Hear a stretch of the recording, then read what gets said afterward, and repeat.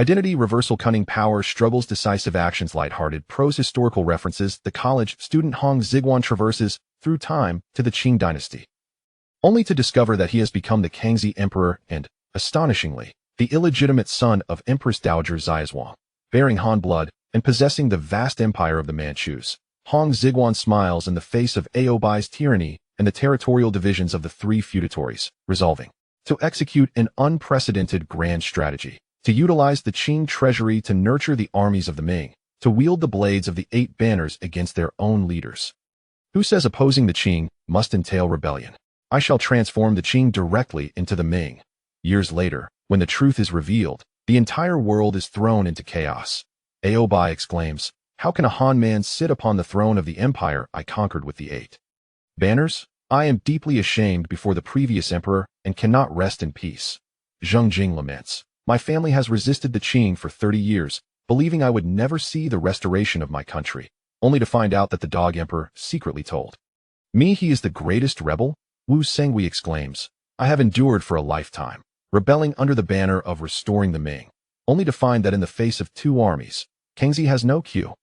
He is even wearing the dragon robe of the Ming Emperor. He accuses me of being a Han traitor, who is truly opposing the Qing and restoring the Ming.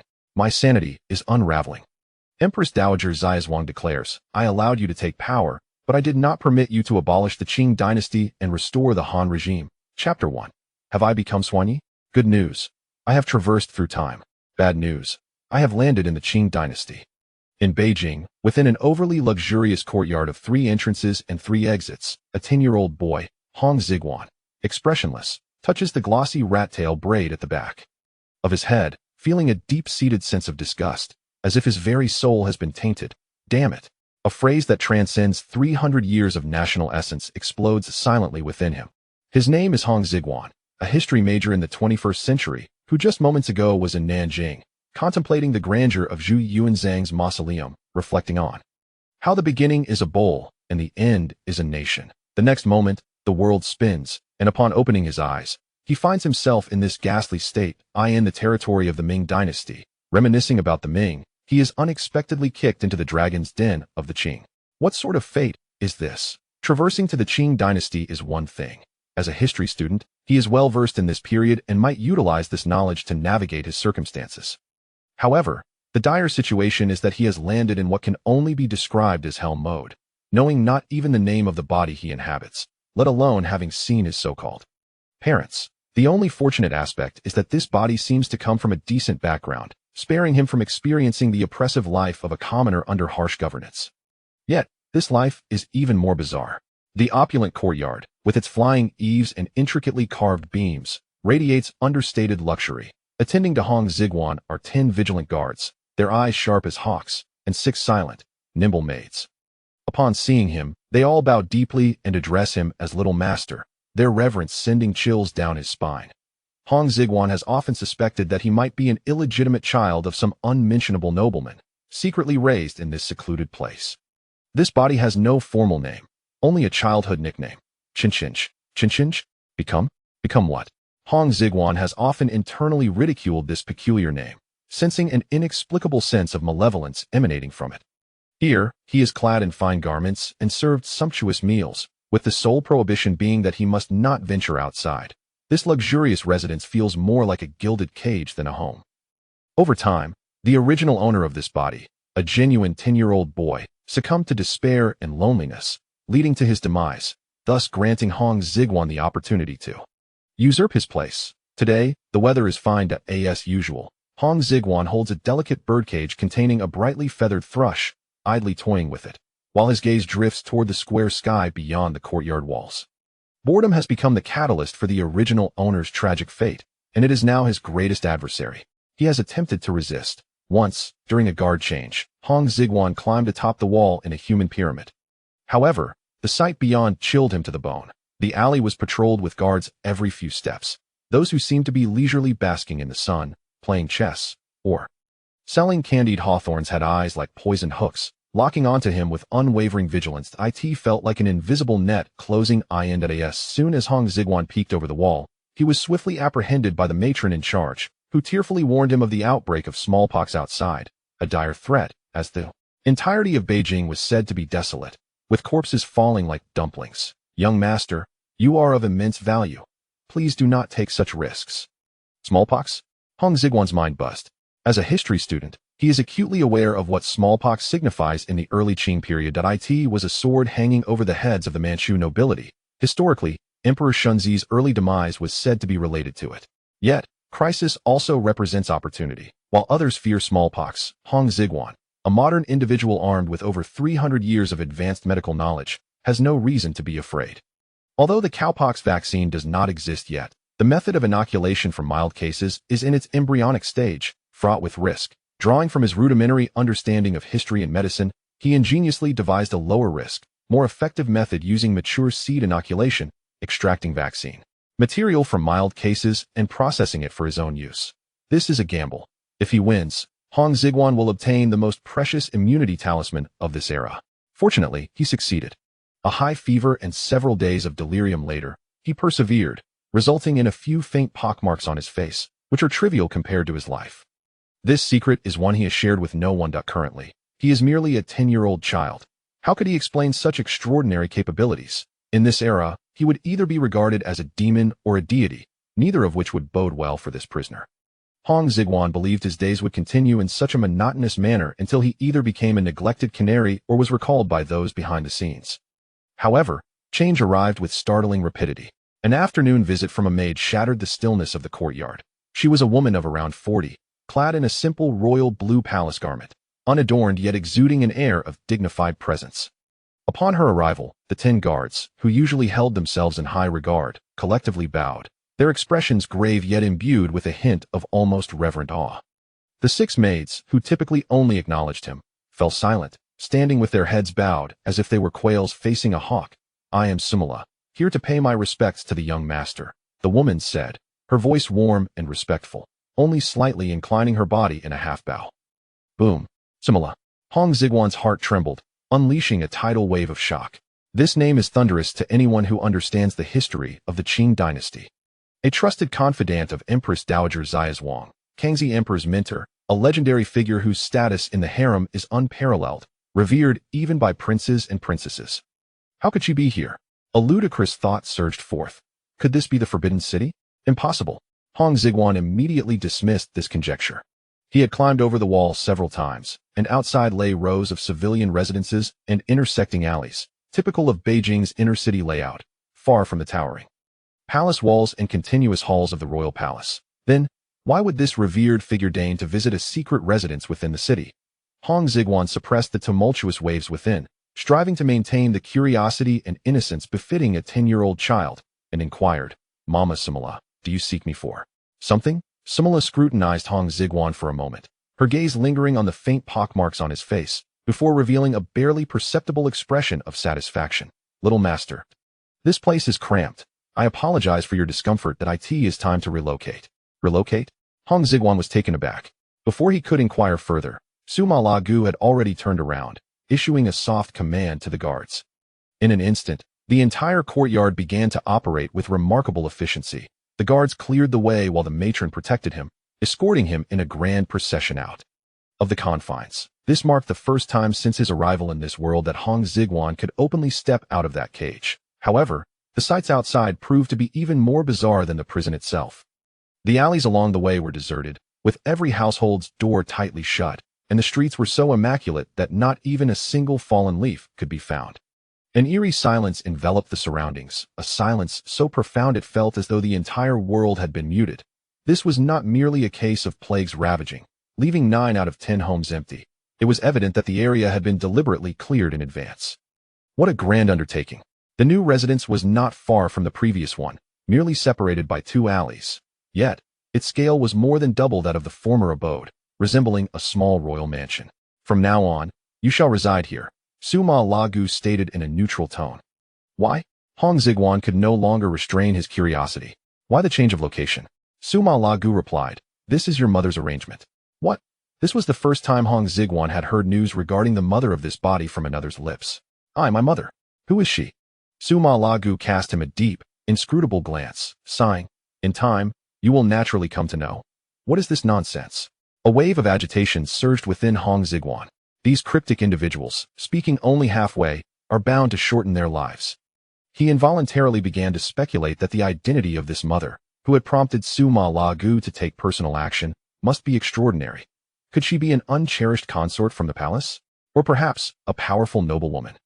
As Hong Xigong's mind wandered through a labyrinth of thoughts, two pale-faced eunuchs donned in court attire emerged from the main house, carrying something tightly wrapped in white cloth. The shape was unmistakably that of a child, even smaller than him, seemingly around 6 or 7 years of age. That a heavy, mingled scent of medicine and decay wafted through the air.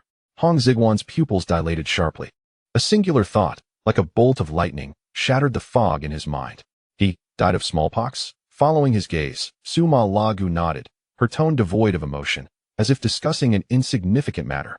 Yes, fortunately, little master, you have already contracted the disease and developed immunity, so you need not fear. Next, she turned back to Hong Xigong, articulating each word with clarity. Little master, you must endure some hardships. From today onwards, you will study court etiquette and the classics here. Hong Xigong stared blankly at Sima Lagu. Learn these things for what purpose? Being an astute individual, all the clues in his mind collided, intertwined, and ultimately pointed toward a chilling, soul-shaking truth. A child secretly raised outside the palace. An isolation zone shrouded in secrecy, masked by the name of smallpox. The most trusted confidant of Empress Dowager Xiaozhuang, Sima Lagu, personally overseeing the operation. A child who had just succumbed to smallpox, of a similar age. And he, a fortunate survivor, having also contracted the disease, with the evidence etched upon his face, and that damned childhood name. Cheng. A case of substitution. This was an earth-shattering switching of heirs. And the one who was swapped out, just wrapped in white cloth, had been taken away. In the early years of the Qing dynasty, which prince, having contracted smallpox, was ultimately designated as the heir, Zhou Xuanyi.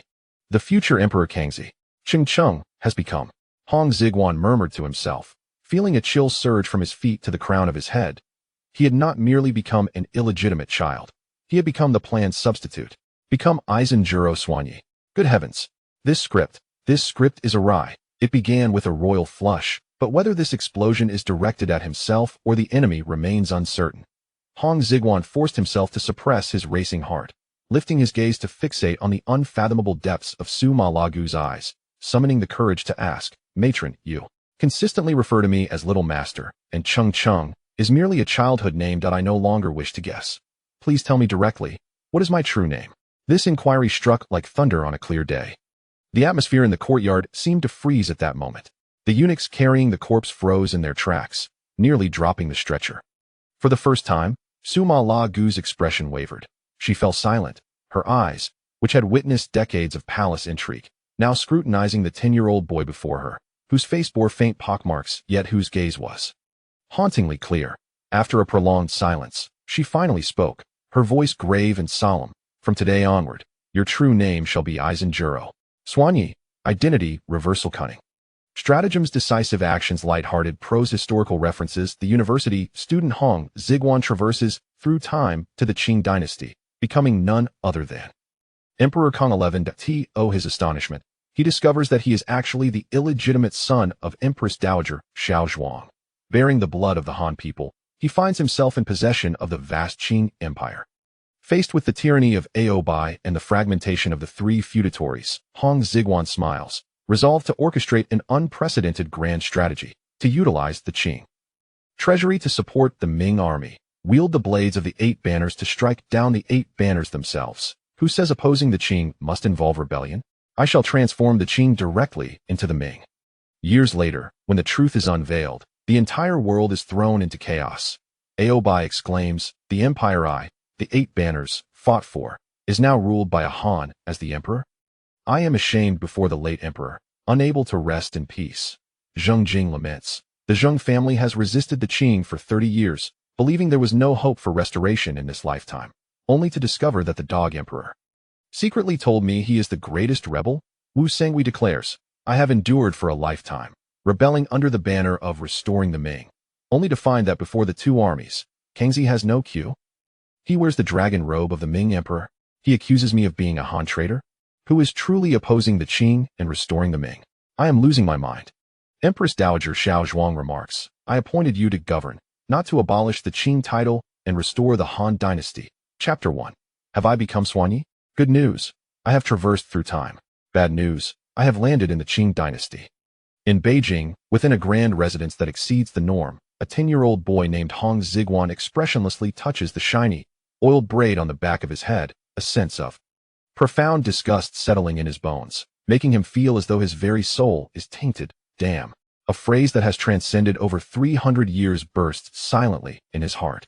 His original name is Hong Xigong, a history major from the 21st century, and just a moment ago, he was in Nanjing, reflecting on the grandeur of a bowl as a beginning, a nation as an end at the tomb of Zhu Yuanzhang. The next moment, the world spins, and when he opens his eyes, he finds himself in this dreadful predicament.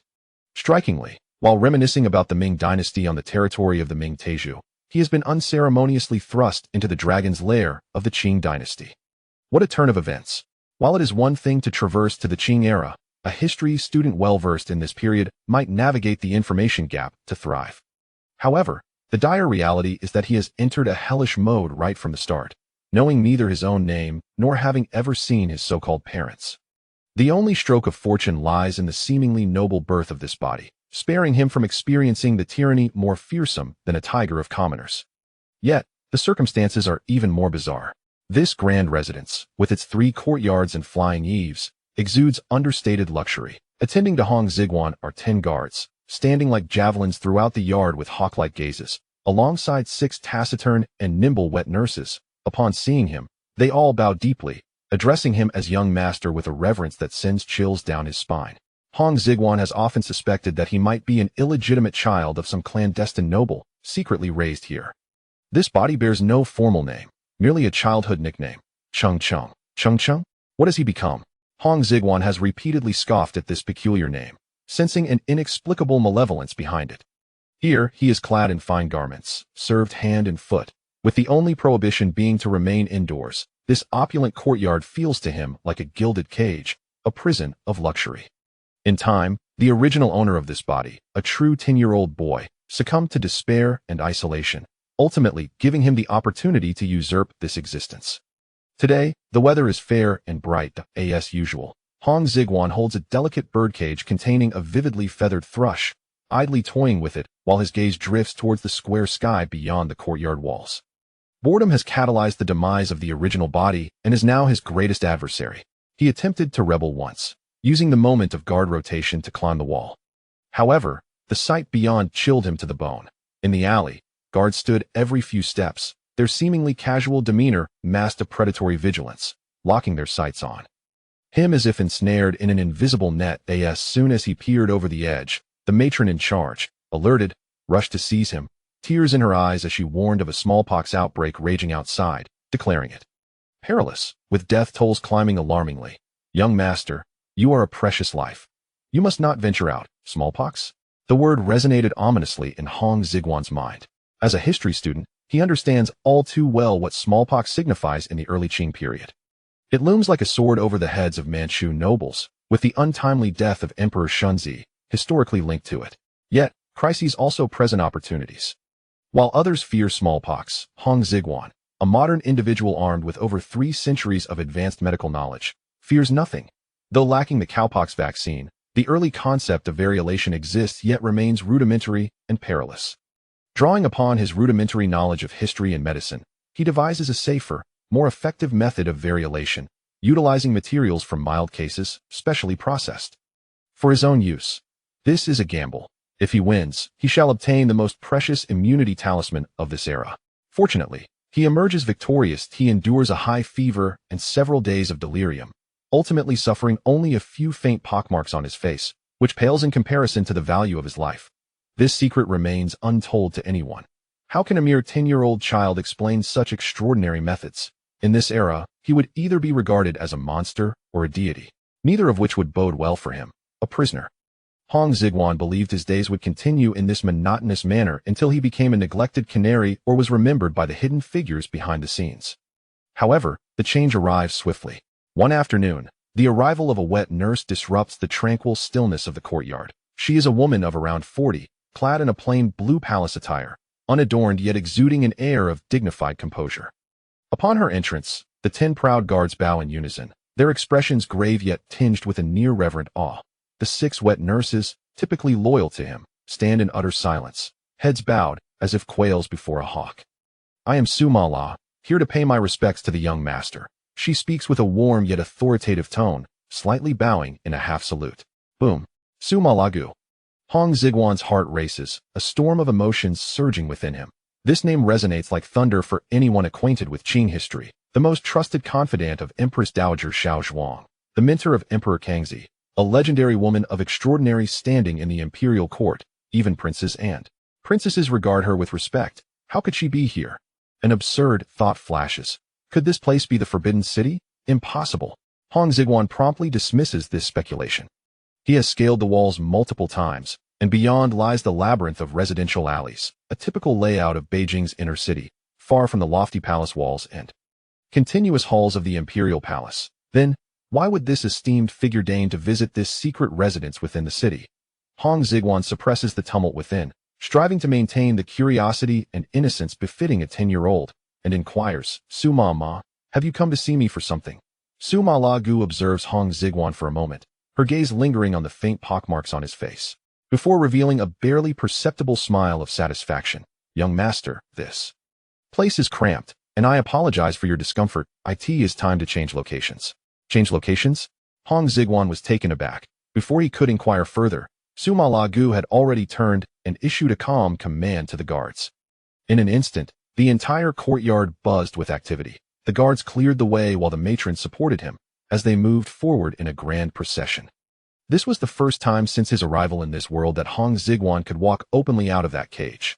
However, the scene outside was even more peculiar than the prison itself. The alleys along the way were deserted, with every household's door tightly shut, and the streets were so clean that not a single fallen leaf could be found. A chilling silence enveloped the surroundings, a silence so profound it seemed as if the entire world had been muted. This was not a case of devastating plague leaving every 10th house empty. It was evidently a preemptive clearing of the area. Such a grand display. The new residence was not far from here, merely separated by 2 alleys. Yet its scale was more than double that of the previous abode, resembling a miniature royal palace. From now on, you will reside here, Suma La Gu stated flatly. Why? Hong Xigong could no longer contain his curiosity. Why the change of place? Suma La Gu replied, this is your mother's arrangement. What? This was the first time Hong Xigong had heard mention of the mother of this body. My mother. Who is she? Suma La Gu gazed at him deeply, her expression complex and inscrutable, and sighed. In due time, you will naturally come to know. What is this nonsense? Hong Xigong felt a surge of irritation. These cryptic individuals, speaking only half the truth, are surely shortening their lives. He could not help but speculate. The identity of this mother, who had prompted Suma La Gu to personally intervene, must be of great significance. Could she be an overlooked concubine from the palace? Or perhaps a powerful matron with extraordinary abilities?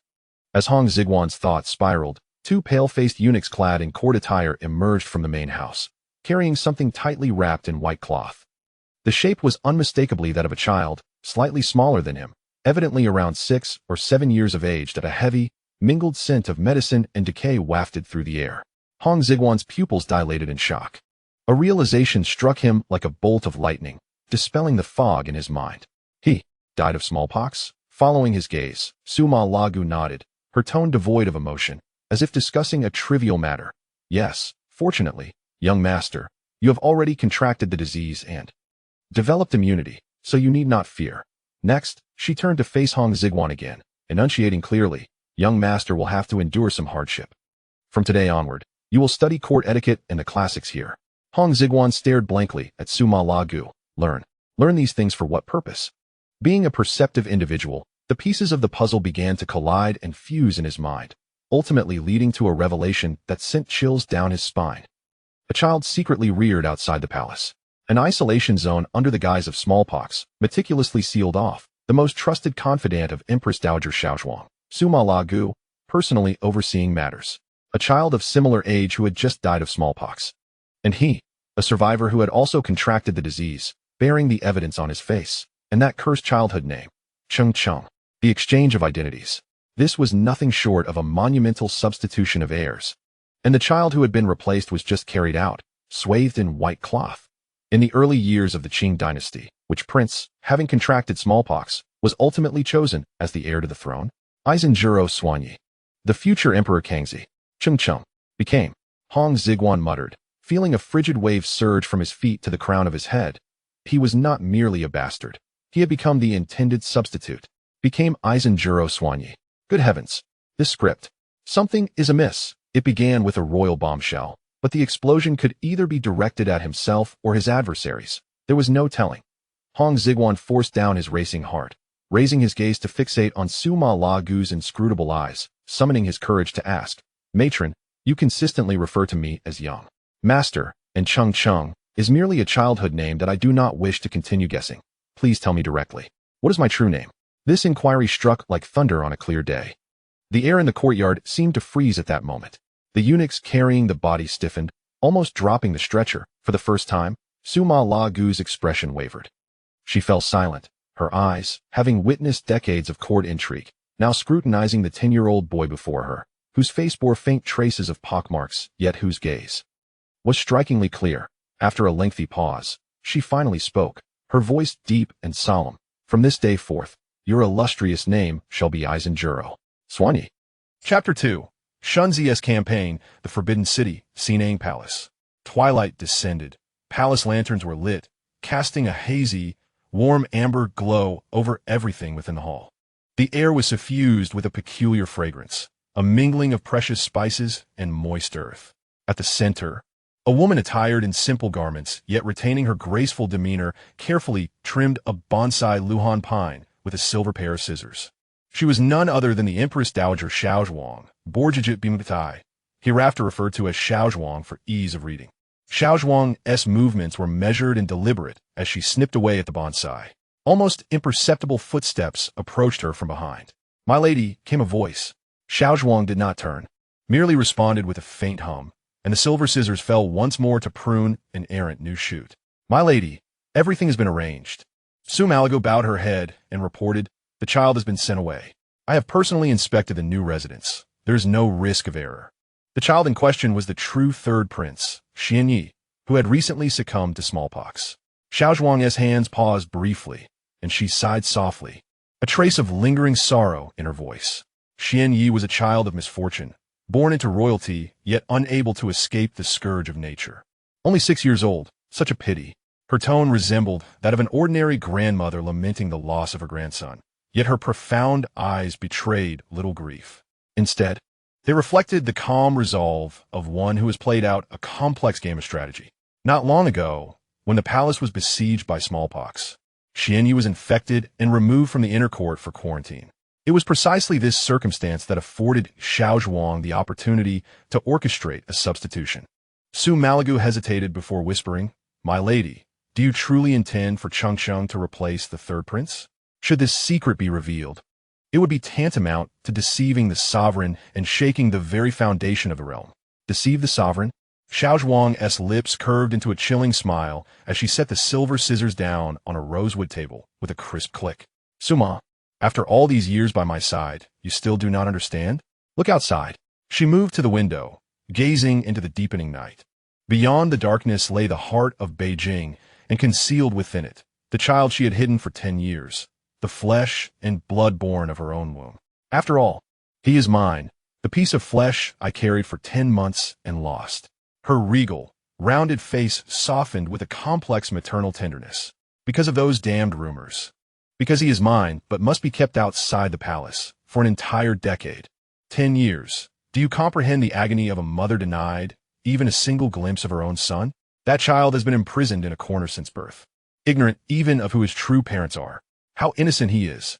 Her voice quivered, no longer that of the shrewd Empress Dowager, but simply a heartbroken mother.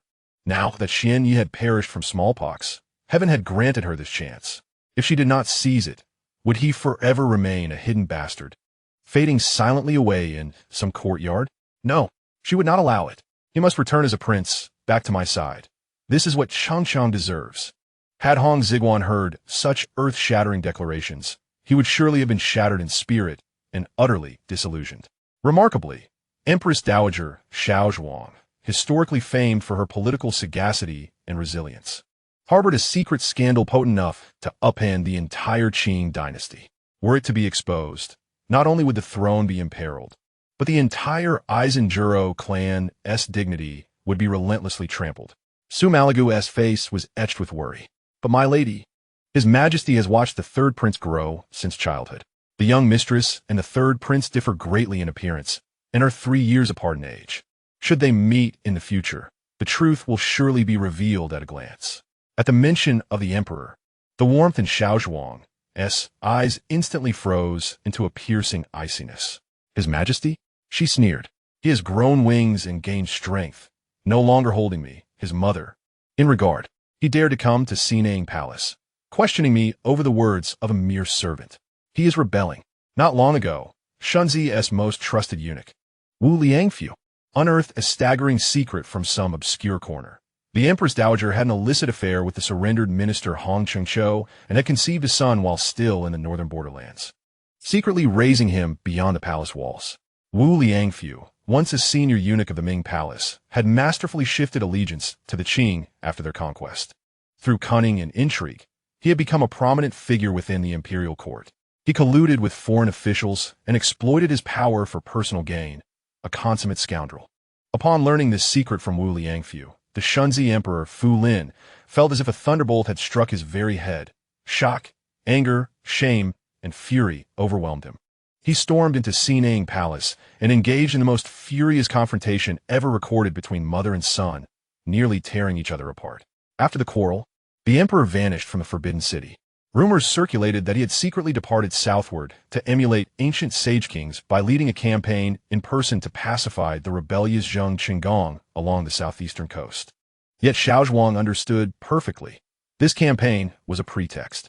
Fu Lin sought to seize military power in the south and to dismantle Hong Xigong's influence in the southeastern armies. He was issuing a challenge, an act of defiance against her. This unfilial son aspired to imitate Qin Shi Huang's ruthless purge of corrupt ministers. Far away in Fujian, Xiamen, the Qing military camp was swept by damp sea breezes tinged with brine. Inside the central command tent, General Dai Su of Annam studied a map intently when a messenger arrived, announcing the arrival of a secret envoy from the capital.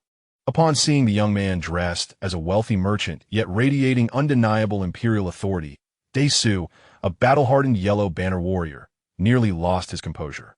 Without removing his armor, he dropped to his knees, trembling. "Your Majesty, long live the Emperor. What brings you here?" It was none other than the Kangxi Emperor himself, Fu Lin, on his clandestine southern expedition. "Rise, Dai Su," Fu Lin commanded, helping his trusted general to his feet. His youthful face bore a grim resolve beyond his years. "I have come to lead the campaign personally and eradicate the rebels." Dai Su shuddered at the words. The previous year, Hong Xigong had launched a massive campaign along the Yangtze River, with 170,000 troops advancing by land and water, capturing Xinjiang and besieging Nanjing, shaking the entire Jiangnan region. News of this reached Beijing, causing uproar throughout the court. The young emperor had furiously declared his intent to lead the campaign himself to crush the sea bandits. However, his proposal was unanimously rejected by the court. The Han ministerial faction, led by Hong Xigong, advocated appeasement as the primary strategy, supplemented by military action, hoping to leverage Hong Xigong's father, Hong Xigong, to play the familial card. Meanwhile, the Manchu nobility, headed by Oboi, demanded total annihilation, leaving no grass to grow. Though the factions quarreled endlessly, they reached an extraordinary consensus that the young emperor should not personally lead the campaign. In their eyes, Shunzi's reign was too recent, his foundation too fragile. He was a sovereign in need of protection. But Shunzi thought otherwise. Having ascended the throne at 6 and lived under the shadow of Dorgan for over a decade, he finally took the reins of power, only to find another greater shadow looming.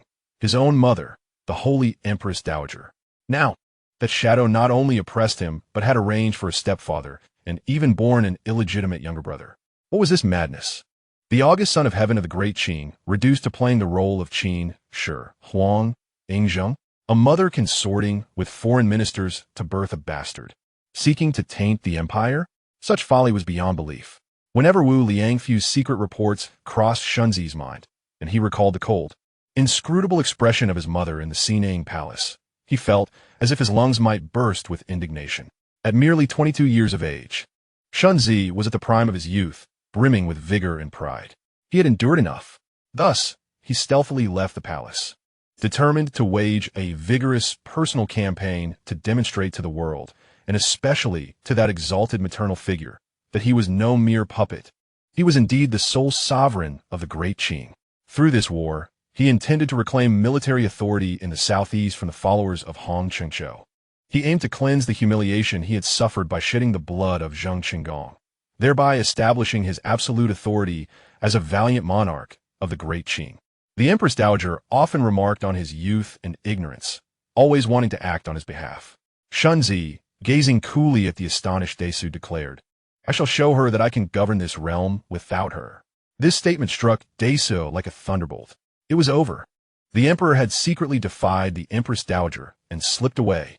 If she learned of this, how could he, as an accomplice, expect a favorable outcome? "Your Majesty, please reconsider," Daisu implored once more, kneeling in earnest. "You are the embodiment of an empire, the foundation of our world.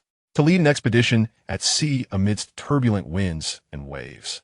What if misfortune were to befall you? What will become of our land?" "Enough." Shunzi waved his hand impatiently, his eyes gleaming with fierce determination. "My mind is made up. Daisu, if you still recognize me as your emperor, prepare the warships at once. I wish to witness how the forces of the Zheng family are obliterated. The command of the emperor is paramount." Daisu, observing the emperor's face etched with unwavering resolve, knew further persuasion was futile. He gritted his teeth, swiftly formulating a bold plan. Since he could not dissuade him, he must acquiesce, but with utmost caution to minimize risk. Suddenly, a daring scheme took shape in his mind. "Yes, I shall obey your command," Daisu exclaimed, bowing deeply. "I will arrange everything immediately. Your Majesty should take command on the flagship. Tomorrow, I will gather the main forces of the Great Qing Navy to engage in a decisive battle against Zheng's forces. We shall ensure you witness a grand victory." Daisu's intention was clear. If the emperor wished to see a spectacle, he would orchestrate the finest performance for him. He would concentrate all forces to achieve a swift victory, and then quickly return the emperor to the capital. Shunzi nodded in satisfaction, gazing at the tumultuous waters of the Taiwan Strait as if he could already envision a magnificent scene of himself reigning supreme, with all nations bowing in submission. In stark contrast to the grim and proud atmosphere of the elite Manchu Eight Banners camp where Emperor Shunzi resided, the Han Army's camp, located several miles away, presented an entirely different scene. Inside and outside the tents, a cacophony of dialects mingled, resembling not so much a military encampment of the Great Qing as a vast, independent armed faction. Most were former Ming soldiers clad in the guise of Qing troops. Among them were the core members of the Liao Dong military aristocracy, who had once been both adored and despised by the Ming court. In the dead of night, within Hong Chinchu's brightly lit tent, silence enveloped them, so profound that even the faint crackling of the candle flames was distinctly audible.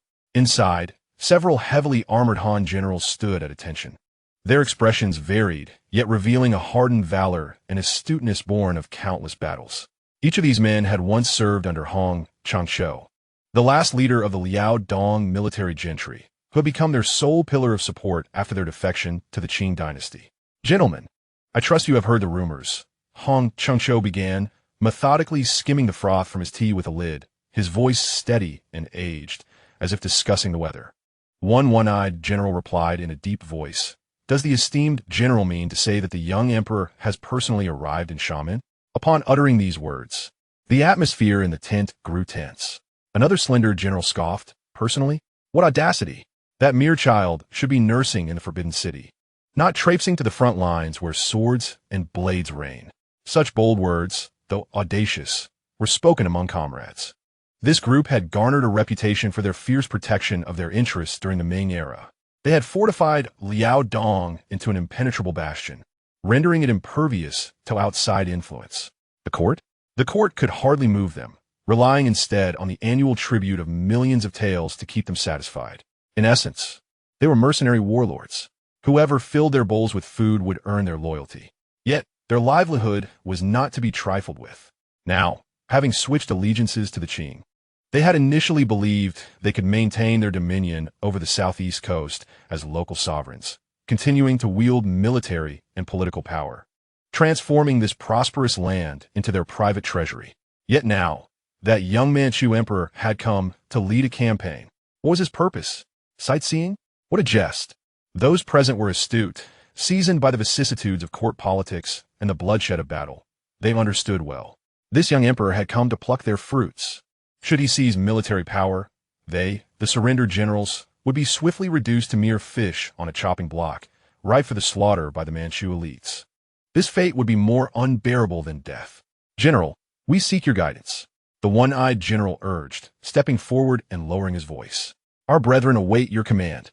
We cannot afford to lose this meal. Indeed, General, we cannot trust the Manchus."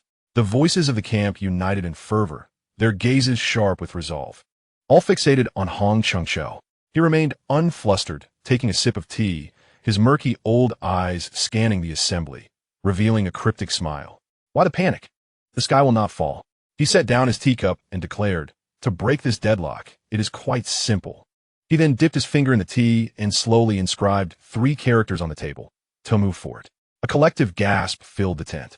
The faces of all the generals turned ashen, as if struck by lightning. They stared fixedly at the 3 damp characters on the table. A chill racing from their feet to the crown of their heads, their hair standing on end. Tomu Fort. It was the nightmare that had loomed over the Ming dynasty for 2 centuries. Back then, the youthful Emperor Hong Xigong, brimming with arrogance, had similarly led an expedition, commanding an army of purportedly 500,000, only to be utterly defeated by the Waray, with the emperor himself captured and reduced to a prisoner. Was this what General Hong meant? They exchanged glances, each reflecting shock and a flicker of maniacal, kindled flames. One general trembled and inquired, "Is this not regicide, sir?" "What a foolishness!" Hong Xigong snapped, his gaze sharpening like a blade. "What do you mean by regicide? We are loyal subjects of the great Qing, ready to fight valiantly to protect the emperor's safety. Yet, on the battlefield, swords know no mercy, and cannons show no compassion. Who can guarantee absolute safety?" As he spoke, he rose and paced before them, lowering his voice. In the past, the defeat at Tomu Fort was precipitated by Wang Zhen's tyranny, leading to disaster. Today, does the young emperor not have a Wu Liangfu by his side? Such treacherous sycophants can manipulate the emperor's judgment, leading him into peril. Should calamity befall him, it would be the fault of the treacherous ministers, not ours. Moreover, Hong Xigong's tone shifted, a cruel smile curling at the corners of his mouth. "This is the sea. Have you ever heard of searching for a needle in a haystack? Even if a single person or a ship were to vanish, what evidence would remain? At this point, any lingering doubt would be the mark of folly." The generals felt parched, their hearts racing. This was a scheme potent enough to alter the very fabric of the heavens. This was to replicate the calamity of Tomu Fort. Yet this time, the stage would shift from the northern lush plateaus to the boundless azure waves of the south. How to execute this plan? The one-eyed general, eyes gleaming with ferocity, was all in. Simple. Hong Xigong chuckled softly as he retrieved a maritime chart from his bosom, unfurling it upon the table and pointing to a specific location. Ximinggang, a port characterized by its narrow entrance and swift currents, served as an ideal site for naval warfare. The emperor's dragon boat would undoubtedly be arranged by that fool Daisu in the most advantageous position, both for observation and safety. All we need to do is discreetly leak the news of the emperor's personal expedition along with the general location of the dragon boat to Hong Xigong across the strait. The Zheng family scion, known for his arrogance, would surely fight with fervor if he knew that the emperor of the Qing dynasty was within his sights. When the 2 armies clash, with cannon fire raging, any unexpected incidents would hardly seem out of the ordinary. 2 days later, outside Ximinggang, hundreds of warships formed an imposing array upon the sea, their banners obscuring the sun, exuding an atmosphere of impending carnage. The Shunzi Emperor, Fulin, donned in golden armor, stood proudly at the bow of a magnificent vessel. The sea breeze billowed the grand dragon flag behind him, and as he made his first appearance on the battlefield, he felt a surge of heroic passion, longing to emulate his grandfather Nurisi and father Hong Taiji by drawing his bow and slaying enemies at the front lines. "Proclaim my edict. Let the entire army advance. Level the Zheng family's stronghold," Shunzi called out, his youthful voice brimming with ambition. Beside him, Daisu, in a state of frantic urgency, dared not oppose the command and could only muster the courage to issue orders. The war drums thundered, and the Qing navy surged forth like a ferocious tiger unleashed, charging towards the Zheng fleet. Almost simultaneously, a deafening roar erupted from the Zheng ranks. Hong Xigong, stationed aboard his flagship, was astonished by the intelligence he had received, which quickly morphed into wild elation. The Qing Emperor Fulin was directly before him. Capture the thief by seizing the king. This is an unprecedented opportunity. Target that largest vessel. Aim all the Hong Ai cannons at it. Fire. With a single command, dozens of Hong Ai cannons unleashed a cacophony of thunderous roars. The surface of the sea was instantly shrouded in dense smoke. As the Kangxi Emperor reveled in the thrill of sovereign power, the air was filled with the cacophony of battle cries and the whistling of cannonballs. Rather than feeling fear, he was invigorated, perceiving himself as the destined god of war. However, in the next moment, a massive iron cannonball, glowing red-hot, screeched through the air, striking the bow of his ship with unerring precision. Boom! The thunderous sound seemed to tear the very heavens apart. The solid deck, along with the fluttering dragon flag and the youthful emperor, was instantly obliterated. Splinters of wood, blood, shattered bones, and remnants of gold armor mingled together, erupting into a brilliant yet gruesome display of fireworks, raining down upon the tumultuous sea. Protect the emperor! Protect the emperor! Daisu's eyes widened in horror as he screamed, frantically rushing forward. Yet, where once stood a living figure, there was now only a gaping, charred hole. The sea surged through the opening, causing the ship to tilt violently. Amidst the chaos, the eunuch Wu Liangfu tumbled back, his face devoid of color, clutching an object tightly in his hand, crying out, "General, the emperor! His bones have turned to dust." Daisu snatched the object from him. It was a boot, made of bright yellow satin, embroidered with a ferocious five-clawed golden dragon. It was the dragon boot of the Kangxi Emperor, the final trace left by the young sovereign in this world. Daisu felt the world spin around him, darkness enveloping his vision as he nearly collapsed. The heavens had fallen. The emperor had, right before his very eyes, been annihilated by the enemy's cannon fire. His remains swept away by the sea to be devoured by fish and turtles. This was a monumental crime, deserving of the eradication of 9 generations. Seal the news. Daisu exerted all his strength to utter a phrase through gritted teeth. If even a word of today's events escapes, your entire household shall face extermination. Clutching the solitary dragon boot tightly, the cold sea breeze chilled Daisu's heart significantly. Excerpt from the diary of Hong Xigong in the records of the Yamping Prince Rebellion. In the spring of Xingku, 1661, I executed the great Khan of the Northern Dynasty in Simingzhou, Xiamen, keeping the matter a secret from that side. Chapter 4: The Emperor goes missing in Beijing. Within a secret residence in the inner city, Hong Xigong stood before a large copper mirror, stepping forth with his left foot, extending half a foot, slightly tilting his body, lowering his head, and clasping his hands. He performed a series of impeccably executed ceremonial greetings, devoid of any errors. The young master, endowed with remarkable talent, had mastered the daily court etiquette within just over a month. The matron instructing him spoke with respect, yet her expressionless face betrayed no genuine admiration. Hong Xigong smiled faintly, his smile perfectly balanced, embodying both the innocence of a child and the subtle grace expected of a prince. "Thank you for your guidance, ma'am." Yet internally he scoffed. To hell with such talent. Over the past month, his knees had developed thick calluses from the incessant practice of various formalities. Whether it was which pair of chopsticks to use for dining, the proper posture for drinking tea, or what to say upon meeting others. Any misstep would be gently corrected by the matron until it became second nature. This was not a classroom. It resembled a training ground for beasts. Hong Xigong was playing the role of the third Prince Xuanyi, needing to learn not how to govern the realm or review court documents, but rather how to navigate a hierarchy so rigid that it was almost unbearable, living gracefully yet humbly like a true prince. Yes, humbly. In the face of the Manchu imperial authority, even a prince was but a servant. The recipient of his bow was his Khan Ama Shunzi and his imperial grandmother, Xiaozhuang. Every day, Hong Xigong learned how to become a qualified and endearing son and grandson. Currently, he was known as Eisenjuro Xuanyi. This realization had initially thrilled him to the point of sleepless nights. For he was Kangxi, ascending the throne at 8, governing at 14, capturing Oboi, pacifying the Three Feudatories, annexing Taiwan, driving out the Russians. Most importantly, ruling for 60 years with over 70 consorts and 55 children. To wield authority over a vast empire for more than half a century was exhilarating to contemplate. To personally partake in and steer through this grand historical narrative was an irresistible allure for any student of history. However, as the initial adrenaline faded, Hong Xigong began to harbor doubts. Why had Su Malagu, or rather, the Xiaozhuang Empress Dowager behind her, chosen him, a figure of obscure origins, to replace the true third Prince Xuanyi? This seemed illogical. While Xuanyi's ascension was certainly aided by his recovery from smallpox, more importantly, he was the only surviving son of the Kangxi Emperor and was prominently positioned in the line of succession. He was the legally optimal choice. As a top-tier politician, what reason could Xiaozhuang have to risk shaking the foundation of the state by orchestrating a switch? Court intrigue. Hong Xigong recalled several prominent women from the Kangxi era.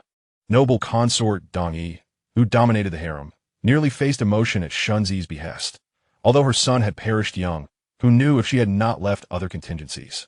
Tangjia, Xuanyi's biological mother, held a lowly status and had passed away early, yet it seemed she was still alive, hailing from an esteemed family. Was she truly a pure White Lotus? No, that was incorrect. If he were but a pawn in their game, why would Xiaozhuang personally intervene to pave a path for him? Furthermore, as a clever Empress Dowager, she would surely outmaneuver those women. Thus, the only truth remained. His identity held a value to Xiaozhuang that surpassed that of the genuine Xuanyi. What could be of greater worth than a rightful grandson and future emperor? Unless there existed a relationship between him and Xiaozhuang that was closer, yet more clandestine than that of grandparent and grandchild. Suddenly, an earth-shattering notion surged within Hong Xigong's mind. The child named Cheng, the original owner of this body, had been confined in a separate courtyard for 10 years. Could it be that he was not a mere nobody, but rather Zaya Wang's own bloodline? A secret that must never be spoken? Only this explanation could justify why Xiaozhuang would dare to risk everything and immediately initiate this substitution plan following the true Xuanyi's death. This was not an effort to elevate an outsider, but rather to restore her genuine lineage to the heart of the Eisenjuro family's power through legitimate means. If this were true, then Hong Xigong, the modern soul occupying this usurped body, had become the most critical and perilous piece in this grand, earth-shaking scheme. Hong Xigong dared not ponder further. Such an answer was too staggering, capable of shaking the very foundations of the Qing dynasty. Shaking his head, he ceased to agonize over whether he would alter history. For the moment he appeared, the course of history had already been forcibly twisted. What remained was to survive and perform the role of Xian Yi convincingly, and above all, to discern his true identity. While Hong Xigong secluded himself to hone his acting skills, the Forbidden City had long since descended into chaos. The emperor had been missing for a full 5 months. Officially, the court claimed that His Majesty was stationed at the Southern Garden, conducting military inspections, an imperial ritual held in spring and autumn, hardly unusual. Yet 5 months was far beyond a mere inspection. It seemed the emperor intended to settle there permanently. The entire court and populace were gripped by anxiety, and rumors sprouted uncontrollably like wild grass. Some whispered that the emperor was grief-stricken over the death of consort Dong Yi and had ceased attending to state affairs. Others alleged he was emulating the Ming dynasty's Jing Emperor by practicing alchemy in the Southern Garden. More extreme still were claims that the emperor had secretly become a monk and fled to Wutai Mountain. Within the corridor beside Wuying Hall, one of the customary meeting places for the princes and ministers to deliberate, the atmosphere was markedly less solemn than the grand court sessions, resembling a private club where the true power of the Qing dynasty resided. Inside, fine silver-threaded charcoal burned, filling the room with spring-like warmth. Oboi, the leader of the plain yellow banner and chief of the imperial guards, paced restlessly, his heavy-soled boots clicking ominously against the golden brick floor. 5 months. A full 5 months had passed without a glimpse of the emperor's shadow. Abruptly halting, Oboi glared at Xuanyi, the senior statesman seated before him with eyes closed in meditation. Xuanyi, enough with the secrecy. Has the emperor long since left the capital for the south? Oboi demanded. Xuanyi, the venerable leader of the Manchu plain yellow banner, appeared fatigued. He casually lifted his teacup, blowing on the steam before replying. Oboi, one must not speak recklessly. The imperial decree states His Majesty remains in the southern garden. Imperial decree? Nonsense. Oboi's temper flared instantly. Half a month ago, my men received secret intelligence from Fujian.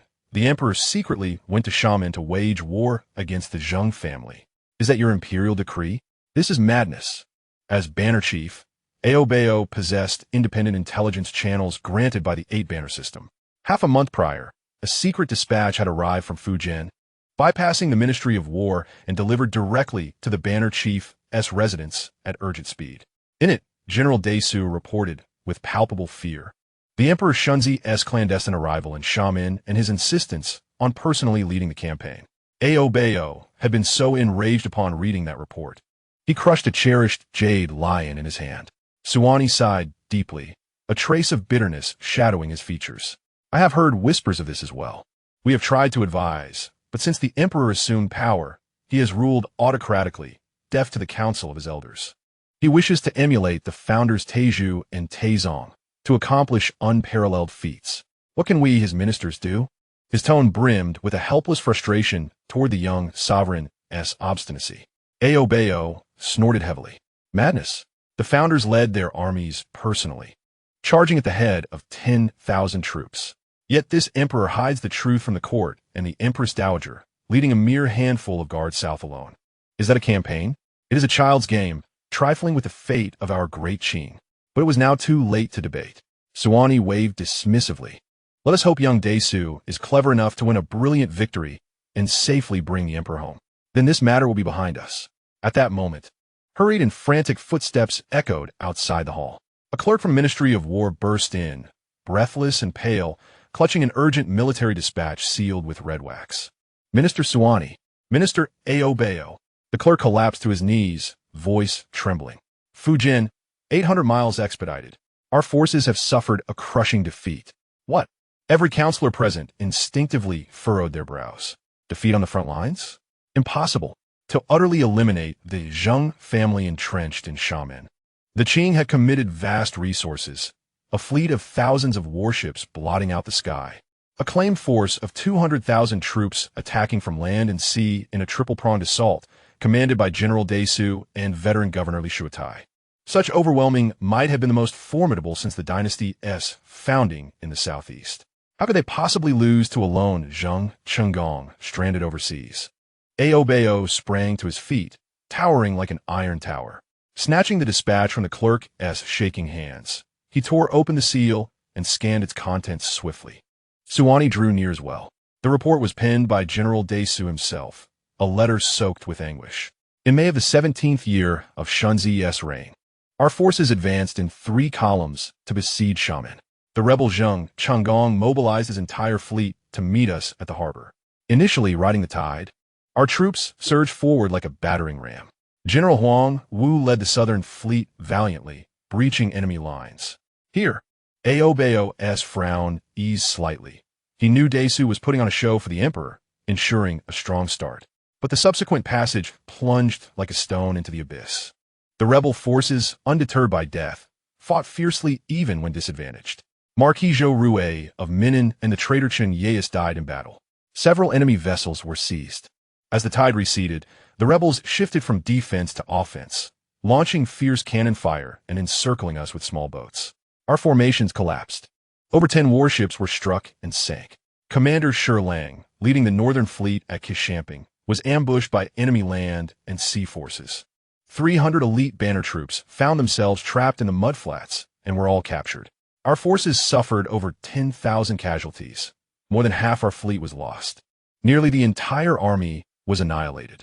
Only Governor Li Shuatai and I escaped with remnants to retreat to Quanzhou. The hall fell into a deathly silence.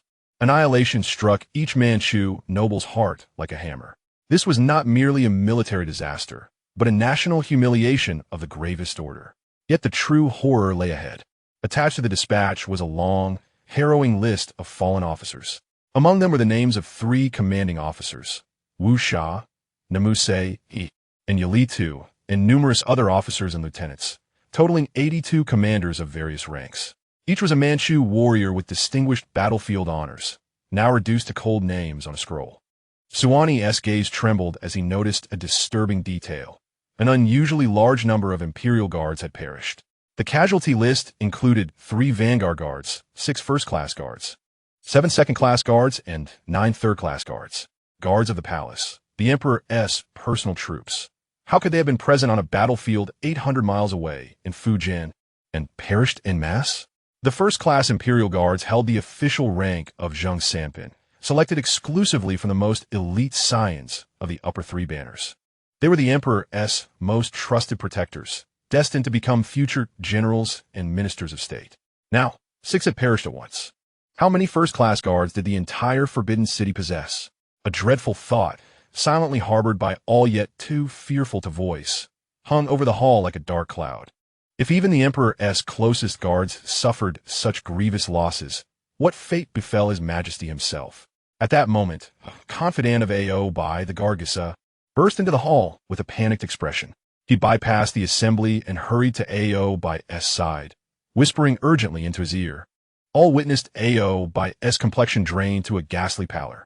His towering frame staggered backward 2 steps, his back striking heavily against the coiled dragon pillar with a dull thud. Oboi's lips trembled as he looked at Suani, his usually fierce eyes now brimming with unprecedented terror and confusion. What has befallen Chancellor Ao? Erbalun asked in a trembling voice. Oboi inhaled deeply, then fixed his gaze on Suani. Chancellor Sua, come here. Sensing impending calamity, Suani stepped forward. Oboi grasped his arm, pulling him into a corner, and spoke in a hushed tone. Daisumi reports that the flagship was struck by cannon fire. The emperor perished at sea, his remains unrecovered. Boom! It was as if a thunderclap exploded within Suani's mind, the world spinning uncontrollably. Though he had harbored foreboding, the brutal confirmation of this worst outcome was nearly unbearable even for this seasoned minister, who had weathered 3 reigns and countless storms. The emperor was gone? Obliterated by pirate cannon fire, leaving no trace of his body? This was no mere disgrace. It was a cataclysm shaking the very foundation of the realm. Steady yourself. Oboi gripped Suani as he faltered. This is not the time for grief. Consider the consequences. How shall we explain this to the world? Suani snapped back to clarity. Consequences? The emperor's sudden death on a distant battlefield with no remains to bury. Once this news spread, the already turbulent Jiangnan territories would undoubtedly erupt in rebellion. Would the newly surrendered Ming defectors seize this opportunity to revolt? Would the northern Mongol tribes break their allegiance? Most terrifyingly, with the throne vacant and the princes too young, a fierce succession struggle loomed imminently. Internal strife and external threats would converge in an instant. Seal the news immediately. Suani's voice was hoarse and resolute. No mourning shall be declared. The 2 exchanged a knowing glance, silently agreeing. They returned to the hall, where Suani, feigning composure, addressed the anxious assembly. His Majesty has contracted smallpox in Fujian and is gravely ill. What? The Council of Princes and Ministers gasped anew. Though death in battle or from illness were both dire, their implications differed vastly. Smallpox? Suku Saha, chief of the Plain White Banner and a longtime confidant of Dorgan, eyed Suani suspiciously. Why is there no mention of this in the battle reports? Suku Saha, known for his suspicion and rivalry with Oboi and Suani, stepped forward, piercing Suani's gaze. Chancellor Sua, this is no trivial matter. The battle dispatches make no mention of the emperor's condition, only of defeat. How then do you and Chancellor Ao know of this secret affliction? Is there some hidden truth? All eyes turned towards Suani and Oboi, suspicion evident on every face. Oboi cursed the sly old fox inwardly. He knew that among these seasoned Manchu elites, steeped in decades of political intrigue, a mere claim of smallpox would not suffice. Without an explanation compelling enough to convince all, the secret would leak, and news of the emperor's sudden death would engulf Beijing before they could act. Oboi and Suani exchanged a determined look. Suani nodded slowly.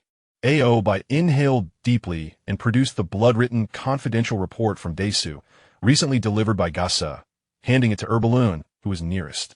See for yourselves. Erbalun, a member of the Manchu Plain Yellow Banner and one of the founding ministers, son of Idu, took the report with a puzzled expression.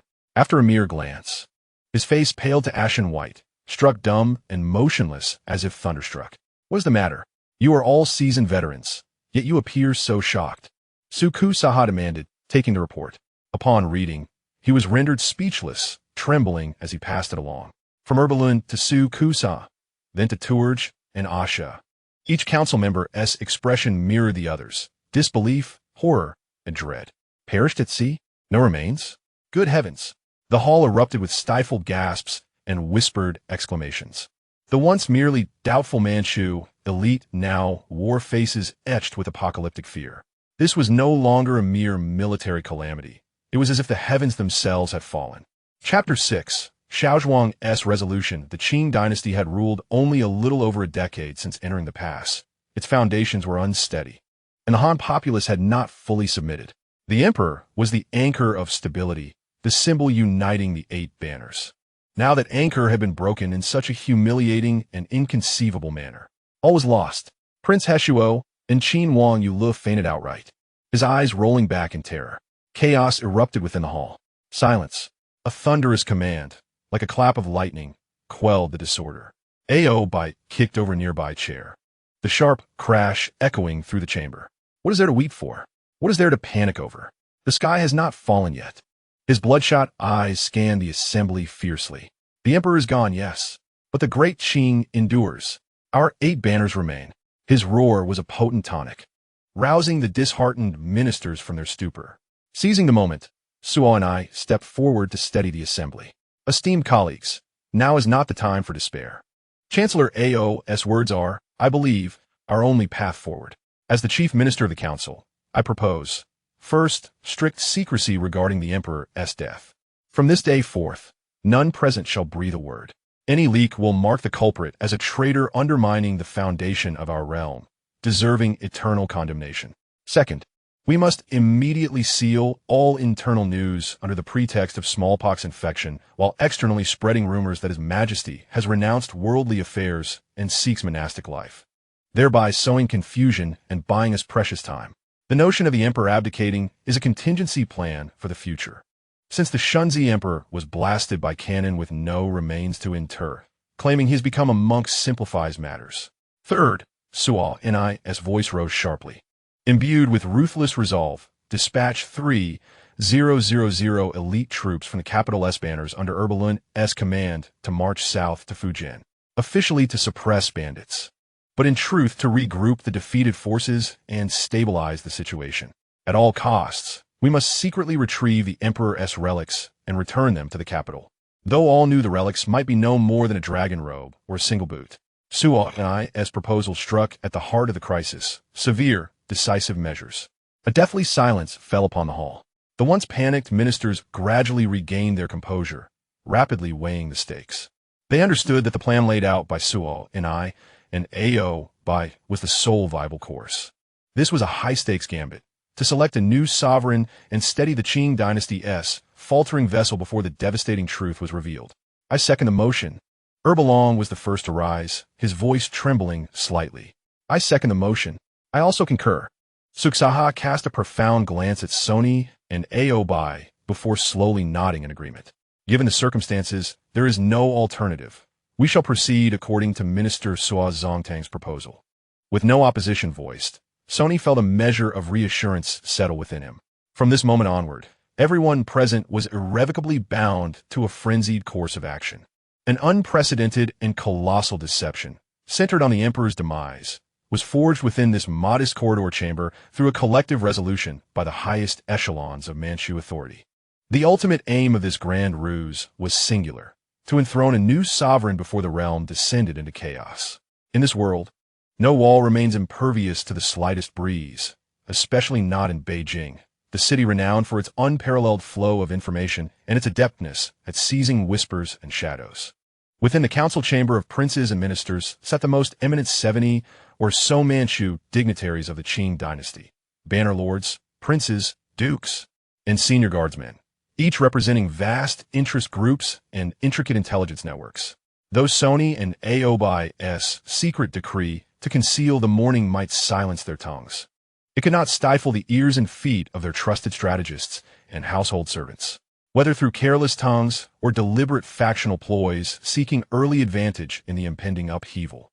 A shockingly bizarre rumor, more terrifying than the emperor contracting smallpox and stranger than his renunciation of the throne, silently swept into Xinang Palace. The emperor had been struck down by rebel cannon fire in Xiamen and had passed into the afterlife. When the chief eunuch whispered this news to Empress Dowager Xiaozhuang, she sat upon the heated Kong, fingers entwined around a lustrous strand of eastern pearls. The pearls slipped from her grasp, falling upon the golden Nanmu table with a crisp, solitary sound. Her entire body stiffened, her once radiant and dignified face drained of color, overwhelmed by shock and disbelief. Fulan is dead? Executed by cannon fire? Not long ago, she had been furious at her son's defiance, storming into Xinang Palace to confront her over a slave slander. Fulan had dared to emulate ancient emperors by leading a personal military campaign to escape her control. In her wrath, she had even contemplated allowing this impetuous son to suffer grievous defeat in the south, hoping he would comprehend who truly ruled the court. Yet, she never imagined he would perish. After all, he was her son, the hope she brought from the Qing grasslands, the Qing emperor she had supported for over a decade, and one of the few blood relatives she had in the palace. A belated pang pierced Xiaozhuang's heart, reddening her eyes. But within moments, her grief gave way to an inscrutable depth and an icy composure as enduring as ancient glaciers.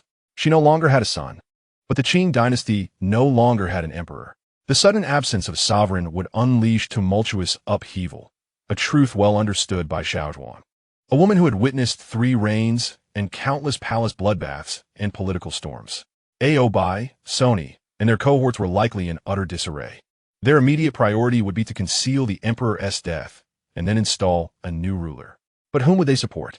Erbalong's grandson, Prince Sinuel, favored the second prince, Fuquan. Suxaha's faction preferred the fifth prince, Chongning. Should factional disputes erupt over their interests, renewed party strife would plunge the court into turmoil. The subdued Han officials and other forces coveting Qing dominion would swarm like sharks sensing blood. Then, not only would the Empress Dowager herself, but the entire Manchu-Mongol military aristocracy risk suffering a fate akin to Li Ziqin's, driven from Beijing and forced to retreat disgracefully beyond the pass. No, absolutely not. Xiaozhuang would never permit such a calamity. A sudden thought struck her mind. Crisis is also an opportunity. Fulan was gone, the dragon throne vacant. Was this not providence? A path laid by heaven for her child hidden away for 10 years? Her heart pounded wildly. Suma, she summoned. The attendant Suma Ligu appeared like a phantom behind her. Head bowed in attendance. Go. Bring Chengsheng and Suanyi into the palace immediately, at once. Xiaozhuang's eyes gleamed with near-mad fervor. The chance had arrived.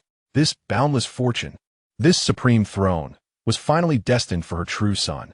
Fulan was her son, and he occupied the dragon throne. But Chengsheng was also her son. Why should he not ascend? The principle of elder brother passing before younger brother was an ancient custom, but the latter could not be proclaimed openly.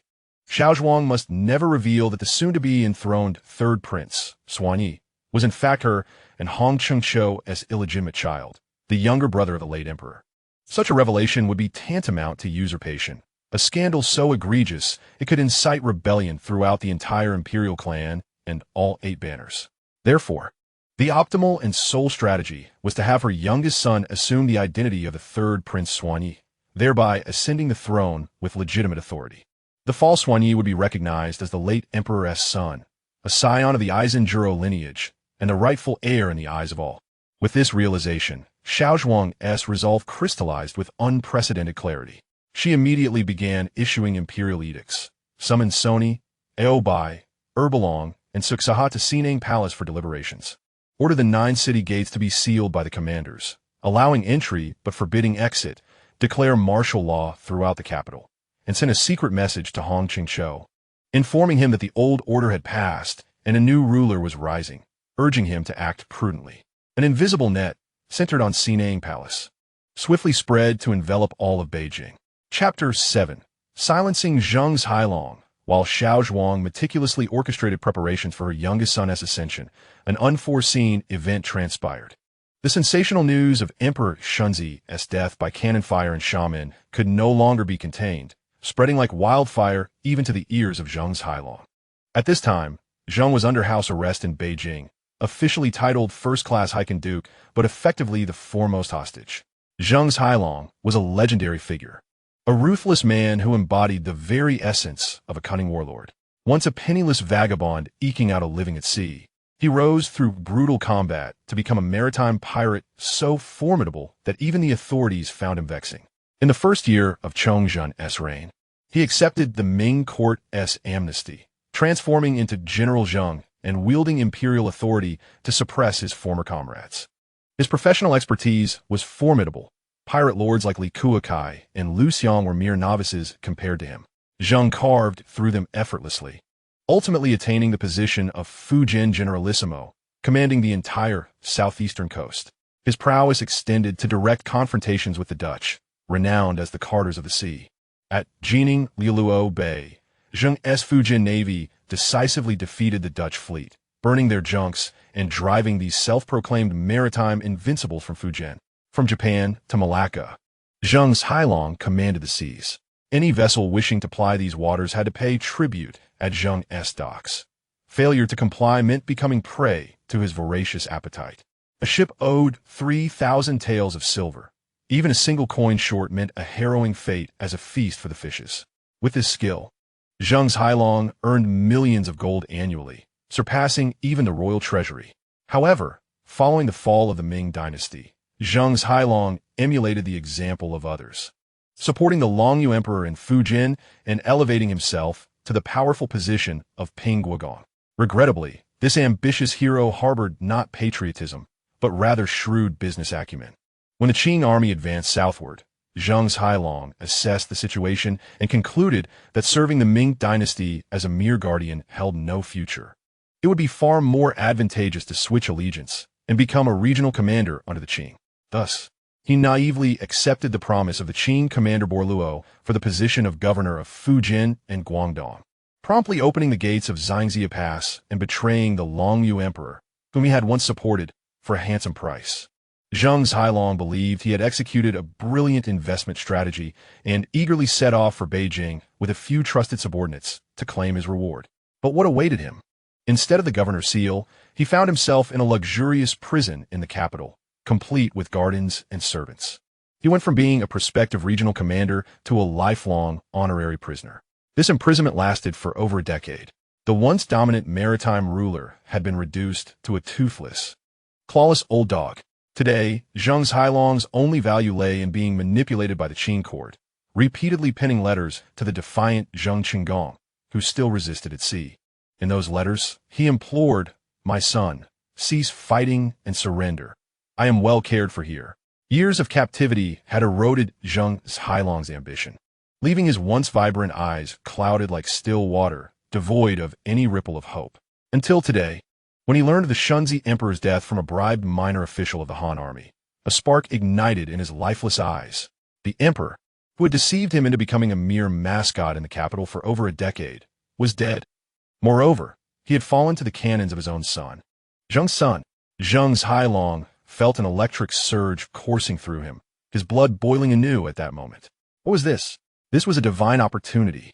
For years he had lived like a dog, and now fate had tossed him a bone capable of breaking his chains. Without hesitation, Zhang Xilong summoned ink and paper. His hands, accustomed to wielding weapons, steadied as he wrote a letter in a secret code only he and his son understood. The content was both provocative and fierce. It read, "Son, I have good news. The Qing Emperor has been dealt with at sea. I only regret not being able to witness this moment firsthand."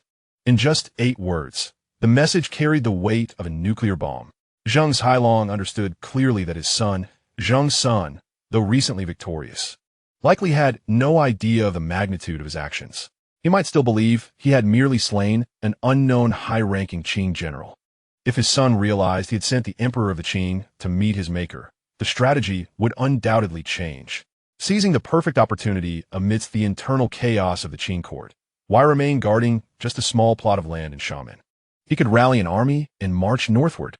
In doing so, he might replicate the glorious campaign that once brought them to the gates of Nanjing, perhaps even driving the newly established Manchus back to their homeland.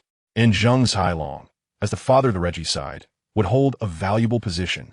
Whether his son declared himself king or pursued other ambitions, he could transform from a hostage into a figure of immense power during this monumental upheaval. With these thoughts, Zhang Hailong was so overwhelmed with excitement that he nearly lit a cigarette. He promptly produced a stash of gold bars, striking one across the face of a subordinate responsible for errands, instructing him to hide the life-altering letter in his shoe and rush it out of the city. However, this former maritime overlord had spent over a decade in prison, and his mind had grown rusty.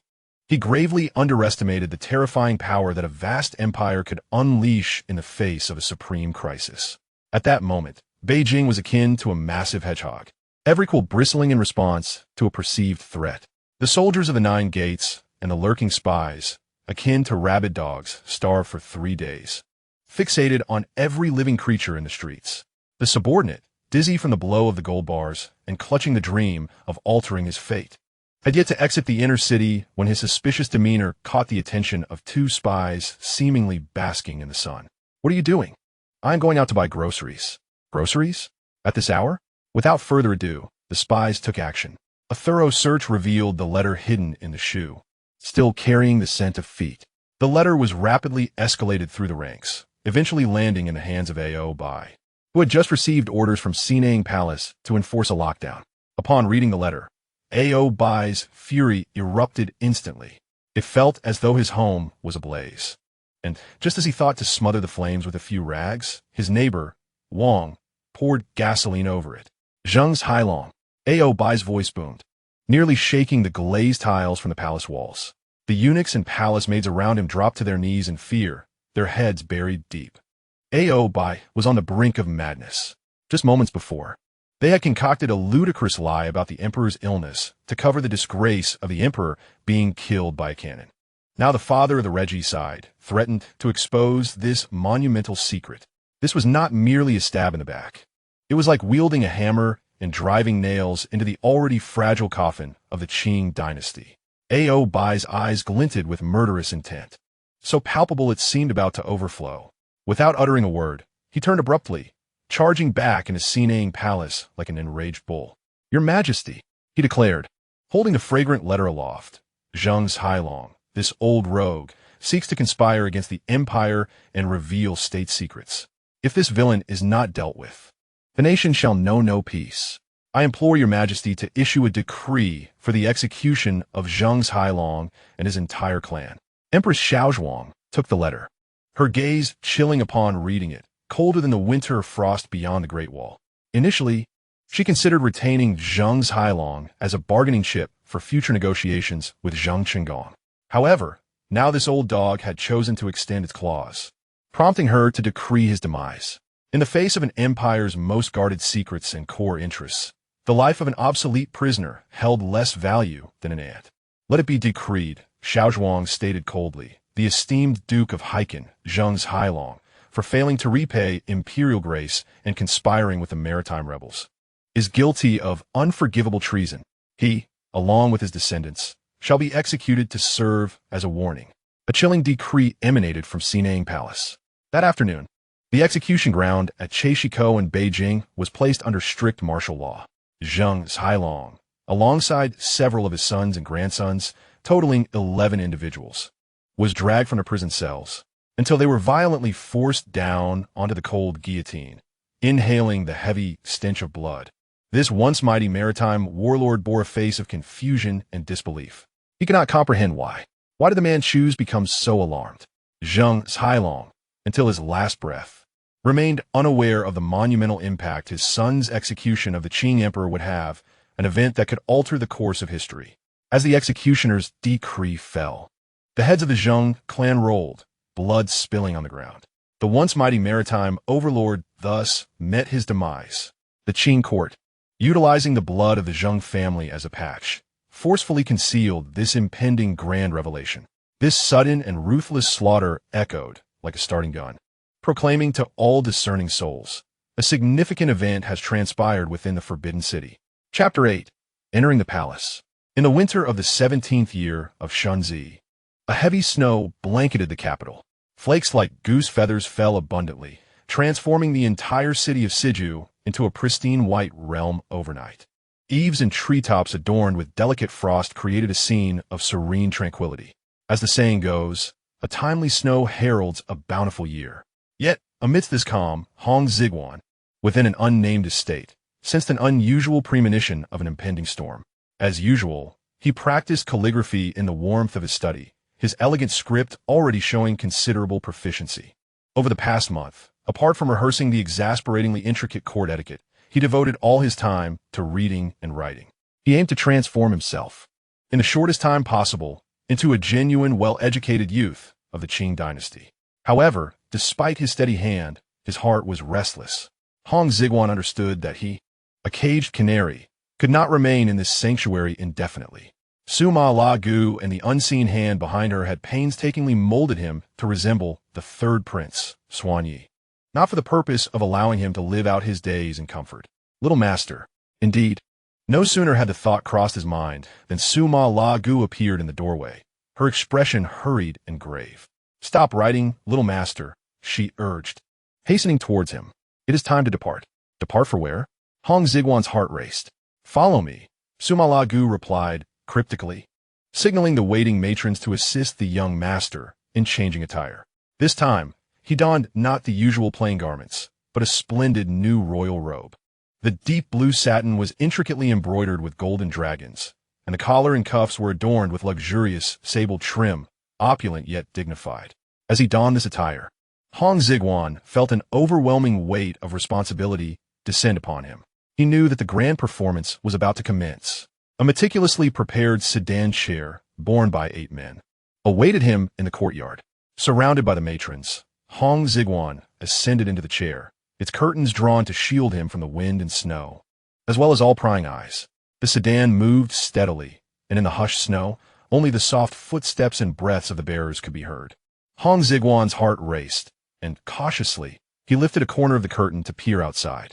The streets were deserted, their thick blanket of snow marred only by their footprints, indicating yet another flawless clearance. The procession moved slowly but resolutely southward. Soon, a magnificent city gate adorned with yellow glazed tiles came into view. Tiananmen. Upon seeing the familiar gate, Hong Xigong's heart tightened. Indeed, they were heading to the palace. He forced himself to remain calm as his mind raced.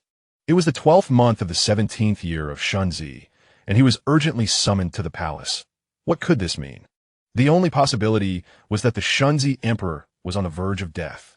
As a history student, Hong Xigong was well acquainted with this period. The official records regarding the Kangxi Emperor's demise were exceedingly vague and hurried. The Qing Shilu merely stated that on the 2nd day of the 1st month of the 18th year, the emperor was unwell. Just 4 days later, on the 6th day, he was gravely ill, and the following day he passed away. From discomfort to death, the span was less than a week. Just before his passing, he urgently summoned the Vice Minister of Rights, Wang Shi, to dictate his will, designating the third prince, Xuanyi, as his successor. The entire sequence unfolded with a speed akin to a pre-written script, hastily concluded. Another more valuable source of information came from the German missionary, Johann Adamschal von Bell, who was in Beijing at the time. He emphatically recounted in his memoirs that the Kangxi Emperor died of smallpox, and it was precisely for this reason that Xuanyi, who had also suffered from the disease, was ultimately chosen as the heir. In contrast, popular lore was even wilder, claiming that the Kangxi Emperor, grief-stricken by the death of his beloved Dong Fei, renounced worldly affairs to become a monk on Wutai Mountain. These various accounts, in their blend of truth and fiction, have left historians in debate for centuries without reaching a conclusion. How could these court historians not accurately record the emperor's death? Hong Xigong couldn't help but mentally vent his frustrations. After all, what could one expect from the Qing dynasty as historians? Not to mention, the demise of the Eisen-Juro lineage was often bizarre and far from dignified. The founder, Nurisi, reportedly met his end due to a cannon fired by Yuan Chongwan. The second emperor, Hong Taiji, was in good health one day and mysteriously died in the palace the next.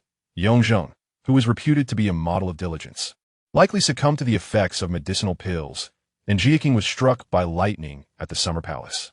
By the time of the late Qing, the situation had not improved. Empress Dowager Xiaozhuang's son, Tongzi, contracted a disease from the brothels, and Guangxu, on the brink of seizing power, was poisoned. Truly, during the Qing dynasty's over 200 years, Few emperors died a proper death. Most either met with violent ends or died under mysterious circumstances. In comparison, whether the Kangxi Emperor died of illness or renunciation, it seemed relatively dignified. However, the crux of the matter was that regardless of whether the Kangxi Emperor died of illness or as a monk, both events occurred in the first month of the 18th year. Now, it was merely the 12th month of the 17th year. There was a discrepancy in the timeline. Could it be that his crossing over triggered a butterfly effect? Reflecting on this, he sensed that a tremendous, unspoken secret lay concealed behind it all. As Hong Xigong's thoughts spiraled, the sedan had already passed through the Duan Gate, revealing the grand and imposing Forbidden City in its entirety. The red walls and yellow tiles, adorned with intricate carvings, appeared even more solemn and awe-inspiring against the backdrop of the pristine white snow, exuding a palpable sense of pressure. The sedan paused before the Meridian Gate, where Suma Lagu approached the guards at the entrance. The armored guards, exuding an air of menace, merely examined a waist token and promptly bowed to allow passage, never casting a glance at the sedan. They recognized only the token, not the person.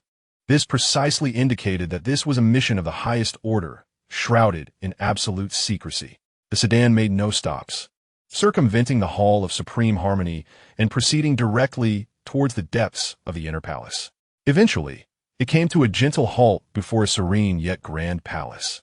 Hong Xigong was assisted out of the sedan, and upon looking up, he saw the three powerful characters emblazoned above the palace entrance: Xiai Ninggong, the residence of Empress Dowager Xiaozhuang. Hong Xigong's heart leapt into his throat. Goodness, fresh out of a novice village, and I'm already facing the final boss? Is the difficulty of this game set a bit too high? Hong Xigong realized that he was about to confront the true pinnacle of power in this era, the mastermind behind the audacious scheme to replace the prince. Chapter 9 Meeting with Xiaozhuang. Hong Xigong took a deep breath, suppressing the tension, fear, and that damned curiosity swirling within him into the depths of his being. When he raised his head again, his face bore the perfect expression of a 10-year-old child, a blend of obedience and shyness. Perform. Get your all. Today, the Oscar-winning actor shall bear the surname Hong. Under the guidance of Suma Lagu, he stepped cautiously into the palace, a sight typically reserved for the silver screen. Inside, the heated floor radiated warmth akin to spring. The air was infused with a faint, exquisite fragrance of sandalwood. A woman clad in a rich cobalt robe sat regally upon a golden throne adorned with a bright yellow cushion, her phoenix eyes gazing intently at him. The woman appeared to be around 48 or 49 years of age. The passage of time had etched a few delicate lines at the corners of her eyes, yet rather than diminishing her beauty, it added a unique charm. Her features were as exquisite as those portrayed by renowned artists, her skin fair and delicate under the candlelight, faintly reminiscent of the unparalleled beauty of the first beauty in Manchuria. What a striking visage, what an age, what an aura. If Chancellor Chao were present, he would surely be exhilarated. Ahem, stop. What am I thinking? This is a woman who could take your life. Hong Xigong's inner thoughts abruptly halted. What was even more captivating than her beauty was the profound grace exuding from Xiaozhuang, a testament to the trials and tribulations of time. She sat there quietly, as if she were the very center of this palace and the entire Forbidden City. The moment Hong Xigong's gaze met hers, his heart skipped a beat. This was the legendary woman who had supported 3 generations of emperors, standing resolute amidst the tumultuous political struggles of early Qing. Hong Xigong dared not be remiss. Immediately stepping forward with precision, executing a gesture of utmost respect befitting a prince meeting the Empress Dowager. Grandson Xianyi respectfully greets the Empress Dowager. His voice was clear and steady, with impeccable etiquette. Having learned well, he was ready to put his training to use. The Empress Dowager's eyes glimmered with a subtle approval. Good child, rise. Her tone was far gentler than he had anticipated. To his astonishment, she stood and descended from her throne, extending her hand to assist him up. At the moment her well-cared-for hand touched his arm, Hong Xigong distinctly felt a slight tremor in her fingertips. She trembled. What was happening? Was she so moved to see him? Let the Empress Dowager take a good look at you. In her gaze, there flickered an intricate light, one of satisfaction, excitement, and a deeply hidden maternal tenderness that nearly overflowed. She reached out, her touch as delicate as if caressing a rare treasure, with a hint of affection and pity, as she stroked Hong Xigwan's cheek. Hong Xigwan's entire body stiffened. My goodness, this gesture is all wrong. This is far too inappropriate. What grandmother gazes at her grandson with such intensity? This look, this action, this trembling. This is clearly a reunion scene between a long-lost mother and her son. Could my outrageous speculation about Xiaozhuang being a mother indeed be true? If she is my mother, then who is my father? The Regent Dorgan? Considering the timeline, Hong Xigwan's current body was born in the very year Dorgan passed away. A terrifying hypothesis detonated in his mind, sending chills down his spine and leaving his limbs icy. After Dorgan's death, he was posthumously honored as Emperor by the Kangxi Emperor. But merely 2 months later, Kangxi ordered the revocation of his titles, desecration of his tomb, and confiscation of his assets. Should Kangxi discover that he had a child with his own mother, would it not cause an uproar? Hong Xigwan dared not move nor inquire. He simply lowered his head, resembling a genuinely startled and somewhat bashful 10-year-old, allowing that cool hand to linger upon his face. Steady yourself. You must remain composed. You are merely an innocent 8-year-old, oblivious to all. The more you know, the quicker you perish. He understood all too well that the woman before him was not only a benevolent Empress Dowager, but also a formidable politician capable of executing others with a smile. In her presence, any hint of cleverness could invite peril. Adhering to decorum was his sole rule for survival at this moment. Indeed, it seemed, Xiaozhuang murmured, seemingly lost in a distant memory before realizing her own breach of decorum, slowly retracting her hand. She resumed her place upon the throne, scrutinizing Hong Xigwan as if admiring her most remarkable creation. From this day forth, you shall be the third prince, Xianyi. Grandson understands, Hong Xigwan replied softly, his voice low yet clear. Xiaozhuang's phoenix eyes narrowed slightly, as if surprised by his calm demeanor. Oh, you are not in the least bit perplexed? She inquired with intrigue. Here it comes. The fabled pressure interview segment has arrived. This is a matter of life and death. To claim no confusion? Preposterous. Who would believe that? It would make me appear foolish. To admit confusion? That could lead to inquiries, making me seem unwise and curious. A cat that tempts fate. Hong Xigwan recognized this question as a life and death symbol. He remained silent for a moment, lifted his gaze, and met Xiaozhuang's scrutiny with a clear and sincere look. In response to the Empress Dowager, grandson harbors confusion. He acknowledged his intelligence, proving he was no fool. Yet he swiftly shifted his tone, imbued with an age-defying wisdom and composure. Grandson does not inquire. Why do you not ask? Xiaozhuang pressed, leaning forward slightly, clearly intrigued. Hong Xigwan lowered his eyelids further, his demeanor increasingly respectful, responding clearly, because grandson knows that when the Empress Dowager wishes for grandson to know, she will surely inform me. If the Empress Dowager remains silent, it signifies that the time is not yet ripe. Knowing too much would only bring unnecessary worry. Grandson, being simple-minded, must remember one thing: obey the Empress Dowager's arrangements and fulfill the role of Xianyi. That is sufficient. Perfect. This response was nothing short of textbook-level loyalty and evasion. The subtext was clear. While I am curious, I know my limits. Whatever you wish for me to do, I shall do without causing you any trouble. I am merely your most useful tool, ready to follow your command. This statement was flawlessly crafted. It acknowledged his confusion, demonstrated honesty, and asserted his understanding of what should remain unasked, showcasing political acumen. Ultimately, it unabashedly expressed his absolute obedience to Xiaozhuang. Indeed, upon hearing this, Xiaozhuang's eyes erupted with a fierce, uncontrollable admiration and affection. Clever. So very clever. Initially, she had worried that this child, raised outside the palace, might be somewhat untamed or a naive fool unable to discern the situation. Yet, to her astonishment, this child possessed such a delicate and discerning mind, his wisdom and composure far surpassing that of his peers, even outshining many of the self-important fools in the court. Truly, he is the son of Ai Jia. A surge of profound pride welled within Xiaozhuang, gazing upon the boy, whose features bore a faint resemblance to a certain figure. She found herself increasingly pleased and enamored. Chapter 10, clinging to a great leg, suppressing her excitement. Xiaozhuang smiled and nodded slowly. Well, good child, you are quite remarkable. The atmosphere in the hall softened.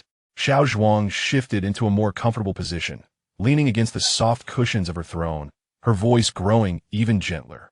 "Good child. Come sit beside the Empress Dowager." Hong Xigong did not dare to be negligent and obediently approached the throne, sitting down on a prepared brocade stool, albeit only half of his buttocks touching the surface, maintaining a straight posture.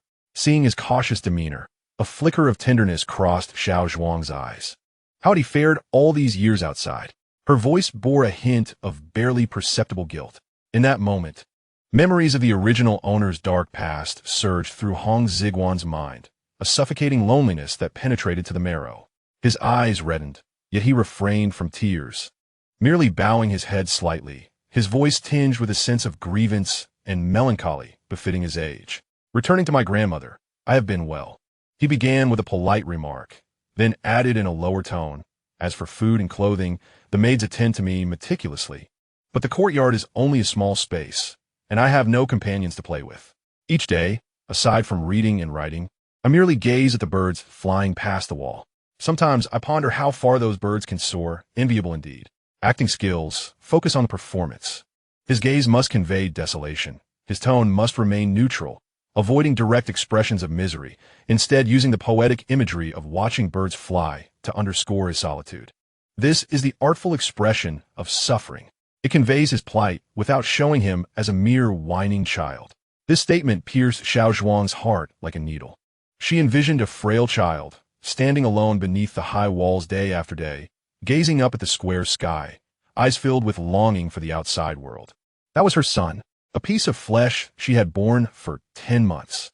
Because of those damnable intrigues and rumors, she had been forced to hide him outside the palace, allowing her son to live a life akin to that of a prisoner for 10 long years. Xiaozhuang's heart twisted in pain. She reached out and grasped Hong Xigong's hand once more. "You have suffered, child. It is I, your grandmother, who has wronged you." Ah, she's taken the bait. She has openly acknowledged her fault. It seems this display of sorrow has yielded excellent results. Hong Xigong felt a surge of joy within. Yet his countenance grew increasingly anxious as he hastily rose to kneel.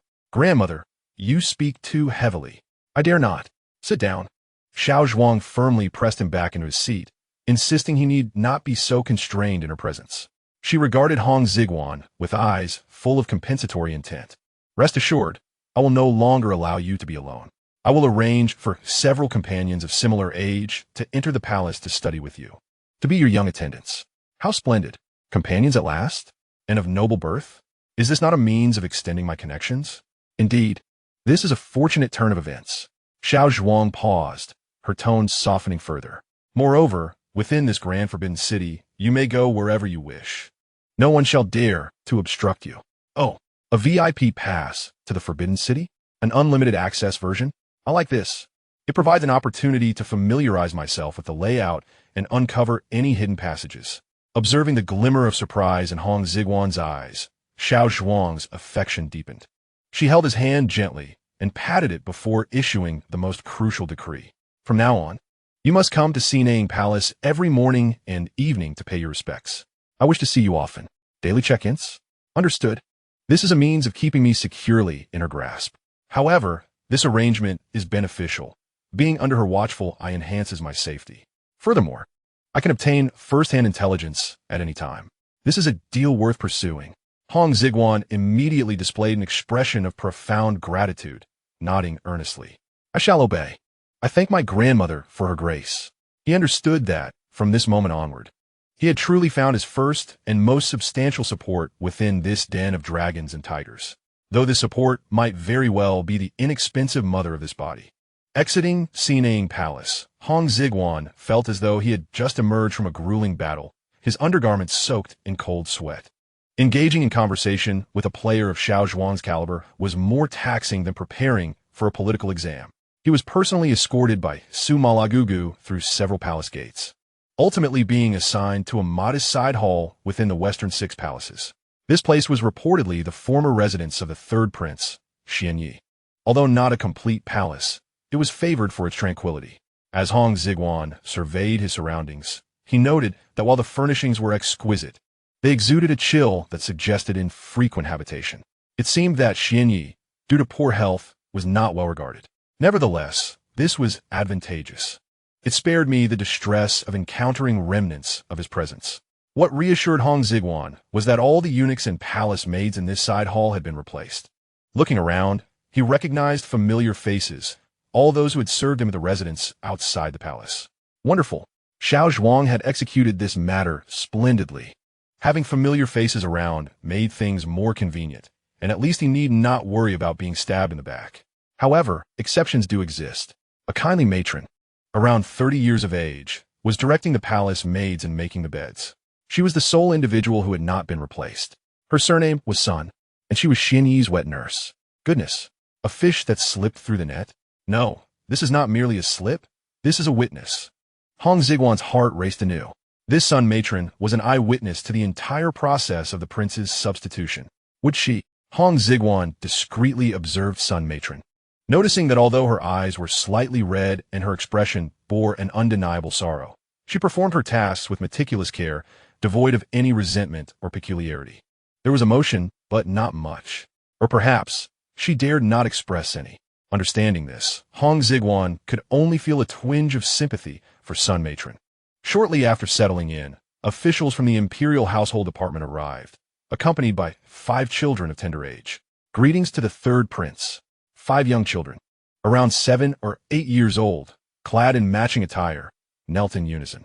The official from the Imperial Household Department smiled obsequiously. Third prince. The Empress Dowager has taken pity on you and specially selected these young attendants who will accompany you in your studies and martial training. Young attendants? Is this not the ancient equivalent of a preparation corps for the princely class? Just what I needed. I was lamenting the lack of companions. Hong Xigong's gaze swept over the children's faces. They were all well-groomed offspring of noble birth, evidently chosen with great care. His gaze lingered on the last child for a moment longer.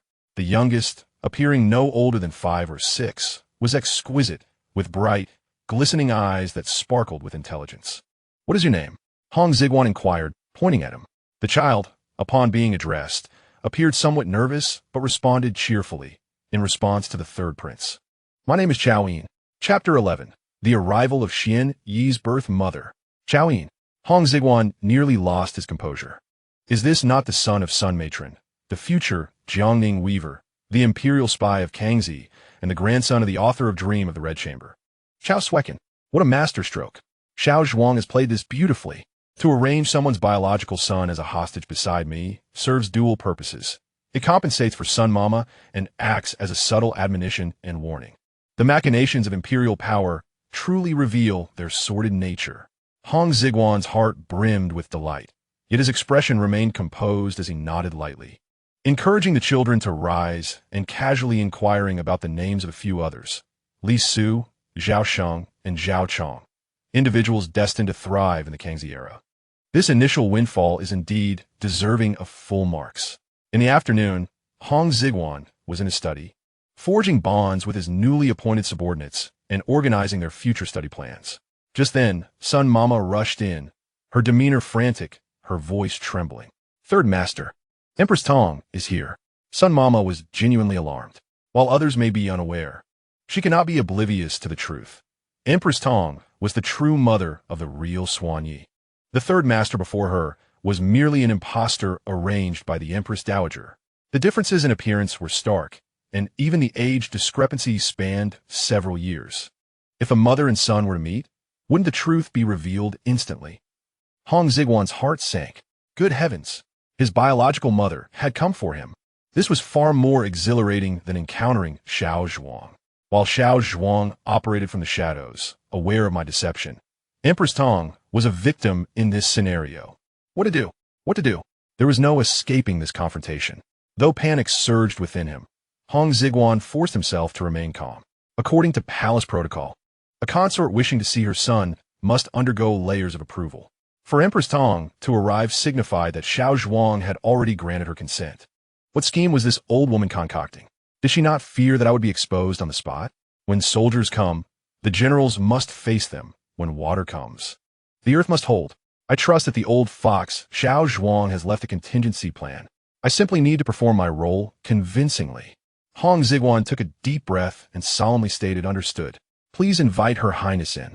Soon, 2 figures, guided by eunuchs, entered the hall. The woman in front was a young matron of around 20, her delicate features exuding a gentle grace, yet her brow bore an inescapable trace of melancholy. Surely, this was Empress Tong. However, to Hong Xigong's astonishment, Empress Tong was not alone. Beside her walked a younger woman clad in a queenly crown and robe. This girl, scarcely 19, possessed exquisite beauty and the vibrant aura characteristic of Mongolian women, yet her expression conveyed an unsettling detachment and aloofness. Was this the Empress Dowager, the niece of Xiaozhuang, the very empress whom Shunzi held in disdain? In a flash, Hong Xigong comprehended the situation. A masterful ploy of dual presence. The empress was summoned as a witness and monitor. With the empress present, even if Empress Tong were to discern something amiss, she would hesitate to react. Brilliant. Hong Xigong approached without delay, bowing respectfully to both women. Your son, Xuanyi, pays his respects to Her Majesty the Empress and Her Highness Empress Tong.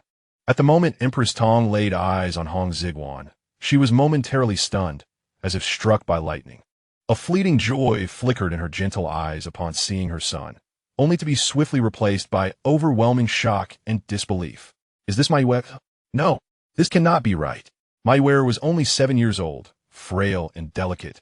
The boy before me is taller than Yue by a head, robust, and appearing as if he were more than 10 years old. And this face, these features, do not resemble my Yue at all. Empress Tong's heart plunged into despair, a chill coursing through her from head to toe. Yet she refrained from crying out or questioning, biting her lip as her gaze darted to the impassive empress.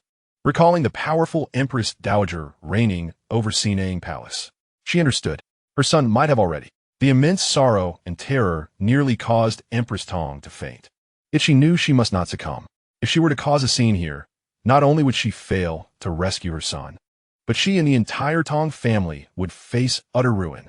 Thus, Empress Tong forcibly suppressed the tumult within her heart, managing to muster a smile that was more painful than tears. My son, rise. It has been over a year since you left the palace to avoid smallpox, and you have grown so tall. Is this what you call growing taller? My dear lady, your performance is too exaggerated. Hong Xigong mentally scoffed, yet he continued to play along with her narrative. Rest assured, mother. Beside them, Empress Dowager was also momentarily taken aback. She had seen Xuanyi a few times previously and remembered him as a frail, ailing child. The spirited youth before her now was indeed a stark contrast. However, since Empress Tong, his biological mother, had declared this transformation as mere growth, the empress, who was at odds with the emperor, chose not to probe further. After all, the child had already been presented to the Empress Dowager, who had said nothing amiss. Why should she, an unfavored empress, concern herself? The empress merely fulfilled her duties as the matriarch of the 6 palaces, casually inquiring, "How have you fared during your year outside the palace?" Hong Xigong instantly donned a naive and innocent expression, responding cheerfully, in response to Her Majesty, "I have fared splendidly outside the palace. I have enjoyed ample food and restful sleep. In the vast world outside, I have many playmates to frolic with, hence my rapid growth." This innocent explanation won over the dim-witted empress. However, Empress Tong believed not a word of it. Xuanyi was her cherished child, always frail, and she had been meticulous about his diet. How could she possibly believe that her delicate son could run wild outside for a year and emerge transformed into another person? Empress Tong recognized that a grand conspiracy lay behind this. Yet, the orchestrator of this plot was beyond her reach. The Tong family depended on her status as the mother of a prince to secure their position within the palace. Therefore, she must not act impulsively, according to palace regulations. During a mother-son reunion, eunuchs and palace maids were present to supervise, preventing extended solitude or intimate conversation. Soon, son Mama stepped forward, timely reminding, "Your Majesty, Your Highness." The third master should review his lessons. The empress nodded and led the dazed Empress Tong away. Throughout the entire encounter, Empress Tong did not cast another glance at Hong Xigong. As he watched their retreating figures, a long sigh of relief escaped him. That was close. The first wave of familial recognition crisis had been successfully navigated. However, judging by Empress Tong's reaction, she must have already deemed me a villainous adversary. Alas, here I am, sitting in the palace while troubles rain down from above. This life is indeed exhilarating. In the following days, Empress Tong did not return. Perhaps palace rules were stringent, forbidding frequent visits, Or perhaps the figure in Xinang Palace had not permitted it. Chapter 12. The Council of Princes after Zheng Zilong's assassination. The Qing court convened the Council of Princes, urgently deliberating on the enthronement of a new sovereign. The meeting was not held in any resplendent hall, but rather in an inconspicuous corridor on the east side of the Huangji Hall. The implication was clear.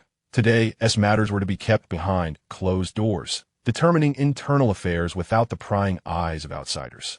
Inside the hall, the esteemed nobles of the Qing dynasty, all of whom bore titles, knelt and sat in a sea of black-clad figures. Among them were princes, dukes, and lords, numbering over 20. They were members of the Aizenjuro clan, the natural shareholders of this realm. Names such as Shuo Sai, Fu Shou, and Duo Ni were renowned within the Eight Banners. Yet at this moment, they remained silent, their gazes locked in a wordless duel. Seated at the forefront was the esteemed Anqing prince, Yuluo. Yulu, the fourth son of Rao Yumin, prince of Ray Yumin, and grandson of Taizhenurasi, was in his 40s. In the prime of his life, during the late reign of Emperor Shunzi, Yulu distinguished himself through numerous military exploits, repeatedly leading forces to quell the remnants of the southern Ming. His prestige among the imperial clan was unparalleled, rightfully earning him the status of a central figure. Beneath the royal family sat the Council of Ministers, numbering some 30 or 40 members, encompassing the commanders of the Eight Banners, the Manchu and Mongol ministers of the Six Ministries, and the influential inter-ministers, all wielding substantial power. The four titans, Soni, Oboi, Suksaha, and Ebelun, occupied the four corners of the hall, each appearing to meditate in silent contemplation, as if this gathering were a spiritual retreat rather than a council meeting. Besides them, officials from the Life in Yuan and the Censorate, including a couple of Han officials such as Shishin, Vice Minister of Personnel, were summoned by imperial decree to observe. Their role was akin to that of servants clapping in approval during a noble family's theatrical performance, tasked with creating an illusion of unity among princes and ministers, yet lacking any real voice. Clearing his throat, Yulu's deep, resonant voice shattered the solemn silence. All are present. I trust each of you is aware of the purpose for today's assembly. His words were forthright and unembellished, avoiding mention of a late emperor's demise, yet conveying mutual understanding. A nation cannot endure a day without a sovereign. Yulu slowly pronounced these 6 words, his gaze sweeping the hall. According to ancestral customs, a new ruler must be established.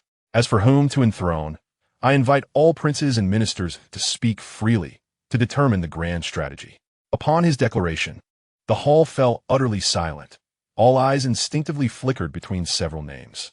The surviving sons of Shunzi, Fuquan, aged 8, Xuanyi, 7, and Chongning, 4, were but children, collectively not yet a match for a single adult. Whoever ascended would be a mere ceremonial figurehead upon the dragon throne. The real question was who would wield the imperial seal and govern as regent. As the assembly pondered their wagers, Prince Doni of Exile, a member of the clan perceived as somewhat dull-wit, suddenly spoke. Your Highness, in my humble opinion, the nation depends on a mature sovereign. The 3 princes are yet too young to shoulder such a heavy responsibility. For the sake of the realm, might we select a worthy elder from among the royal clan to inherit the great mantle? His words immediately found echo among several princes. Indeed, the nation requires a mature sovereign. Among the clan, none is more virtuous and capable than your Highness, and Qingwang. Instantly, every gaze converged upon Yulu. Inside, Yulu's heart soared with joy, though his face remained composed, feigning modesty. The imperial throne, the ultimate prize coveted by every man, was now tantalizingly within reach. Having endured a lifetime of warfare and peril, why should he not ascend to the seat? If Fu Lin could rule, why not Yulu? Though internally elated, he humbly replied, Your words are too generous. I am but a servant of the great Qing, devoted to the nation, and would never entertain presumptuous ambitions. His tone artfully balanced reluctance and invitation. Translated, Please persuade me further. I shall acquiesce. Just as this dance of demure refusals approached its crescendo, the Empress Dowager arrived. A piercing, shrill voice, reminiscent of a poisoned dagger, cut through the chamber. The Empress Dowager has arrived. Startled, the princes and ministers, who moments before had been casually conversing, instantly dropped to their knees, heads striking the floor in rapid succession. Your humble servants welcome the Empress Dowager. Long live the Empress Dowager Xiaozhuang, supported by Sima entered with a dignified yet unsteady gait. Though grief over her deceased son shadowed her face, her eyes, like cold stars in the snow, swept the hall and caused all to tremble. Rise. Thank you, Empress Dowager. The assembly complied, barely daring to breathe. Her gaze roved the chamber before fixing sharply upon Yulo. I have just heard outside that you are deliberating on the succession and that some propose selecting a worthy member of the clan, she began. Yulu's heart skipped a beat, nearly leaping from his throat. I have come to admonish you all. The realm of the Great Qing bears the Eisenjuro name. The ancestral rule is that the son succeeds the father. Though the emperor has passed, his bloodline remains. Fuquan, Xuanyi, and Changming are my own grandsons. As long as one of them lives, the imperial throne of the Great Qing must not be coveted by collateral branches. Her words were commanding, shattering Yulu's imperial aspirations like a thunderous slap. His face drained of color, as pale as freshly whitewashed walls. He understood perfectly that the Empress Dowager was addressing him directly. Falling to his knees with sobs, he implored, Empress Dowager, please forgive me. I am but a loyal servant of the Great Qing, devoted beyond measure. I am willing to support the princes in inheriting the throne, harboring no treacherous intent. A man wise to the times would recognize that contending with a woman of such cunning was beyond his current capacity. Very well, Xiaozhuang nodded coldly. Seeing this, Suksaha quickly interceded. Your Majesty is wise, yet the three princes are all young. Which prince does your Majesty favor? By order of seniority, it would be the second prince. Fuquan. Seniority? Xiaozhuang sneered. Suksaha, tell me, when did Manchu custom ever dictate strict primogeniture? Our forebears Taizhu and Taizong valued not birth order, but the ability to stabilize and govern the realm. Pausing, she then revealed her trump card. I ask you, what is the gravest threat to our Great Qing within and beyond the capital? Sony was the first to respond eagerly. Your Majesty is smallpox. Indeed, Xiaozhuang struck the armrest. Smallpox, a malignant disease that has even claimed emperors. What if we enthrone a new sovereign living daily under the shadow of this scourge? Should misfortune strike again, how many upheavals can our realm endure? All present found this reasoning sound. The third prince, Xuanyi, had already survived smallpox and thus bore no such fears. His enthronement would secure the nation's stability without worry, a providential blessing for the Great Qing and a flawless strategy. No one dared oppose the decree invoking divine favor. Your humble servants concur. The Empress Dowager's wisdom shines. The third prince shall be enthroned. Sony was the first to pledge loyalty, followed swiftly by Oboi, Ebelun, and others. The decision was sealed. Xiaozhuang surveyed the rough men she had so deftly cowed, inwardly amused. You fools think I'm choosing a grandson? No, I'm choosing a son. My son is emperor, and my son's brother is also my son. Why should he not be emperor as well? This is true nepotism. Subsequently, invoking the dying Emperor Shunzi's authority, she orally transmitted the imperial will, commanding the ministers to draft the edict. By the late Emperor Daxing's will, the third Prince Xuanyi shall succeed the throne. Ministers Sony, Suksaha, Ebelun, and Oboi are appointed regents to assist the new sovereign in overseeing state affairs. Thus, the four most influential Manchu ministers were bound to the new emperor's chariot. At last, the grand task was accomplished. We obey the imperial decree. The hall resounded with a thunderous chorus of assent. However, the self-proclaimed elites, who believe they have made the most judicious choice, will never realize that the third son of the emperor, Xuanyi, whom they are about to carry into the palace with great fanfare, has long been possessed by an individual from 300 years in the future, who has taken over his soul. After the Council of Ministers determined the new sovereign, they refrained from making any public announcement, as the remains of the Shunzi emperor had yet to be transported back to the capital, leaving the truth of his demise uncertain. During this interim, the entire imperial palace was enveloped in a strangely eerie silence, as if a storm were brewing. What could be the cause of this atmosphere? Hong Xigong distinctly sensed that something was amiss within the palace. The eunuchs and maidens walked on tiptoe, their voices barely louder than the hum of mosquitoes. Although their faces betrayed no emotion, their eyes reflected an undeniable trepidation. They resembled a flock of chickens caged, aware of a weasel lurking outside, yet oblivious to when it might enter. In a few days, it would be the eve of the new year. The entire Forbidden City, steeped in this peculiar ambience, awaited the arrival of the new year with a chilling desolation. There were no lanterns or festive decorations, no orchestras playing. Only the howling northern winds and the occasional sound of suppressed coughs filled the air. Something was amiss. Or were these high-ranking officials conspiring? It was evident that something monumental was unfolding, as they could not even celebrate the new year properly.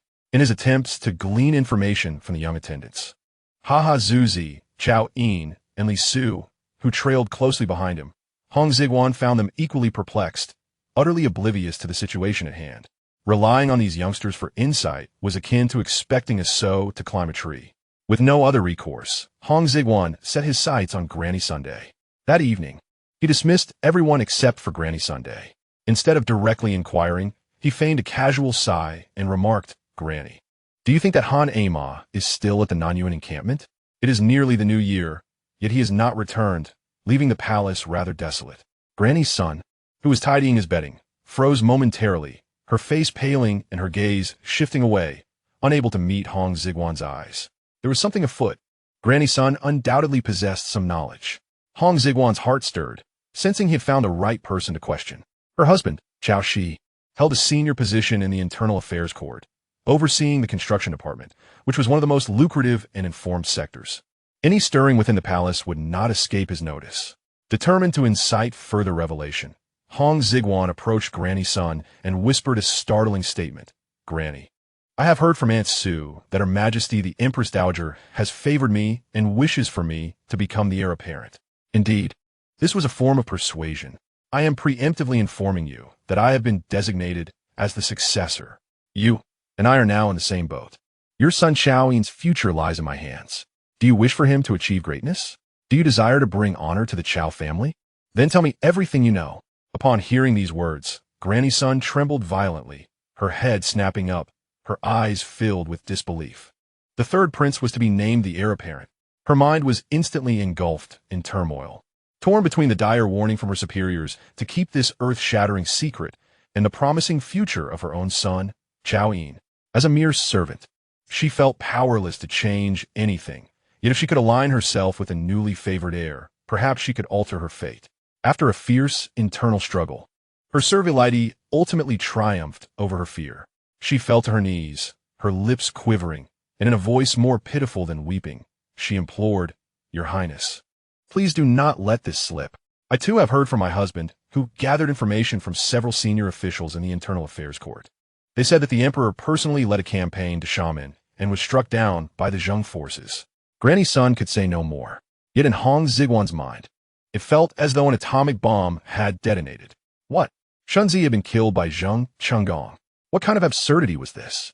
This narrative diverged entirely from the history I had studied. Did the official records not state that he succumbed to smallpox? Even in unofficial accounts, he was said to have become a monk. How could he have met his end on the front lines in Xiamen, felled by a single cannon shot? This was utterly outrageous. Hong Xigong stood in stunned silence, feeling as though the history he had painstakingly learned had become a mere jest. The wheels of history, at this moment, had not merely bent, they had been irreparably derailed. Strangely enough, it made sense. No wonder he felt an oppressive gloom whenever he passed by Qinqing Palace on his way to offer his respects at Xineng Palace. It felt lifeless, devoid of even a ghostly presence, with no ministers daring to make an audience. At that time, Hong Xigong had assumed it was merely Shunzi throwing a temper tantrum, retreating into isolation. Little did he know, the sovereign had long since departed. These Manchu elites were truly remarkable. The leader had been deceased for nearly a month. Yet the court continued to operate normally, even proclaiming that the emperor was on vacation. Their crisis management abilities rivaled the best public relations firms of the future. After the initial shock, a wave of exhilaration surged through Hong Xigong. The Shunzi Emperor was truly dead. This meant that my opportunity had finally arrived. This impostor was about to transition from a mere stand-in to the leading man. In the days that followed, Hong Xigong continued his visits to Xineng Palace. Empress Xiaozhuang grew increasingly affectionate towards him, yet she refrained from discussing matters of state, instead engaging in casual conversation about his studies and his progress in calligraphy, as if the tempest outside bore no relevance to him. This elderly lady was both protecting and testing my resolve. Hong Xigong felt a sense of frustration. Chapter 14. His biological father is actually him? After the new year, it was the 18th year of Shunzi, on the second day of the first month. A day typically filled with familial visits and joyous celebrations. A weary group of horsemen arrived, trudging through the remnants of snow, escorting a small, black lacquered wooden box, which was delivered covertly to the capital. The box was brought directly to the Council of Ministers. Sony, Oboi, and Yulu gathered around the box with solemn expressions. When it was opened, they found only a solitary, waterlogged yellow dragon boot and several pieces of flesh, unidentifiable and emitting a foul odor. Is this truly the body of the Qing Emperor? The Desu gang must be quite talented. To fulfill their duty, they likely fished some morsels of fish-bitten meat from the sea and presented it as the Emperor's remains. Oboi glared at the decaying flesh, nearly drawing his sword in anger. However, a dead man cannot be revived. The priority now was to arrange a dignified funeral for the Emperor. Without a body, how would he be buried? Surely, they could not simply inter a boot. That would lead to an unceremonious grave. What would this mean for the dignity of the Qing dynasty? In the opinion of the elder, Sony pondered for a moment before devising a brilliant and audacious plan. They would publicly declare that the Emperor, due to the late Dong Fei, had long since transcended worldly matters and had secretly journeyed to Mount Yutai a month prior to renounce worldly ties and become a monk. Then, Sony glanced at the others and continued, "In a few days, we shall announce that the Emperor, while in seclusion at the temple, succumbed to the cold, compounded by sorrow for his departed loved ones, and has peacefully passed away, adhering to Buddhist customs, with his remains cremated on the spot." Good heavens, how ingenious! This ploy of death without evidence was executed with masterful precision. Declaring the Emperor's monastic status explained his prolonged absence, while announcing his passing clarified why he had died. The most brilliant aspect was the cremation. This approach perfectly resolved the major plot hole of the missing body. Should any skeptics in the future demand to inspect the coffin, they would find only a handful of ashes. What could they possibly verify from that? These old foxes were indeed adept at playing the political game. Prince Ankin, Yulu, clapped his hands in admiration, exclaiming, "The plan devised by Suo Zhongtang is truly remarkable. By this means, not only is the royal dignity preserved, but future suspicions are also eliminated, a double victory, with the arrangements for the Emperor's demise and subsequent matters firmly in place." The next step was to orchestrate the ascension of the new monarch. Everything proceeded in an orderly fashion, adhering to the script agreed upon during the previous Council of State. On the second day of the first lunar month, the court officially announced, "The Emperor is unwell."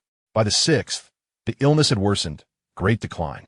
To enhance the authenticity of the performance, they even summoned Wang Shi, the Vice Minister of Rites, to the Qinqing Palace. There, in front of a room full of grieving ministers of state, Saw and I recited the pre-prepared edict on behalf of the Emperor. Wang Shi knelt on the ground, weeping uncontrollably, taking notes through his tears, while internally reflecting, "The Emperor is indeed wise. He still considers the foundation of a nation even in his final moments." He would never know that he was merely a hapless pawn in this grand deception. On the 7th day of the first lunar month, the mournful tolling of bells resonated over the Forbidden City, officially announcing the passing of Emperor Shunzi. The news reached the chambers of Hong Xigong. Although already aware of the truth, feigned shock and sorrow. Soon, the entire inner palace was engulfed in a sea of tears. Genuine weeping, false lamentations, cries for fathers, husbands, and financial support echoed through multiple palace walls, clearly audible. Standing in the corridor, Hong Xigong listened to the cacophony, his heart growing cold. An old era came to a close amidst a web of lies. That day, Hong Xigong visited the Xinang Palace as usual. However, the atmosphere within the hall was markedly different from before. The warmth of familial affection was absent, replaced by a heavy silence. Empress Dowager Xiaozhuang sat solemnly on her throne, her majestic features cloaked in an impenetrable gravity. What is happening today? Why is the atmosphere so severe? Have they discovered my true identity and are preparing to confront me? Surely not. My performance has been flawless these past few days. Anxiously, Hong Xigong remained deferential, standing silently with his hands lowered. They shared a prolonged silence, long enough for him to hear the frantic beating of his own heart. Eventually, Xiaozhuang slowly raised her head, her deep-set phoenix eyes gazing at him with an unprecedented seriousness and complexity. Xianyi, her voice bore a barely perceptible rasp. Have you always been curious about your true identity? The moment had arrived. Finally, the mystery would be unveiled. I have waited for this day, as if the flowers have withered. Hong Xigong's heart raced to his throat, yet he merely nodded slowly, gravely. Today, I shall enlighten you. Hong Xigong held his breath, ears perked, ready to absorb this earth-shattering secret that could alter the course of history. He had mentally rehearsed countless scenarios for how he would respond. In truth, you're my biological son. When Xiaozhuang unabashedly acknowledged his lineage as her hidden son, the long-suspended weight in Hong Xigong's chest finally dropped with a resounding thud. Indeed, I was right. I am the legendary illegitimate child of Xiaozhuang. However, this plot twist is wild and thrilling. I am enthralled. A tempest of joy and shock surged within Hong Xigong, yet his body reacted quicker than his thoughts. What? He abruptly sprang from his cushion, his face a canvas of utter astonishment and disbelief, as if he had heard the most fantastical tale. His mouth slightly agape, eyes wide open. He resembled an innocent youth whose worldview had just been shattered. I must perform. I must embody this moment. If I appear too calm now, I will surely be deemed a monster. Xiaozhuang observed him quietly, a flicker of unnoticeable tension in her gaze. She had laid bare her greatest secret before this mere 10-year-old child. It was a gamble. She needed to ascertain whether he could bear the secret, whether he was worthy of her trust. After a brief immobilization, Hong Xigong seemed to digest the information. He suppressed his elation, promptly adjusting his expression to reflect a blend of inquisitiveness and dawning comprehension. He raised his head and, with a tone of tentative realization, spoke softly. Grandson understands now. It turns out I am the son of Emperor Kangxi Emperor, posthumously conferred after Dorgan's death. Yet, Hong Xigong was still too young. Before he could finish his sentence, a sudden, thunderous reprimand erupted within the hall. Nonsense. Xia Zhuang's previously calm visage transformed into one of fury, her eyes ablaze with righteous indignation. You are not his son. What? What is happening? This script is all wrong. Hong Xigong was left utterly bewildered. Not Dorgan? Then whose son could I be? Could this elderly lady have other suitors in the palace? How extravagant. He stared blankly at Xiaozhuang, his mind a blank slate. Seemingly aware of her own lapse, Xiaozhuang inhaled deeply to regain her composure, and then squeezed out a name that Hong Xigong could never have anticipated. Your biological father is Hong Chengqiu. Boom. Hong Xigong felt as though his brain had been simultaneously bombarded by 1,000 cannons, leaving nothing but scorched earth. Hong Chengqiu? That traitor of the Ming dynasty? The one condemned as a treacherous minister for over 2 centuries? How could that be? Historical accounts hint at some ambiguity during your persuasion to surrender. But that was 15 years ago, long before my birth. I am merely 10. The timeline does not align. Did you two continue your liaison afterward? Chapter 15. You are quite the ruthless one. Discovering that his biological father was, in fact, Hong Chengqiu. Hong Xigong's expression shifted from confusion to petrification. Xiaozhuang regarded his state of shock with a hint of bittersweet reminiscence. She began to recount the memories she had buried for half a lifetime. In my youth, I was the brightest jewel of the Qing grasslands. A lama foretold that I was destined to be a mother to the nation. The then Kagan of the later Jin, Huang Teiji, took this prophecy to heart and forcibly married me when I was merely 13. What a tale of political marriage and forced unions. Hong Xigong had heard their story before. He had admired the secret history of Xiaozhuang as a child, even moved to tears by the love between Xiaozhuang and Dorgan. I did not favor Huang Teiji. He was grossly overweight and intolerably coarse, his 300 pounds weighing heavily upon me. At that time, Huang Teiji also did not care for me. To him, I was merely a tool for winning over the Mongolian tribes, an object. 300 pounds? And he is a superficial man? This is quite an overwhelming revelation. Huang Teiji's heart was forever occupied by my elder sister, Heilanzu, whom he cherished above all else. Even though Heilanzu was a remarried woman. Xiaozhuang continued. Later, Heilanzu bore him the 8th prince, and he was overjoyed, granting amnesty to the realm, and even contemplating making that child the crown prince.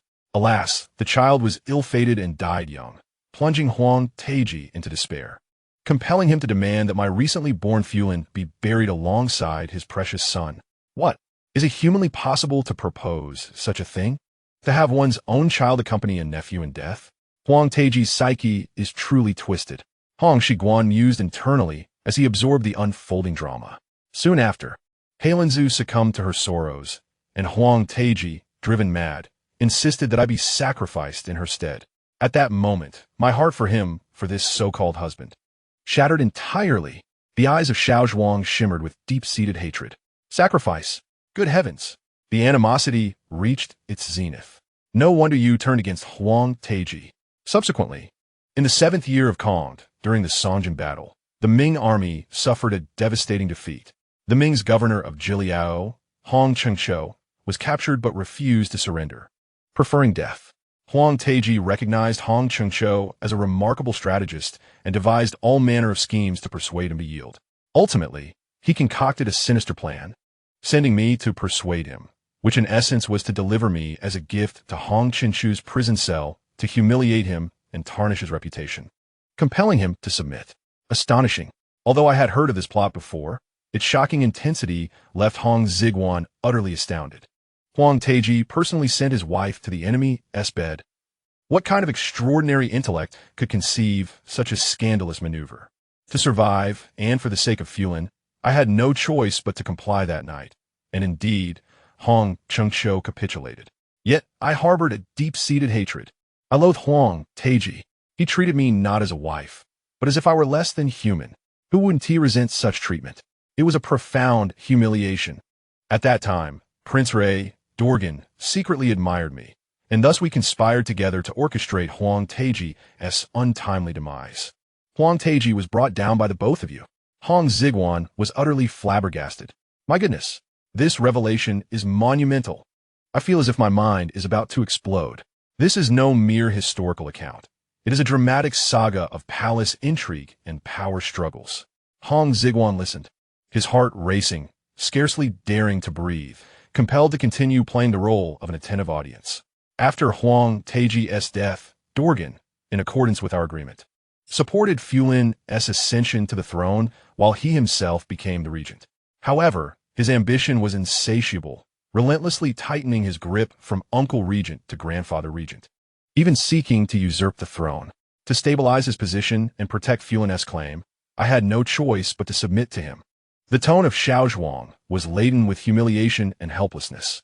Simultaneously, I was discreetly amassing my own strength. Yet the entire court was either loyal to Dorgan or aligned with the faction of Hoj. Who could I trust? My gaze turned towards the Han officials. Hong Xigong was the most suitable candidate. Not only was he a representative of the scholarly elite from Jiangnan, but he was also a former superior to generals like Wu Sangui in the Liaodong region. Dorgan's successful entry into the capital and pacification of the south owed much to his strategic acumen. In the 5th year of Shunzi, Hong Xigong was summoned back to the capital to assist in internal affairs, and I secretly arranged a meeting with him. A trace of complex, almost girlish shyness appeared on my face. Unlike Huang Taiji and Dorgan, who were mere brutes, Hong Xigong, though slightly older, possessed an elegant demeanor, profound knowledge, and remarkable eloquence. From a young age, I had admired Han culture, and after several clandestine meetings with him, I found myself unable to restrain my feelings. I understand now. This is the legendary true love. Huang Taiji was a matter of political obligation. Dorgan endured humiliation for the sake of duty, but with Hong Xigong, it was a profound connection of both soul and body. This lady is truly formidable. In the 6th year of Shunzi, I accidentally became pregnant and gave birth to you the following year, raising you secretly outside the palace. This matter was later discovered by Dorgan, who was furious and sought to depose me, leaving me no choice but to act preemptively. Wait, are you implying that? Hong Xigong could not contain himself. Could it be that? Xiaozhuang nodded. In November of the 7th year of Shunzi, Dorgan fell from his horse while hunting in Gubikao and met his demise. He had spent his life in battle, excelling in horsemanship. How could he easily fall? That was merely a trap set by me. You orchestrated Dorgan's demise as well? I exclaimed. Huang Taiji and Dorgan, the two most powerful men in the Qing dynasty, have both fallen at your hands. You are indeed the true mastermind. Gazing at the composed Xiaozhuang before me, I could not help but feel a chill run down my spine. Later, when Fulan assumed power, he somehow learned of my birth and presumed I was Dorgan's illegitimate child. Infuriated, he decreed the revocation of Dorgan's titles and ordered the destruction of his grave. Xiaozhuang sighed deeply, her eyes filled with weariness. She looked at Hong Xigong, who had been thoroughly shaken by this series of shocking revelations, and slowly said, "Xian Yi, do you understand now?" "I understand," he replied. "Not only do I understand, but I am utterly overwhelmed. This is no longer the Xiaozhuang Empress Dowager. It is clearly a formidable amalgamation of Wu Zetian and Cixi. My goodness, if your life were to be adapted into a television drama, it could span 300 episodes without needing any filler. It seems that Xiaozhuang's secret history is far too conservative."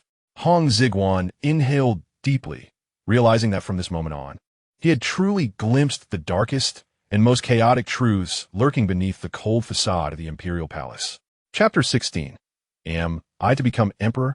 Once Xiaozhuang concluded her harrowing tale of blood and intrigue in a tone bordering on monotony, the great hall fell into an oppressive silence once more.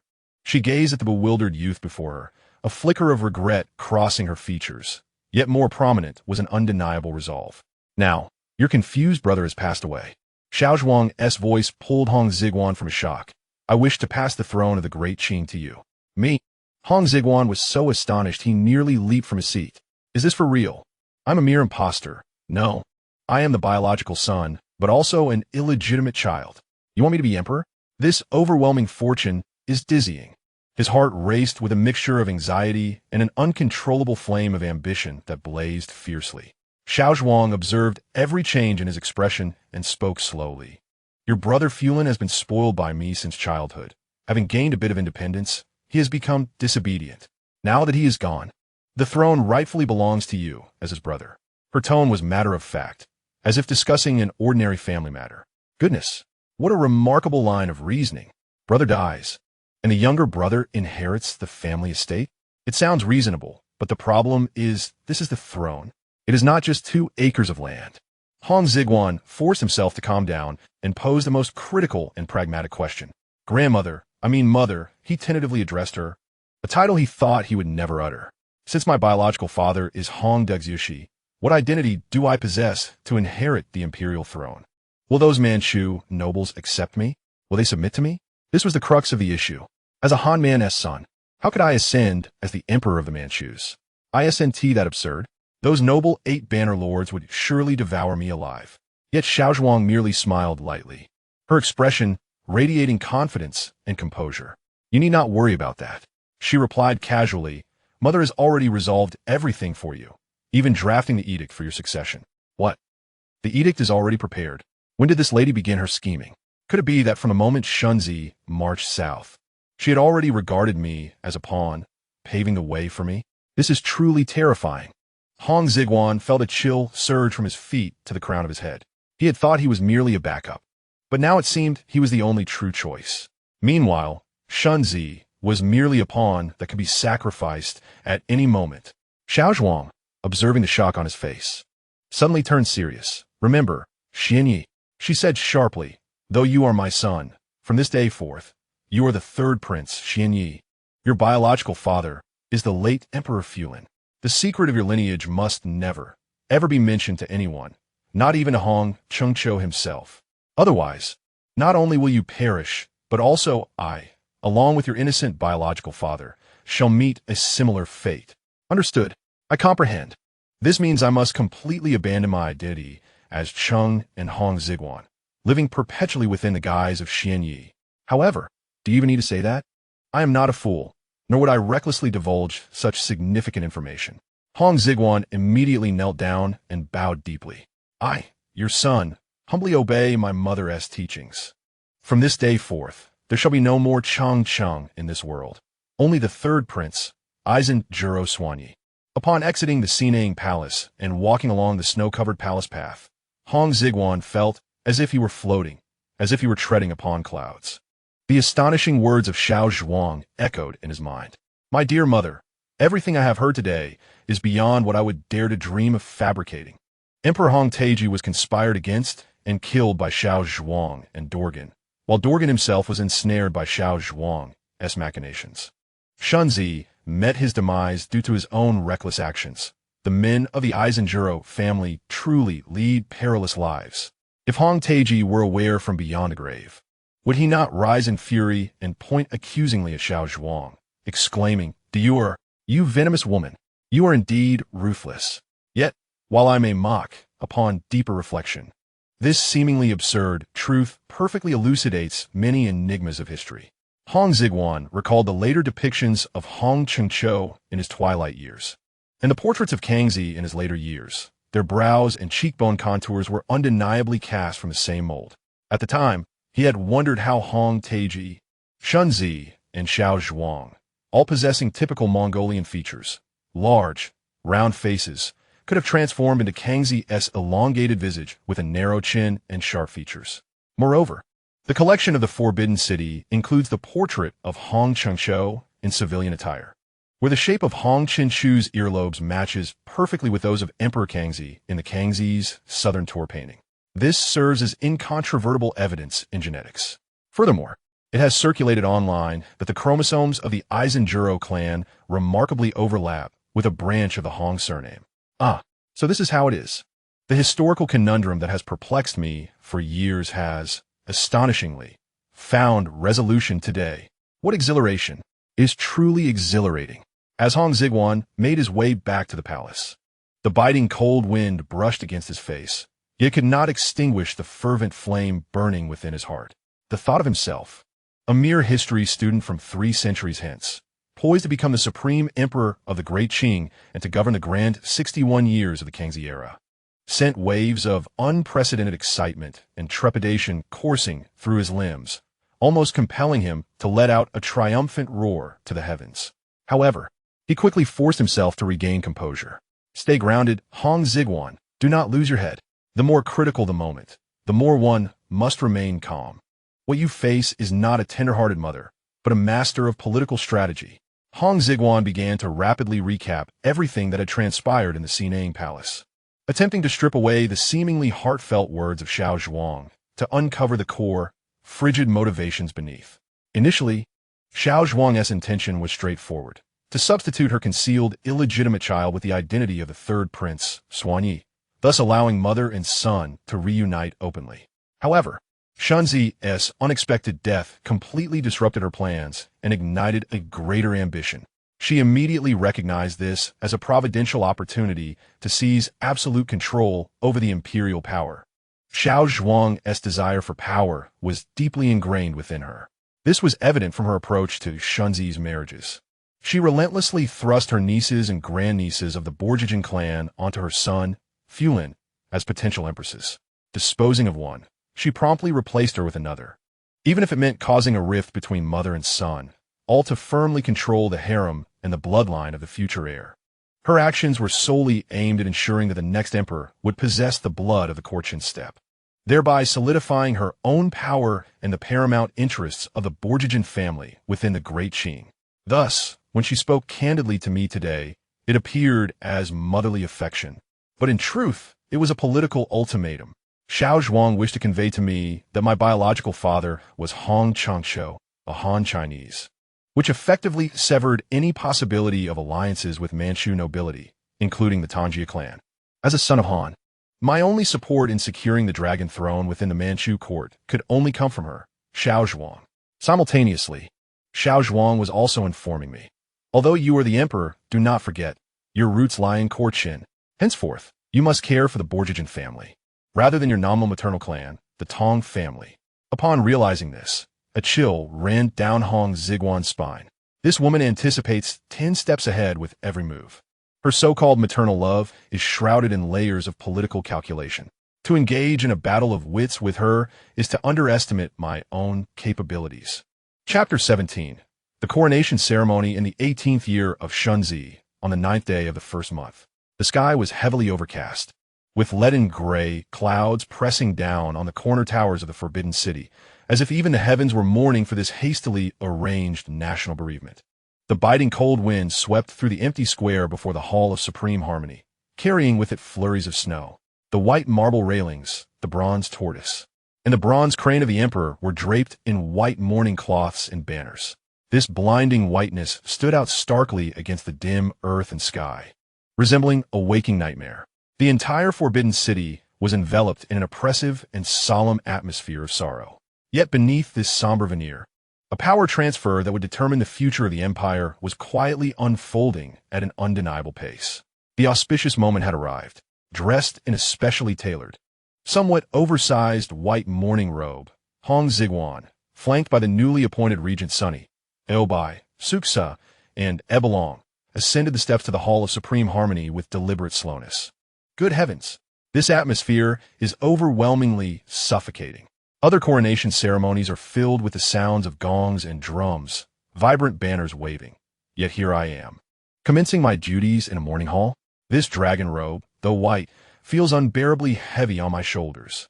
Hong Xigong internally lamented, though his face bore a complex expression befitting his age, sorrowful for his father's death, yet anxious about the monumental responsibilities that lay ahead. Each step he took was marked by an unusual steadiness.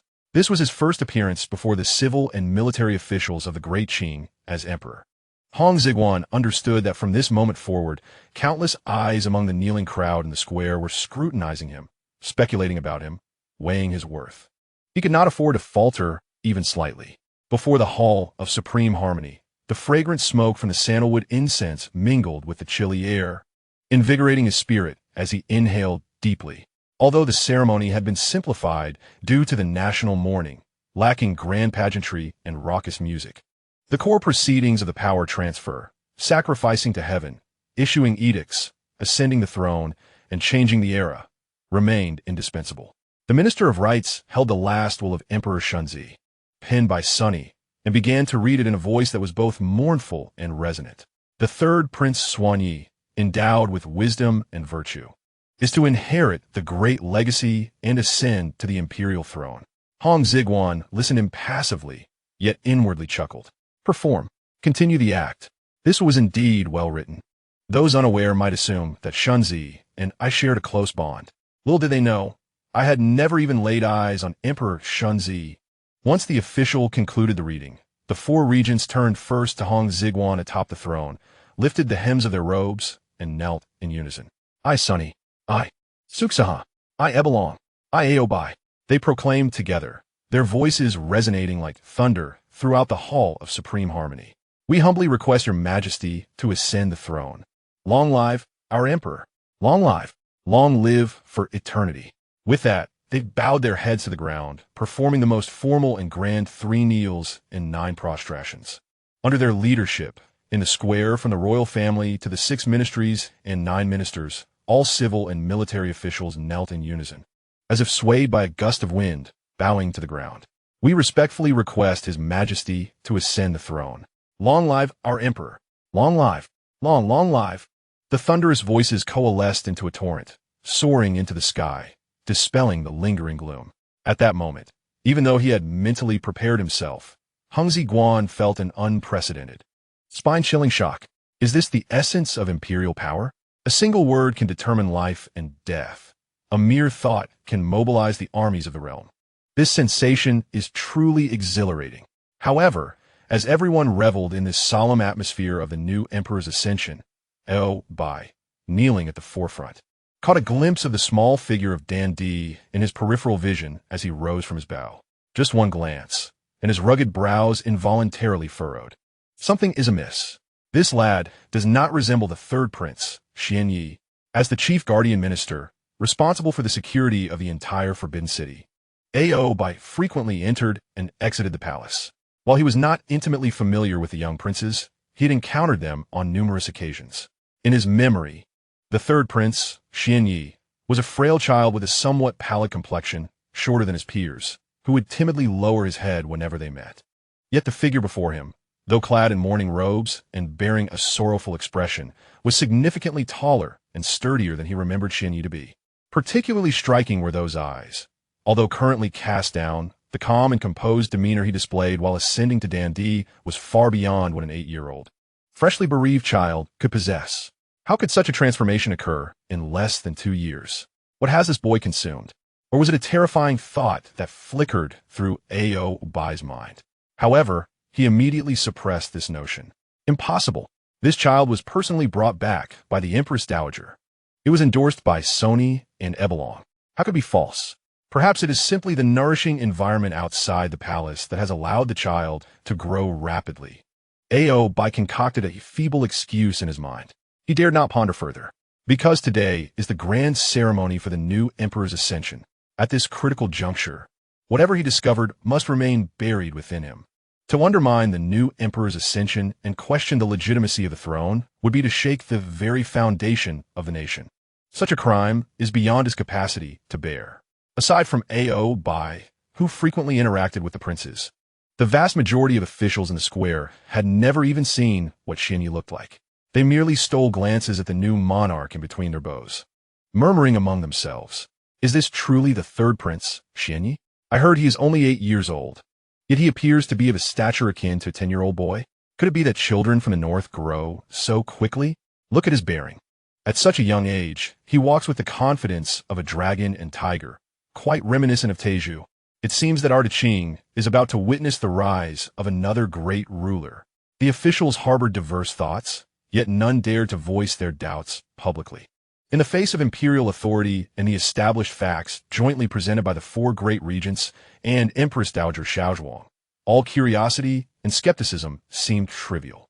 Hong Xigong stood atop the exalted dandy, observing the reactions of all those below. He sensed Obai's scrutinizing and suspicious gaze, as well as the curiosity and reverence from other officials. Obai has begun to harbor suspicions. However, mere suspicion is futile, as long as Xiaozhuang and Sony remain unshaken. You possess no evidence. As for the others, they simply require an emperor seated upon the dragon throne, a symbol that enables them to continue their rise to power and prosperity. Who this emperor truly is matters not to them. Contemplating this, Hong Xigong's heart settled entirely. He slowly turned, facing the empty dragon throne of Taiji Hall, adjusted his attire, and then steadily ascended step by step. When he finally sat down on that throne, which symbolizes the ultimate authority over the realm, an era belonging to him, an era of Kangxi, officially commenced. The Minister of Rites stepped forward once more, proclaiming loudly, in accordance with the late emperor's testament, the new monarch ascends the throne, adopting the era name Kangxi. Kang, meaning peace, Shi, meaning prosperity. With Kangxi, may tranquility and harmony reign over the world. Long live our emperor. Long live, long live. The thunderous voices resonated once more through the heavens. Hong Xigong sat upon the dragon throne, looking down at the prostrate civil and military officials, his mind consumed by a singular thought. From this day forth, I am Kangxi, the sovereign of the Qing. Chapter 18. Attitudes from all sides. After the coronation ceremony concluded, civil and military officials dispersed. However, Obai, the freshly minted regent and leader of the Xianghong banner, returned directly to his residence, not even changing out of his official robes, his face clouded with displeasure. Within his residence, in a stuffy, warm chamber, several trusted confidants awaited him. The coal fire blazed brightly, casting flickering shadows on their faces. The Minister of Personnel, Gong Adai, a nephew of Nurisi, wielded significant power over official appointments and willingly served Obai, acting as his white glove to place loyalists in the court and eliminate dissenters. The Duke of Fukuo, Banbu Ershan, a descendant of Nurisi's sixth son, Tabai, had once held the position of chief guardian minister within the palace due to his royal lineage. He was a typical court veteran, shrewd and adept at navigating the murky waters. The Manchu commander of the Jinbei banner, Ma Ersai, was a former subordinate of Dorgan. After Dorgan fell from grace, he astutely aligned himself with Obai, with the military power of the Jinbei banner complementing Obai's Xianghong banner, making him a vital ally in military matters.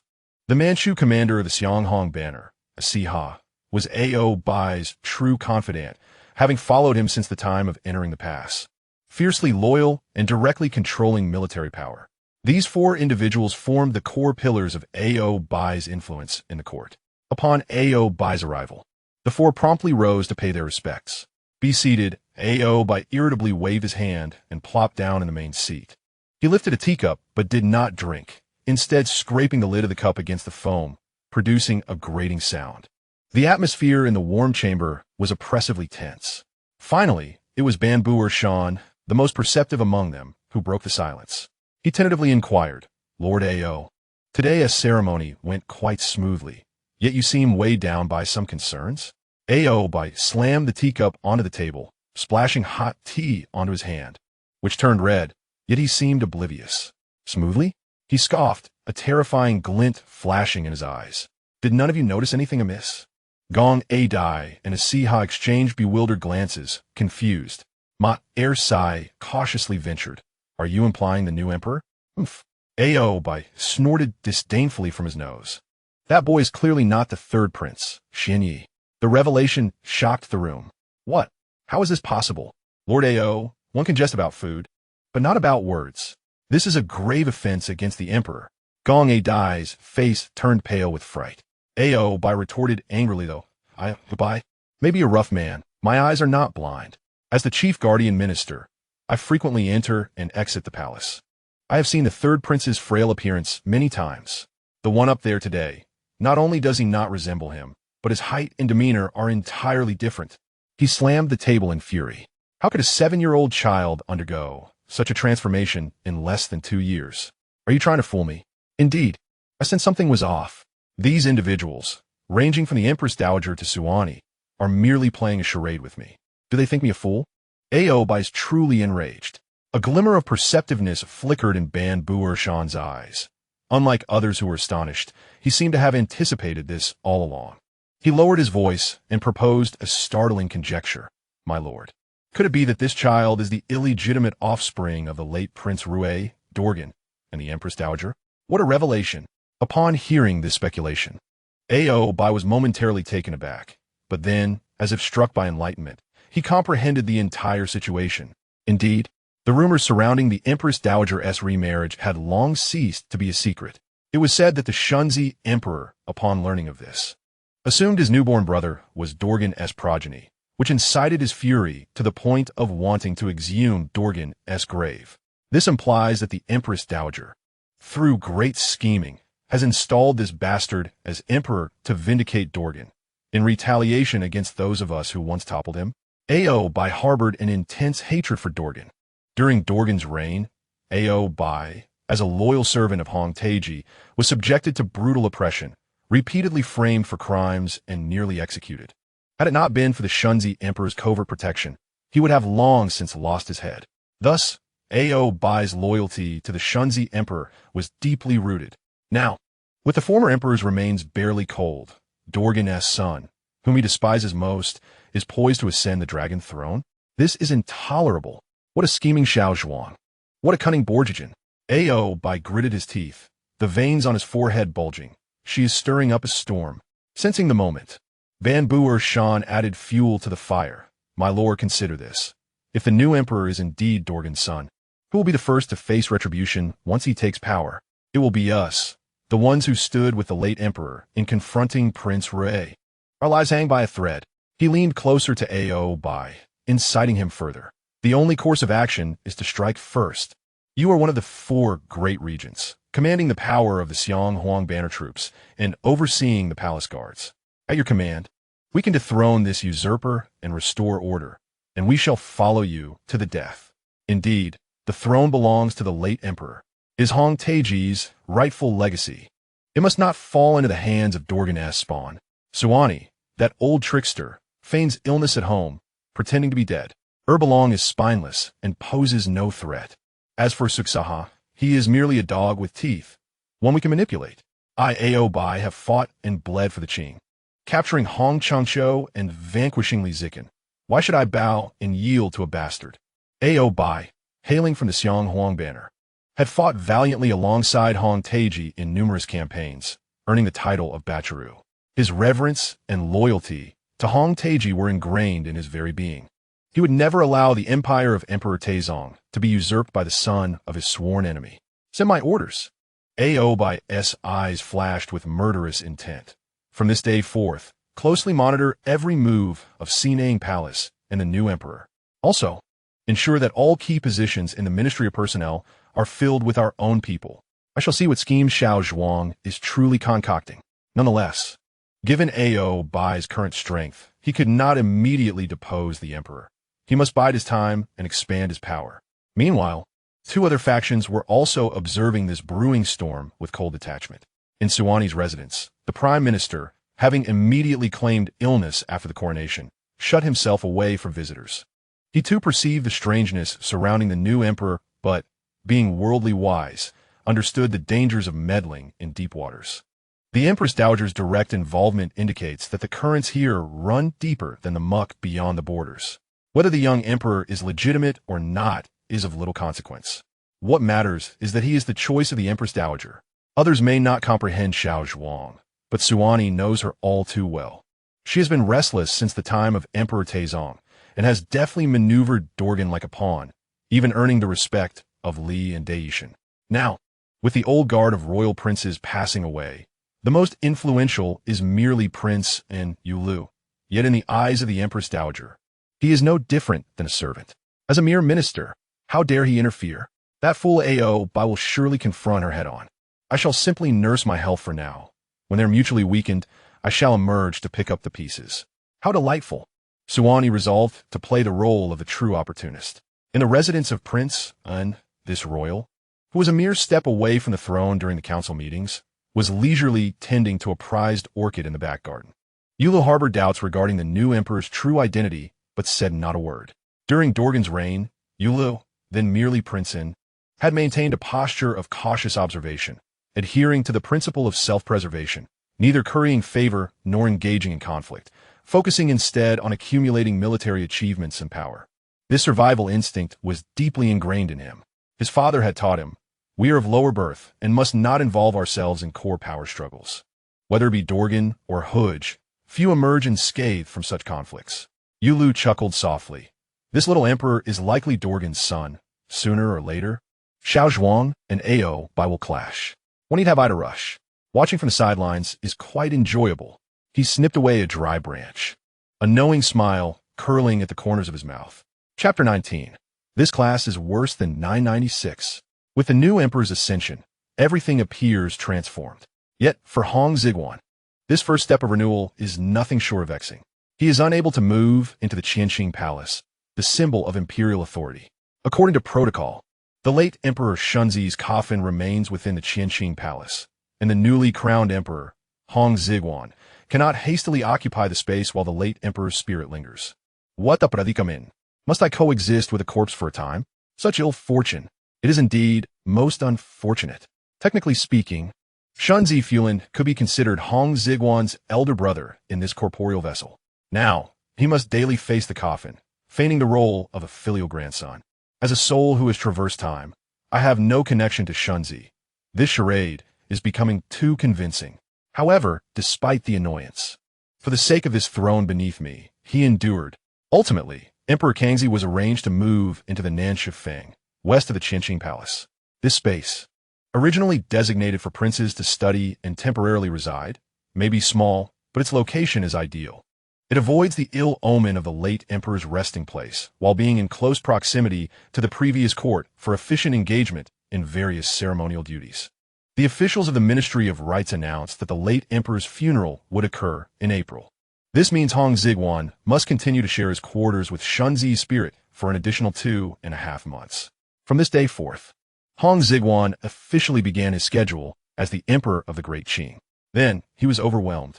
From the hours of Yin, which is between 3 and 5 in the morning, when the sky outside remained as dark as an ink-stained rag, and in the capital, only the sound of the night watchman's clapper and the cries of wild cats filled the air, Hong Xigong was abruptly roused from his warm bed by several eunuchs.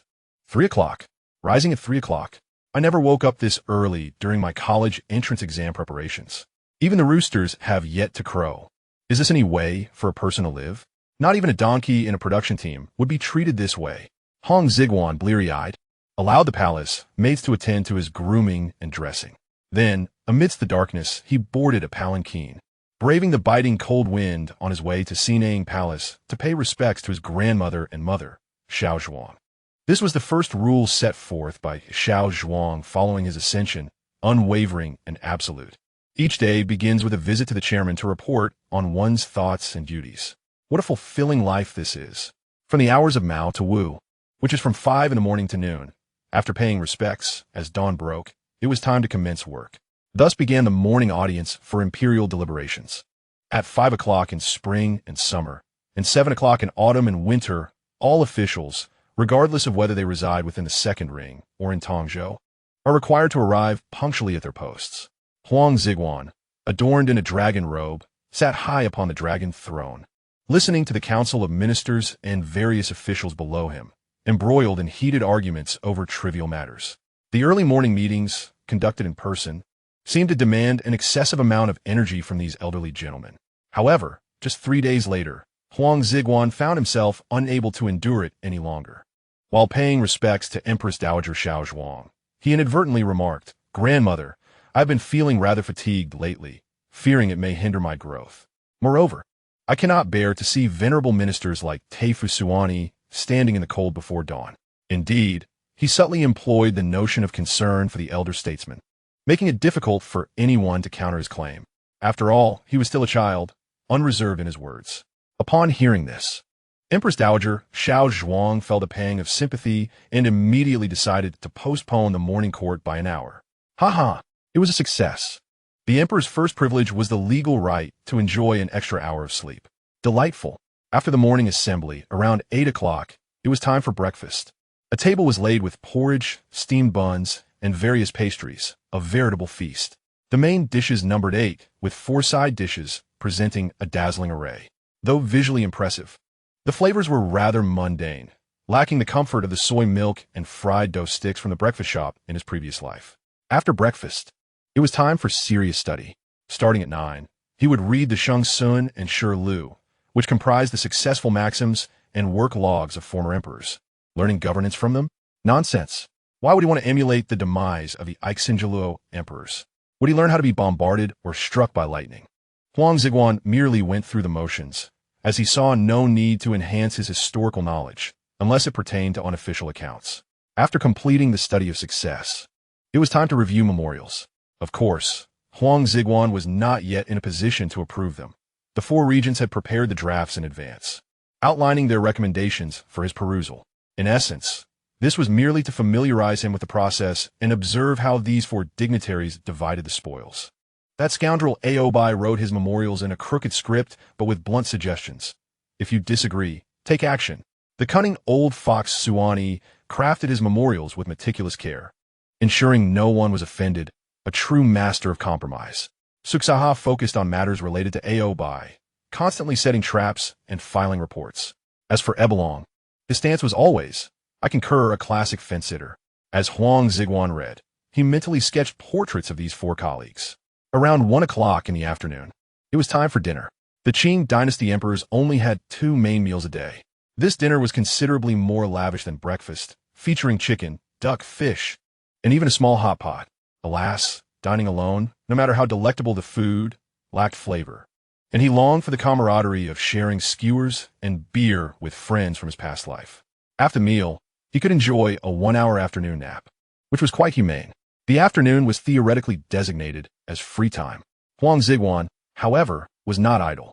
Citing his familiarity with military strategy and honoring ancestral traditions of archery, he requested the Neo-Yafu to provide him with the finest archery and equestrian instructors.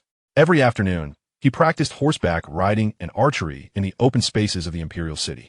Though this body was merely 10 years old, it possessed a solid foundation, and with the application of modern, more scientific training methods, he made rapid progress. It was no joke. He aspired to be a legendary emperor. How could he lead troops in a battle if he couldn't even draw a bow? How could he command the 8 banners and the nobility? Physical prowess was the foundation of revolution. As evening approached, around 6 o'clock, it was time for the evening meal. Although referred to as a banquet, it merely consisted of soup and light refreshments, with a simpler menu than lunch, akin to a weight loss meal. After dining, there was an essential task, offering sacrifices. The Qing palace housed over 40 various sacrificial sites, dedicated to everything from the Manchu goddess of creation to deities worshipped by the Mongols, all requiring daily veneration. These ancients were indeed superstitious. Yet Hong Xigong considered it akin to a post-meal stroll. At 9 o'clock in the evening, after the rites were completed, the day's work finally came to a close. Retiring at 9? In my previous life, this was when the nightlife truly began. Hong Xigong inwardly scoffed. The most absurd part was that the emperor slept alone. Alas, his young age prevented him from summoning concubines to his side. He longed to grow up quickly. Overall, the life of an emperor was not as laborious as one might imagine. It was like working half a day and resting the other half, with the majority of governance being shouldered by the regents. The emperors of the Qing dynasty, in fact, enjoyed considerable leisure. Even the diligent Yongzheng averaged merely 10 memorials a day. Most of their time was spent perusing the confidential reports filed by ministers about one another. The emperor, rather than being a mere manager, served more as a sophisticated disciplinary officer and arbitrator. Lying on the spacious bed in the Nanshifeng, listening to the wind outside, Hong Xigong felt a sense of clarity. Currently, he was merely a mascot, but that was fine. Given time, this entire realm would inevitably be under his command. Chapter 20. Who dares to claim I am a false emperor? This afternoon, the weather in the capital was exceptionally clear. Golden sunlight filtered through the bare treetops, illuminating the martial arts training ground in the Imperial Garden and dispelling some of the chill. Hong Xigong, dressed in a sharp archery outfit, held a small birch bough, practicing his aim. The posture must be impressive and the movements swift, although this little bough felt as light as drawing cotton. One had a project, an aura of might. How else could he intimidate the 8 banner retainers? Beside him, a tall, formidable young guard knelt on one knee, diligently explaining the nuances of archery. Your Majesty, when drawing the string, one must exert force through the shoulders and back, not the arms. Focus your gaze ahead, Windy's tracked, and let the arrow fly. This guard was the newly appointed first-class guard of the Qianqing Palace, Tong Kuo-Yi, hailing from the Manchu Yellow Banner. He was the son of a prominent official, Tong Tile, and the younger brother of the Empress Dowager. By nominal lineage, Tong Kuo-Yi was the maternal uncle of the current Emperor Kangxi. An uncle? What a grand uncle indeed. At the age of 18, he was initially an inconspicuous third-class guard. But overnight, he was promoted to first-class guard to serve the emperor, a clever maneuver by Empress Dowager Xiaozhuang to appease and compensate the Tong family, from whom she had taken a son. It was a gesture of respect, placing this uncle close to him, ostensibly for protection, but truly for oversight. Hong Xigong discerned the underlying motives. Tong Kuo-Yi had never encountered the real Xuanyu before. To him, this spirited young emperor before him was undoubtedly his genuine nephew. Thus, he taught with utmost seriousness, his demeanor exceedingly humble. When Hong Xigong mounted his horse, Tong Kuo-Yi even knelt on the ground, using his shoulder as a mounting block for the emperor. At this moment, as Hong Xigong released an arrow that strayed far from the target, Tong Kuo-Yi immediately beamed with delight, exclaiming, "Your Majesty is magnificent." A true marksman indeed. Though this arrow did not hit the target, its trajectory reveals your innate strength. In time, you shall become a legendary archer. Wow, the flattery was overflowing, reaching peak emotional value. Tong Kuo-Yi, oh Tong Kuo-Yi, your sycophantic demeanor makes me blush. It is quite pleasing to hear. Hong Xigong chuckled inwardly, preparing to take another shot. At this moment, one of his trusted aides, Li Su, hurriedly approached from a distance, his face betraying a hint of panic. "Your Majesty, what troubles you so?" Hong Xigong inquired, setting down his bow, his brow slightly furrowed. Leaning closer to Hong Xigong's ear, Li Su spoke in a hushed tone, audible only to the two of them. "Your Majesty, I have heard some troubling rumors." "Rumors? That could frighten a clever one like you? It surely cannot be good news," Hong Xigong thought, his heart racing, and he commanded, "Speak." Li Su swallowed hard, lowering his voice further. "I just went to the Niuyafu to collect something and inadvertently overheard several young eunuchs gossiping among themselves. They were discussing how your appearance differs from that of the previous third prince. They even mentioned, with trembling voices, that some guard stationed at the Yangzhen Hall were also speculating, saying you seem like a different person. I fear." "Fear what?" Hong Xigong's tone turned icy. "I fear it is not true." Boom! Li Su's words struck Hong Xigong like a thunderclap. His hand, resting on the bowstring, momentarily froze. A chilling sensation coursed through him, racing from his feet up his spine to the crown of his head. Damn it! It has indeed spread. I knew it. The truth cannot be concealed. How can everyone in this world be blind? Those gossiping servants. Without a moment's hesitation, Hong Xigong's eyes flashed with a ferocity unbefitting his age. Rumors must be quelled with violence. At such a moment, any explanation would be futile. The only solution is to silence every mouth that dares to speak of it. Tong Kuo-yi. Hong Xigong turned sharply, his voice commanding. At your service. Tong Kuo-yi, startled by the sudden aura of menace radiating from the young emperor, quickly knelt. Arrest every eunuch and guard who dare to gossip behind our backs. Throw them into the Xinqing Sea for severe interrogation. I want to know which dog servant has the audacity to slander the emperor. Yes, Tong Kuo-yi, incensed, responded. How dare they insinuate that my nephew, the emperor, is an impostor? Is this treason?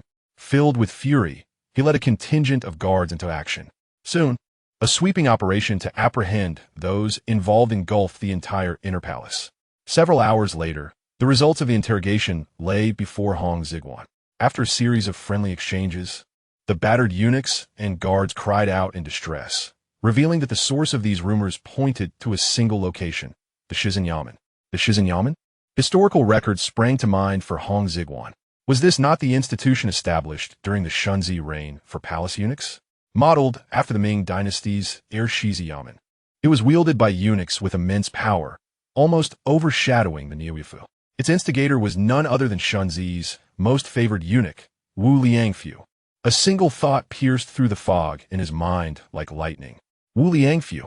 This rascal must have informed Shunzi of the clandestine affair between Xiaozhuang and Hong Chengshou. Thus, he was the only person, besides Xiaozhuang, privy to my true identity. This rumor must have been disseminated by that old eunuch. Realizing this, a chill ran down Hong Xigong's spine.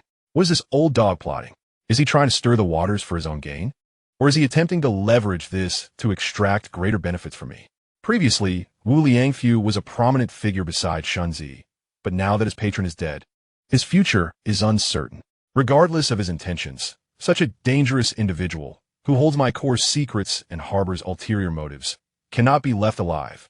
Hong Xigong made a swift decision, foregoing dinner and heading straight to Xinang Palace.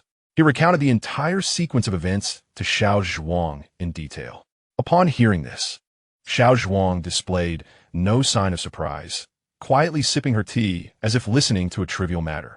After a lengthy pause, she set down her teacup and lifted her gaze to Hong Xigong. What do you intend to do about the emperor?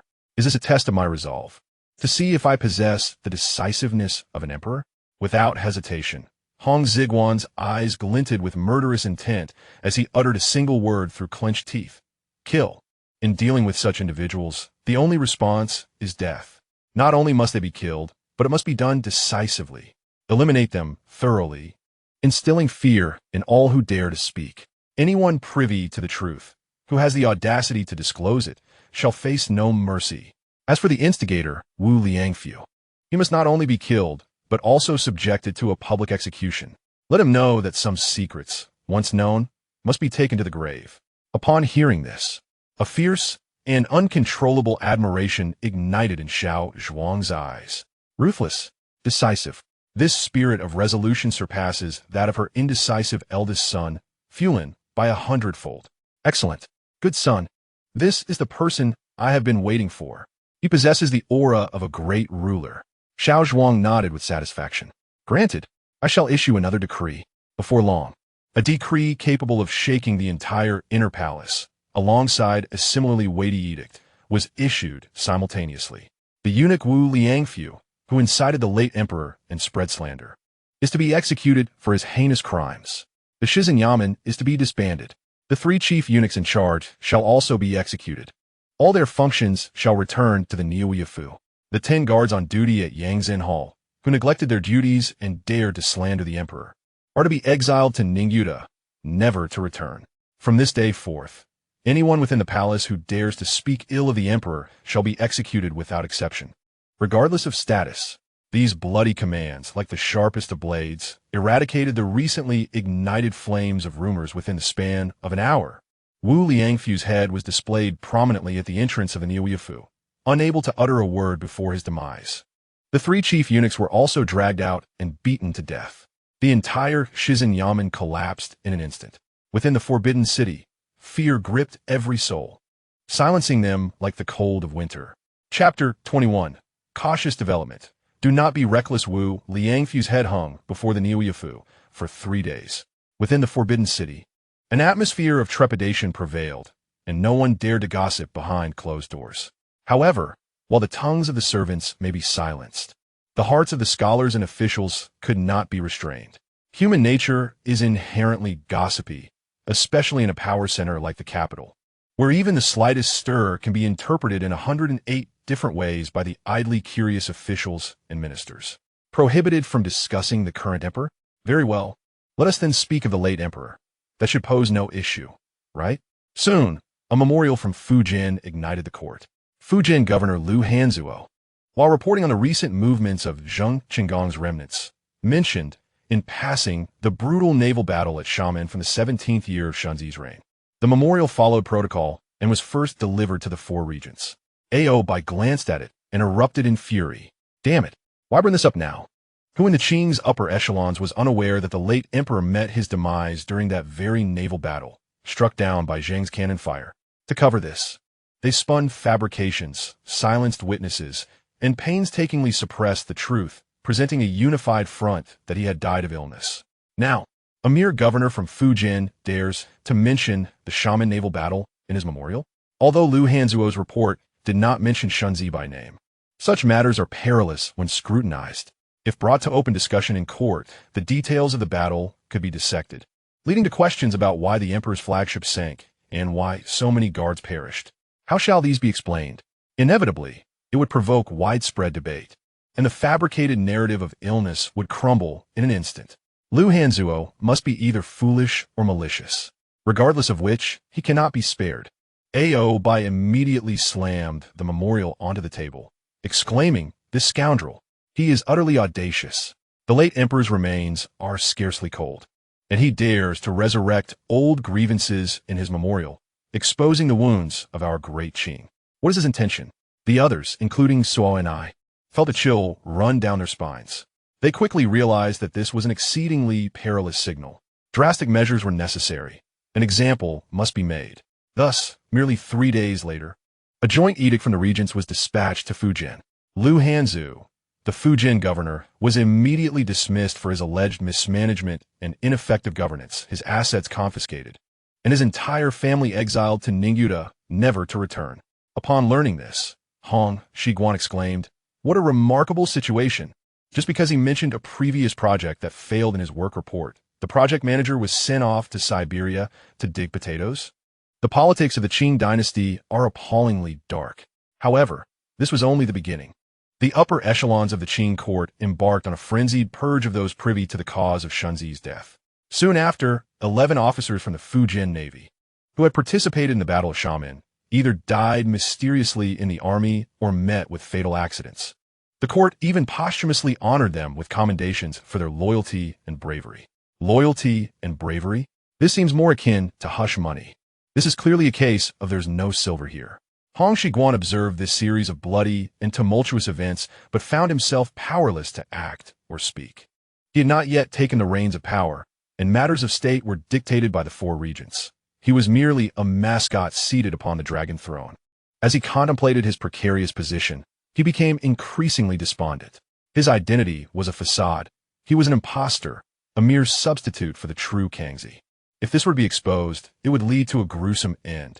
The throne was acquired by chance. His nominal father was in truth his elder brother, who had been killed in an explosion, leaving him thrust into a position of dubious legitimacy. His biological mother, the formidable Xiaozhuang, was the greatest master of political maneuvering in the world. She was both his strongest support and the sharpest sword hanging over his head. She had the power to elevate him, but she could just as easily dispose of him. His real father was a colossal pitfall, Hong Xigong, a man nailed to the pillar of shame as a traitor. His identity as a Han Chinese was his original sin and the most significant leverage against him. The four regents were each a formidable player in their own right. Oboi was a fierce tiger, Suo a slippery fish, Su Kusha a venomous snake, and Ibai Long a fickle reed. These individuals, who today hailed him as their sovereign, could easily turn and devour him alive for their own interests tomorrow. In such a precarious game, a typical time traveler would hardly survive 3 episodes, let alone embark upon a grand industrial revolution. Therefore, Hong Xigong established his sole course of action for the present: to survive, to sit firmly, and to strive for strength.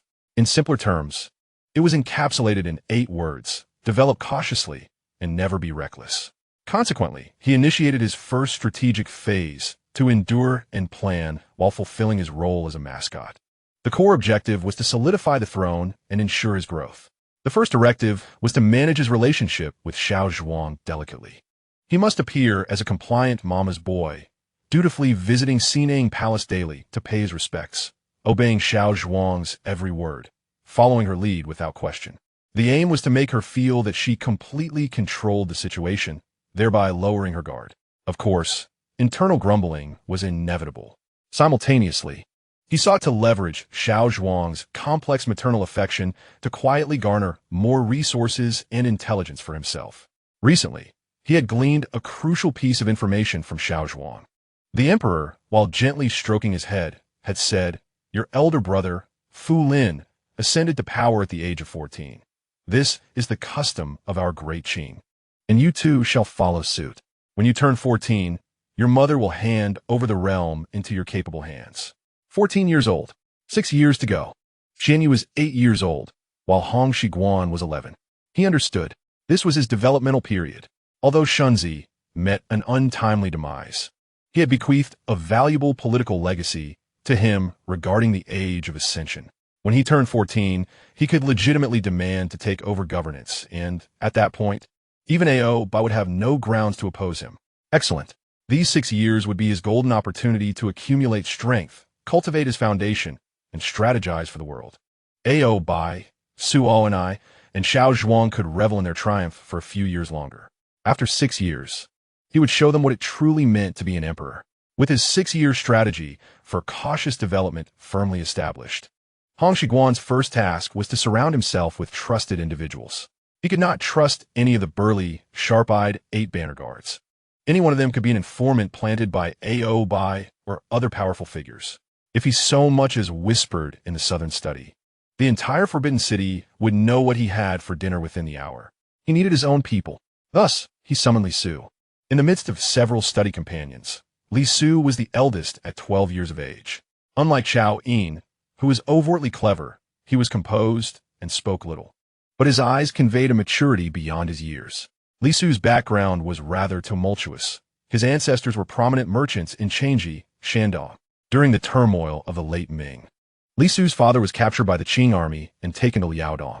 He was later adopted by a lieutenant of the Jinbei banner, Li Ziquan, and changed his surname to Li, becoming a part of the inner court servitude. It could be said that from the moment of his birth, his identity was that of a royal servant. His fate was not in his own hands, nor in his parents' hands, but in the hands of the sovereign seated upon the dragon throne. A servant, a thoroughgoing servant. Yet precisely because he was a servant, he understood the weight of loyalty even more profoundly. Particularly as a Han Chinese servant, he was perpetually subordinate to the Manchu nobility. Such a person, once promoted by the emperor, could offer more than just their life. Hong Xigong looked at Li Su, who knelt before him with his head bowed, and stated plainly, "Li Su, your report on the rumors within the palace was commendable." Li Su felt a jolt of surprise and quickly prostrated himself, saying, "This is merely the duty of a servant. I dare not take credit." Hong Xigong smiled and personally assisted him to his feet. "Credit deserves recognition. I intend to promote you to a third-class guard and assign you duties at Qianqing Gate." Indeed, it was a grand promise. Oh no, it was a direct offer. For one who had lived under a rigid hierarchy since childhood, no amount of verbal reassurances could compare to the impact of a tangible official title. Boom! Li Su felt as if a thunderclap had struck his head, leaving him dizzy and his ears ringing. A third-class guard. He doubted his hearing. Li Su abruptly raised his head, his expression a portrait of sheer astonishment and disbelief. The Qing dynasty's guard system was notoriously stringent. Only the most exceptional scions from the emperor's direct banners, the Xianghuang, Zhenghuang, and Zhengbai banners, were meticulously selected. Moreover, the minimum requirement was to be at least 18 years old. To become an imperial guard was the most prestigious and promising path in the eyes of 8 banner youths. What was he, Li Su? A Han Chinese servant, the son of a servant, and he was only 12 years old. A 12-year-old Han Chinese servant was to become a third-class guard of the 5th rank? This was utterly absurd, a ludicrous farce. Your Majesty. Li Su fell to the ground again, trembling. This servant cannot accept. Born of humble origins and ethnically Han, and still youthful. What merit or capability could I possibly possess to dare assume such a significant post? This defies the ancestral customs. Observe how deeply ingrained these rigid thoughts are. Even before being granted the position, I have already condemned myself. Yet, what I desire is precisely this kind of defiance against convention. Hong Xigong's expression darkened as he slowly paced to Li Su's side, looking down upon him from a height. Rules? Whose rules? Hong Xigong extended his foot and lightly tapped Li Su's shoulder with his toe. Remember, within the Forbidden City, I am the rule. If I say you're capable, then you are. If I promote you beyond the norm, who dares to object? Such audacity, how magnificently commanding. I had always enjoyed watching protagonists utter such boastful declarations. But today, it is my turn to proclaim them. How exhilarating. Li Su trembled under the undeniable imperial authority, no longer daring to utter a word. Only burying his head deeply, overwhelmed with emotion. Hong Xigong's actions were not impulsive. He was perfectly aware of the historical record. When Kangxi and Xiaozhuang spoke in the Qianqing Gate, their private conversations were eavesdropped upon by the on-duty guards, who then relayed every word to Oboi without omission. How intolerable. It was as if his own home was wired with surveillance cameras. Was there any privacy left? Thus, he resolved to establish a guard force absolutely loyal to himself. The entrenched 8 banner guards were mostly Oboi's confidants and allies. Due to court protocol, he could not simply replace all palace guards, which would be tantamount to declaring war on the entire 8 banner nobility. Moreover, though he was emperor, Hong Xigong had no actual power to dismiss guards since he had not yet assumed full governance. Since he could not displace them directly, he would build anew. At least in the southern study and Qianqing Palace where he resided and conducted affairs, he would install his own men. Li Su would be the first nail hammered in this endeavor, promoted beyond regulations and inserted into the guard system. Next, under the pretext that the young emperor required protection from peers, he would select several clever youths from the Ha tribe to form a youthful guard unit. This force would operate outside the official court establishment, funded directly from the imperial privy purse. Their origins ensured their sole dependence on the emperor, their prosperity entirely tied to him. Only in this way could he claim a sliver of autonomy and power within this cage, where eyes and ears lurked everywhere. Hong Xigong gazed upon Li Su, trembling with excitement on the ground, a faint and inscrutable smile playing upon his lips. A fresh scheme was quietly taking shape in his mind. The next morning, at dawn, Hong Xigong dutifully proceeded to Xiaoning Palace to pay respects. After sharing a delicate breakfast with Xiaozhuang, he casually mentioned his concern. Grand Empress Dowager, he said, setting down his jade chopsticks, his face bearing a measured worry befitting his age. Yesterday in the Imperial Garden during archery practice, the guards around me seemed too imposing. Their stern gazes made me uneasy. Indeed, this was a veiled complaint, a subtle report. He dared not openly accuse the guards of being Oboi's spies. That would betray too much cunning and be unbefitting of a child. Instead, he claimed they appeared too fierce, frightening him. This justification aligned with his 8-year-old persona while striking a chord with Xiaozhuang's protective instincts. He paused, eyes full of hopeful expectation. I wonder if it might be possible to select a few clever youths from the Ha tribe, such as Li Su, to don the guard uniform and accompany me? Having familiar faces nearby would comfort me. His true intent, embedding trusted men, was cloaked as a child's innocent plea for security. Xiaozhuang paused, her delicate hands still holding the tea bowl, her profound phoenix-like eyes fixed quietly upon Hong Xigong, a complex and inscrutable gleam flickering within. What was she thinking? Did she perceive his cunning, or find his stratagem naive? Was this a misstep? Hong Xigong's heart tightened, palms sweating. Yet Xiaozhuang remained silent for a moment before offering a gentle smile. Good child, your thoughtfulness is commendable, she praised warmly. It is my oversight. Indeed, those around you must be replaced. What? Thoughtful? Astonishing. She had not only seen through his true intention, but even praised him. Hong Xigong felt his level was still too low before this seasoned strategist. This matter is noted. You may return to your studies assured that within 3 days, I shall provide a satisfactory response. The Grand Empress Dowager's delight in her grandson's intelligence and his initiative to cultivate his own supporters was evident. She believed he was born for the throne, far superior to his older brother, who only knew how to quarrel with their mother. Yet, a few days later, when Hong Xigong saw the outcome, he truly understood the meaning of the older ginger is spicier. Unexpectedly, Xiaozhuang not only approved the unconventional promotion of Li Su as a third-class guard, but also dispatched over a dozen brand-new guards, all from the upper three banners of the plain yellow banner. Leading them was a robust young man of about 24-25, sharp-eyed and exuding a calm and competent aura as he moved. Heshelai Suitu, by imperial decree of the Empress Dowager, I pay respects to the emperor. Long live the emperor. Suitu, son of Suani, the historically powerful prime minister who was ultimately executed by Kangxi. Why was he here? Hong Xigong's mind churned turbulently.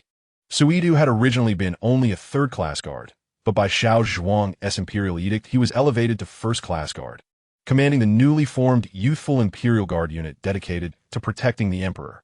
First-class guard status meant core membership of the emperor's personal bodyguard, responsible for guarding Qianqing Gate, accompanying the emperor on travels, and handling confidential tasks.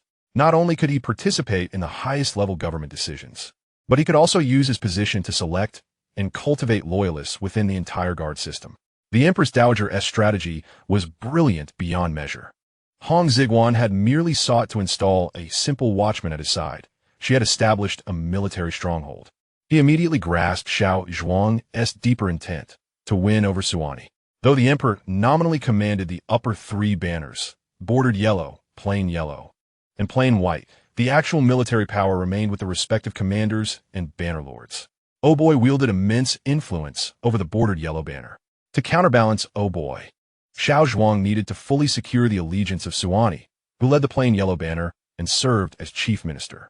What better way to express sincerity than to elevate Suani's own son to the emperor's most trusted guard captain? This was both an honor and a hostage. Placing Suitu beside the emperor signaled to Suani that his son's future and the fortunes of the entire Heshelai clan were inextricably linked to the emperor's fate. The choice was his. Exquisite, truly magnificent. While Hong Xigong was still on the first rung, pondering how to plant a mere spy, Xiaozhuang had advanced to the fifth, orchestrating the entire court's power equilibrium. Engaging in politics with such a master, his undergraduate history degree suddenly felt utterly insufficient. Looking at Suitu kneeling before him with unwavering loyalty, Hong Xigong was overwhelmed with emotion. From this moment onward, his surroundings no longer merely contained watchful eyes, but also a sharp blade at his command.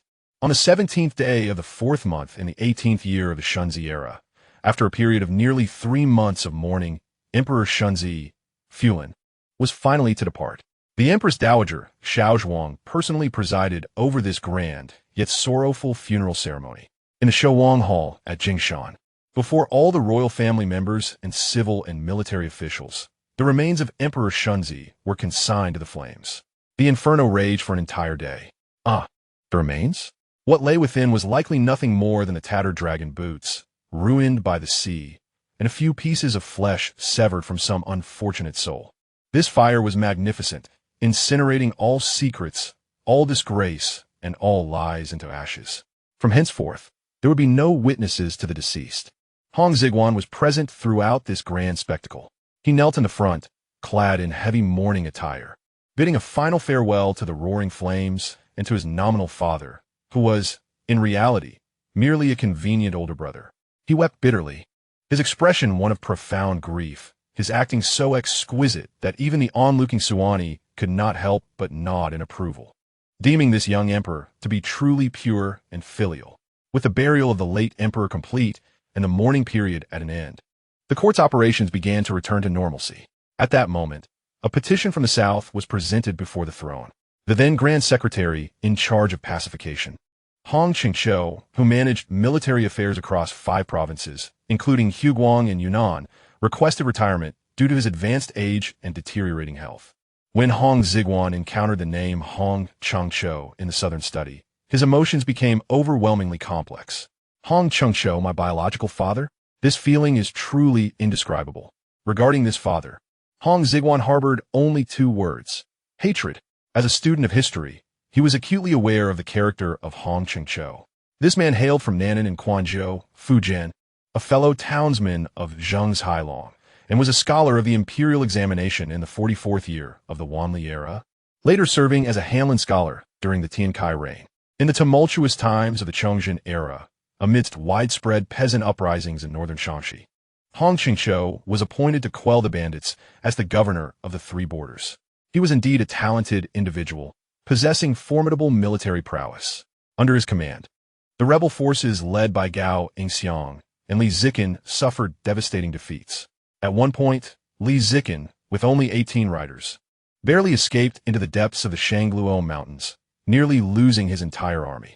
It can be said that had it not been for the subsequent invasion of the Qing army, the internal strife of the Ming dynasty might have been quelled by Hong Xigong. Emperor Chongzhen held Hong Xigong in the highest regard, promoting him continuously to the position of Minister of War, entrusting him with the most elite troops of the Ming dynasty. During the Songjin campaign in the 14th year of Chongzhen, Hong Xigong led 139,000 elite troops to rescue Jinzhou, besieged by the Qing army. That battle was a decisive turning point for the destinies of the Ming and Qing dynasties. Hong Xigong fought admirably, inflicting heavy losses on Dorgan's forces, nearly decimating 2 of the 8 banners. Unfortunately, his allies were untrustworthy. Wu Sangui fled with remarkable speed, and with Emperor Taiji personally leading troops to intercept. The supply lines were severed, resulting in a tragic defeat and capture. Initially, after his capture, Hong Xigong was resolute, cursing vehemently and refusing to eat, displaying the demeanor of a loyal minister and martyr. Then, Emperor Taiji sent in his youthful and beautiful wife, Xiaozhuang, causing Hong Xigong to kneel and submit, his head shaved in surrender. Damn it! The thought of this infuriated Hong Xigong. How could a regional governor, a commander entrusted with the emperor's hopes, capitulate so easily due to a woman? What of your integrity? What of your moral fiber? Although that woman is my biological mother, I still want to berate you. You are truly despicable. After surrendering to the Qing, Hong Xigong's capabilities were fully utilized.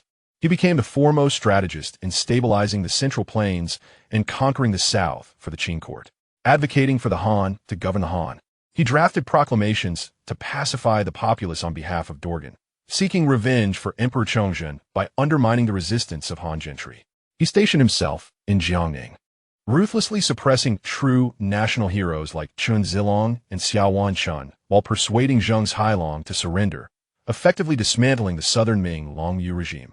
He further strategized across 5 provinces, systematically cornering the last remnants of the southern Ming Yongli regime. Without Hong Xigong, the Qing's 8 banner soldiers, skilled only in horseback riding and archery, would have found it utterly implausible to conquer the entire South in just a few short years. Hong Xigong laid the foundation for this new foreign regime. Yet in doing so, he became an everlasting disgrace in the hearts of all Han people. Before Hong Xigong, the Ming dynasty had seen military generals surrender, but never had there been a civil official who surrendered to a foreign power. Hong Xigong set this precedent. It is hardly an exaggeration to label him a thoroughgoing traitor, forever remembered with infamy. And now, this traitor happens to be my biological father? Holding the petition in his hands, Hong Xigong felt as if it weighed 1,000 pounds, burning hot to the touch. Oh heavens, are you toying with me? You arranged for me to have a powerful mother, and now you must also bestow upon me a traitorous father? How am I to face the subjects of the realm? How can I confront the judgments of history? Am I, Kangxi, destined to become the greatest joke in history? Chapter 24. Hong Xigong enters the capital.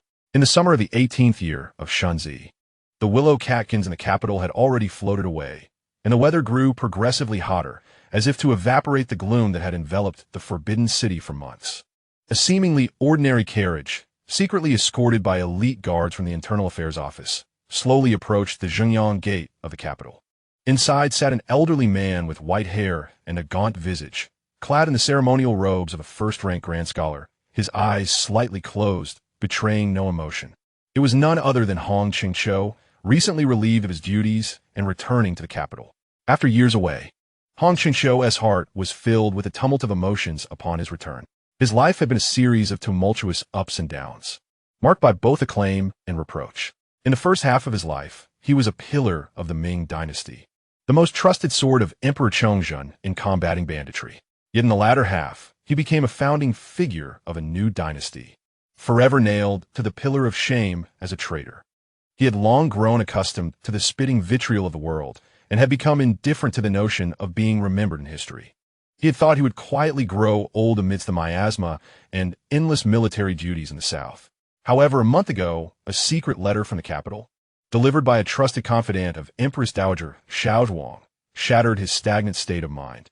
The letter contained but a single sentence: "The dragon rides the noble guest. The new sovereign has ascended, and your bloodline shall ultimately inherit the great rule." Boom! At that moment, Hong Xigong felt as if his entire world had been obliterated by those words. Fiona died? The newly enthroned emperor, could it truly be his own son? The child he had only seen once as an infant, whom he had believed would remain forever hidden in the shadows, now sat upon the exalted dragon throne. How utterly absurd! What a twist of fate! Hong Xigong sat in silence for an entire night, contemplating, from initial shock and ecstatic joy to later trepidation and unease. This meant that he, the great traitor reviled by the Han people, had unexpectedly become the biological father of the current emperor. Should this secret be revealed, it could topple the entire Qing dynasty and indeed the world. Thus, Hong Xigong promptly submitted a memorial, citing his advanced age and deteriorating health as reasons to return to the capital for recuperation. He must return. He must see with his own eyes what the child, sharing his bloodline, had become. The carriage halted before Hong Xigong's residence. Without pausing for rest, he changed into plain clothes and presented a plaque, requesting an audience. He wished to meet the emperor. More importantly, he longed to see his son. What might that child be like now? Did he know his lineage? Would he acknowledge me as his father? A wave of unfamiliar anxiety, known as the fear of returning home, surged within Hong Xigong. However, the news that arrived from the palace was akin to a bucket of ice water, extinguishing the fervor within him entirely. The emperor was preoccupied with state affairs and would not meet today. Meanwhile, within the Manchu Qing, Hong Xigong gazed at the notice presented by the eunuch. The name Hong Xigong emblazoned upon it, stinging his eyes like a sharp thorn. This old fox has returned? He wishes to see me? What nonsense! Hong Xigong scoffed internally. He was acutely aware that Hong Xigong represented the greatest danger to himself, a pitfall that could lead to his utter ruin. Until he had amassed sufficient power and truly assumed control, any interaction with Hong Xigong could be weaponized against him by Xiaozhuang, Oboi, or any other interested parties. What would Xiaozhuang think? You little brat, your wings are still untested, and you wish to conspire with your father to undermine me. Your mother? What would Oboi think? Ah, the pretender is indeed of Han descent. He is eager to collude with Han officials. I must act against the court. Thus, Hong Xigong had a feigned disinterest in this so-called father, even displaying the contempt and disdain a Manchu emperor ought to harbor towards a Han traitor. Old man, do not blame me. If blame is to be cast, let it fall upon your identity, which is utterly awkward. Until I am ready to overturn the table, it is best that our paths do not cross, not even in the air we breathe. Without lifting his head, Hong Xigong waved his hand dismissively at the eunuch who had come to deliver the message, speaking in an irritated tone. What does a surrendered minister wish to see me for? Tell him I am busy and have no time. Consequently, when Hong Xigong presented his requests on the second, third, and fourth days, he received the same cold, increasingly impatient refusals. Hong Xigong finally comprehended. It was not that there was no time to meet, but rather a desire not to meet, or perhaps a disdain for the encounter. His once fiery heart gradually cooled. After all, he was the emperor, the sovereign of the great Qing. As for me, I am merely a surrendered minister, a Han traitor. How would he meet with me? How would he dare to meet me? Not meeting was indeed the most prudent choice. This child is more astute and ruthless than I had imagined. A wave of profound disappointment washed over him, yet it was followed by a flicker of solace. As an emperor, one ought to be so resolute, so unyielding. Hong Xigong sighed deeply and then proceeded to Xinang Palace to request an audience with Empress Dowager Xiaozhuang. Upon exiting Xinang Palace, Hong Xigong appeared weary, his stoop even more pronounced. He was now over 60 years old, and the once youthful Empress Dowager had aged from her 30s to her 40s. Time flies swiftly, to the point that he felt his strength waning, no longer the man he once was. It was precisely for this reason that nothing inappropriate had transpired within Xinang Palace. Both sides had exercised restraint. After a confidential conversation, Hong Xigong took his leave from the palace. He was a clever man, aware of the course he needed to take. Immediately, in May, he submitted a formal petition requesting the emperor's permission to retire and return to his hometown.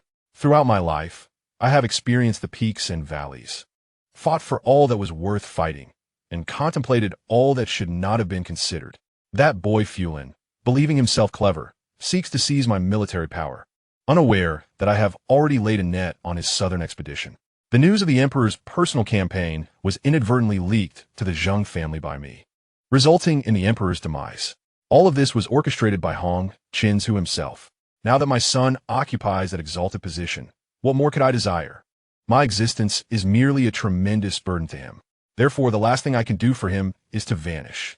Hong Xigong's resignation was soon delivered to the emperor.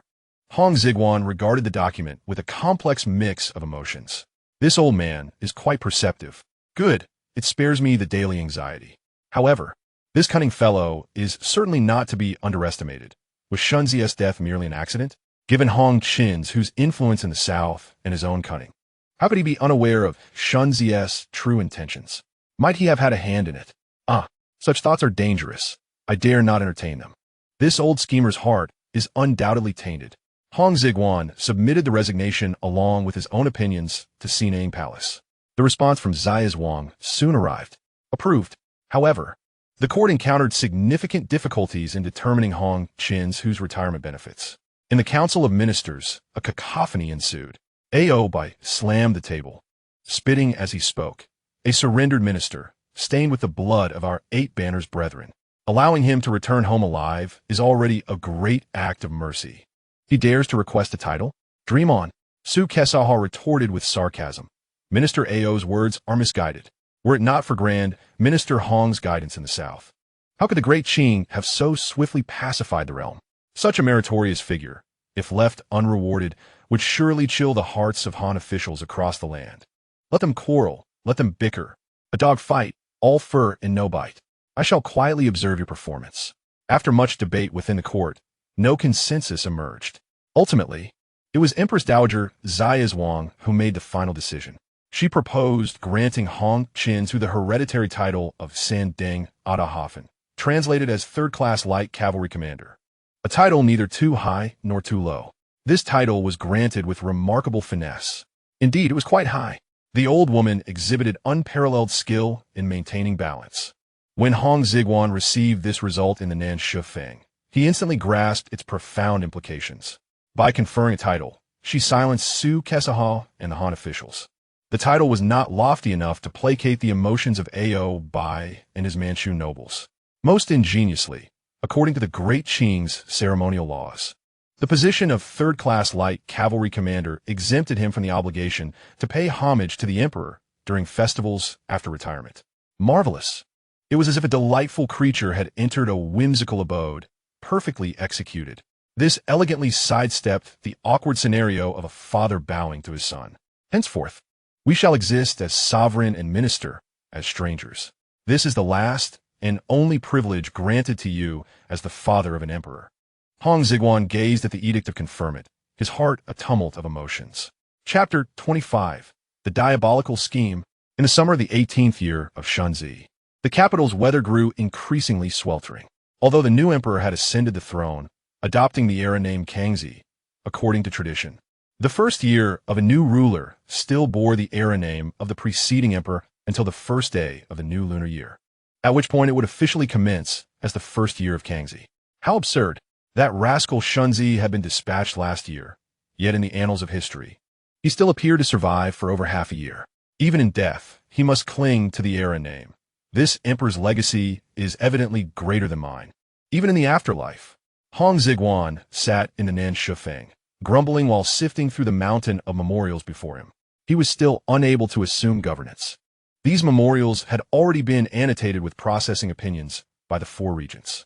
What he needed to do now was to learn how to manage affairs of state through these documents and discern the political inclinations of these 4 influential figures.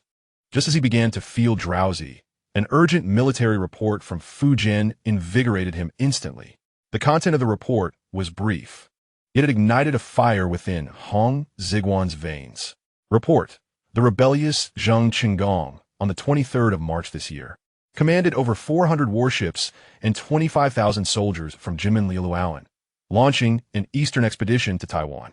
On the second day of April, Zheng's forces landed at Luerman, launching a surprise attack on the red-hair barbarians, resulting in a decisive defeat for the Dutch. Behold, the legendary hero Hong Xigong has reclaimed Taiwan. Such a grand event, previously encountered only in history books, is now vividly presented before my very eyes in the form of an official report. This sensation is truly astonishing. Hong Xigong was so overwhelmed with excitement that he nearly applauded on the spot, gazing at the three characters of Hong Xigong on the report. A surge of emotions flooded his heart. The Qing court, in an effort to undermine the legitimacy of the southern Ming regime, consistently referred to him as Hong Xigong. However, in the southern Ming and in the hearts of the Han people, he is revered as Kangxi. His original name was Zheng's son, bestowed with the Ming surname Zhu by Emperor Longwu, leading to the name Zhu Qinggong, by which he is honored as Kangxi. Subsequently, the Yangli Emperor conferred upon him the title of King of Yamping. Each name, Zheng Qinggong, Kangxi, Zheng Yamping, embodies the indomitable spirit and tenacity of the Han people. He is a true national hero. Yet here I am, seated in opposition to this hero, branded as the Qing demon and barbarian. This identity is a profound irony. The next day, during the imperial audience, this military report from Fujian was presented before all the ministers, igniting an unprecedented fervor within the court. The atmosphere was remarkably grave. For the present-day Qing dynasty, while the realm has largely been pacified, two significant threats remain. The first is the southern Ming Yangli regime, which has retreated to Myanmar. Although its power is waning, as long as the emperor survives, it retains the ability to rally support. The second threat is the formidable Hong Xigong, who lurks around Jimin and Xiamen, eyeing the southeast, especially Hong Xigong. This man is the true perpetrator responsible for the demise of the late Emperor Shunzi. Though only the higher echelons of the Qing court are aware of this, for the likes of Oboi and his ilk, Hong Xigong is their foremost enemy, a nemesis who has desecrated their ancestral graves. He is a thorn in their side, a splinter in their flesh. Indeed, as the discussions commenced, Oboi's thunderous voice erupted like a clap of thunder. That young rebel Zheng, with his wolfish ambitions. The late emperor's remains are still warm, yet he dares to act without remorse, seizing Taiwan with the intent to establish his own dominion. Until this scoundrel is eliminated, my Qing shall never know peace. I beseech your majesty to dispatch troops immediately, raise his stronghold, and dismember the Zheng clan. Oboi's words radiated a murderous intent, causing the temperature within the hall to drop several degrees. Calm down, old friend. If you truly had that capability, the 8 banners Navy Wound T have suffered total annihilation at Xiamen. Hong Xigong thought to himself, secretly delighted. An elderly minister with graying hair stepped forward and bowed, saying, Oboi, please do not be hasty. In my opinion, although Hong Xigong has landed in Taiwan, according to the report, he has merely captured the city of Piloanza and is currently besieging the stronghold of the red-haired barbarians at Relans. That Relans is a fortress long established by the red-haired barbarians, defensible and fortified, making it difficult to conquer. It will require more than a day's effort for Zheng's forces to succeed. I suspect he is resorting to a prolonged siege strategy. Thus, we have time to deliberate further. The old man's reasoning was sound. Historically, Hong Xigong had besieged Relans for over half a year before capturing it. As the ministers debated whether to reinforce their troops immediately or to adopt a more measured approach, a sinister voice resonated through the hall. Your Majesty, esteemed ministers, I, Huang Wu, have 5 strategies for annihilating the enemy, which I wish to present to your Majesty. Hong Xigong turned to see a middle-aged man dressed in a ducal robe, his countenance grim, stepping forward. It was the newly appointed Duke of Haikan, Huang Wu. Huang Wu, this scoundrel. Hong Xigong's brow furrowed tightly. This man had once been a trusted general under Hong Xigong, but in the 13th year of Shunzi, Huang Wu, in pursuit of wealth and power, treacherously killed Hong Xigong's subordinate and surrendered the entire Haikan to the Qing court. For this act of betrayal, he was conferred the title of Duke of Haikan and appointed Grand Tutor to the Crown Prince, enjoying great favor. Such a traitor who sacrifices his former master for riches while using the lives of his comrades as a stepping stone, is truly despicable. Now, in order to curry favor with his new overlords, Huang Wu seeks to denounce his former lord. Kneeling in the hall, Huang Wu proclaimed in a tone seeking recognition, "I report to your majesty. The reason Zheng the rebel can establish himself at sea and contend with our Qing is solely due to his reliance on naval superiority and clandestine connections with coastal merchants. To eliminate the root of the problem, I propose 5 lethal strategies. The first, he declared, is to relocate coastal residents 30 miles inland, burn their homes, destroy their ships, and prevent any boards from touching the water. Thus, Zheng the rebel would have no place to plunder, no means to trade, becoming a sourceless river and a tree without roots. The second, sever his ancestral ties. Zheng's ancestral home is in Quanzhou, Nannan, where his ancestral tombs and temples lie. We can send people to dig up these graves and expose the corpses to the wild. This will not only relieve our Qing's resentment, but also disrupt his morale, causing his followers to lose heart." Before Huang Wu could finish enumerating the 5 strategies, Hong Xigong's heart sank to the depths. Relocating the coastal population? Is this a scheme conceived by a human mind? This is not merely a matter of cutting off the roots. It is akin to casting millions of innocent coastal residents directly into the fire.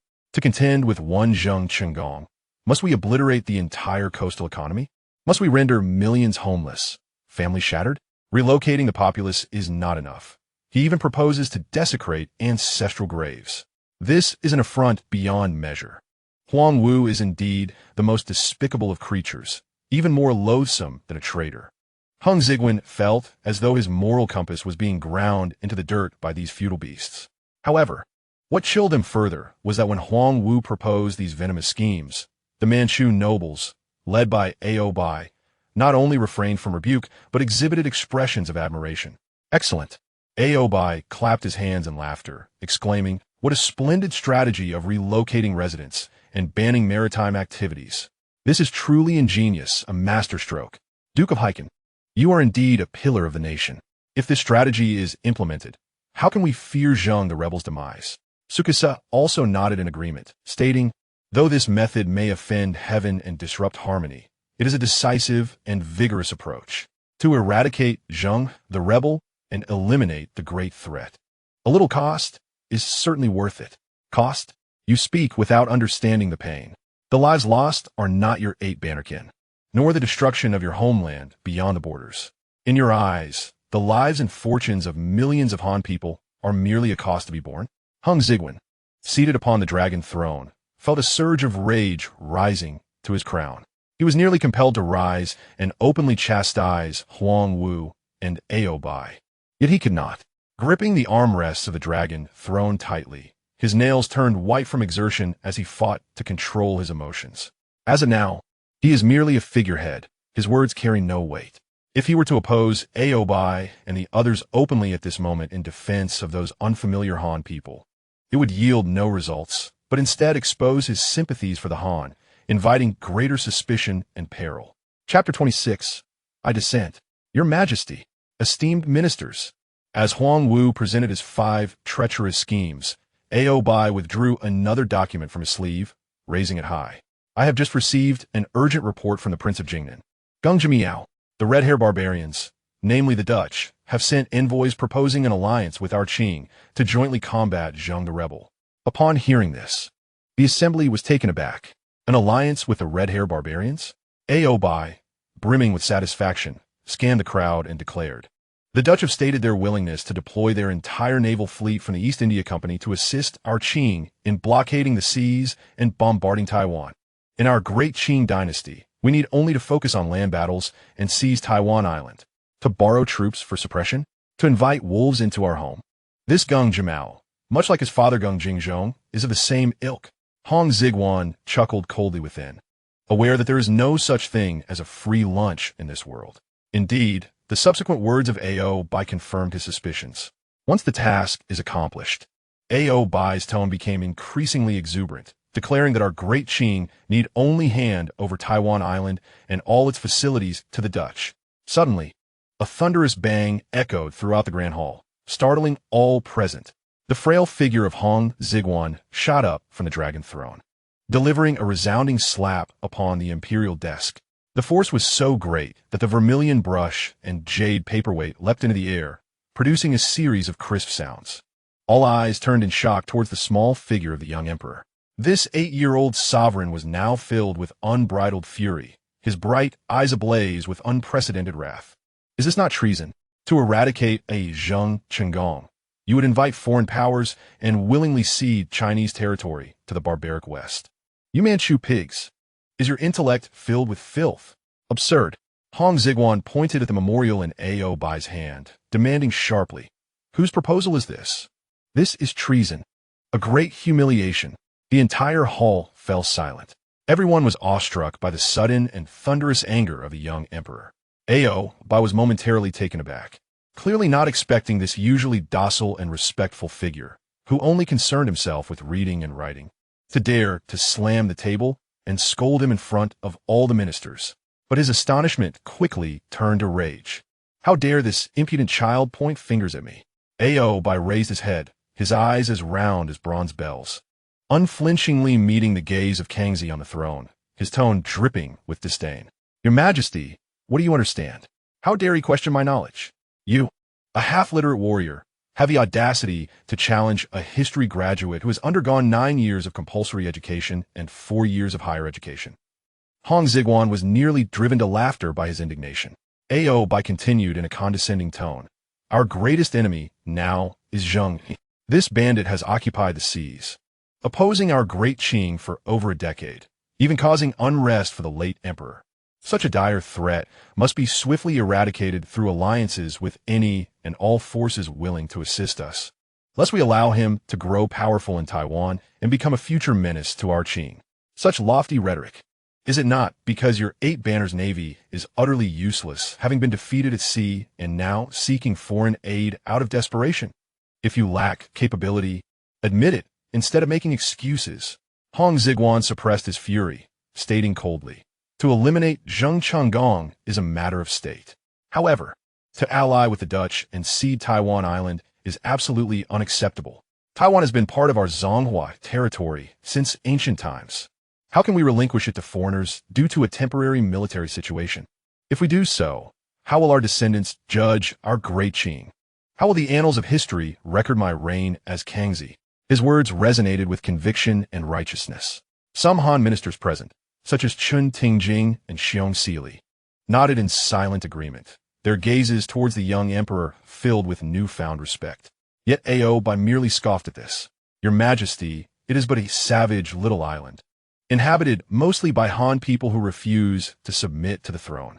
If we give it away, so be it. As long as we can completely eradicate the Zheng family and eliminate future threats, what cost is that? Beasts, do you not regard the lives of Han people as lives, nor their land as land? You Manchu nobles, deep down, have never considered this land as your home. You merely view it as a trophy to be seized at will." Hong Xigong trembled with rage. He finally understood why the later Qing court would sign so many humiliating treaties. Because in their subconscious, this land of Zonghua was never theirs to begin with. So parting with it did not pain them. "I do not agree." Hong Xigong shouted these 4 words with all his might. He fixed his gaze on Oboi, his eyes filled with resolute light. Oboi's expression darkened entirely. He stepped forward, the clanking of his armor echoing, a fierce aura pressuring Hong Xigong on the throne. "Your Majesty, you have yet to assume governance. Matters of state should be decided collectively by us, the regent ministers, alongside the Council of Ministers. It is not your place to decide." A blatant threat. In front of all the ministers, he displayed his contempt without reservation. Hong Xigong looked at Oboi's face, which was written with the arrogance of one who defies authority, knowing that continuing this discussion would yield no results. "Very well, Oboi, you wait for me. Today you disregard me. Tomorrow I shall make you regret it.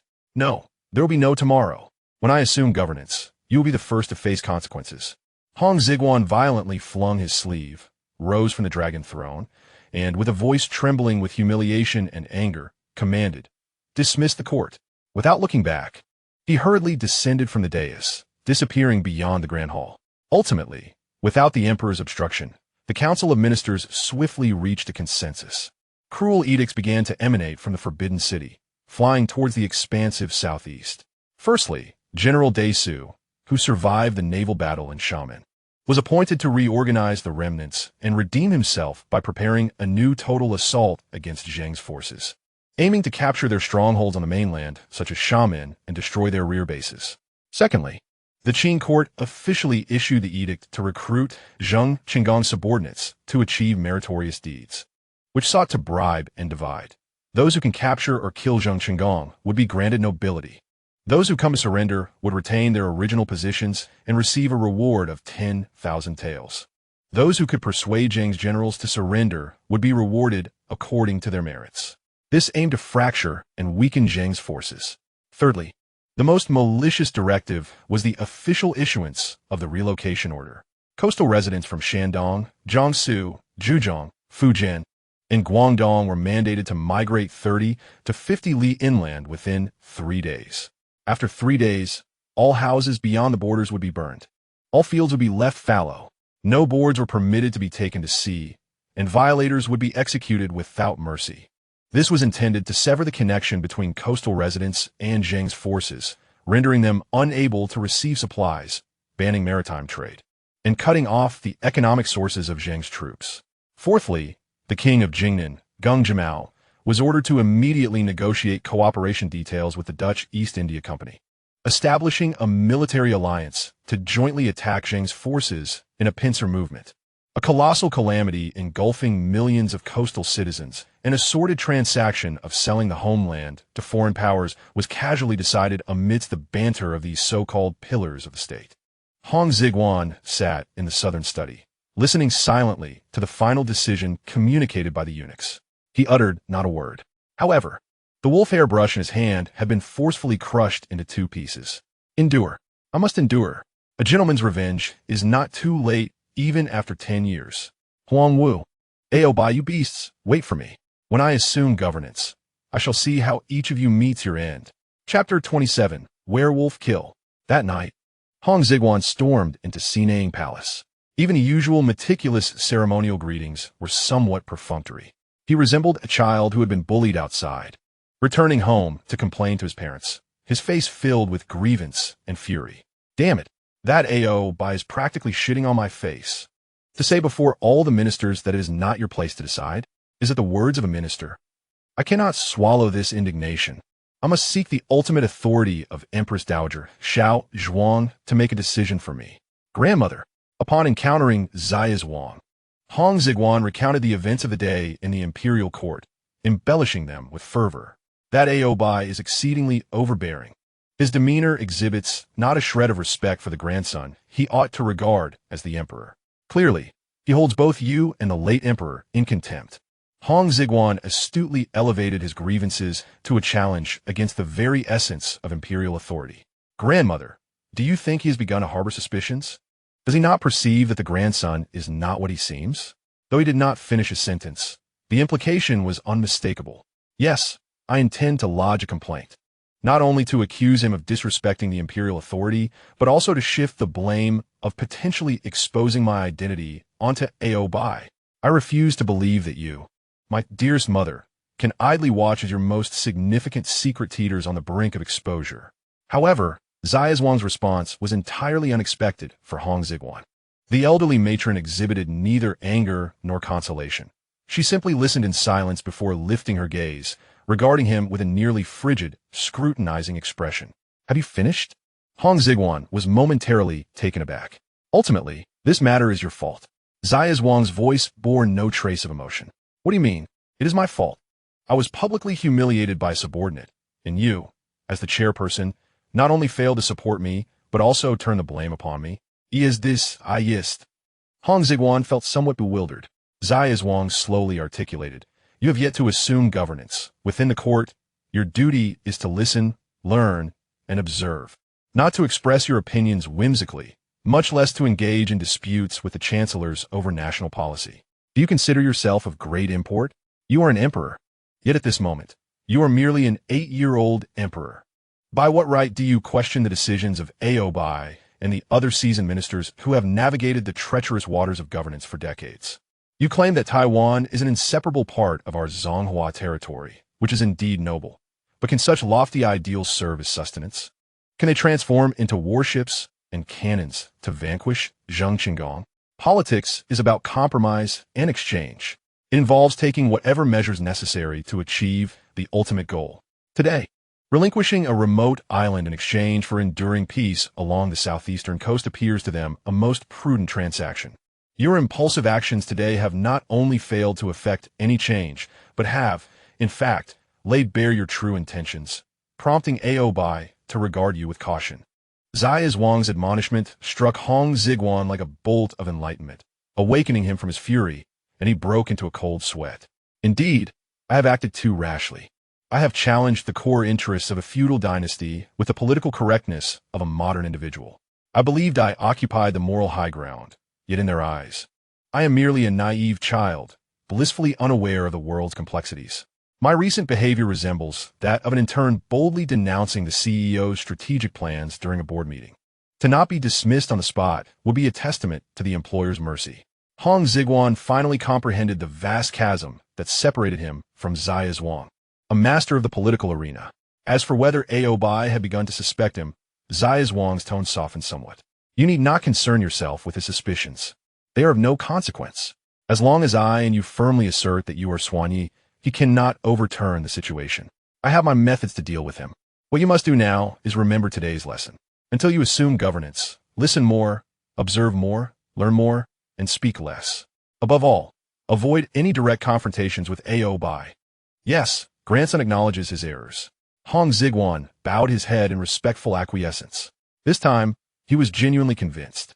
It is fortuitous that this opportunity allows for reduced interactions with Oboi in informal settings, creating the impression that he is being excluded from the royal circle, fostering a sense of mistrust between him and both the Empress Dowager and the Emperor. This sense of isolation, prolonged over time, is sufficient to render any brash individual increasingly anxious and irritable. The more agitated Oboi becomes, the more prone he is to err. Upon returning to the Manchu Qing, Hong Xigong sat in solitude for an extended period. The humiliation he suffered in the court and Xiaozhuang's reprimand brought him to a profound realization. He could no longer serve merely as a talisman. To place all hope upon Xiaozhuang is foolish. If she could sacrifice my opinions today for the greater good, she could just as easily sacrifice me for even greater interests tomorrow. In this predatory realm of the Zaijinshinch, the only reliable ally is oneself. I must rapidly cultivate my own faction, a force that is utterly loyal and answers solely to me. Hong Xigong's gaze drifted toward the few individuals outside, engaged in laughter and play. Hao Hazu, Chao Yin, Li Su, Zhao Chong, Zhao Sheng. They are the ones, these lowly-born retainers, whose futures of glory and wealth hinge entirely upon my own. They are my true inner circle. Thus, from this day forth, the atmosphere of the Manchu Qing underwent a subtle transformation. Hong Xigong no longer compelled them to study the dry, ancient texts, but began to forge deep bonds of brotherhood with them. He refrained from discussing state affairs, instead engaging them in matters of romance and cunning arts. For instance, Hong Xigong vividly narrated the intricate strategies concealed within the pages of the Sanguiyan that were not documented. Observe, why did Zhuge Liang dare to employ the empty city ruse? Because he calculated that Sima Yi was inherently suspicious. Yet, more importantly, Sima Yi needed a living Zhuge Liang to secure his own position within the Chao Wei. This is called nurturing the enemy while securing one's own importance. In the future, should you encounter a similar situation, consider whether your adversary also requires your survival. Chao Yin, Zhao Chong, and the others listened with rapt attention, believing that the emperor possessed knowledge surpassing that of the esteemed scholars in the Hanlin Yuan. As night fell, the Manchu Qing would light candles to engage in a mysterious game. This game, which Hong Xigong named Chu Lang, was none other than Werewolf. It was a perfect pedagogical tool for courtly intrigue. Logic, deception, rhetoric, and understanding human nature all became evident through a single game, revealing who were the allies and who were the formidable foes. That night, the game commenced once more. The participants included Hong Xigong, Zhao Chong, Chao Yin Li Su, Zhao Sheng, and Liang Zhigong. Hong Xigong, serving as the deity of fate, the judge, distributed the identity cards. Very well, in this round, I shall assign Zhao Chong the role of the werewolf and observe how this future prime minister weaves his deceit. Xiao Yin shall take the role of the seer, testing his perceptive abilities. Li Su will play the hunter, and I shall see if he dares to take a shot at a critical moment. The game began. On the first night, the werewolf team, of which Zhao Chong was a member, decisively eliminated a civilian. As dawn broke, Hong Xigong announced the grim news. He turned to Zhao Chong, who, remarkably, maintained his composure, even displaying an expression of profound sorrow. How outrageous! A malevolent wolf has infiltrated our ranks. In my view, the individual who spoke the least last night, Li Su, is the most suspect. Surely, he is guilty and afraid to voice his thoughts. Zhao Chong's speech was delivered with righteous fervor, effortlessly shifting the blame onto another. What remarkable acting! Such a talent for reversing right and wrong should not go unrecognized in the court. It was now the seer's turn, Xiao Yin, to speak. Frowning, he stated last night, I verified Li Su. He is innocent. As for Zhao Chong's claims, I believe that excessive speech can lead to missteps, and speaking less may indicate caution. This matter requires further observation. Indeed, this young man, Xiao Yin, possesses a clear mind. The game continued. After several rounds, Zhao Chong, leveraging his exceptional performance and persuasive abilities, successfully led the werewolf faction to eliminate 2 civilians. The situation on the board was increasingly dire for the innocent faction. At a critical juncture, it was Li Su's turn to speak. He found himself cornered, with all eyes fixed upon him. Li Su took a deep breath, his gaze piercing as he looked at Zhao Chong, and slowly began, though I know not who the wicked wolf is. I am certain that if I am to be eliminated tonight, the arrow in my hand shall surely be aimed at Zhao Chong. A splendid declaration. This is the formidable presence of a hunter. Li Su, that young man, possesses remarkable audacity. Aware that he cannot outwit Zhao Chong in logic, he boldly discards all pretense and resorts to a direct confrontation, opting for a tit-for-tat approach. This fierce determination, this willingness to engage in a mutually destructive struggle with his superior, is precisely what I require. As expected, Zhao Chang's expression shifted slightly upon hearing these words. That night, the werewolf team hesitated, refraining from targeting Li Su. Ultimately, due to a miscalculation, the seer Xiao Yin survived until the end, leading the righteous faction to victory. As the game concluded, the others remained exhilarated by the earlier tense atmosphere, while Hong Xigong reclined in his chair, wearing a satisfied smile. Through this seemingly trivial game, he gained a clearer understanding of the nascent structure of his future team. Chapter 28. My young spy squad. The days in the Nanshifeng passed quietly, filled with reading, archery practice, and nightly werewolf games. Gradually, Hong Xigong discerned the personalities of his initial team members. Each of these individuals exhibited distinct traits. Xiao Yin is undeniably a natural political commissar and intelligence chief. His mind is as intricate as a spider's web. No subtle shift in the wind escapes his keen perception. During werewolf games, he can accurately deduce others' identities from a fleeting glance or a barely perceptible change in tone. Furthermore, Xiao Yin is meticulous in his dealings. For instance, after Hong Xigong casually complained about the recent hot weather and lack of appetite, the very next day, Xiao Yin managed to procure a bowl of chilled sour plum soup from the imperial kitchen and present it to him. He never seeks praise, nor speaks unnecessarily, simply accomplishing the task and stepping back. This young man possesses exceptional emotional intelligence. He is inherently suited for interpersonal relations and intelligence work. In the future, the internal affairs and the Jinyi way, if I can establish it, will be entrusted to him. Li Su serves as the assassin and fearless captain of the team. His character is resolute and taciturn, yet there is a flame hidden within his gaze. During werewolf games, he eschews convoluted logic. Adopting a straightforward approach, anyone who poses a threat to the Emperor, the seer in the game, is met with an immediate exchange. He takes them down regardless of his own exposure. Hong Xigong has privately tested his martial skills and discovered that, despite his youth, he strikes with ruthless precision, targeting vital points with a resolute determination of either you perish or I do. This is a most formidable weapon, loyal and fearless. Such a person must be kept concealed until the critical moment when they can deliver a devastating blow. Zhao Chong is the scholar and technology enthusiast of the group. His intellect is astonishingly sharp, with an almost unnatural capacity for learning. He retains the 4 books and 5 classics effortlessly. And when Hong Xigong occasionally shares snippets of geometry or physics, Zhao Chang can extrapolate and even pose questions that leave Hong Xigong astonished.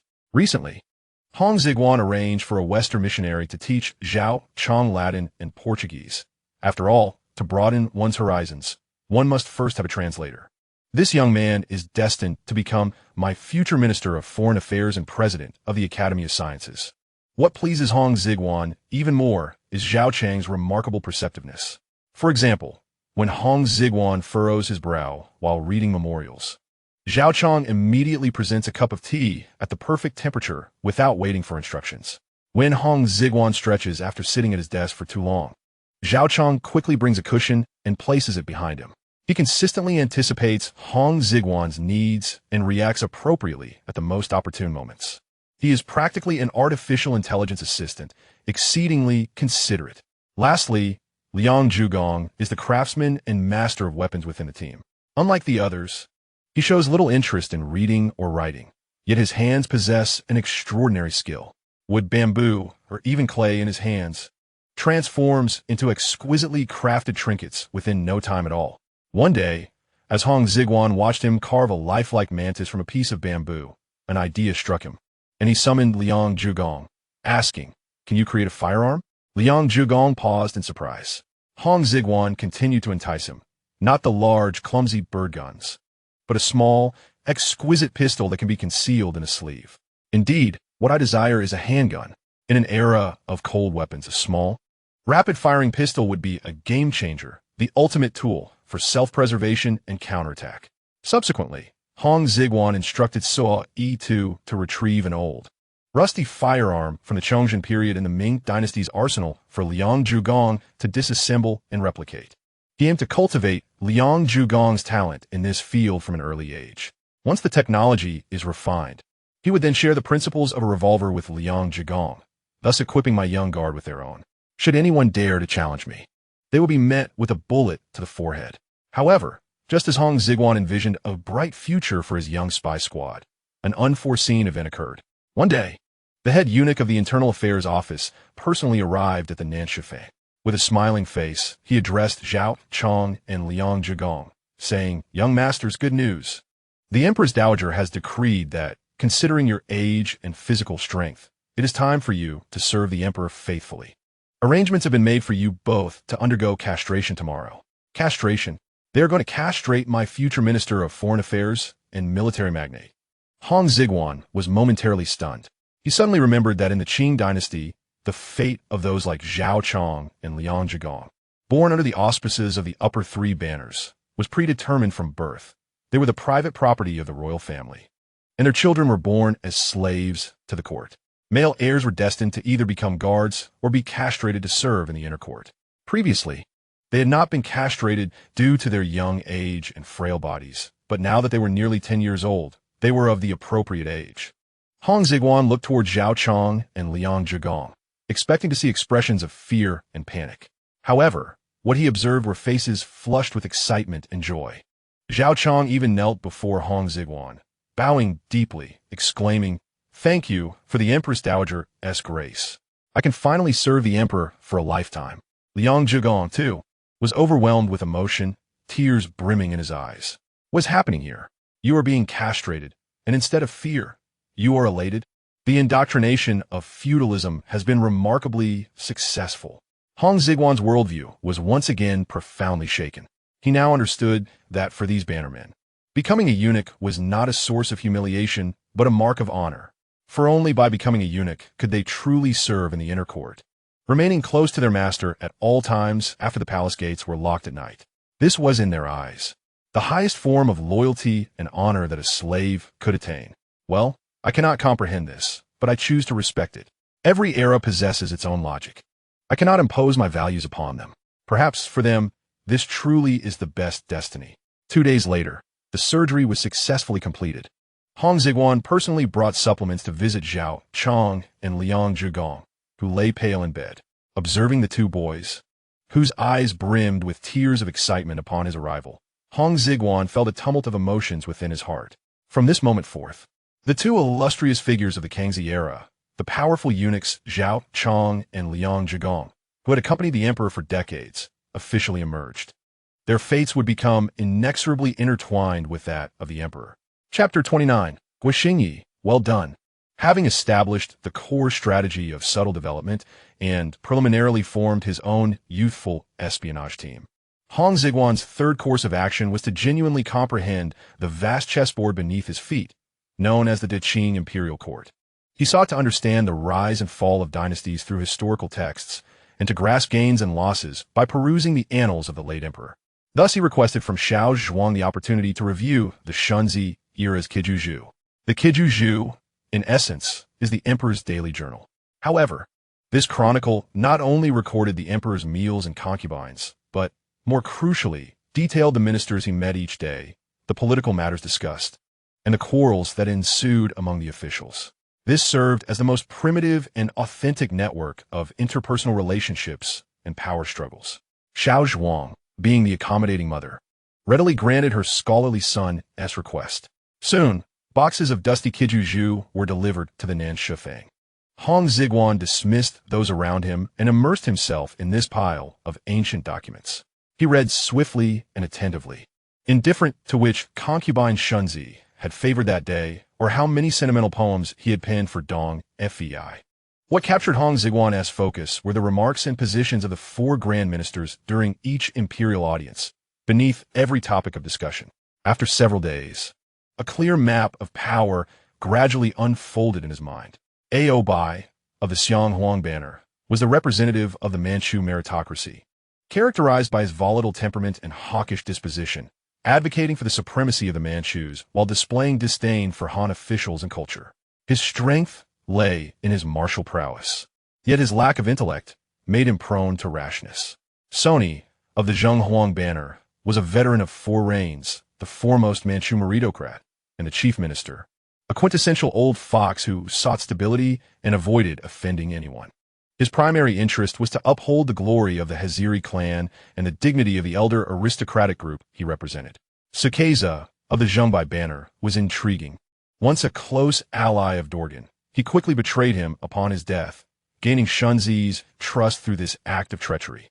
Sukeza and Oboi were natural adversaries, as Oboi was a staunch supporter of Huang Teji, while Sukeza was a traitor to Dorgan, harboring decades of animosity between them. Ebelong, also of the Xionghuang banner, ostensibly shared an alliance with Oboi, but, due to his father's status as one of the 5 founding ministers, had his own pride. Ebelong was also characterized by his extreme timidity and lack of decisiveness, a quintessential opportunist. After analyzing the character sketches of these 4 prominent figures, a faint smirk crept on Hong Xigong's lips. Excellent. These 4 were a natural set of checks and balances, with skillful maneuvering, allowing them to tear at each other and exhaust one another. I, the auspicious emperor, can carve out my own space of power amidst their conflicts. A clear course of action took shape in Hong Xigong's mind. Win over 1, divide 2, and isolate 1. The target for alliance was Sony. This elder statesman, having aged, sought nothing but stability and reputation. Therefore, during the subsequent sessions of learning and governance, Hong Xigong consistently exhibited profound respect towards Sony over trivial matters. For instance, when discussing the appointment of a provincial official, he feigned innocence, stating, "I am young and unaware of this individual's merits, esteemed Teifu, as a veteran of 4 reigns, possesses vast knowledge. What do you think, Teifu?" This statement not only passed the responsibility to Sony, but also afforded him due respect in front of the assembled ministers. Although Sony recognized that the young emperor was merely learning, the public inquiry into his opinion greatly satisfied his vanity, and his gaze towards Hong Xigong became increasingly amiable. Excellent. The fish has taken the bait. I shall reel in the old fellow slowly. The targets for division were Sukeza and Ebelong. To deal with Sukeza, Hong Xigong would exploit his conflict with Oboi. Once, during a discussion regarding the military expenditures for the 8 banners, Oboi boldly suggested prioritizing the full payment for the distinguished services of the Xionghuang banner. At that moment, Hong Xigong blinked innocently and, in a childlike tone, remarked, "What Oboi Zhongtang says holds merit, but I have heard that when Prince Rui was present, the warriors of the Zhengbai banner also achieved remarkable feats." Sukeza, Would you agree? By intentionally mentioning Prince Rui, Dorgan, and highlighting the Zhongbai banner, he poured salt into the wounds of both Sukeza and Oboi. Upon hearing the name of Prince Rui, Obai's temper flared up, while Sukeza, hearing the young emperor commend his banner, felt a surge of secret satisfaction and cast a challenging glance at Oboi. A minor dispute was effortlessly instigated by Hong Xigong. As for Ebelong, the opportunist, it was even simpler: extend warmth. Time and again, Hong Xigong had eunuchs deliver gifts to Ebelong's residence. Today, a fine scholar's inkstone.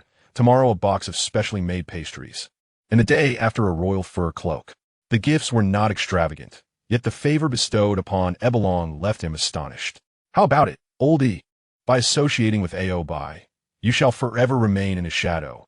Yet by aligning with me, you shall become my trusted minister. This imperial strategy is child's play for someone as congenial as you. As for the object of isolation, that was undoubtedly Oboi.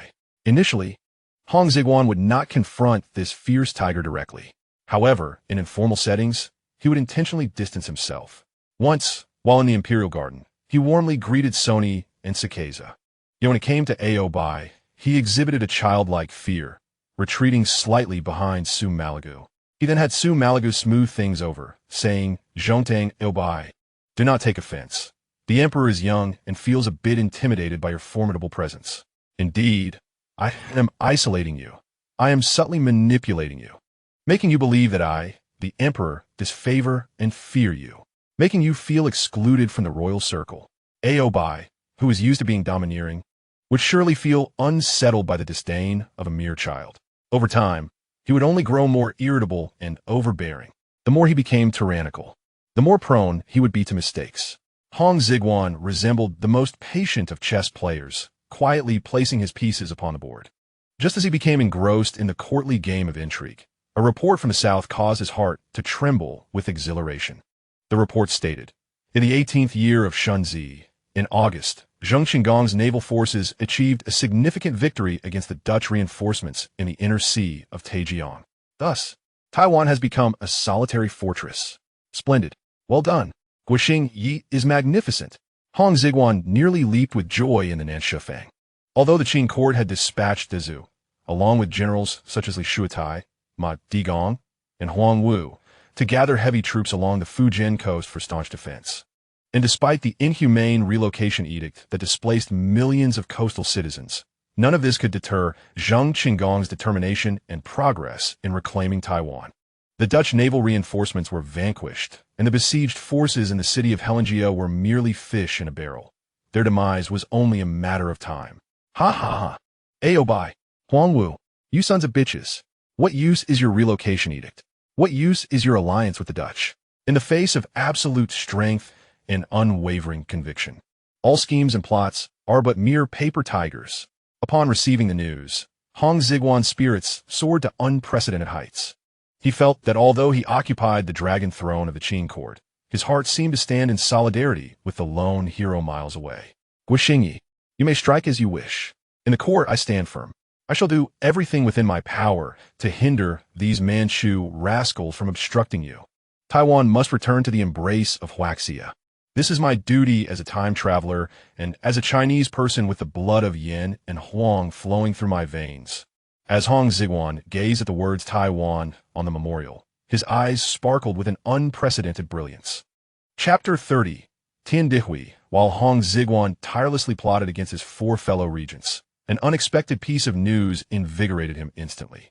That afternoon, he was in the Nanshufang, collaborating with his military expert Liang Zhugong to study the internal structure of a rusted firearm.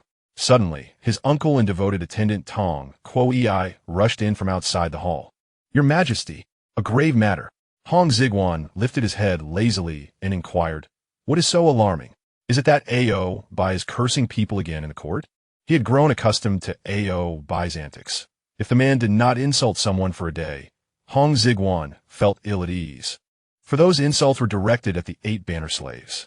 Tong Kuo-ei hastily shook his head, lowering his voice, and spoke in a tone that conveyed both a desire for credit and a show of his awareness of current affairs.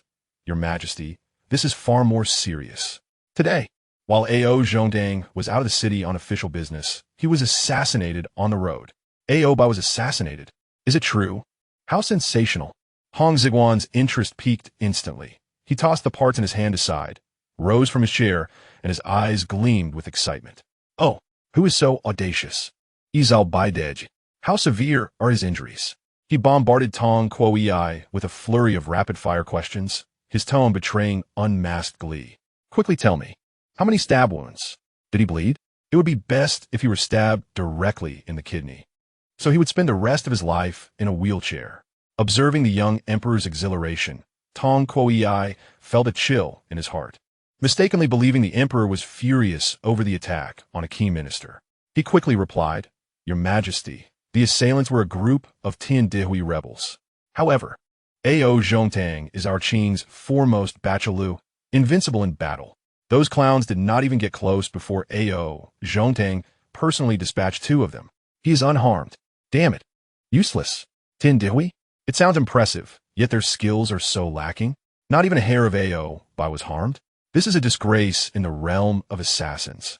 Hong Xigong felt disheartened, though he maintained a composed demeanor, furrowing his brow as if in deep contemplation. Tiandihui? I seem to have never heard of them.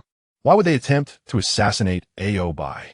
Tong Kuo-ei bowed and responded, Your Majesty, according to initial interrogations from the Ministry of Justice, Tiandihui is a secret society of rebels aiming to restore the Ming dynasty, primarily active along the southeastern coast. This assassination of Ao Zhongtang may be related to the resettlement orders previously issued by the court. Tiandihui? Restoring the Ming? A nerve within Hong Xigong was sharply triggered. Could be Qingjanese? Weizai Obeo? No, that's a mix-up, but Tiandihui is indeed a legitimate anti-Qing organization. They are allies, potential partners. Excellent. This is fortuitous. Just as I was troubled about how to contend with Oboi and his faction, help has arrived. The more Hong Xigong pondered, the more exhilarated he became, his body trembling slightly from overwhelming excitement. Tong Kuo-ei, witnessing this, was alarmed, fearing the young emperor was incensed by the audaciousness of these rebels. He immediately expressed his righteous indignation. Your Majesty, please do not be enraged. Such treasonous scoundrels deserve 1,000 deaths. I shall go to the Ministry of Justice at once and order them to flay the remaining rebels alive and execute them in a dreadful manner to serve as a warning. Stop, my dear brother. This is a treasure. It is the only lead I have to connect with our allies. If you kill them, where shall I find another? Hong Xigong swiftly grasped Tong Kuo-ei. Wait. Suppressing his elation, he adopted an exceedingly serious expression, even tinged with a hint of curiosity. Do not injure or maim them. I shall personally interrogate them. I wish to ask them why our Qing is inferior to the previous Ming. What grievances do they hold against us? What kind of rebellion are they planning? And which Zhu family from the Ming are they referring to? Hong Xigong's words were delivered with righteous fervor, filled with the youthful emperor's profound confusion as to why there were dissenters. Upon hearing this, Tong Kuo-ei was filled with respect. Your Majesty is wise. At such a young age, you do not indulge in slaughter, but seek to understand the enemy's roots. Such magnanimity is truly the mark of a timeless sage. He immediately accepted the order and dispatched someone at full speed to the Ministry of Justice with the command. The emperor wishes to personally interrogate them. Ensure they are presented properly. Do not let them be bloodied, tarnishing His Majesty's noble eyes. In the dungeons of the Ministry of Justice, it was dark, damp, and the air was thick with the stench of blood, mold, and a nauseating odor. When Hong Xigong arrived, the Minister of Justice and a throng of officials hastily knelt in panic. Hong Xigong, uninterested in idle conversation, directly inquired, Where are they? How has the interrogation proceeded? The Minister of Justice trembled as he answered, In response to Your Majesty's inquiry, we have captured 5 rebels. They're all tough nuts. Most prefer death over submission. And only one could not withstand the pressure and confessed. The officials presented the testimonies that had been gathered. Hong Xigong took them and quickly perused the contents. Indeed, the organizational structure of Tiandihui is rather intricate. They secretly connect, build power, liaise with Zheng Chenggong and the remnants of the Southern Ming, relay intelligence, and even engage in armed uprisings to restrain the Qing forces. They exploit popular beliefs to recruit members and share resources with similar organizations like the Xiaodao Society and Hongxian Society. This is nothing short of an underground anti-Qing alliance. Hong Xigong read with great interest, finally focusing on the name of the leader of this assassination attempt. The orchestrator of this attack was a chief officer of Tiandihui, named Wan Yunlong. Bring him forth. I wish to interrogate him personally. Soon, a man covered in blood and shackled by iron chains was dragged in by two jailers. He appeared to be in his 30s, with a robust build and a square face. Despite being marred by scars, his eyes glimmered like a famished wolf. Fixated intently on the throne, Wan Yunlong, Hong Xigong began, his youthful voice imbued with authority. I ask you, why do you rebel against our Qing? In what way is our Qing inferior to the former Ming? Wan Yunlong spat a mouthful of bloodied saliva onto the floor and vehemently cursed. You little Manchu Emperor, spare me your words. You barbarians have stolen our sacred artifacts and slaughtered our Han compatriots, forcing us to shave our heads and change our attire. You disregard human decency. Scoundrels like you deserve to be exterminated. If you wish to kill, then do so. There is no need for further discourse. His words were delivered with vigor and passion. However, upon hearing this, Hong Xigong not only felt no anger, but instead broke into a radiant smile. Well said. Excellently articulated. How spirited. This is the true spirit of our Huaxia's sons. My brother, you are a friend I shall keep. Wan Yunlong gazed at the young emperor, who was smiling like a blooming flower, utterly bewildered. What is this situation? I am cursing him, yet he is smiling? Is this little Manchu emperor a masochist? Is his mindset so resilient? Chapter 31. The emperor's unusual maneuver. Just as Wan Yunlong was engulfed in confusion, Hong Xigong spoke again, addressing the officials from the Ministry of Justice with an exceedingly innocent tone. This man is rather interesting. He possesses a tough spirit. To kill him would be a pity. Hong Xigong paused, concocting a plan that left everyone present, including Wan Yunlong, utterly dumbfounded. Let us proceed as follows. Convey a message to Ao Zhongtang, expressing that this rebel, whom I find rather agreeable, shall not be executed. Henceforth, let him serve as a mere stab-leboy by my side. I shall personally endeavor to reform him, allowing him to witness the unparalleled peace and harmony of our great Qing dynasty. I refuse to believe that I cannot reform such a minor rebel. How splendid! Under the guise of reformation, I can preserve his life while simultaneously seeking opportunities to connect with the Tiandihui. I truly am a genius. Upon hearing these words, Wan Yunlong erupted in outrage. What nonsense! I was born a Han and shall die a Han. I would rather die than become a dog's slave to the Tartars. Beside him, Tong Kuo-Yi, witnessing this scene, was instantly infuriated. He stepped forward and delivered a resounding slap across Wan Yunlong's face. You insolent rebel, Tong Kuo-Yi shouted. Do you not realize how many nobles from the 8 banners aspire to serve the emperor as a slave, yet lack the fortune to do so? The emperor has graciously granted you a chance at life, and you dare to refuse it? Truly seeking your own demise. Despite the blood trickling from his mouth, Wan Yunlong laughed even more defiantly. I am indeed seeking death. If you have the courage, kill me now. 18 years hence, I shall still be a valiant man. If I blink, I shall share your surname, you treacherous dog. He held his head high, exuding an air of martyrdom. Hong Xigong, observing him, found his smile growing ever more radiant. What a character! I admire that. Rest assured, brother, now that you are in my grasp, it will be difficult for you to meet your end. Just as Hong Xigong prepared to lead his newly acquired pet rebel, Wan Yunlong, away, a steady, blood-soaked footfall echoed from deep within the prison corridor. The officials of the Ministry of Justice turned pale as death. Oboi, that scoundrel, how did he arrive so swiftly? Hong Xigong was equally startled. He knew that the Deputy Minister of Justice, Ku Erkin, was a trusted confidant of Oboi. As soon as he arrived at the ministry, Oboi would undoubtedly have received the news. However, he never anticipated that Oboi would arrive so quickly. Soon, a towering figure appeared at the prison door. It was none other than the Assistant Minister of State, the Chief of the Imperial Guards, and the leader of the Chonghuang banner, Oboi. Clad in court attire, he could not conceal the fierce killing intent forged in the crucible of bloodshed. Upon his arrival, the damp and gloomy prison seemed to drop several degrees in temperature. Your servant pays homage to the emperor. The officials of the Ministry of Justice knelt in unison. Yet Oboi merely inclined his body slightly toward Hong Xigong as a form of greeting. His eyes, resembling copper bells, first scanned the defiant Wan Yulong on the ground before finally settling upon Hong Xigong. Damn it! This old man increasingly disregards me. Hong Xigong silently cursed. Yet his countenance remained adorned with the youthful emperor's characteristic expression of curiosity and a hint of stubbornness. He interjected before Oboi could speak.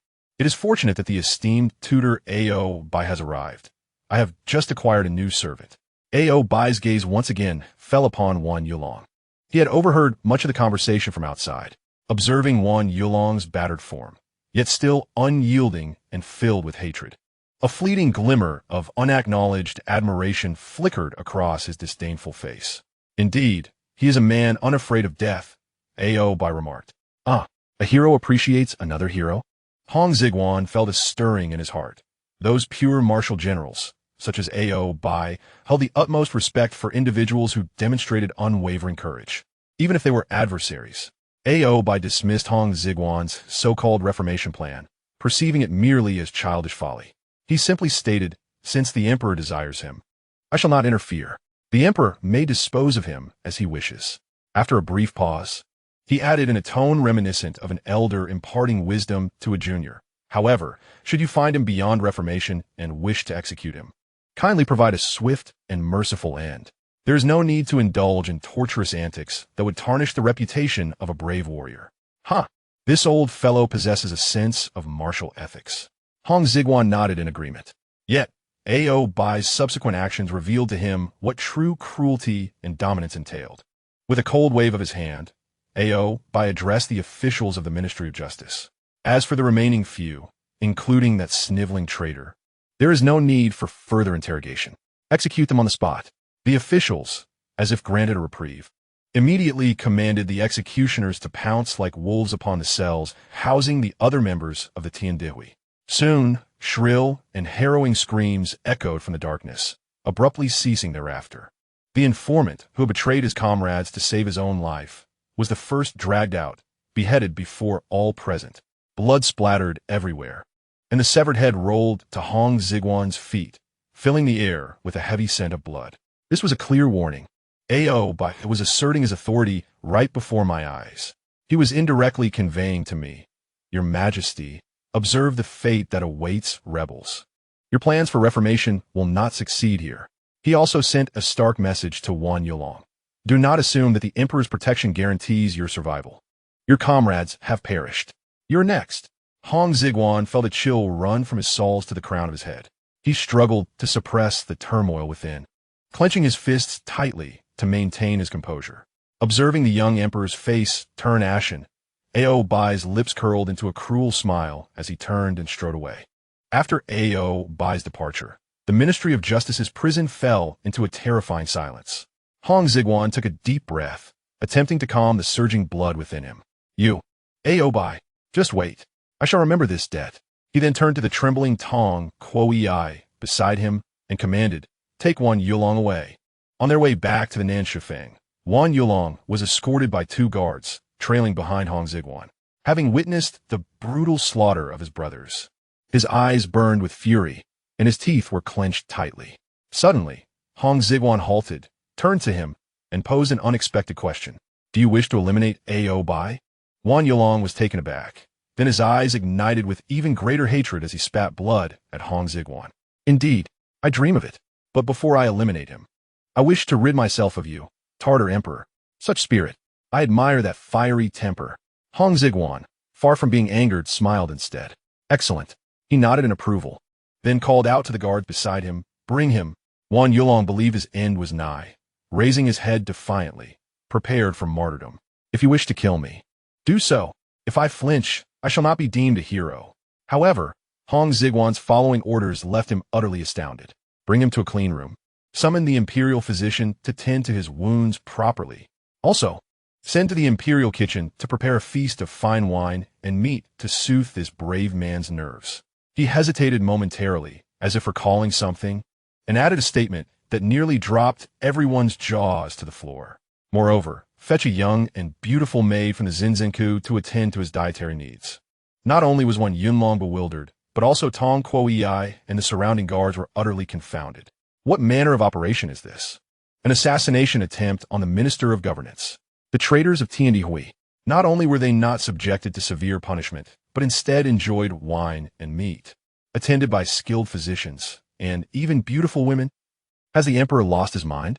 As Hong Xigong observed their stupefied expressions, the smile on his face deepened into an inscrutable mystery.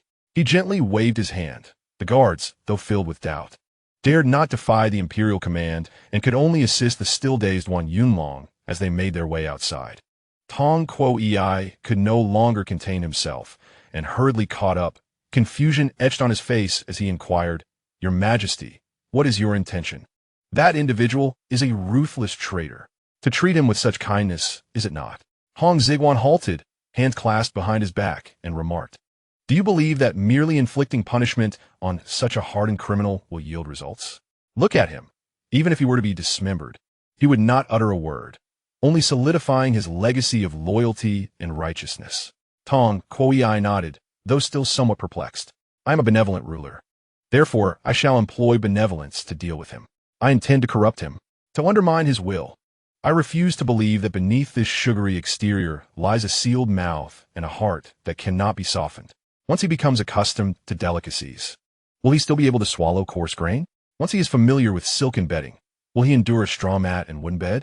Once he has embraced the tender comforts, will he still ponder those illusory dreams of restoring the Ming dynasty? This is called winning the heart. Do you understand?" Upon hearing these words, Tong Kuo-ei felt a sudden clarity, as if enlightened by divine insight. Brilliant, truly brilliant. Killing is merely a last resort. Striking at the heart is the supreme strategy. The emperor's actions, though seemingly absurd, are imbued with profound imperial wisdom.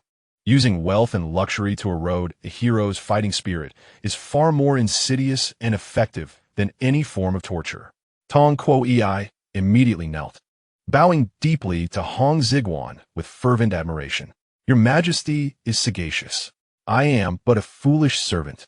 Such talent and cunning as yours is indeed a fortune for our great Qing and for the world."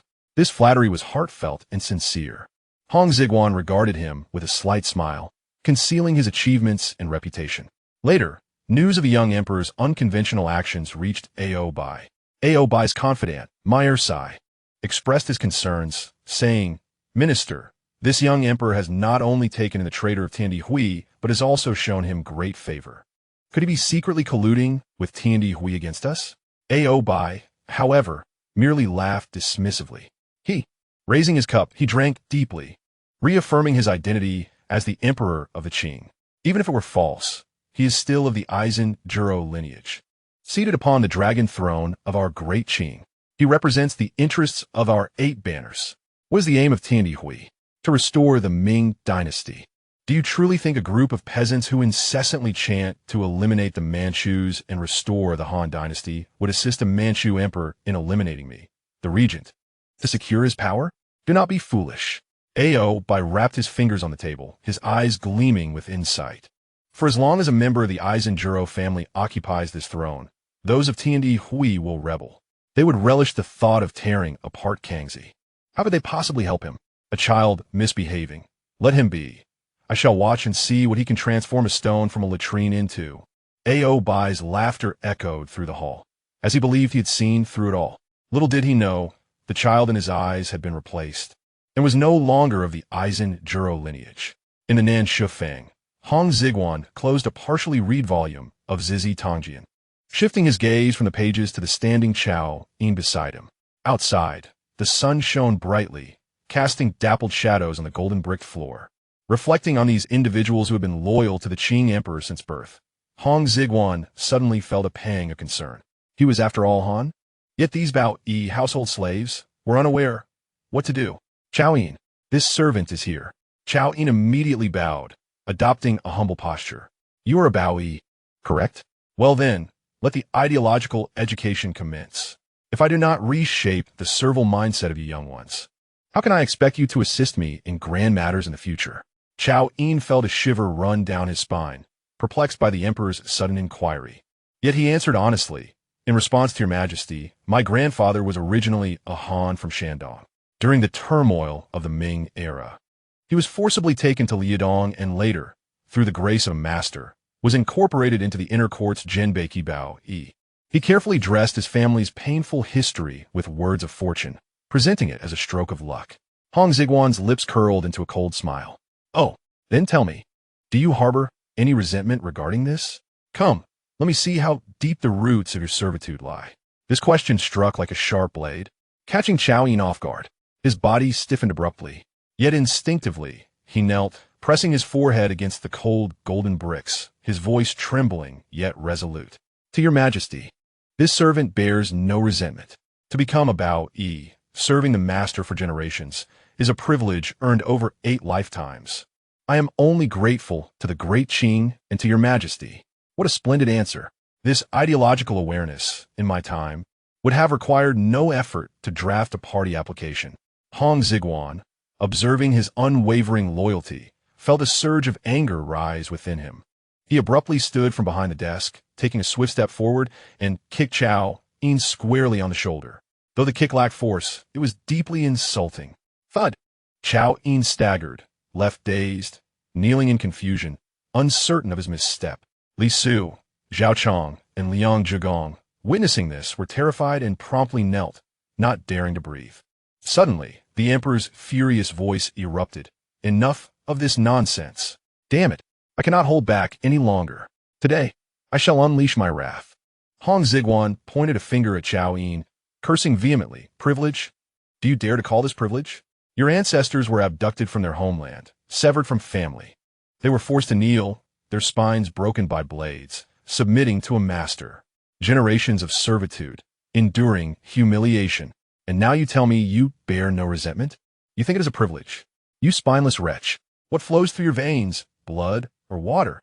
You possess not an ounce of courage. This crude yet piercing rebuke left Chao Yin utterly dumbfounded. He raised his head in shock to behold the furious young emperor before him, his mind blank. Unsure of how to respond. Resentment? How could he not resent it? In the quiet of night, he had listened to his father recount, with tears in his eyes, the inhumane treatment endured by their ancestors during the wars. But what could he do? They were mere servants, the property of their masters. To resist? That would mean death. Since resistance was futile, one could only learn to endure. This was the survival rule etched into the bones of all Bao Yi. Over time, they even began to genuinely believe that being a servant was a form of privilege. Hong Xigong, observing their numb and fearful expressions, sighed inwardly. He understood that such deep-seated beliefs could not be uprooted with mere harsh words. With hands clasped behind his back, he paced, his voice lowering to a resonant timbre. A man may kneel before his parents or his sovereign, yet the backbone within his heart must remain unbroken. Chao Yin, remember this well. You are a man of roots. Your roots lie in Shandong, in the Central Plains, in the land of the Han that birthed and nurtured you. As he spoke, Hong Xigong turned his gaze to Zhao Chong and Liang Zhigong, who had recently undergone purification and still bore a pallid complexion. His tones softened, acknowledging, those without roots are not devoid of courage or spirit. His words nearly betrayed him, almost causing harm to the 2 eunuchs. Upon hearing this, Zhao Chong and Liang Zhigong trembled, tears brimming in their eyes. Those without roots are not without valor. The emperor understands us, who wishes to be born merely as a servant, who desires to endure a blade in youth, forever unable to discern the realms of life and death. It is not by choice, but by heritage as a servant class. Chapter 33. I require dogs of backbone. Observing the emotional countenance of the 2, Hong Xigong recognized the effectiveness of his ideological persuasion. He turned once more to Chao Yin, articulating each word with the precision of a branding iron, embedding them in his heart. A Han person is a Han person. The blood coursing through your veins will not change. A person who does not acknowledge their ancestors is no different from a beast. Remember this.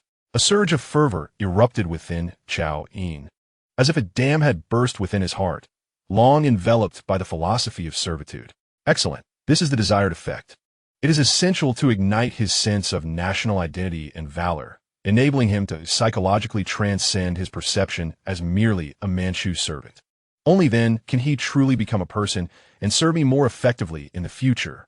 In the midst of this charged atmosphere in the study, A common guard stationed beneath the corridor of Qianqing Palace tightened his grip on his blade, his hands subtly betraying his alarm upon hearing Hong Xigong's declaration. His eyes, concealed beneath the shadow of his cap, shot a glance into the study, revealing a profound astonishment coupled with a complex array of emotions. To avert any suspicion from others regarding his unusual demeanor, Hong Xigong swiftly redirected the conversation back to Wan Yunlong after chastising Chao Yin. Addressing Chao Yin, Li Su, and the others with utmost seriousness, he declared, "The reason I share these thoughts with you today is due to Wan Yunlong. This individual is a key figure in the Tiandihui. They are inciting rebellion under the banner of restoring the Ming dynasty. I want you to understand that while you are Han people, you are also subjects of the Qing. You must not be deceived by the sweet words of these traitors. Therefore, we must apprehend him, extract the truth about the Tiandihui from him, and then we shall eradicate them all. Indeed, this is the logic. The purpose of awakening your Han spirit is to better equip you to confront another group of Han rebels. This is a strategy of Han against Han. This logic is flawless. There is no fear in its dissemination." Hearing this, Tong Kuo-ei immediately frowned and remarked, "Your Majesty, it is likely to be quite difficult. That traitor possesses a resolute spirit. As per your command, I provided him with the finest delicacies and even selected a young and beautiful palace made for him. Yet he refused to touch anything. He even shattered his meal, proclaiming he would rather die than consume the food of the Qing demons. Ah, so sugar-coated tactics prove ineffective? Such unwavering will? Then we must resort to more extreme measures." Hong Xigong smiled with confidence. "This is simple." He looked at Chao Yin and gradually unveiled a plan that left all present utterly astonished. "Chao Yin, from this day forth, I assign you a secret mission. You shall impersonate Prince Zhu San, covertly connect with Wan Yunlong, and gain his trust. Indeed, I intend to play the role of an undercover agent. As the Emperor of the Qing, I cannot directly engage with the Tiandihui. Thus, I will send my trusted confidant to masquerade as the anti-Qing leader, Prince Zhu San, to meet with him. This approach yields multiple benefits. First, I do not wish for a man of integrity like Wan Yunlong to perish. He must live for a false belief, becoming a planted agent within the Tiandihui. Second, I can rightfully send Chao Yin to engage with Wan Yunlong without raising suspicion from Oboi and others, who will merely perceive it as part of the little emperor's reform plan. Third, I can utilize this to rigorously test Chao Yin's loyalty and capability. Prince Zhu San. The notion nearly caused Chao Yin to lose composure on the spot. He is the son of the former Ming Emperor Chongzhen, a spiritual leader revered by all anti-Qing factions. If discovered, it would be a crime worthy of annihilation of 9 clans. Your Majesty, I cannot. Trembling as if shaken in a sieve, Chao Yin knelt on the ground, consumed by dread. If the rebels were to uncover this, my demise would be inconsequential. But what if it implicated you, Your Majesty? Hong Xigong regarded his cowardice with frustration, shaking his head in disappointment. With a swift kick, he scolded, "Look at you. This lack of ambition. I just taught you to possess backbone, to have spirit. I want you to genuinely recognize your identity as a Han person. Only then can you convincingly impersonate Prince Zhu San and deceive Wan Yunlong, infiltrating the Tiandihui. And yet, before I even send you to battle, you cower. You disgrace me." His reprimands left Chao Yin utterly bewildered, kneeling with a singular thought swirling in his mind. The Emperor has commanded me to impersonate Prince Zhu San to deceive the rebels. Could this be the blood and spirit the Emperor speaks of? Using my Han identity to eliminate another group of Han, thereby proving my loyalty to the Emperor? This notion seems to hold some merit. Your Majesty is truly wise. Observing this, Tong Kuo-ei felt his blood surge with fervor, gazing at the Emperor as if witnessing a celestial being descend. Yet, being somewhat older and more circumspect, he soon discerned a significant flaw and bowed respectfully, stating, "Your Majesty, while this plan is ingenious, I believe there is an issue." "Oh," Hong Xigong raised an eyebrow, encouraging him to elaborate. "Your Majesty, the Prince Zhu San in question is rumored to be the 3rd son of the former Ming Emperor Chongzhen, named Zhu Xijing. I have roughly calculated that if he were alive, he would now be nearing 30 years of age, which does not align with Chao Yin's age." "Ah, I overlooked that detail. I was so engrossed in the intrigue that I neglected the most fundamental flaw regarding age." Hong Xigong felt a jolt of alarm within, but maintained an air of disdainful laughter, as if he had anticipated this issue all along. He pointed at Tong Quoyi's head, reprimanding, "You are too rigid in your thinking. Just because the ages do not match, does that mean we cannot change identities? If Chao Yin cannot be Prince Zhu San, let him be the son of Prince Zhu San, the rightful heir to the throne. The ages align perfectly. If Zhu Xijing were alive, he would be around 30, meaning his son would likely be in his early teens, akin to Chao Yin's age. I am truly a genius. The father is gone, and the son takes his place. This logic forms a perfect loop." Upon hearing this, Tong Quoyi and Li Su exchanged glances, their admiration for Hong Xigong transforming into reverence. How does the emperor's mind operate? His strategies are simply infallible. In truth, Hong Xigong was more aware than anyone that the title of Prince Zhu San had long since become an esoteric symbol over the past 2 decades. As a student of history, he had meticulously researched this topic. The so-called Prince Zhu San has several historical prototypes.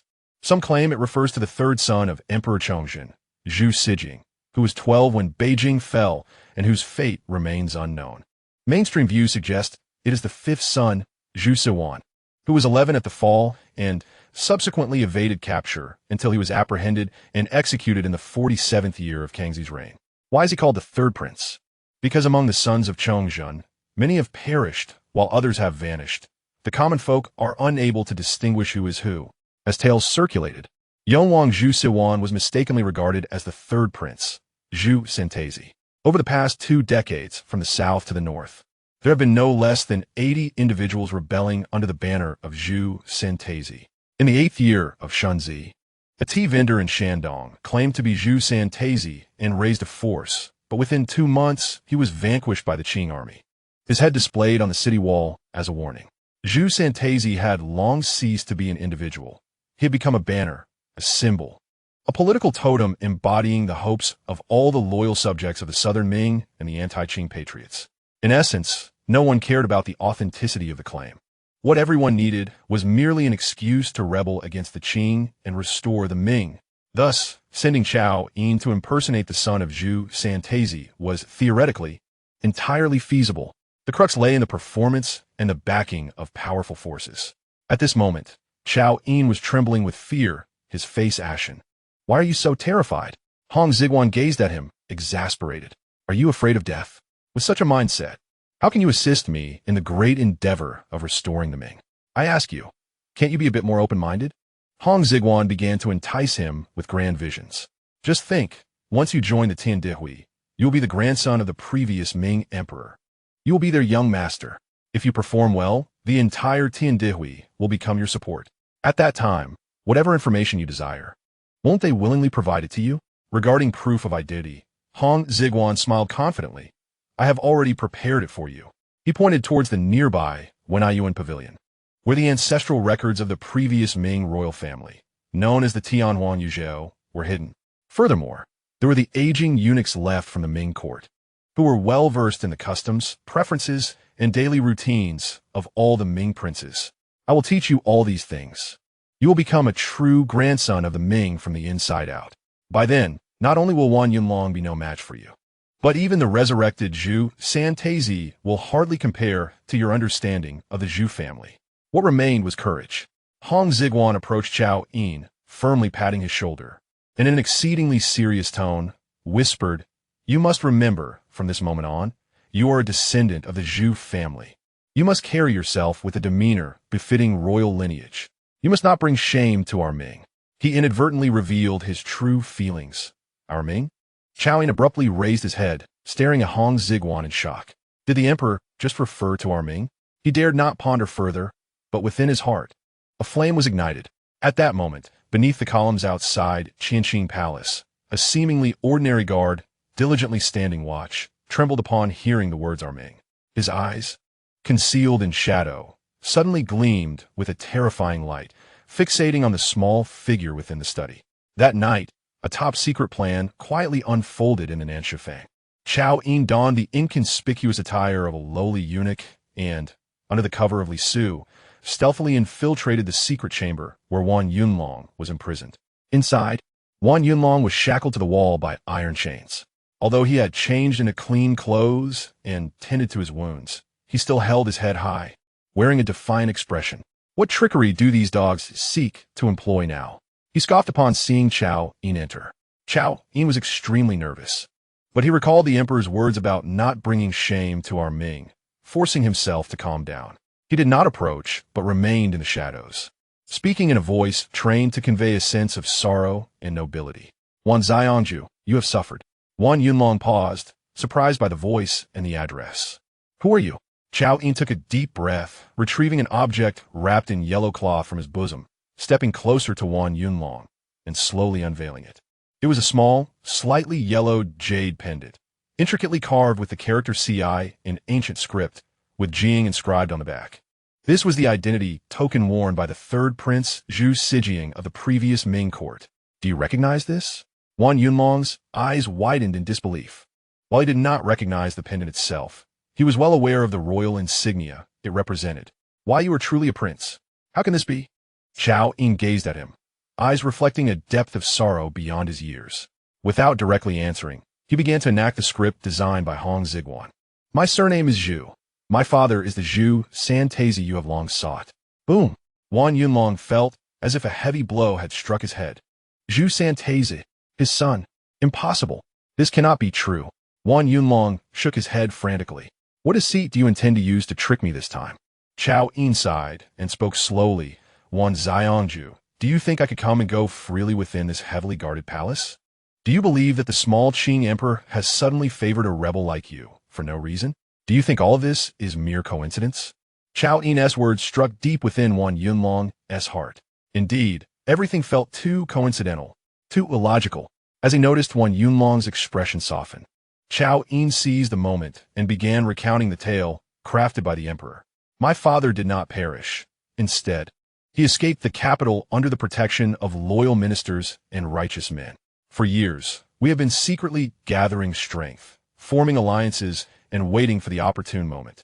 I am here under my father's orders, enduring humiliation and hardship to infiltrate this forbidden city, to gather intelligence on the Qing devils and prepare for our future endeavors. As for that small Qing emperor, he is merely an innocent child. I employed a slight ruse to gain his trust, allowing him to keep you close under the guise of reform, while in reality, it is to ensure your safety and establish contact with you. His heartfelt words flowed with emotional depth and a seamless logic. Wan Yunlong listened, dumbfounded, as the icy wall around his heart began to crack. Gazing at this sincere and extraordinary youth before him, holding the royal jade pendant, he found himself believing in his words. Your Highness, Wan Yunlong's voice trembled, filled with emotion. Is it truly you? Tears welled in his eyes, wild as a wolf, as he struggled to kneel, yet the heavy chains held him fast against the wall, leaving him to twist in vain. Is this all it takes to convince you? The emperor is indeed a remarkable figure. This script is extraordinarily persuasive. Chao Yin felt a surge of joy within, yet maintained the demeanor of a sorrowful prince. He stepped forward, resting a hand on Wan Yunlong's shoulder. Speaking with a heavy heart, Wan Xiangju, you must not perform such a grand gesture. We are both birds trapped in a cage, prisoners at the foot of the stairs.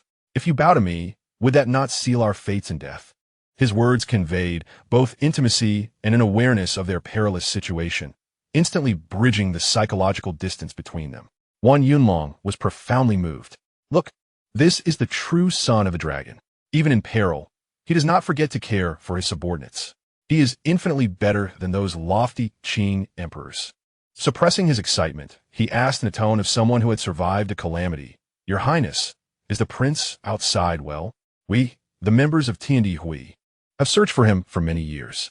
Chapter 35. I, a loyal minister of the Ming dynasty, endure humiliation and carry heavy burdens. Here it comes. They have begun to inquire about the details. Fortunately, the emperor anticipated this and had already prepared me in advance. Chao Yin's heart was certain, and a look of nostalgia appeared on his face as he slowly spoke. My father is well, but over the years, in order to evade the pursuit of the Qing demons, he has suffered greatly while hiding. He often tells me that the most regretful thing is that he has let down loyal ministers and righteous heroes like you, who have sacrificed their lives for the restoration of the Ming. Chao Yin paused, and a glimmer of sharpness that belied his age flashed in his eyes. However, my father also said that the darker it gets, the more we must gather strength. Acting on a moment's bravery is the deed of a fool. What we must do is wait for the right moment to deliver a fatal blow to the Qing demons. This time, although Wan Xiongju's assassination of Aobai was bold and passionate, it also startled the snake and nearly ruined our plans. This statement was both reassuring and tinged with just the right amount of reproach, perfectly reflecting a young leader's attitude towards his loyal yet reckless subordinate. Wan Yinlong, upon hearing this, immediately bowed his head in shame. Yes, I was rash. I believe that if we could eliminate Aobai, the first minister of the Manchu Qing, it would surely cause chaos in their court. How commendable. He has already begun to refer to himself as a subordinate. This first step is deemed a complete success. Xiao Yin felt a surge of joy within, yet he adhered to the emperor's teachings of using both grace and authority. Thus, he patted Wan Yunlong on the shoulder and comforted him. There is no need for Wan Xiongju to blame himself. Your loyalty is evident to heaven and earth. If my father knew, he would surely be proud of you. Now, in this den of dragons and tigers, we must support each other. You are my peace placed in the light, while I am your eye hidden in the shadows. He leaned closer to Wan Yunlong's ear and, in a lowered voice, uttered the most critical phrase taught to him by Hong Xigong. That young Manchu emperor, though only a child, possesses considerable cunning. He keeps you close under the guise of reformation, while in truth, he aims to use you to fish out greater catches for the Tiandi Hui. Thus, starting from today, your task is to feign submission. Feign submission? Wan Yunlong was taken aback. Exactly. A glimmer of wisdom sparkled in Xiao Yin's eyes. You must make him believe that you have genuinely been swayed by his kindness. You are to partake of his imperial meals, drink his fine wines, and even accept the women he bestows upon you. This tactic from the emperor is truly ingenious. It is as though we have preemptively revealed the enemy's intentions and turned them into our own strategy. You must let him completely lower his guard around you. Only then can you remain by his side, becoming a sharp dagger plunged into the heart of the Qing demons. I will utilize the identity of the imperial grandson to continue lurking, and in the future, we can coordinate from within and without, continuously transmitting information about the movements of the Qing court. This series of remarks was seamless and logically coherent. Wan Yunlong felt a surge of passion and clarity. Initially fearing for his life, he now realized he would transform from a prisoner into an infiltrator deep within the enemy's ranks. This mission, 100 times more arduous and significant than directly confronting the enemy, was now clear to him. I understand. Wan Yunlong nodded vigorously, his eyes rekindled with fierce determination. Rest assured, Your Highness, even if it costs me my life, I shall perform this act well and will not disappoint your expectations. Excellent. Xiao Yin nodded with satisfaction.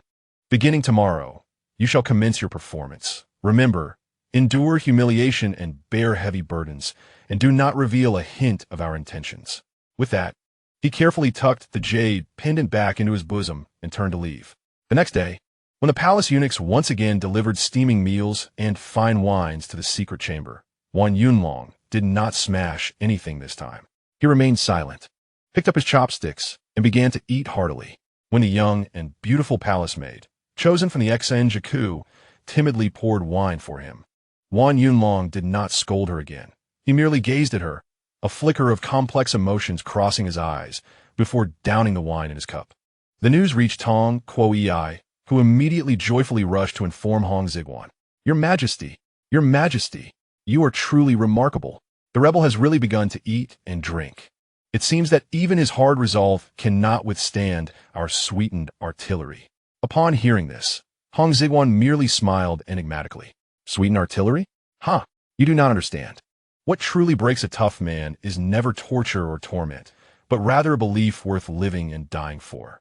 At this moment, beneath the corridor outside Qianqing Palace, a seemingly unremarkable guard silently observed everything. He watched as Xiao Yin entered and exited the secret chamber late at night, noticed Wan Yunlong's change in attitude, and observed the young emperor's strategic demeanor. His eyes, hidden in shadows, grew increasingly profound and perplexed. This young emperor was shrouded in mystery. At times, he exhibited the traits of a true Manchu noble, domineering and callous. At other times, he revealed a profound concern for the Han realm. What exactly is he up to? It seems I must find a way to draw closer to him to discern his true intentions. The guard tightened his grip on his dagger, his gaze once again drawn to the brightly lit Nanshufeng. Time flies like a fleeting glance. In the blink of an eye, the final page of the 18th year of Shunzi is about to be turned. This winter in the capital seems particularly long and exceptionally cold. On New Year's Eve, the Forbidden City was devoid of the festive drums and music typical of previous years, nor were there any splendid fireworks. The white lanterns hanging between the red walls and yellow tiles swayed gently in the biting cold wind, casting a chill and lonely light. The entire palace was enveloped in an atmosphere of solemnity and oppression. After all, it had been less than a year since the passing of the late emperor. Although the once passionate son of heaven had long turned to ash in the cannon fire far away in Xiamen, the official narrative stated that the Shunzi emperor had succumbed to smallpox earlier in the year. With the nation still in mourning, how could there be any celebration? Especially with the one in Xinang Palace, the most esteemed woman of the Qing dynasty in name, the Grand Empress Dowager. The old woman has been improving her acting skills lately. In front of others during the day, she always wears a look of mourning for her deceased son, with tears often lingering at the corners of her eyes. At night, when no one is around, she enthusiastically discusses with the impostor grandson Hong Xigong how to deal with Oboi and how to promote the sons of the Mongolian Korchin in the coming spring. Truly, her ability to change faces is quicker than that of a Sichuan opera performer. Indeed, losing an uncooperative son in exchange for a smarter, more filial son on the throne, while also maintaining tight control over power. Who would not be pleased with such a trade? She must be dreaming of waking up with a smile. How could she not be happy? Hong Xigong sat in Nanshufeng, watching the sporadic snowflakes falling outside, his heart clear and bright. As the midnight bell tolled and the last breath of the old year dissipated, the era of Shunzi, filled with absurdity and chaos, would be declared over. What would follow is an entirely new epic. The first year of Kangxi, the year of the tiger, Renin, in the decades to come. This vast land will mark the passage of time with the name Kangxi. An era belonging to me is finally about to commence. Chapter 36. Who is Chunjinis? In the spring of the first year of Kangxi, as the ice and snow melted, all things revived. Hong Xigong's equestrian and archery practice shifted from the small area of the Imperial Garden to the more expansive western garden of the Imperial City. This place would later become famously known as Zongnanhai, with its picturesque lakes and mountains, lush forests, and vast space, making it an ideal venue for horseback riding and archery. The emperors of the great Ming often gathered here to practice archery and horsemanship, never neglecting their martial preparations. Indeed, this place is far more comfortable than the cramped confines of the Zhejiang Cheng. No wonder later emperors favored this retreat. It truly resembles a royal resort. Today, Hong Xigong has reached the age of 12, although he nominally still appears as a mere 9-year-old child. After months of diligent practice and a well-planned diet, his physique has transformed from its former frail state. He has grown significantly taller and sturdier. Clad in a vibrant yellow outfit, he rides a magnificent Mongolian steed, galloping with vigor, drawing his bow with confidence, although his arrows still occasionally miss their mark. The grace with which he draws his bow from horseback is beginning to take shape. A group of youthful guards, including Sua, Yi-Tu, and Li Su, are arrayed in military attire, surrounding the emperor with keen vigilance. In front of the horse, holding the reins and tending to the steed, stands a burly and brooding man, Wan Yunlong. Who would have thought that the leader of the Qingmu Hall of the Tindihui, the Qingtian Hall, would become the stab leman for this barbarian emperor? Given Wan Yunlong's identity as a rebel against the Qing dynasty, serving as a guard was out of the question. Merely surviving and not being sent to the Shenxing Sea as a test subject was already a grand favor from the emperor. Thus, he was compelled to lower himself to perform the most menial tasks. Over the past few months, Wan Yunlong has diligently played the role of a compromised individual as instructed by the young master, Chao Yin. He indulged in the emperor's bounty without hesitation, even accepting the palace maids offered as rewards. Wan Yunlong's demeanor grew increasingly submissive and numb, as if he had forgotten his original intention of restoring the Ming dynasty and had become completely immersed in this realm of gentleness and wealth. Few paid him much attention. After all, in these times, many Han people had defected to the Qing, enjoying high positions and wealth. Who would notice a mere stab leman? One day, After shooting several rounds of arrows, Hong Xigong reined in his horse and dismounted, accepting a damp towel from Wan Yunlong. He wiped the sweat from his brow and casually inquired, "Wan Yunlong, which hall of the Tiandihui do you belong to?" Wan Yunlong, while grooming the horse's mane, froze momentarily, raising his head with a glint of caution in his eyes, yet adhering to the earlier agreed-upon strategy with Chao Yin, he responded softly, replying to your majesty. "I am from the Qingtian Hall." Qingtian Hall? Wasn't it Qingmu Hall? It seems I cannot fully trust the tales from Deer in the Cauldron, but that makes sense. There must be some artistic embellishment. Hong Xigong nodded and posed a startling question. "Is there someone named Chunjanese in your Tiandihui?" Boom! That question struck Wan Yunlong like a celestial thunderbolt. He froze, the comb slipping from his fingers and clattering to the ground. With a sudden jerk, he looked up, his previously dull eyes now wide with terror. "How do you know the name of the Grand Leader?" Wan Yunlong exclaimed, momentarily forgetting to address the emperor properly. "The Grand Leader? Chunjanese is truly the Grand Leader. I merely threw that out there casually, intending to impress. And instead, I've uncovered the identity of their leader." Hong Xigong was equally startled internally, yet maintained an air of disdainful amusement. Slowly pacing toward Wan Yunlong with an expression that conveyed, "I have already seen through everything. Is there anything in this world that I do not know?" Hong Xigong understood that Chunjanese, whose real name is Chun Yanghua, in actual history was not merely a martial arts master, but rather the most crucial strategist under Zheng Chenggong, also known as Kangxi. He was a paragon of both literary and martial prowess, having aided Zheng Chenggong in recapturing Taiwan, and was the actual founder and grand leader of the Tiandihui, responsible for connecting the anti-Qing forces on the mainland and providing unending intelligence and support for the Zheng regime. This name was the highest level of secrecy within the Tiandihui. Even many hall masters of the branches only knew of the name, but not the man.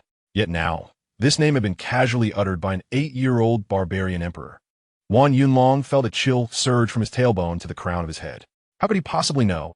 Even the imperial grandson was unaware of the grand leader's name. His mind became a whirlwind of confusion, fixating on Hong Xigong with suspicion. "You are trying to deceive me." Observing Wan Yunlong's fearful demeanor, Hong Xigong merely smiled slightly. "Deceive you?" With my hands behind my back, gazing at the heavens, I leisurely remarked, "I not only know Chunjanese, but I also know that his real name is Chun Yanghua, the son of the Jinshi Chanding from the 17th year of Chongzhen. Is that correct?" Boom! If the previous statement was thunder, this one was a cataclysmic calamity. Wan Yunlong was completely stunned. He stared at Hong Xigong, mouth agape as if he could fit an egg inside. Chun Yanghua's father was Chun Ding, a Jinshi of the 17th year of Chongzhen, who returned to farming after the fall of the Ming and was posthumously appointed as a teacher upon the conquest of Tongan by Kangxi in the 2nd year of Yongli, only to take his own life in the Ming Luan Tang when the Qing forces counterattacked. This is a secret known only to a handful of the highest echelons within the Tiandihui. This concerns the grand leader's lineage and the irreconcilable blood feud he shares with the Qing court. Wan Yunlong had learned of this through a drunken confession from the hall master. Yet now, this barbarian little emperor knows it all. A terrifying thought struck Wan Yunlong, sending shivers down his spine. Could it be that Qing spies have infiltrated the highest levels of our Tiandihui? Perhaps they're even beside the grand leader. With that realization, Wan Yunlong felt a wave of cold sweat soaking through his back. Hong Xigong, observing his dazed expression, knew he had effectively tightened the noose. He refrained from pressing further, instead shifting the conversation with a hint of sorrowful reflection. Lord Chun Ding, in the face of the city's fall, refused to surrender to the enemy, choosing to hang himself in the Ming Luan Tang in loyalty to his nation. Such integrity and spirit are truly admirable. These words came from the depths of his heart. Wan Yunlong was momentarily taken aback.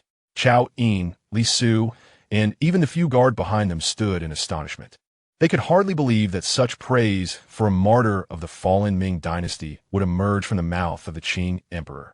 Hong Xigong paid no heed to their astonishment, continuing his soliloquy. "I have always held the greatest respect for those with integrity, regardless of stance or allegiance. A person may suffer defeat or death, but their backbone must not be broken. Especially those who willingly sacrifice themselves for their country and nation are true heroes." His words rang with conviction, piercing through the air. Wan Yunlong stared at him, And at that moment, a flicker of doubt began to seep into his hatred. This barbarian little emperor seemed different from others of his kind. Chao Yin and Li Su were flushed with excitement. The emperor actually respects the loyal martyrs of the Han. The emperor has not forgotten that we are Han people. Hong Xigong observed the expressions of all, secretly amused. To deceive, and then to sweeten the deal. Ideological education must strike with a stick before offering a sweet date. First, shatter your slave mentality with national righteousness. Then reconstruct your spirit with heroic integrity. Only then will you transform from mere servants into true loyalists willing to die for me. Wan Yunlong, this iron, must also be tempered slowly. Chapter 37. Cursing in the great ancestral temple after reading the decree for the execution of the Yangli Emperor Zhu Yaoling. Hong Xigong immediately dismissed those around him, leaving only his confidant Chao Yin. Quick, you must go to see Wan Yunlong at once. Inform him. The Yangli Emperor Zhu Yaoling has been captured by that treacherous dog, Wu Sangui. He is now imprisoned in Kunming, Yunnan. Damn it. Although I understand that history is irreversible, I must still attempt to intervene. I am now the emperor. I cannot openly oppose the court's decrees, but I can leak information. I intend to disseminate this news through the Tiandi society. Hong Xigong grasped Chao Yin's shoulder, his eyes glimmering with unprecedented urgency. You must also inform Wan Yunlong that the court has issued a secret edict demanding Wu Sangui execute the Yangli Emperor on the spot in Kunming. He must immediately notify the headquarters of the Tiandi society. By any means necessary, we must save him. Although Wu Sangui is powerful in Yunnan, the branches of the Tiandi society are spread throughout the southwest. If they can receive the message in advance and rally various heroes, even if it is just to rescue the prisoner or create chaos, perhaps they can secure a glimmer of hope for the Yangli Emperor. Even if it only grants him a few more days to live, it is still worthwhile. Chao Yin looked at the young emperor, whose face was etched with desperation. Though his heart was filled with confusion, he nodded gravely. Why would the emperor wish to save a fallen Ming emperor? Is this a strategy? Does he intend to use the Yangli Emperor to restrain Wu Sangui? He did not understand, but the emperor's command must be executed. Soon Chao Yin, once again in the guise of the crown prince, secretly met with Wan Yunlong. When Wan Yunlong learned from him of the shocking news that the Yangli Emperor had been captured and was on the brink of execution, this iron-willed man, who had faced torture in the prison without uttering a sound, broke down in despair. What? His Majesty, His Majesty! Wan Yunlong's eyes turned red, and he struck his fist against the wall, causing himself to bleed, but feeling no pain. The emperor of the Ming dynasty, the son of the Han, was to be killed by that three-surname lackey, Wu Sangui. What a tremendous disgrace. Wan Yunlong, suppressing his grief, bowed deeply to Chao Yin. Please rest assured, Your Highness, even if I must risk my life, I shall ensure this news reaches the headquarters. As a high-ranking member of the Tiandi society, he possessed methods to relay messages. Even within the heavily guarded imperial city, Wan Yunlong could transmit coded messages through seemingly inconspicuous channels. For instance, a servant leaving the palace to buy supplies, or a worker responsible for disposing of waste, could relay the encrypted signal station by station. After accomplishing this, both Hong Xigong and Wan Yunlong fell into anxious anticipation, awaiting a miracle. However, the wheels of history are ultimately cold and merciless. 2 months later, an urgent report from Yunnan once again landed on Hong Xigong's imperial desk. The report was once again penned by the hand of Prince Wu Sangui. Each word felt like a poisoned dagger, piercing deeply into Hong Xigong's heart. Minister Wu Sangui, in obedience to the edict of His Majesty and the Empress Dowager, has executed the pretender Ming Yangli Emperor Zhu Yaoling, along with his son Zhu Xixuan, by bowstring strangulation at Jinshan Temple in Kunming. Ultimately, he has met his demise. Hong Xigong felt darkness enveloping him, and the report slipped from his grasp. He slumped helplessly on the dragon throne, overwhelmed by an unprecedented sense of defeat and rage. I had clearly informed them in advance. Why? Why could I not prevent this? Was it Wu Sangui's swift actions? Or was the power of the Tiandi society ultimately too feeble?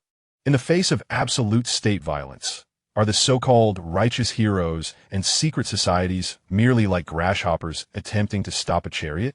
Hong Xigong recalled the heroes in films who shouted for the restoration of the Ming. He remembered the martial heroes who could leap over rooftops and accomplish anything. Yet reality was so cold, so cruel. Meanwhile, in the humble stable outside the southern study, when one Yunlong learned from Chao Yin of the Yongli Emperor's final demise. This man who had faced torture without a whimper in the Ministry of Justice could no longer contain himself, weeping bitterly while clutching the horse trough. His cries were stifled, heavy, filled with despair. He wept not only for the death of an emperor, but for the complete end of an era. For the last flicker of hope for the Han to be extinguished. In the square before Qianxing Palace, the seemingly unremarkable third-rank guard, who had stood watch silently, felt his grip on the sword hilt turn pale upon hearing the news of death from within the palace. A fleeting expression of indescribable sorrow crossed his face. However, the emotion was short-lived, as he quickly regained an imperturbable calm, as if nothing had ever occurred. On the 12th day of the 3rd month in the 1st year of Kangxi, after confirming the Yongli Emperor's death and the complete obliteration of the southern Ming regime, the Qing court finally announced this matter to the world. The nation rejoiced in celebration. To commemorate this unprecedented achievement, Xiaozhuang and the 4 regents decided that the new ruler, Kangxi, should personally pay homage at the ancestral temple, officially enshrining this event in the state rites. Pay homage? To have the soul of a Han person report to you, the murderous bandit leaders, that you have slain yet another son of the Han? And I am to feel honored by this? Damn it. This is the greatest irony in the world. Hong Xigong's heart was filled with 1,000 unwilling sentiments, 1,000 curses racing through his mind. Yet he still went. He had no choice but to attend. Dressed in elaborate ceremonial robes, he entered the ancestral temple, surrounded by civil and military officials, step by step, into the hall that housed the tablets of the Qing ancestors.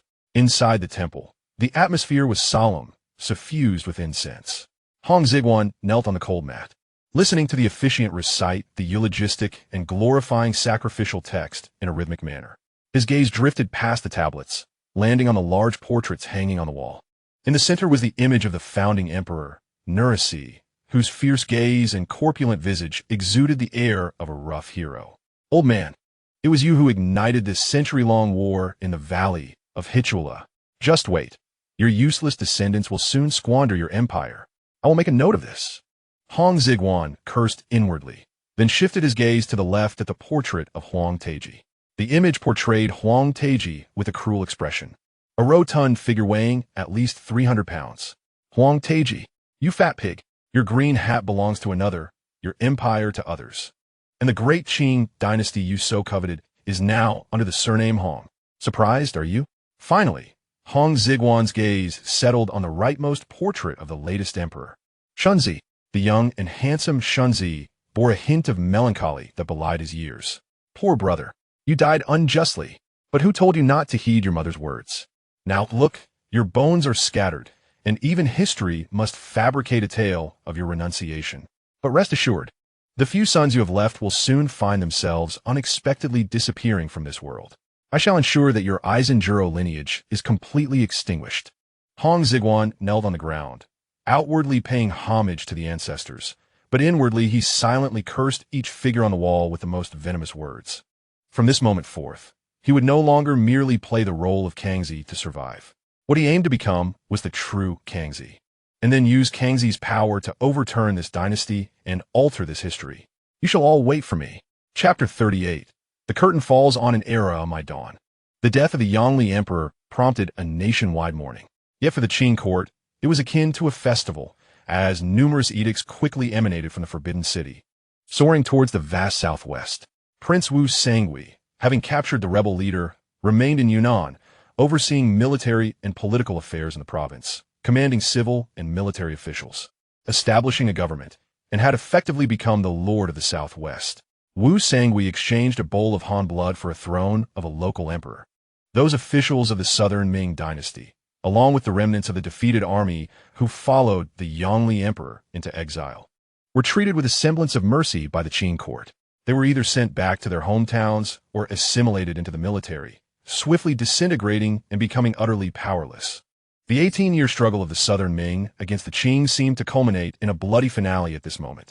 The Qing dynasty had finally achieved a true unification of this vast land.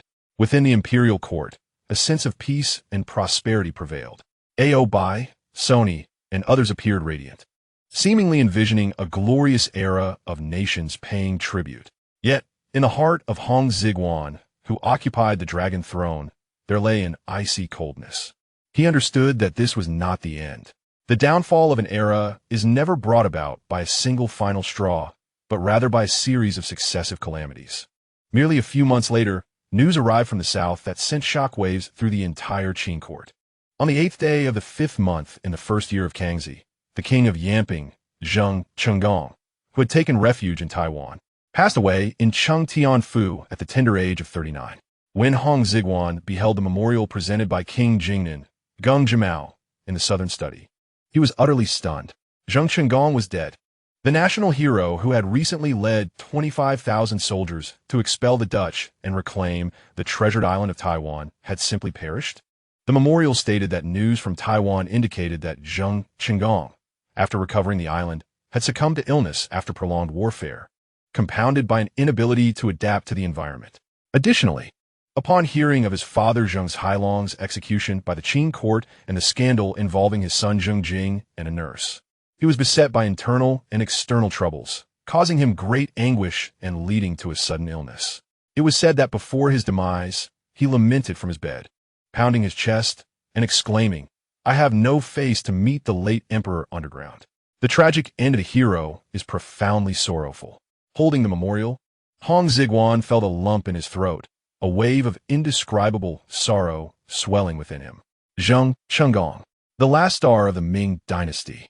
He had organized numerous northern expeditions, and at the height of his power, his naval forces had reached the outskirts of Nanjing, besieging Jiangning and shaking the Qing court, to the point where Emperor Shunzi contemplated relocating the capital back to his ancestral home beyond the pass. Hong Xigong single-handedly upheld the southeastern coastal resistance against the Qing, becoming the most formidable maritime force of the southern Ming. He had reclaimed Taiwan from the Dutch colonizers, who had occupied it for 38 years, establishing a base there to preserve the cultural flame of Huaxia, laying a solid foundation for future generations to officially integrate Taiwan into the Chinese territory. Such a peerless hero, such a towering figure destined for greater achievements, had tragically passed away. What a pity. It is truly regrettable. Had we joined forces, even if only to extend your life by a decade, the landscape of this world might have been entirely different. The memorial further noted that following Hong Xigong's death, the Zheng family faction immediately fell into a power vacuum, with his son Zheng Jing and brother Zheng Shi engaging in open conflict over the title of King of Yamping. Alas, the most powerful maritime force of the southern Ming was on the verge of being utterly dismantled by internal strife. Hong Xigong sat down despondently, feeling lost. He felt like a powerless bystander, helplessly watching as those heroes he had once revered in history books exited the stage one by one, tragically following the script of history. After all, he was still too insignificant, not yet at the helm of power, even if he were to wait a few more years. However, the ill tidings were not yet over. Merely a month later, on the 27th day of the 6th month in the first year of Kangxi, a military report from Yunnan once again sent shockwaves through the court. The last pillar of the southern Ming, Prince Jin, Li Dingguo, passed away in Mingla, Yunnan, at the age of 42. If Hong Xigong was the maritime king of the southern Ming, then Li Dingguo was undoubtedly the god of land warfare. Originally the adopted son of Zhang Xianzhong, a fierce general of the Daxi army, he later pledged allegiance to the southern Ming, becoming the last bastion supporting the Yangli court in its direct confrontation with the Qing forces on the mainland. He had achieved remarkable victories against the enemy. In the great victory at Guilin, Li Dingguo personally beheaded the Qing's Dingnan king Kongyude, forcing this traitorous feudal lord to self-immolate. In the great victory at Hengyang, he killed the Qing's Jingjin Prince Nikan, marking the highest-ranking royal casualty since the Qing entered the pass. These two victories greatly bolstered the nationwide morale against the Qing and even led the once arrogant Qing court to contemplate a division of rule along the river with the southern Ming. It can be said that Li Dingguo, through sheer force of will, extended the life of the southern Ming regime by several years. However, heroes ultimately cannot defy fate. The military report indicated that since April of the first year of Kangxi, upon hearing the news of the Yangli Empress murder by Wu Sangui, Li Dingguo was plunged into despair and fell gravely ill. In just 2 months, he departed from this world. It was said that before his death, Li Dingguo held his son's hand and instructed his troops, better to die in desolation than to surrender to the Qing. What a remarkable man Li Dingguo. What a valiant son of the Han people. Unfortunately, after Li Dingguo's death, his elite troops, once battle-hardened, fell into disarray without leadership, unable to mount organized resistance against the Qing. Hong Xigong was gone. Li Dingguo was also gone. The last two warriors of the Ming dynasty had fallen. The Zheng family faction in the southeast was embroiled in internal strife, rendering itself impotent. The remnants of Li Dingguo in the southwest were leaderless and dissipated into thin air. The Qing court could finally breathe a long sigh of relief. Their last and greatest threat had been entirely eliminated, although sporadic resistance and uprisings continued among the populace. There was no longer any unified command or organized battalions capable of posing a substantial threat to Qing rule. The entire expanse of Huaxia would inevitably enter a period of stability under Qing governance. For me, a mere impostor, the first year of Kangxi marked a beginning. Yet for all Han people who cherished their fallen country, it was the darkest and most tragic year. The Yangli Emperor was dead. Hong Xigong was dead. Li Dingguo was also dead. Three crucial pillars collapsed within a mere 6 months.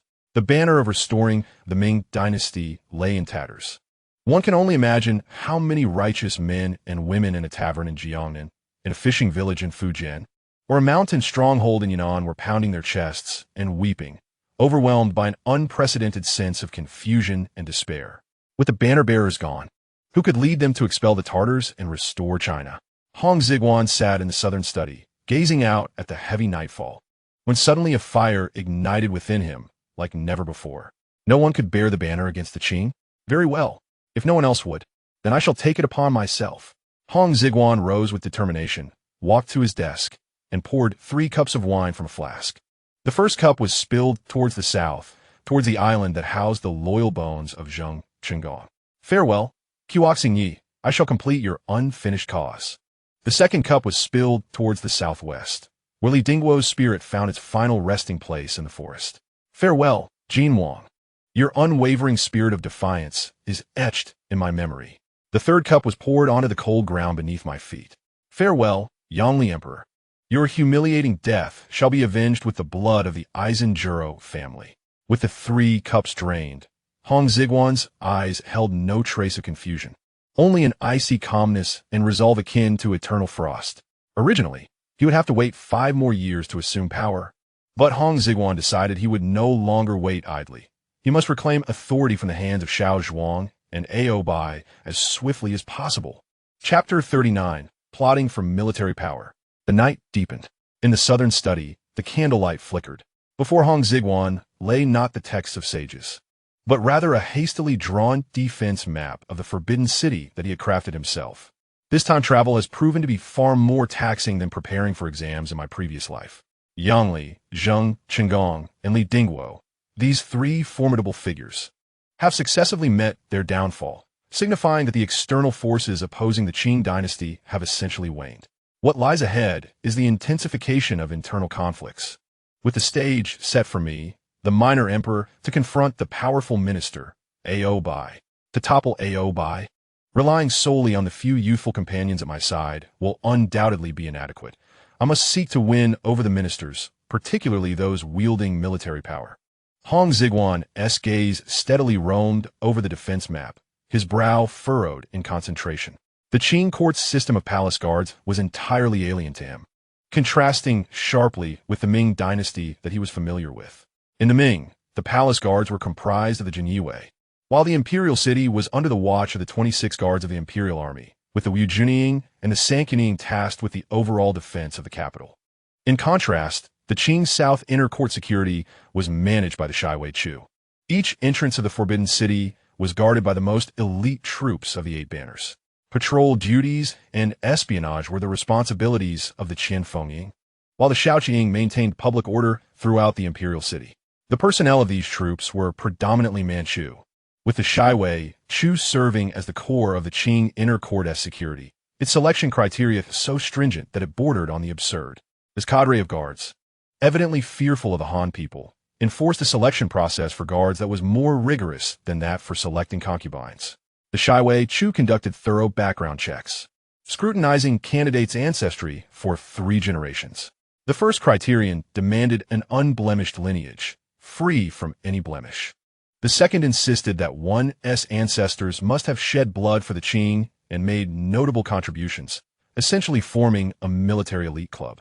The third required that the individual be proficient in archery and horsemanship.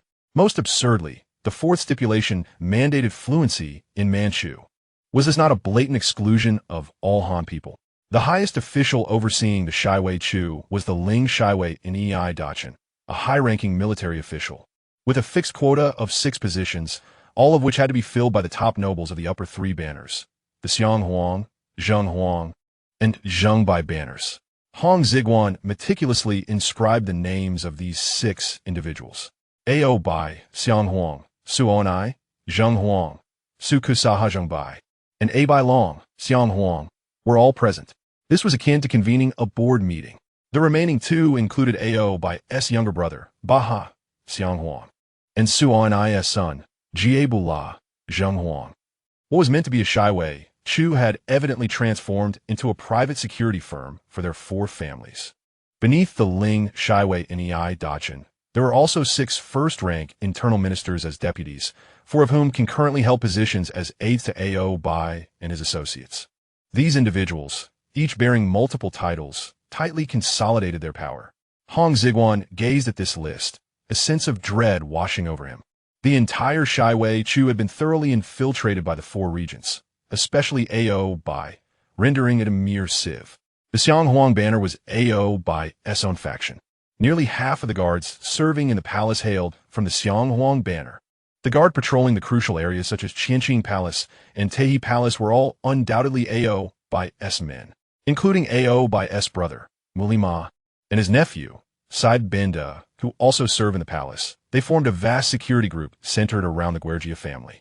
Had it not been for Hong Xigong's relentless efforts to persuade Zhuang to replace the dozen or so personal guards in the Nanshufang, he would not have been able to strategize for power.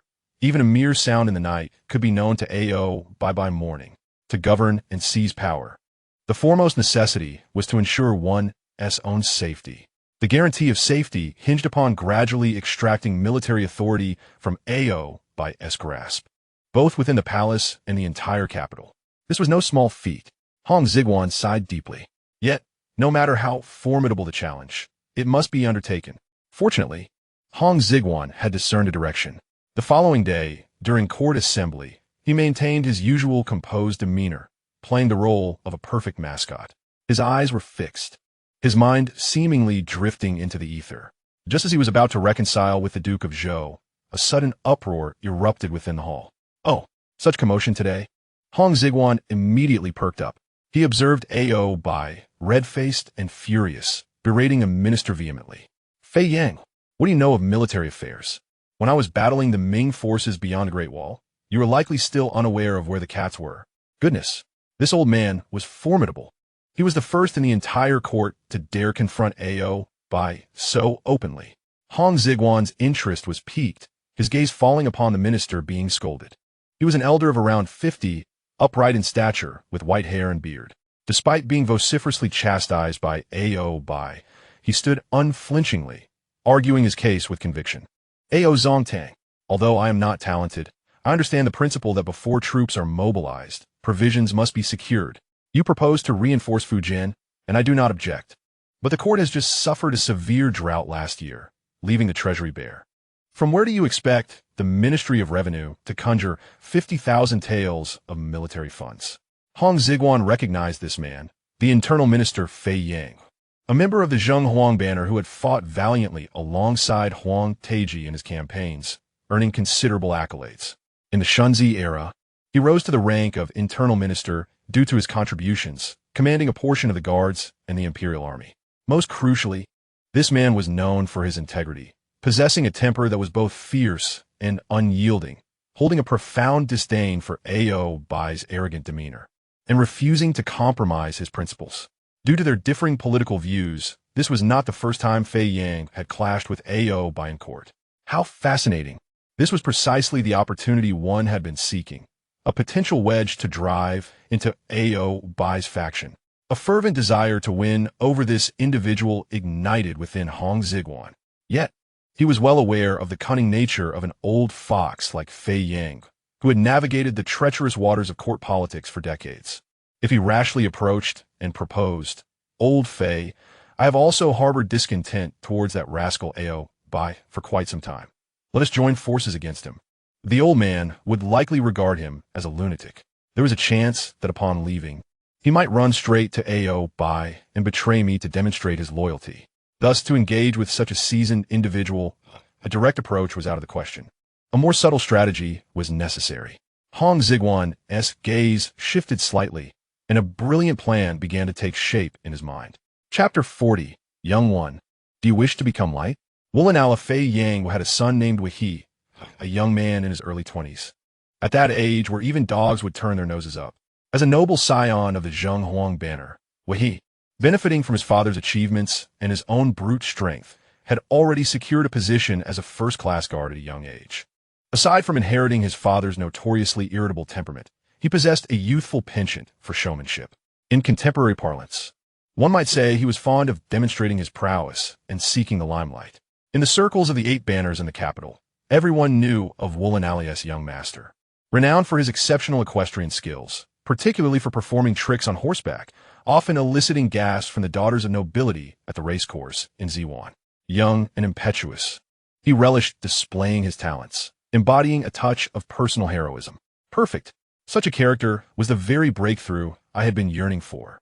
To engage with this impetuous youth, one merely needed to cater to his whims, providing him with ample stage and a sense of glory, and he would readily pledge allegiance.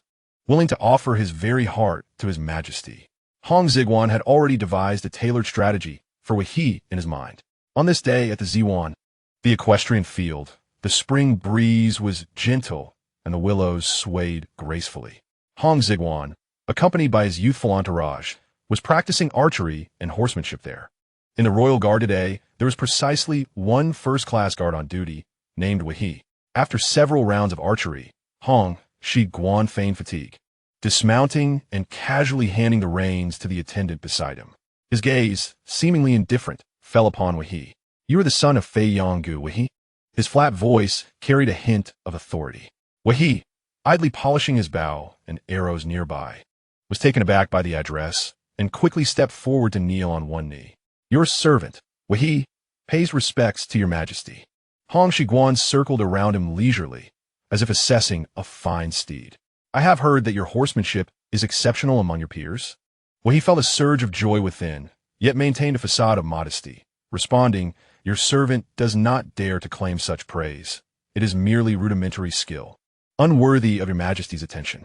"Ah, you are quite articulate. It seems you are not simply a brute." Hong Xigong chuckled, gesturing towards the magnificent snow-white steed he had just ridden. This horse, a top-tier Mongolian stallion named Yu Shizi, had been presented by the Mongolian Qing tribe. Merely gazing upon it was a privilege for ordinary nobility. "I tire today, and seeing that you are also a lover of horses, I shall lend you this steed for a ride. What say you?" At this proclamation, gasps filled the air. The imperial steed, a mount reserved for the emperor alone. To ride it, or even to touch it, was an act of grave offense. The emperor, offering his steed to a mere guard? One extraordinary favor. Wei's eyes instantly sparkled with excitement. He had long coveted Yu Shizi. Its flowing muscle tone, noble demeanor, and commanding presence made it the ultimate tool for winning hearts. The emperor lending him this horse was akin to granting a Ferrari to a junior employee. Was this not an extravagant stroke of fortune? Quivering with exhilaration, Wei found himself momentarily speechless. Observing his flustered demeanor, Hong Xigong stifled a chuckle and patted Wei on the shoulder, presenting him with the ornate bow embedded with gold and jade. "Merely riding is of little interest. Take my bow and shoot a goose from the sky for me. Let it serve as tonight's feast." At this, Wei could hardly contain himself. The imperial steed, the imperial bow, this dual blessing shattered all semblance of his former restraint. "Your servant obeys," he exclaimed, trembling as he accepted the precious bow, mounting the horse in one fluid motion, exuding grace. With a resounding shout, he squeezed his legs against the horse's belly, and Yu Shizi surged forward like a white whirlwind. On horseback, where he leaned and stood in various acrobatic displays before finally nocking an arrow and targeting a hapless goose flying overhead. Whoosh! The arrow soared, slicing through the air with a sharp sound. In the next instant, the goose plummeted to the ground. Excellent shot. The surrounding guards erupted in thunderous applause. Amidst the cheers, where he turned the horse around, his face beaming with pride. He dismounted, respectfully returning the bow and steed to the emperor. I have fulfilled my duty. Hong Xigong nodded in satisfaction. Indeed, your skill is commendable. This lad is a fine piece of steel. We shall see if he can be of service to me. Watching Wei, Hong Xigong's expression softened with admiration as he remarked, Truly, your reputation precedes you. Such prowess is wasted as merely a first-class guard. Excitement bubbled within Wei as he sensed that the main event was approaching. Hong Xigong wasted no time, declaring from this day forth, You shall be assigned to Qingong, serving as my personal guard. Boom! Wei's mind buzzed, momentarily blank. The personal guard. This was the elite of the elite. An ordinary first-class guard merely patrolled the palace. The personal guard remained by the emperor's side at all times. They were responsible for the emperor's quarters and the core security of the throne. This role allowed them to relay edicts, respond to summons, and even partake in confidential communications. This was not just a promotion. It symbolized a status that indicated he had entered the innermost circle of the emperor's trust. To become a personal guard was reserved for either close relatives of the royal family or the elite offspring of noble families, chosen for their absolute loyalty first, and then their skills and appearance. How can the emperor place such importance on me? We have only just met. Wei felt a rush of fervor surging from his feet to the crown of his head. Unable to contain his emotion, he dropped to his knees, bowing deeply before Hong Xigong, striking his forehead to the ground with a resounding thud. Your Majesty, your kindness is beyond repayment. From this day forth, my life belongs to your Majesty. I shall face any peril without hesitation. Ah, youth, Hong Xigong replied with a smile, observing Wei's tearful gratitude. You're easily moved. My methods have yet to unfold. He stepped forward, assisting Wei to rise. What I seek are capable and loyal subjects. Perform well, and do not disappoint my expectations. As the sun dipped below the horizon, golden rays bathed the youthful emperor and his newly appointed guard, casting long shadows that stretched infinitely. Chapter 41. The young bull fears not the tiger. Qingong. The floor was laid with golden bricks, and the glazed tiles glimmered brilliantly under the sunlight, reflecting an imposing radiance. The personal guard, Wei, officially commenced his duties. Clad in a pristine yellow uniform, with a dagger at his waist, he stood tall like a pine before the vermilion palace gates, occasionally glancing at his new boots, filled with an unprecedented sense of pride. By the heavens, this attire is far more handsome than my previous garb. This sensation is even more exhilarating than downing 3 bowls of chilled sour plum soup. Previously, I stood guard like a wooden post, ignored even by passing maidens. Now behold, personal guard. The glances from eunuchs and old guards around me have shifted. Envy, jealousy, and even reverence. This is the dignity bestowed upon me by the emperor. With such favor from the emperor, I shall exert every effort to ensure I do not falter. He stood like a statue, eyes forward, vigilantly scanning the surroundings. In the afternoon, a robust figure strode toward the doors of Qingong with an imposing presence that demanded distance. None other than the most powerful minister of the realm. Oboi. He walked with confidence, his head held high, ignoring all protocol as he advanced into the palace as if it were his own backyard. The palace attendants, accustomed to this lord's demeanor, instinctively lowered their heads, wishing to avoid the wrath of his fierce gaze. However, today would prove to be different. At the very moment Oboi was about to step onto the 3-tiered steps of the Qingong Palace, a commanding shout pierced the air, resonating like the clash of metal. Wei, akin to a javelin, swiftly crossed a step and extended his right arm, firmly obstructing Oboi's path. Who is this fellow? So fierce. The surrounding guards and eunuchs were utterly astounded, their eyes wide open as if witnessing the most incredible spectacle in the world. Oboi's stride abruptly halted. He slowly lowered his head, his eyes, fierce as a tiger, fixated on the audacious young man before him. He could scarcely recall the last time he had been halted in the imperial city. Were you? Oboi glared, his eyes narrowing. Boy, momentarily daunted by the overwhelming aura, felt a rush of adrenaline surge within him as he recalled the emperor's words. Do not disappoint my expectations. Thus, he straightened his back and replied with calm dignity. I report to you, Ao Zhongtang. I am a newly appointed imperial guard. Wahi. I serve here at the emperor's command. Excellent. Stand tall. Do not lose your momentum. Today, I embody the emperor's authority. Ao Bai's brow furrowed slightly, and with a cold snort, he declared, I am a minister of state. I must present matters to the emperor. Dare you obstruct me? Well, he stood his ground unwaveringly. Return to Ao Zhongtang. There are palace regulations and national laws. The duty of the imperial guards is to protect the emperor's safety and uphold the palace's strict regulations. No one may enter the Qianqing palace without prior notice. This was decreed by the late emperor. Impressive. The young man knows how to invoke ancestral laws to pressure him. This lad has a promising future. I must reward you later. At this moment, Hong Xigong sat in the southern study, seemingly reviewing memorials. Yet all his attention was focused on the events outside. Upon hearing that he had obstructed Ao Bai, he hurriedly peered through the door crack. Usually, Ao Bai displayed no courtesy when meeting others. It was fitting for Wahi to bite back at him, reminding him to be more polite next time. Ao Bai's expression darkened completely as he glared fiercely at Wahi, articulating each word with intensity. I have matters of state to present to the emperor. If you delay me, can you bear the responsibility? We met his gaze fearlessly. Matters of state must adhere to regulations. Otherwise, how can one demonstrate integrity to the world? What a sharp-tongued young imp. Ao Bai, filled with rage, chuckled ironically, slowly raising his large hand, akin to a fan, preparing to teach this insolent youth a harsh lesson. Everyone expected that in the next moment, Wahi's head would be smashed like a ripe watermelon. However, just as that hand was about to descend, Ao Bai's movement halted once more. His eagle-like eyes swept over Wahi and glanced back at the palace behind him, his mind filled with concern. A newly appointed guard could not possess such audacity. Someone must be backing him. Was it that old rascal, Fei Yonggu, teaching him? Or the young emperor seated upon the dragon throne? Ao Bai suddenly realized that this situation was more intricate than he had imagined. He retracted his hand, gave his sleeve a heavy flick, snorted coldly, and strode away. This rascal actually left? Hong Xigong was somewhat surprised, not expecting Ao Bai to exercise such restraint. After a moment's thought, he instructed Xiao Yin to summon Wahi into the room. Inside the southern study, Wahi knelt on one knee, his body trembling slightly from excitement. This was his first time being summoned alone by the emperor since becoming an imperial guard. Today I stood against Ao Bai. I dared to confront that powerful figure in front of everyone. How will the emperor view me? Will he blame my recklessness for causing him trouble? Wahi's heart was uneasy, akin to carrying 15 heavy buckets, rising and falling in anxiety.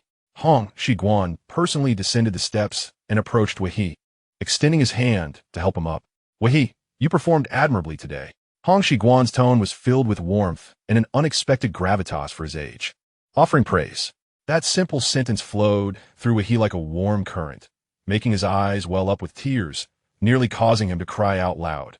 The emperor did not blame me. The emperor is praising me. Hong Xigong turned to Xiao Yin, Li Su, and the others standing nearby, proclaiming loudly. Did you all witness this? This is the Ba Tu Lu of our great Qing. This is how my imperial guards ought to be, in the face of power.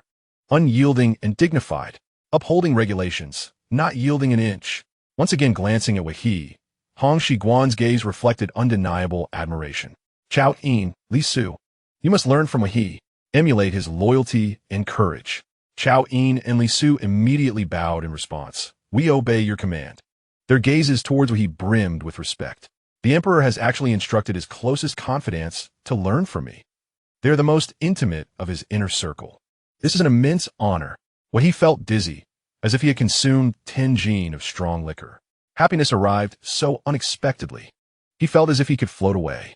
By heaven, this feeling surpasses being surrounded by those young ladies in the Shi Yuan, screaming in delight 1,000 times over. It was worth it. Today's actions were exceedingly worthwhile, let alone confronting Ao Bai, even if he were to be struck dead on the spot. These few words from the emperor are worth it. Wahi, nearly overwhelmed by Hong Xigong's public praise, found it hard to suppress the smile tugging at the corners of his mouth. Chapter 42. My empire needs you. Hong Xigong gazed at Wahi, who appeared utterly lost, stifling a laugh within. "Ha, young man, you are still too naive. A little sunlight, and you shine so brightly? The grand feast comes later." Hong Xigong gestured for Wei to sit, and had Xiao Yin serve him tea. This treatment left Wei utterly astonished. As he sat, half of his rear remained suspended in the air. Hong Xigong feigned a casual sigh, revealing a hint of worry, and slowly began, "Wei, today, although you have diminished Obai's arrogance and restored dignity for me and the palace's regulations," the tone shifted, growing serious. "I worry for you."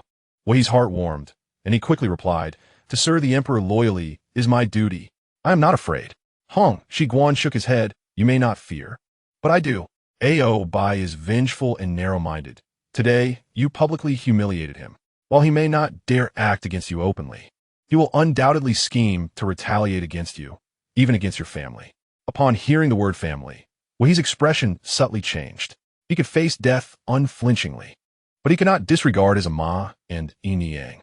Hong Xigong observed his expression closely and continued, "Moreover, what worries me more is the defense of the Qianqing Palace."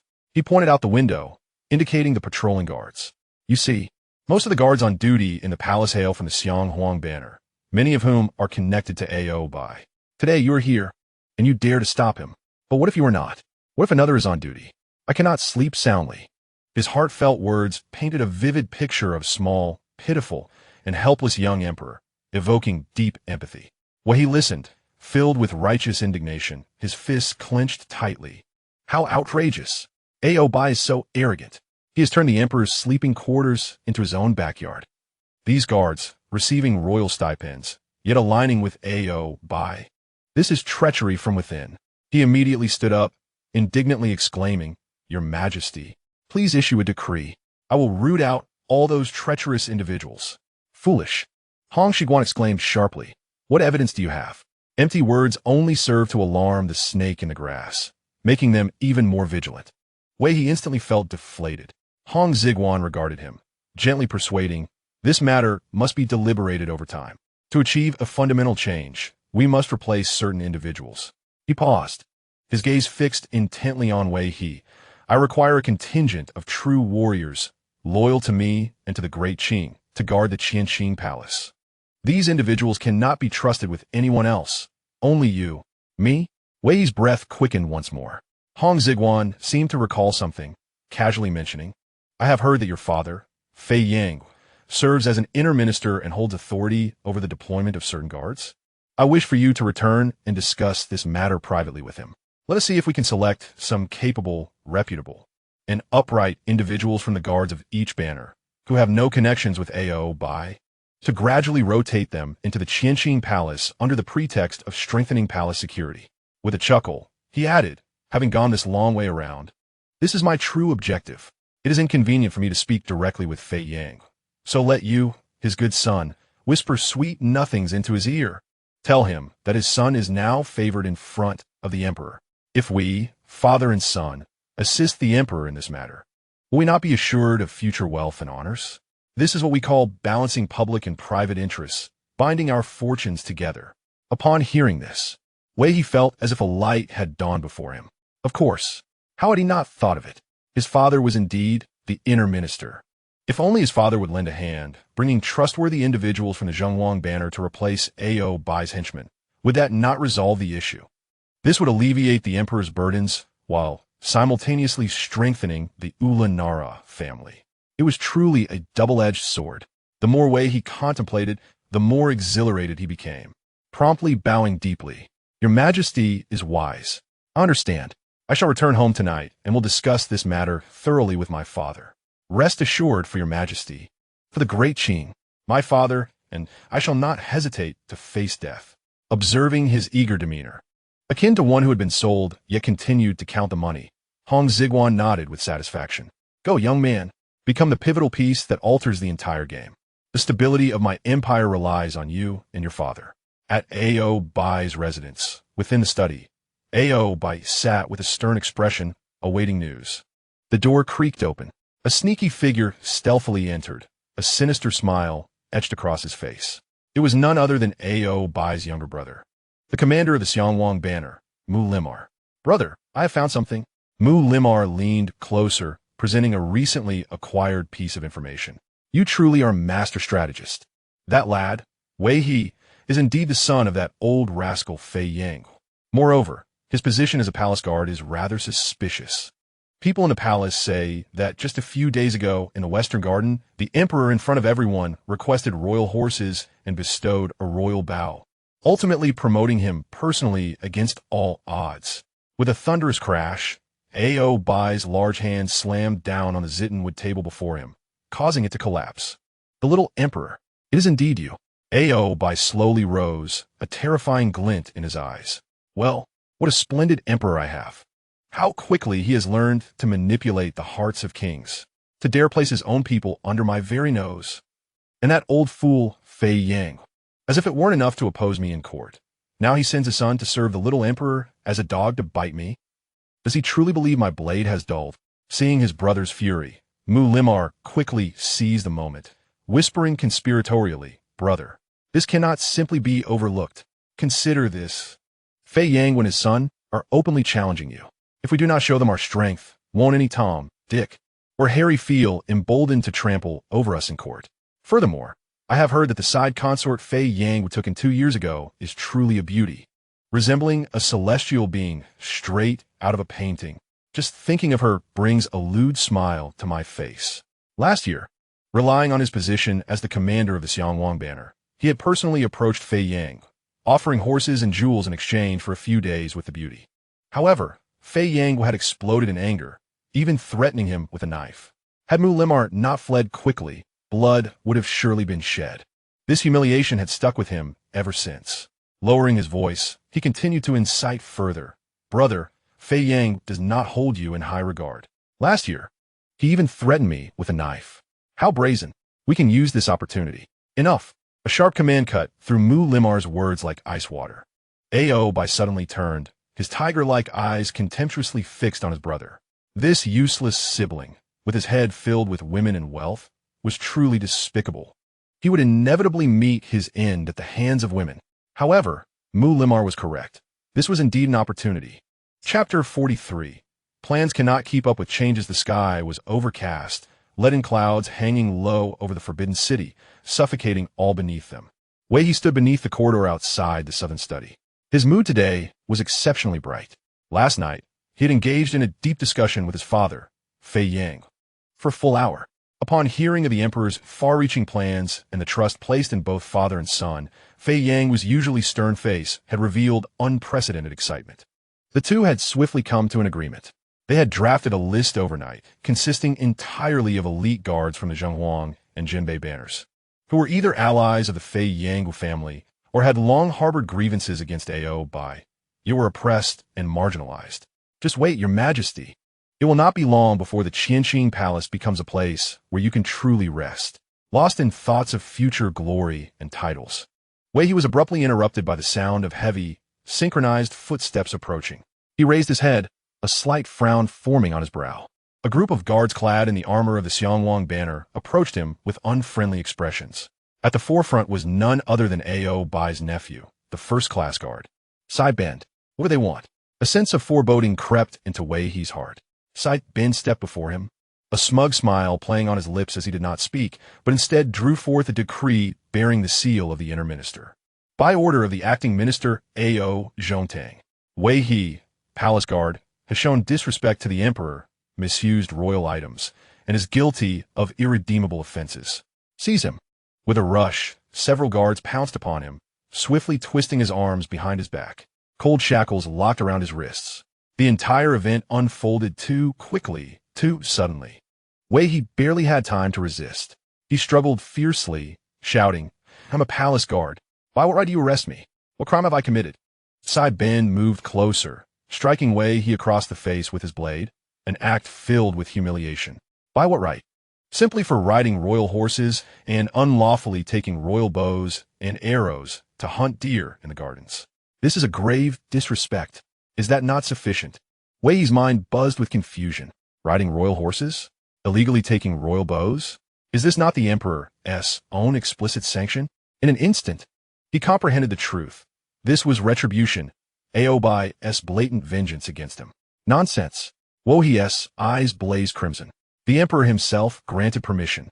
Everyone present can attest to this. The smile on Siban's face grew even more triumphant. The emperor's consent? Who heard it? Who dares to testify? Take him away. Within the southern study, as Hong Xigong learned from Chao Yin that Wu He had been apprehended, his brush abruptly halted mid-stroke. A single drop of dense ink fell onto the memorial, rapidly spreading like an ominous black lotus. Oboi has taken action. So soon? Upon hearing the charges against Wu He, unauthorized use of the imperial horse and bow, Hong Xigong's fury erupted. Such accusations were a gross distortion of facts. Though these charges seemingly affronted imperial authority, they were utterly untenable. The use of the imperial horse and bow within the palace was governed by flexible regulations. As an imperial guard, Wu He occasionally enjoyed imperial favor to use these items. At most a minor infraction, warranting a mild reprimand or a few months' salary deduction. Moreover, on that day in the Western Garden, Hong Xigong had personally permitted Wu He's use of these items in front of all witnesses. Yet Oboi, brazenly bypassing the imperial household department and the court of justice, wielded the authority of the guard office to arrest a guard personally appointed by Hong Xigong. This was no mere message to the master through his dog. It was a slap directly across the face of the master himself. Hong Xigong's complexion darkened ominously. After a moment's reflection, he resolved, "No, I cannot intervene personally. To confront Oboi now would be rash and serve only to play into his hands. The only recourse is to summon reinforcements, seek out Xiaozhuang." Rising decisively, Hong Xigong resolved to report this usurpation of power and arrogance to Xiaozhuang, lamenting how Oboi had insulted even the emperor's dignity. In the serene and solemn Xinang palace, fragrant sandalwood smoke wafted gently. Hong Xigong recounted the entire affair, embellishing details to express the grievance and indignation of an emperor oppressed by a powerful minister. He expected Xiaozhuang to offer at least some consolation or promise to admonish Oboi. Instead, Xiaozhuang merely toyed with her prayer beads, her well-maintained face betraying no emotion. "Your Majesty," she said calmly, her voice devoid of ripple, "you are too late." Hong Xigong's heart sank. Xiaozhuang raised her eyelids, casting a cold, penetrating gaze upon him. "Just 15 minutes ago, the guard office reported that Wu He has already been executed." "What?" Hong Xigong felt as though struck by a thunderbolt upon his crown. He sprang from his seat, disbelief etched across his face. "Dead? How much time has passed?" "From Wu He's arrest to my arrival here, barely half an hour. Oboi executed an imperial guard without due process, without the approval of the 3 judicial offices. A scion of merit? Has he gone mad? How dare he?" Xiaozhuang sighed softly at his stunned demeanor. "Your Majesty, sit down. I have warned you before not to provoke Oboi rashly before your full accession. You thought him a mere brute lacking cunning?" Hong Xigong sank back into his seat, his mind a tumultuous whirl. He had underestimated Oboi's ruthlessness and madness, expecting at least a semblance of judicial procedure, a trial, a verdict. He had hoped to buy time for Fiagu and Suani to intervene. Yet Oboi had bypassed all that and killed Wu He outright, allowing no chance at all. Xiaozhuang continued, "Do not concern yourself further with this matter. I will handle it. Fiagu, Wu He's father, is a venerable elder of the plain yellow banner. Suani, as its commander, will not stand idle. Oboi's act is not only an affront to Wu He and your person, it is a direct insult to Suani and the entire plain yellow banner." Hong Xigong's eyes brightened as he grasped Xiaozhuang's meaning. "I see now. Though Wu He's death disrupts my plans, it becomes a more formidable wedge driving apart Oboi and Suani, the 2 dominant regency factions. Once merely discordant in appearance and spirit, now, because of Wu He's execution, they shall come to open conflict." A cold, imperial rationality replaced his earlier despair. Though Wu He's loss is regrettable, he was, after all, but a Manchu retainer. If his death can ignite internecine strife between Suani and Oboi, buying me precious time and space, then this trade is not without merit. With renewed composure, Hong Xigong rose and respectfully bowed to Xiaozhuang. "Grand Empress Dowager, your grandson understands and will heed your counsel. I shall no longer meddle in this matter." His face resumed its formerly obedient and dutiful expression. Chapter 44. Annihilation, just as Xiaozhuang anticipated. When Fiaga learned that his beloved son Wo He had been executed in the guard office prison without trial, the old general, who had never shed a tear on the battlefield, vomited a mouthful of blood and fury, his eyes bloodshot, resembling a mad tiger. He smashed everything in sight within his residence. Oboi, I shall never share the same sky with you. His anguished roars echoed throughout the Fiagu estate. Meanwhile, Hong Xigong, listening to Chao En's report in the southern study, remained unervingly calm. The fire had fully ignited. Fiagu did not falter now. Don your mourning garb and storm Suani's household in lamentation. Make a scene at the council of princes and ministers. As an elder of the plain yellow banner and with Suani as its commander, no matter how arrogant Oboi grows, he dare not openly slay a meritorious minister of the upper three banners. Once you raise a ruckus, Suani must stand for the honor of the plain yellow banner and confront Oboi.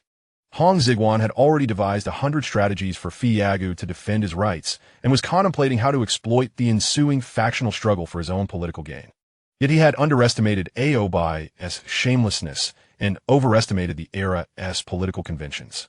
The next morning, while Hong Xigong still slumbered, an unimaginable shock thundered through the forbidden city. Fiagu was in trouble, not because he had dared to challenge Oboi, but because Oboi had struck first. Late the previous night, while Fiagu mourned his son and prepared a mourning altar at home, Oboi mobilized the troops of the bordered yellow banner and, with lightning speed, besieged the entire Fiagu residence. The charge, mourning with resentment. Upon hearing this preposterous accusation, Hong Xigong was dumbfounded. Resentment, a notorious catch-all crime in ancient political strife, meant simply harboring dissatisfaction or ill will toward the court or its leaders. Evidence? Unnecessary. If suspicion existed, that was sufficient. This was blatant political persecution, pure and simple. A father grieving his slain son and voicing sorrow was deemed an enemy of the court. Was there any justice left in this world? What Hong Xigong had never anticipated was the ruthless cruelty of Oboi, which far surpassed everyone's imagination. Not only did he arrest Fei Yang, but he also imprisoned Fei Yang's two innocent sons, Nikan and Sahal Yin, without the approval of the three judicial offices, without the deliberation of the council of princes and ministers, and without even a symbolic imperial edict. Oboi single-handedly commanded, before dawn, the execution of Fei Yang and his three sons. By the time Hong Xigong received the grim news, the bodies of Fei Yang's family had already been dragged to Keishikao, prepared for public display. A complete extermination of the family. Oboi had utterly annihilated them. Hong Xigong sat dumbfounded upon the dragon throne, a chill shooting from his feet to the crown of his head. He was utterly shaken by Oboi's flagrant lawlessness and blatant disregard for political protocol. Fei Yang was no ordinary official. He was a senior minister of the first rank, a trusted confidant of the emperor, and a founding hero who had served under both Huang Taiji and Shunzi emperors, leading campaigns across the realm with distinguished merit. Yet Oboi killed him on a whim, and not only that, he eradicated the entire family. This was no longer the act of a powerful minister. It was the conduct of a brigand, a bandit. Did Oboi still consider the emperor's authority? Did the laws of the Qing dynasty mean anything to him? What chilled and perplexed Hong Xigong even more was the reaction of the other three regents. Suani, Fei Yang belonged to your plain yellow banner. Oboi's actions were a direct affront to you. Yet why did you remain silent? Suksaha, haven't you long been at odds with Oboi? This was a perfect opportunity to strike at him, yet you too cowered away. As for Ebaloon, he was a fence-sitter, unreliable as ever. Hong Xigong could not comprehend these passivities. What he did not realize was that Suani, advanced in age and weakened, had adopted a philosophy of avoiding trouble to preserve his family's legacy, essentially submitting to Oboi's dominance. Suksaha, although willing to intervene, was powerless against Oboi's overwhelming military might and factional support, his protests quickly silenced. One unwilling to act, one afraid to act, and one a mere opportunist. Thus, Oboi's bloody massacre proceeded unimpeded. The conclusion of the affair was steeped in bitter irony. After the annihilation of Fei Yang's family, their vast estate was confiscated entirely and lavishly bestowed by Oboi upon his long-coveted younger brother, Mulema. Even Fei Yang's stunning secondary consort, coveted by Mulema, was reportedly delivered to his residence that very night, where she served him until dawn. eliminating rivals while simultaneously orchestrating a transfer of wealth. This maneuver was a textbook exemplar of a powerful minister's dominance. Hong Xigong remained silent in the southern study. Chao Yin, Li Su, and the others knelt on the floor, barely daring to breathe. The atmosphere was suffocating, laden with despair. The plan he had meticulously devised to consolidate power had not only failed, but had also doomed Fei Yang's family. His intention to replace the imperial guards had been thoroughly dashed. Who in the capital would dare associate with an emperor so ill-fated? Who would confront Oboi now? A profound sense of helplessness overwhelmed Hong Xigong. He felt like a lion trapped in a cage, though crowned king of beasts. He could only watch helplessly as hyenas outside mercilessly tore apart his subjects and flaunted their dominance before him, while he was powerless to intervene. The frustration was unbearable, utterly maddening. He had elevated Wohi. Oboi's murder of him was a slap to his own face. Now, having exterminated Fei Yang's entire family, Oboi's affront was no longer a mere slap, but a grinding of his face upon the ground. Clenching his fists tightly, Hong Xigong resolved. This humiliation could not be swallowed. Yet he understood the necessity of restraint. He forced himself to calm, declaring, "Very well, Oboi. You have succeeded in enraging me. You think that by killing a few men, you can intimidate me into fear and retreat? You are mistaken. You will only make me stronger, more merciless, enduring momentary peace only to grow more incensed." Hong Xigong felt as though he were a pressure cooker about to explode if he did not find a way to vent. With hands clasped behind his back and a sullen expression, he strode from the southern study to the Qianqing palace. Along the way, palace attendants and eunuchs fell silent and prostrate themselves, not daring to lift their heads, sensing the terrifying aura radiating from the young emperor. Upon reaching the gates of Qianqing Palace, his gaze swept over the rows of guards on duty, all members of the plain yellow banner, all loyal to Oboi. A surge of fury erupted within him, locking eyes with a young guard at the end of the line, who appeared fatigued and distracted. Hong Xigong suddenly lunged forward and delivered a fierce kick to the guard's knee. The guard cried out in pain and collapsed to the cold ground, stunned by the unexpected assault. This unprecedented scene left all present dumbfounded. The emperor had struck a man in public, towering above the kneeling guard, whose face was a mixture of terror and bewilderment. Hong Xigong commanded coldly, "Raise your head." Trembling, the guard obeyed. "Which banner do you belong to?" the emperor inquired. Feigning ignorance, the guard stammered in fear, "Your Majesty, I belong to the plain yellow banner." Hong Xigong sneered, "Ah, the plain yellow banner indeed." Turning to Chao Yin behind him, he barked, "Issue my decree. Summon all the plain yellow banner guards on duty at Qianqing Palace today, immediately." Moments later, dozens of plain yellow banner guards knelt nervously in the square before Palace. Among them was Oboi's nephew, Sibendi, who looked on in confusion, uncertain of the emperor's intent. Hong Xigong paced before the rows of kneeling men, the oppressive atmosphere thick in the air. Finally, he halted and addressed them. "Do you know why I have summoned you?" No one answered. His voice suddenly thundered like a clap of lightning. "Look at yourselves, slouching and swaying. You are the emperor's guards, protectors of this forbidden city. How can you protect me like this? If assassins come, will you scare them off with your bleary eyes?" His words drove everyone deeper into shameful silence. Sibendi knelt among them, inwardly resentful. "Is it just about posture? Why such fury? Our strength lies on horseback, not in standing pretty."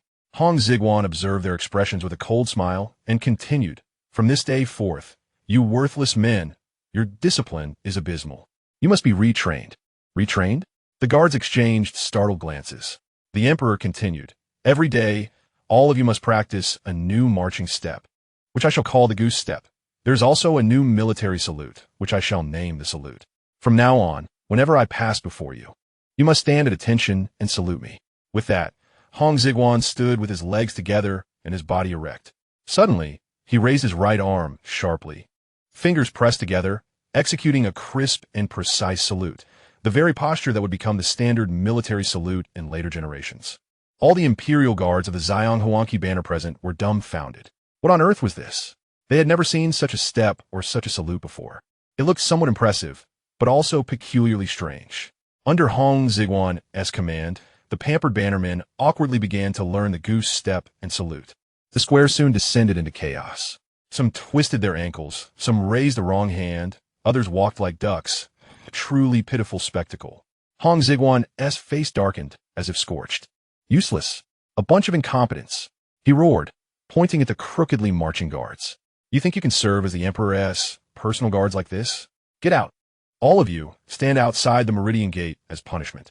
When you have mastered the goose step properly, only then will you return to duty. Oboi, you are known for your disregard of rules, are you not? Very well.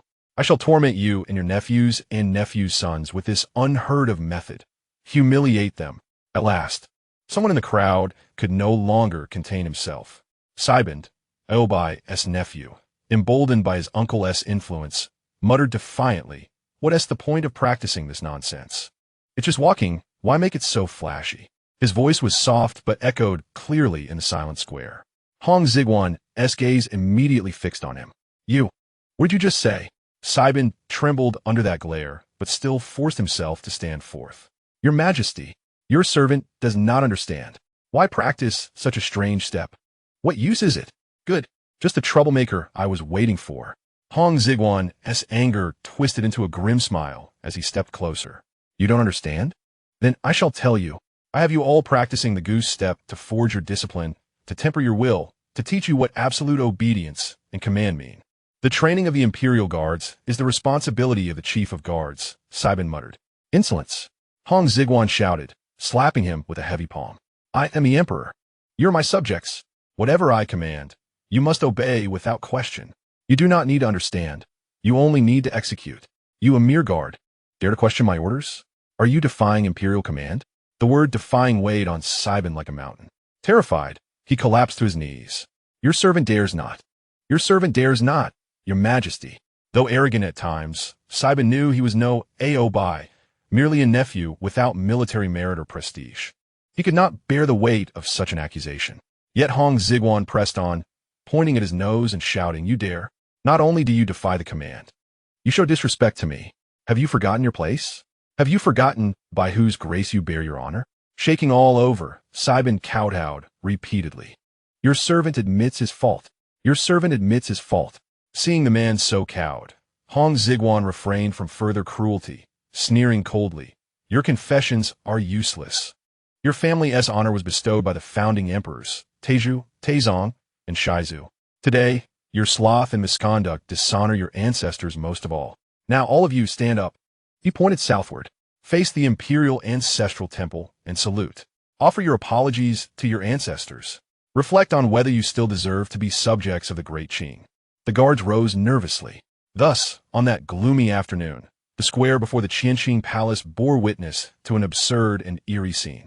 Scores of tall and imposing bannermen lined up crookedly, raising their right hands toward the imperial ancestral temple, performing a salute they had never before attempted, whether proper or not. The scene was painfully awkward. Their emperor stood aside, watching coldly, his gaze as if beholding a band of fools. His mood instantly brightened. Outside the Meridian Gate, dozens of Zhanghuangqi guards clad in fine armor stood in a similarly crooked formation, chanting a humiliating slogan as they faced the imperial ancestral temple. Raising their right hands in an awkward salute they had practiced for days but still could not perfect. The spectacle was both ludicrous and unsettling. Passing nobles and ministers stopped in bewilderment, whispering among themselves, "What is this? Have the Zhanghuangqi guards gone mad? I hear the emperor himself ordered this goose stepping. Why would his majesty demean these elite guards so? Could this be a grudge held by Minister He A's Hong? Hush! Speak quietly. Do you want to lose your life?" The guards felt a burning shame on their faces, wishing to disappear into the ground. After the slogans and shameful salutes ended, the torment was far from over. "1, 2. 1, 1, 2, 1. Raise your legs. Keep them as high as I said." Under the shrill supervision of several eunuchs, they resumed the nightmare of goose step drills. It was midsummer, the scorching sun blazing overhead. The Zhanghuangqi guards, clad in heavy armor, repeated the awkward and ridiculous motions tirelessly. Sweat soaked their garments and streamed down their faces. Each appeared as if they had been dredged from water, utterly disheveled. Bitter, so damned bitter. They were sons of the 8 banners, favored by heaven. Why had they ever endured such indignity?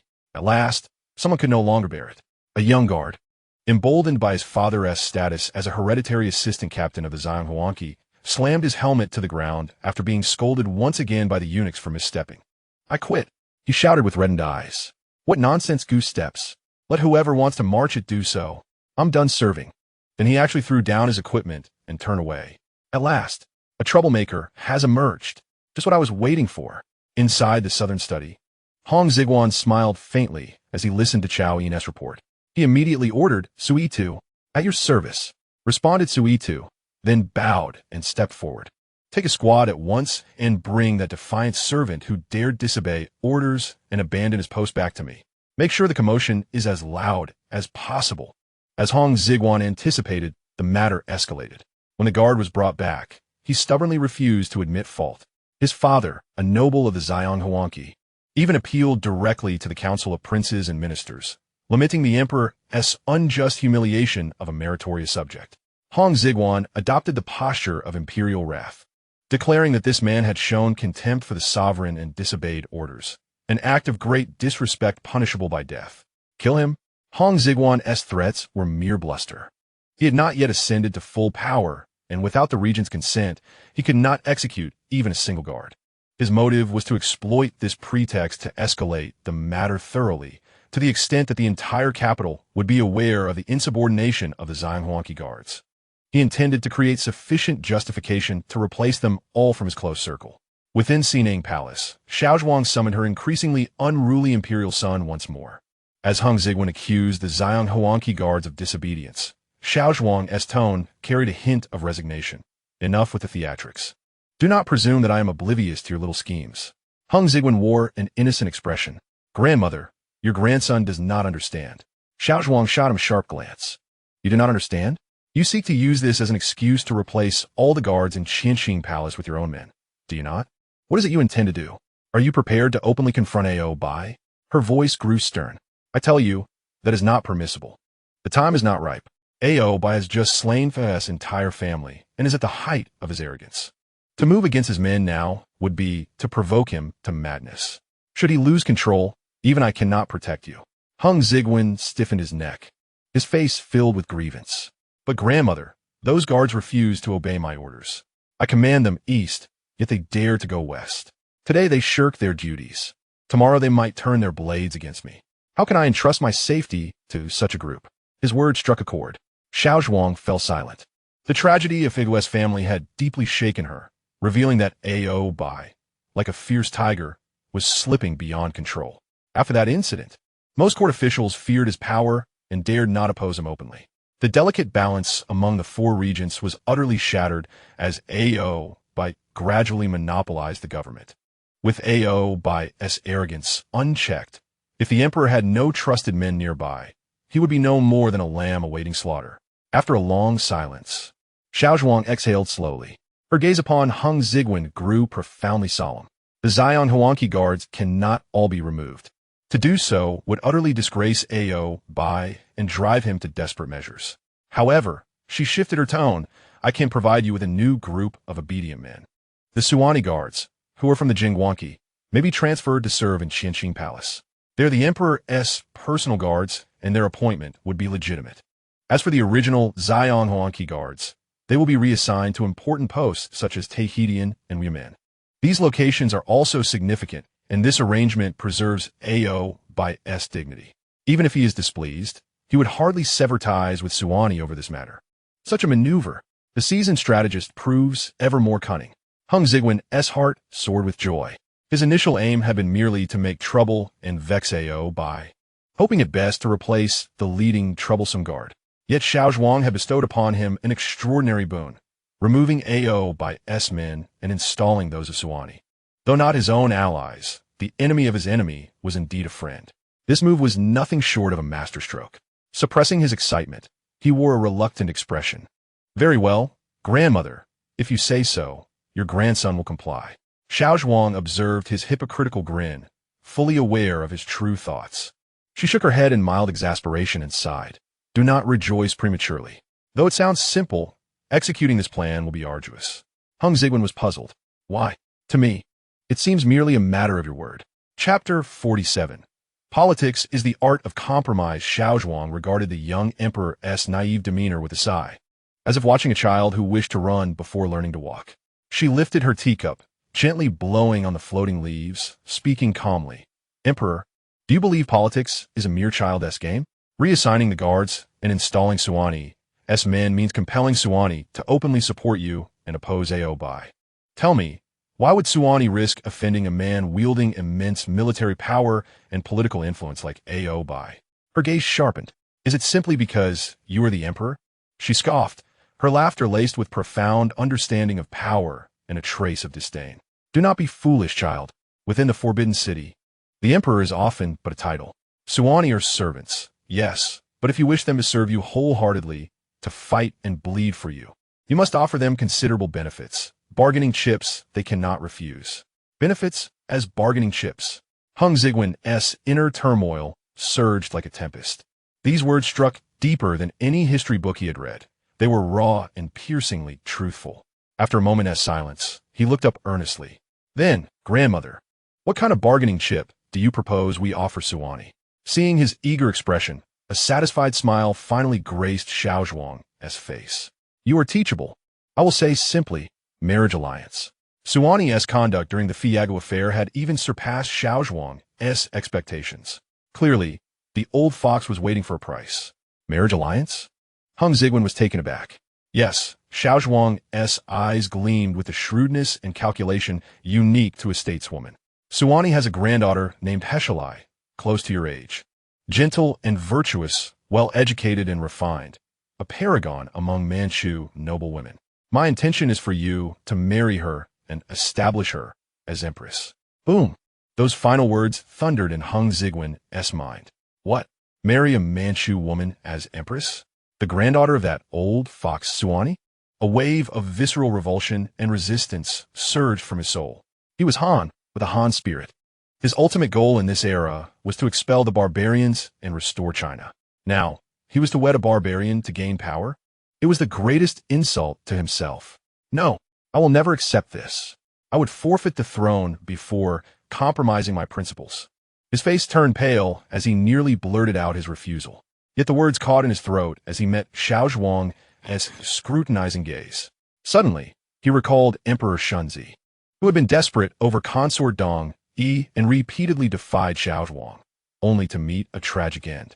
No, I cannot reject this outright. If I show strong resistance now, grandmother will see me as another Shunzi, an unfilial son who places personal dislikes above the greater good.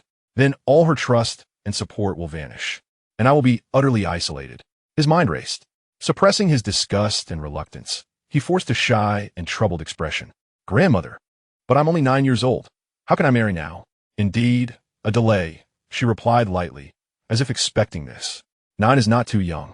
In our Qing imperial family, it is common to marry at 11 or 12. Damn, he had forgotten how precocious these ancient people were. His heart sank. As the excuse was about to be shut down, Xiaozhuang deftly shifted her tone. However, what you say holds some truth.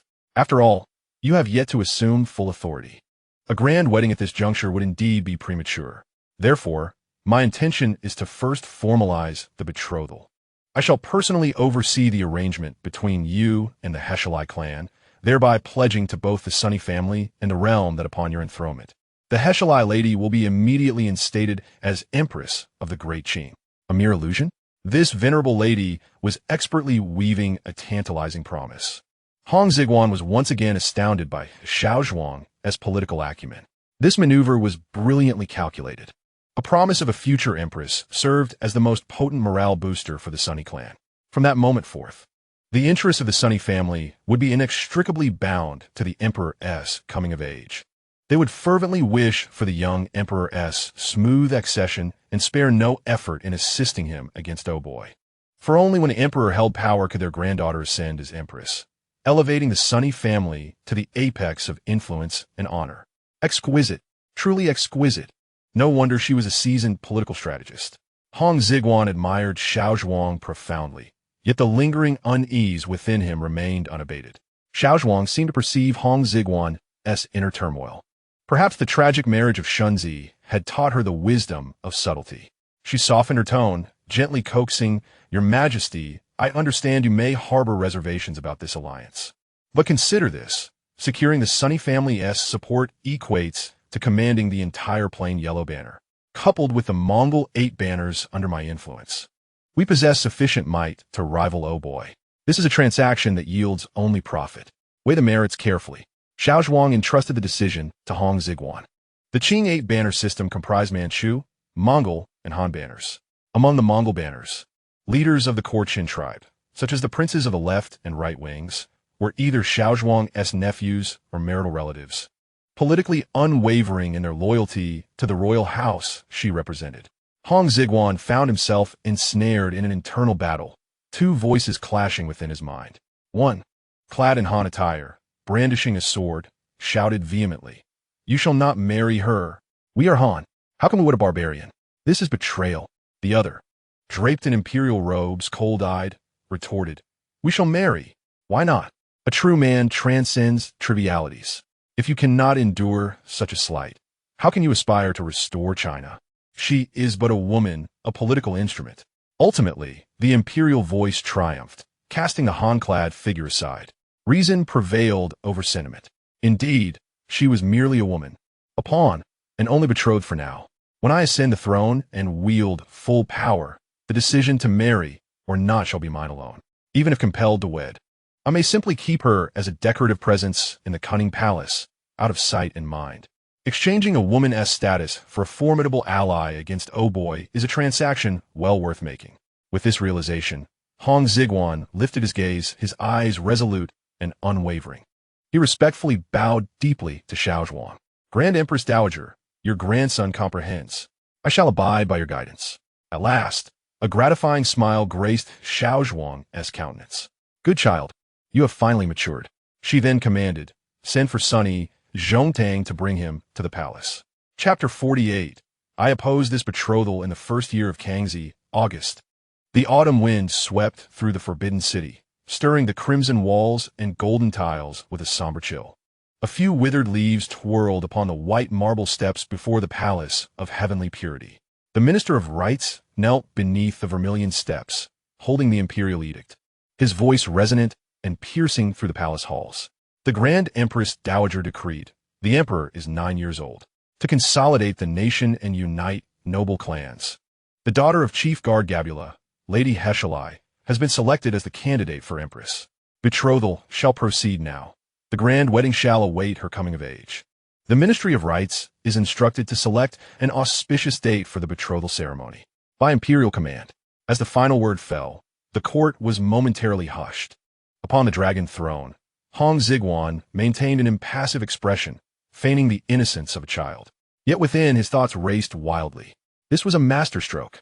The venerable Xiaozhuang had delivered a textbook lesson in political alliance. The crafty Sunny had finally been ensnared by the old lady's design. The wording of the edict was deliberate. Candidate for Empress and betrothal first. This resembled a modern down payment on a house, a reservation secured before the title deed was issued. Yet, a betrothal at 9 years old? In a previous life, this would have been scandalous. However, Lady Heshelai was likewise 9, a peer of the Emperor, a childhood companion.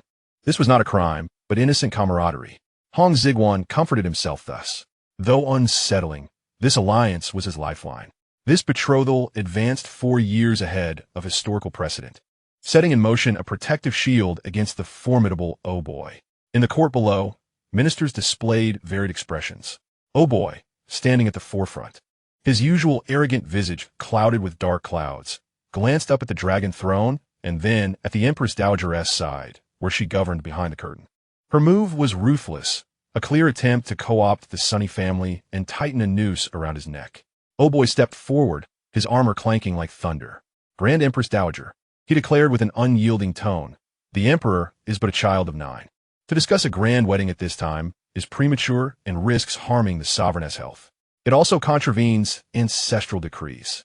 Hong Xigong, seated upon the throne, remained unperturbed, even tempted to crack open a snack. He knew this high-level confrontation did not require his intervention. The true strategist sat just behind the curtain.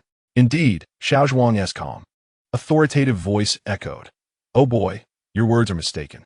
Manchu customs have long embraced early marriages. The daughter of Emperor Taizong was wed at 13. The late emperor married at 14. The current decree concerns betrothal, intended to stabilize the realm and consolidate its foundation. How then can it be said to contravene ancestral law? Her voice turned colder.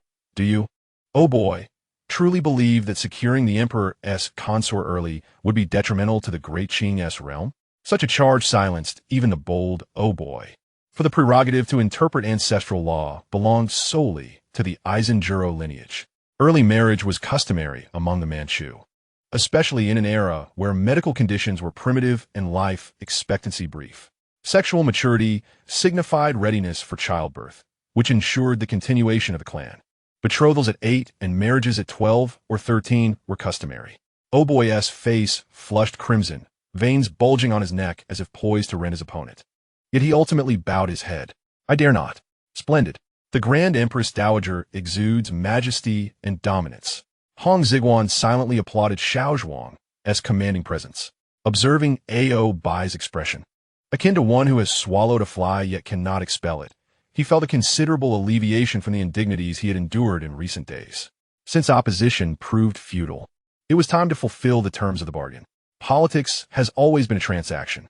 Given that Suo and I had sold his granddaughter, he was naturally expected to demonstrate some sincerity. Days later, outside Qianqing Palace, a synchronized cadence of footsteps shattered the tranquility of the morning. No longer were there the vexatious guards of the Yellow Banner. Instead, a group of elite warriors clad in resplendent yellow armor, their expressions solemn, and their gazes sharp and resolute, took their place. A total of 190 men formed an impenetrable barrier around Qianqing Palace. At the forefront stood a robust, middle-aged man, his countenance honest, resembling a simple farmer donned in official garb. Yet at his waist hung the dagger of the chief ministerial guard. This man was Suo and I's eldest son, Gabula, destined to be the future father-in-law of Hong Xigong. Following closely was a young man, his gaze keen and filled with vigor, exuding an air of intelligence in every movement. He was Suo and I's third son, Sui Tuesday, Servant Gabula, bowing before your majesty. Servant Suo E2, bowing before your majesty.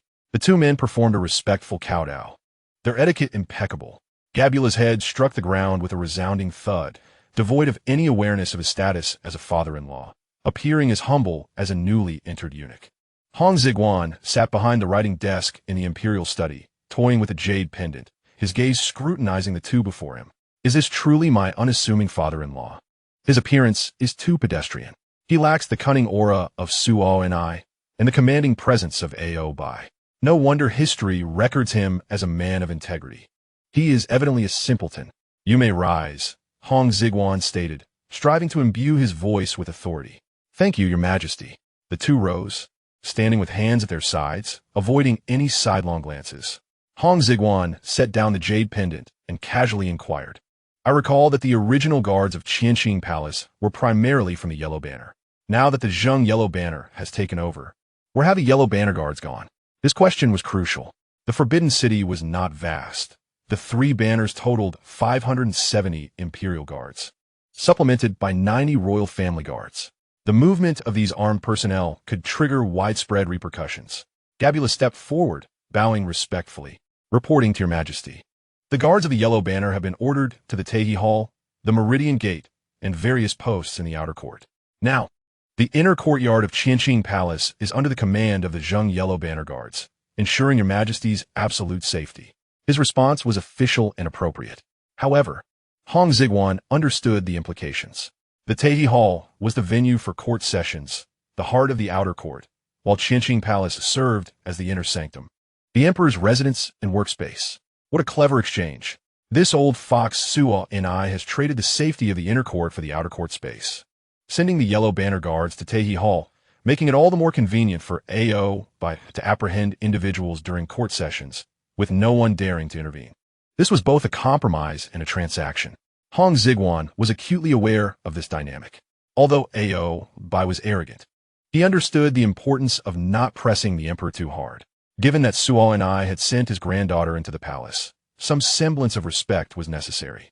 As long as the real power in the outer court remained in his hands, the emperor could sleep soundly, and he was disinclined to make a fuss. Hong Xigong nodded, a hint of satisfaction gracing his countenance. "This is excellent, Gabula. You are to be my future father-in-law. I entrust my safety to you, and I am at ease." Upon hearing the term father-in-law, Gabula shuddered and nearly fell to his knees. "I dare not. I would serve until my last breath." Observing this excessively earnest man, Hong Xigong found amusement welling within him. "Enough, enough. No need for further kowtows. You'll crack the tiles." This honest man had his virtues. At least he need not worry about being stabbed in the back. "Suetu, present, your majesty. I have heard you are skilled in horsemanship and archery. Henceforth, remain by my side to study and practice." "Yes, I thank your majesty for this great favor." A flicker of joy sparkled in Suo E2's eyes.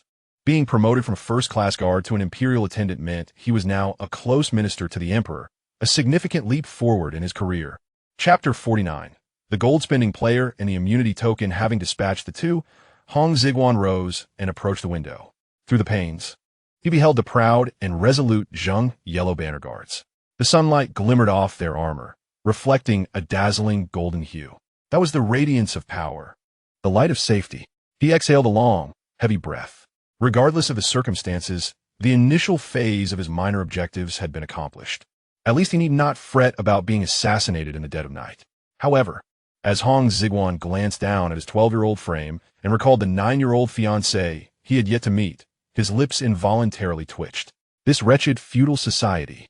For the sake of the Qing dynasty and the endeavor to restore the Ming, I have even sacrificed my own appearance.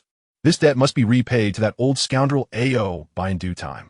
On this day, the wind surrounding Qianqing Palace seemed notably gentler than usual.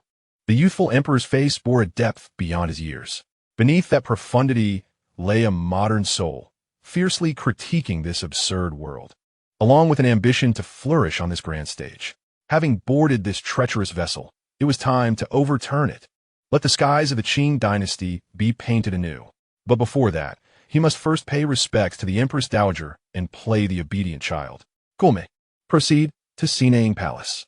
Hong Xigong adjusted his garments, instantly shifting into a mode of dignified composure, and stepped out with a steady gait. Embodying the role he needed to perform, the act must continue. Sinang Palace, with its fragrant sandalwood smoke spiraling from the gilded beast-head incense burner, enveloped the power center of the Great Qing in an ethereal haze. Empress Dowager Xiaozhuang sat serenely upon a soft couch, twirling a string of agarwood prayer beads, her expression tranquil as water. Hong Xigong sat at the lower seat, holding a teacup but devoid of the desire to drink. He had come to audit the accounts. Now that he had sold himself to the Suo and I family as their granddaughter's betrothed, he needed to ascertain the terms of this transaction. "Grandmother," Hong Xigong set down the cup, the porcelain clinking melodiously, "I wish to know what benefits we have promised the Suo and I family."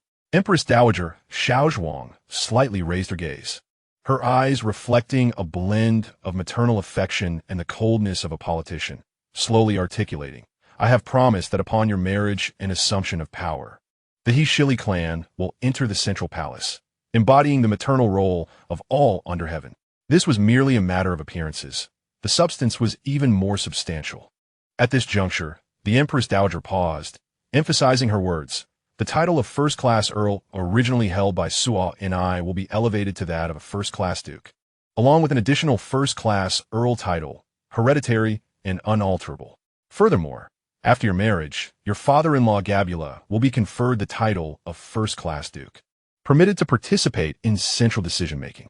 Any offspring of the He Shili clan who pursue scholarly or military endeavors will be prioritized for positions within the 6 ministries." Hong Xigong's expression remained calm as he nodded slightly. "Grandmother, your wisdom is unparalleled." However, internally, he was in a frenzy of excitement. Good heavens, what a revelation! This was no mere marriage. It was akin to a corporate merger and acquisition. Hereditary and unalterable, this was the legendary treatment of an iron-capped prince, was it not? A long-term meal ticket not only secured Suo and I's generation, but also gilded the future prospects of his descendants. A quintessential case of one person achieving success leading to the elevation of all connected. If this were in later times, it would undoubtedly be criticized as nepotism, mercilessly lambasted online. Yet in this wretched feudal society, it was undeniably delightful. That old fox Suo and I had struck gold. However, Before Xiaozhuang could finish her words, she gently moved a prayer bead, as if discussing a trivial matter. Furthermore, the Empress Dowager issued a special decree stating that if Suni committed treason or harbored jealousy against the princes and nobles, according to the law, he would be executed. However, for other mistakes or crimes, he would be granted immunity from death twice. Boom! Hong Xigwen's pupils slightly contracted. Even though he was somewhat prepared, he was still taken aback by such a grand gesture. Was that a resurrection coin? 2 of them? This was indeed an official cheat. With these 2 immunity tokens, wouldn't Suni be able to walk proudly in the court? Even if one day he were to indulge in drunkenness and misbehave in the Taiji Hall, no one would dare to hold him accountable. This old lady was truly investing heavily to win over Suni against Oboi, essentially laying bare the foundations of the Qing dynasty for the sake of this transaction. Although his mind was overflowing with sarcasm, Hong Xigwen's face revealed a hint of respect. The Empress Dowager's foresight was commendable. He admired her. Only such a great favor could ensure the Suni family's unwavering loyalty to our great Qing. Becoming a sharp sword in his hand, Xiaozhuang nodded in satisfaction. After discussing the terms, the conversation shifted to the engagement ceremony, or the nakali. By rights, this was a significant event in the emperor's life, with a process so intricate that it could drive one mad. As for the nakali, Xiaozhuang stated calmly that as you are a young sovereign who has yet to assume power, it would not be appropriate for you to frequently expose yourself. I will designate a high-ranking minister to represent you in carrying out the formalities. Upon hearing this, Hong Xigwen's eyes brightened. The Empress Dowager is considerate. I was worried that the cumbersome rituals would be too exhausting, and since someone could be appointed to take care of it, that is simply splendid. Splendid indeed. Initially, he thought he would have to be like a puppet, manipulated all day. Now he could directly enter a managed mode without having to personally oversee the engagement. This service deserves a 5-star review. Exiting from Sinang Palace, the sky was still bright. The glazed tiles of Kangxi Palace shimmered in the sunlight, but exuded a sense of desolation. Walking along the imperial path, the eunuchs and palace maids followed at a distance. His footsteps appeared light, yet his heart gradually sank. Soon he was secured. The defenses of Kangxi Palace had also been replaced with the Zhanghuangqi. It seemed that the safety factor had skyrocketed from 1 star to 5 stars. However, something was amiss. Hong Xigwen squinted, observing a patrol of Zhanghuangqi guards in the distance. Their armor was striking, their demeanor haughty. Were these people of the Eisenjuro clan? No, they belonged to the Heshelai clan. Today, Suni was protecting me for his own benefit. But what if tomorrow Oboi offers a higher price? Or what if Suni perished? Would these people still heed my commands? Relying on others is less reliable than trusting oneself. A borrowed blade can never compare to the dagger firmly held in one's own hand. Moreover, the most crucial point is that Hong Xigwen is Han. Although cloaked in the guise of a Manchu emperor, the blood flowing within is Han, and he dreams of restoring the Ming dynasty. These Manchu nobles, whether of the Zhanghuangqi or the Xianghuangqi, are fundamentally a vested interest group. Discussing anti-Qing sentiments with them? That would be akin to an old man consuming arsenic, seeking a lengthened life. I require a force, one that is loyal solely to me. A group that lacks any foundation in this world and can only survive by depending on me. Ideally, this should also be Han. In Hong Xigwen's mind, a plan began to take shape. Upon returning to Kangxi Palace, Hong Xigwen had barely settled when he called out loudly, "Summon Sui Yi-Tu." Moments later, Sui Yi-Tu hurriedly entered. Kneeling down, "I, Sui Yi-Tu, pay my respects to your majesty." At this moment, Sui Yi-Tu was brimming with pride. His family was about to produce a queen. His elder brother was a national son-in-law and the head of the guards, and he himself was a personal guard. The future was limitless. Hong Xigwen sat behind the imperial desk, idly running an unsharpened dagger across the table, producing a rasping sound that was grating to the ears. "Suetu, Yehir. I've been feeling somewhat stiff these past few days." Hong Xigwen twisted his neck, producing cracking sounds. "After reading all day, I feel dizzy. I wish to practice buku, wrestling, to stretch my limbs." Upon hearing this, Sui Tu immediately smiled obsequiously. "Your Majesty, while diligently attending to state affairs, you must also pay attention to the balance of work and rest. Practicing buku is excellent. It is the foundation of our Manchu men. I shall arrange for several skilled guards to accompany your majesty in practice. No, no, no. Hong Xigong tossed the dagger onto the table, his face filled with disdain. Those guards are all burly. How could I practice with them? Of course, they wouldn't dare truly engage me, which is utterly boring. What does your majesty mean? Sui Tu was somewhat perplexed. Hong Xigong stood up, approached Sui Tu, lowered his voice, and revealed a mischievous and cruel expression typical of a child. I want to find several boys around the same age, between 10 and 15, who are sturdy and can take a beating. Go to the Niuyafu and select from those Bai slaves. Sui Tu was momentarily taken aback. Bai? That is a short form of the Manchu term Baiyaha, meaning household slave. Within the 8-banner system, these are the lowest tier of people, even beneath commoners, most of whom were Han people captured during the conquest or the families of officials who had fallen for grace. To have the emperor practice with these lowly slaves? Your majesty, this might be beneath your dignity. Those Bai are despicable. Nonsense. Hong Xigong's expression darkened, feigning anger. I merely wish to find a few punching bags to vent my frustrations. If I were to spar with noble youths, I would have to pay for their medical expenses if I injured them and endure the nagging of those noble lords. If I find a few slaves, even if I beat them to death or cripple them, no one would care. How delightful. Sueto Sudani understood, looking at the fierce young emperor before him. He felt not disgust, but rather relief. Ah, I thought it was something serious. It turns out to be a child's whim, seeking to release some pent-up frustration. Indeed, the emperor had been under tremendous pressure from Oboi lately. It was only natural to seek out a few lowly Bai to let off steam. After all, for a Manchu lord to kill a few Han slaves is hardly significant, as long as he is not cultivating confidence or forming political factions. Oboi wouldn't raise any objections. A handful of young boys couldn't cause any real trouble. With this in mind, Sui Tu immediately bowed and accepted the command. Your majesty is wise. I shall handle it right away. Remember, Hong Xigong added behind him, his gaze profound. Do not make a big fuss. First select 15 individuals. Bring them in batches, and do not let Oboi think I am not attending to state affairs and merely indulging in play. I shall take care. Sui Tu withdrew. Watching his retreating figure, Hong Xigong's mischievous expression vanished, replaced by a chilling calm.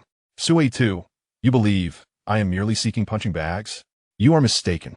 I am in search of assassins. Historically, Kangxi indeed established a shampooing, training a group of youths to capture Oboi. But whom did he recruit? The sons of Manchu nobles, relatives such as Tongji Yangyutai. This was because Kangxi considered himself a Manchu, and thus sought reliable compatriots. However, I, Hong Xigong, cannot afford such luxury. What I require are Bai, those Han slaves who are regarded as inferior to dogs in the eyes of the Manchus.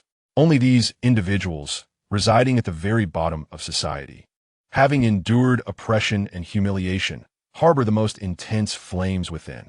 Just a hint of dignity, a glimmer of hope, a modicum of kindness that treats them as human beings, and they would become the sharpest daggers, the strongest shields.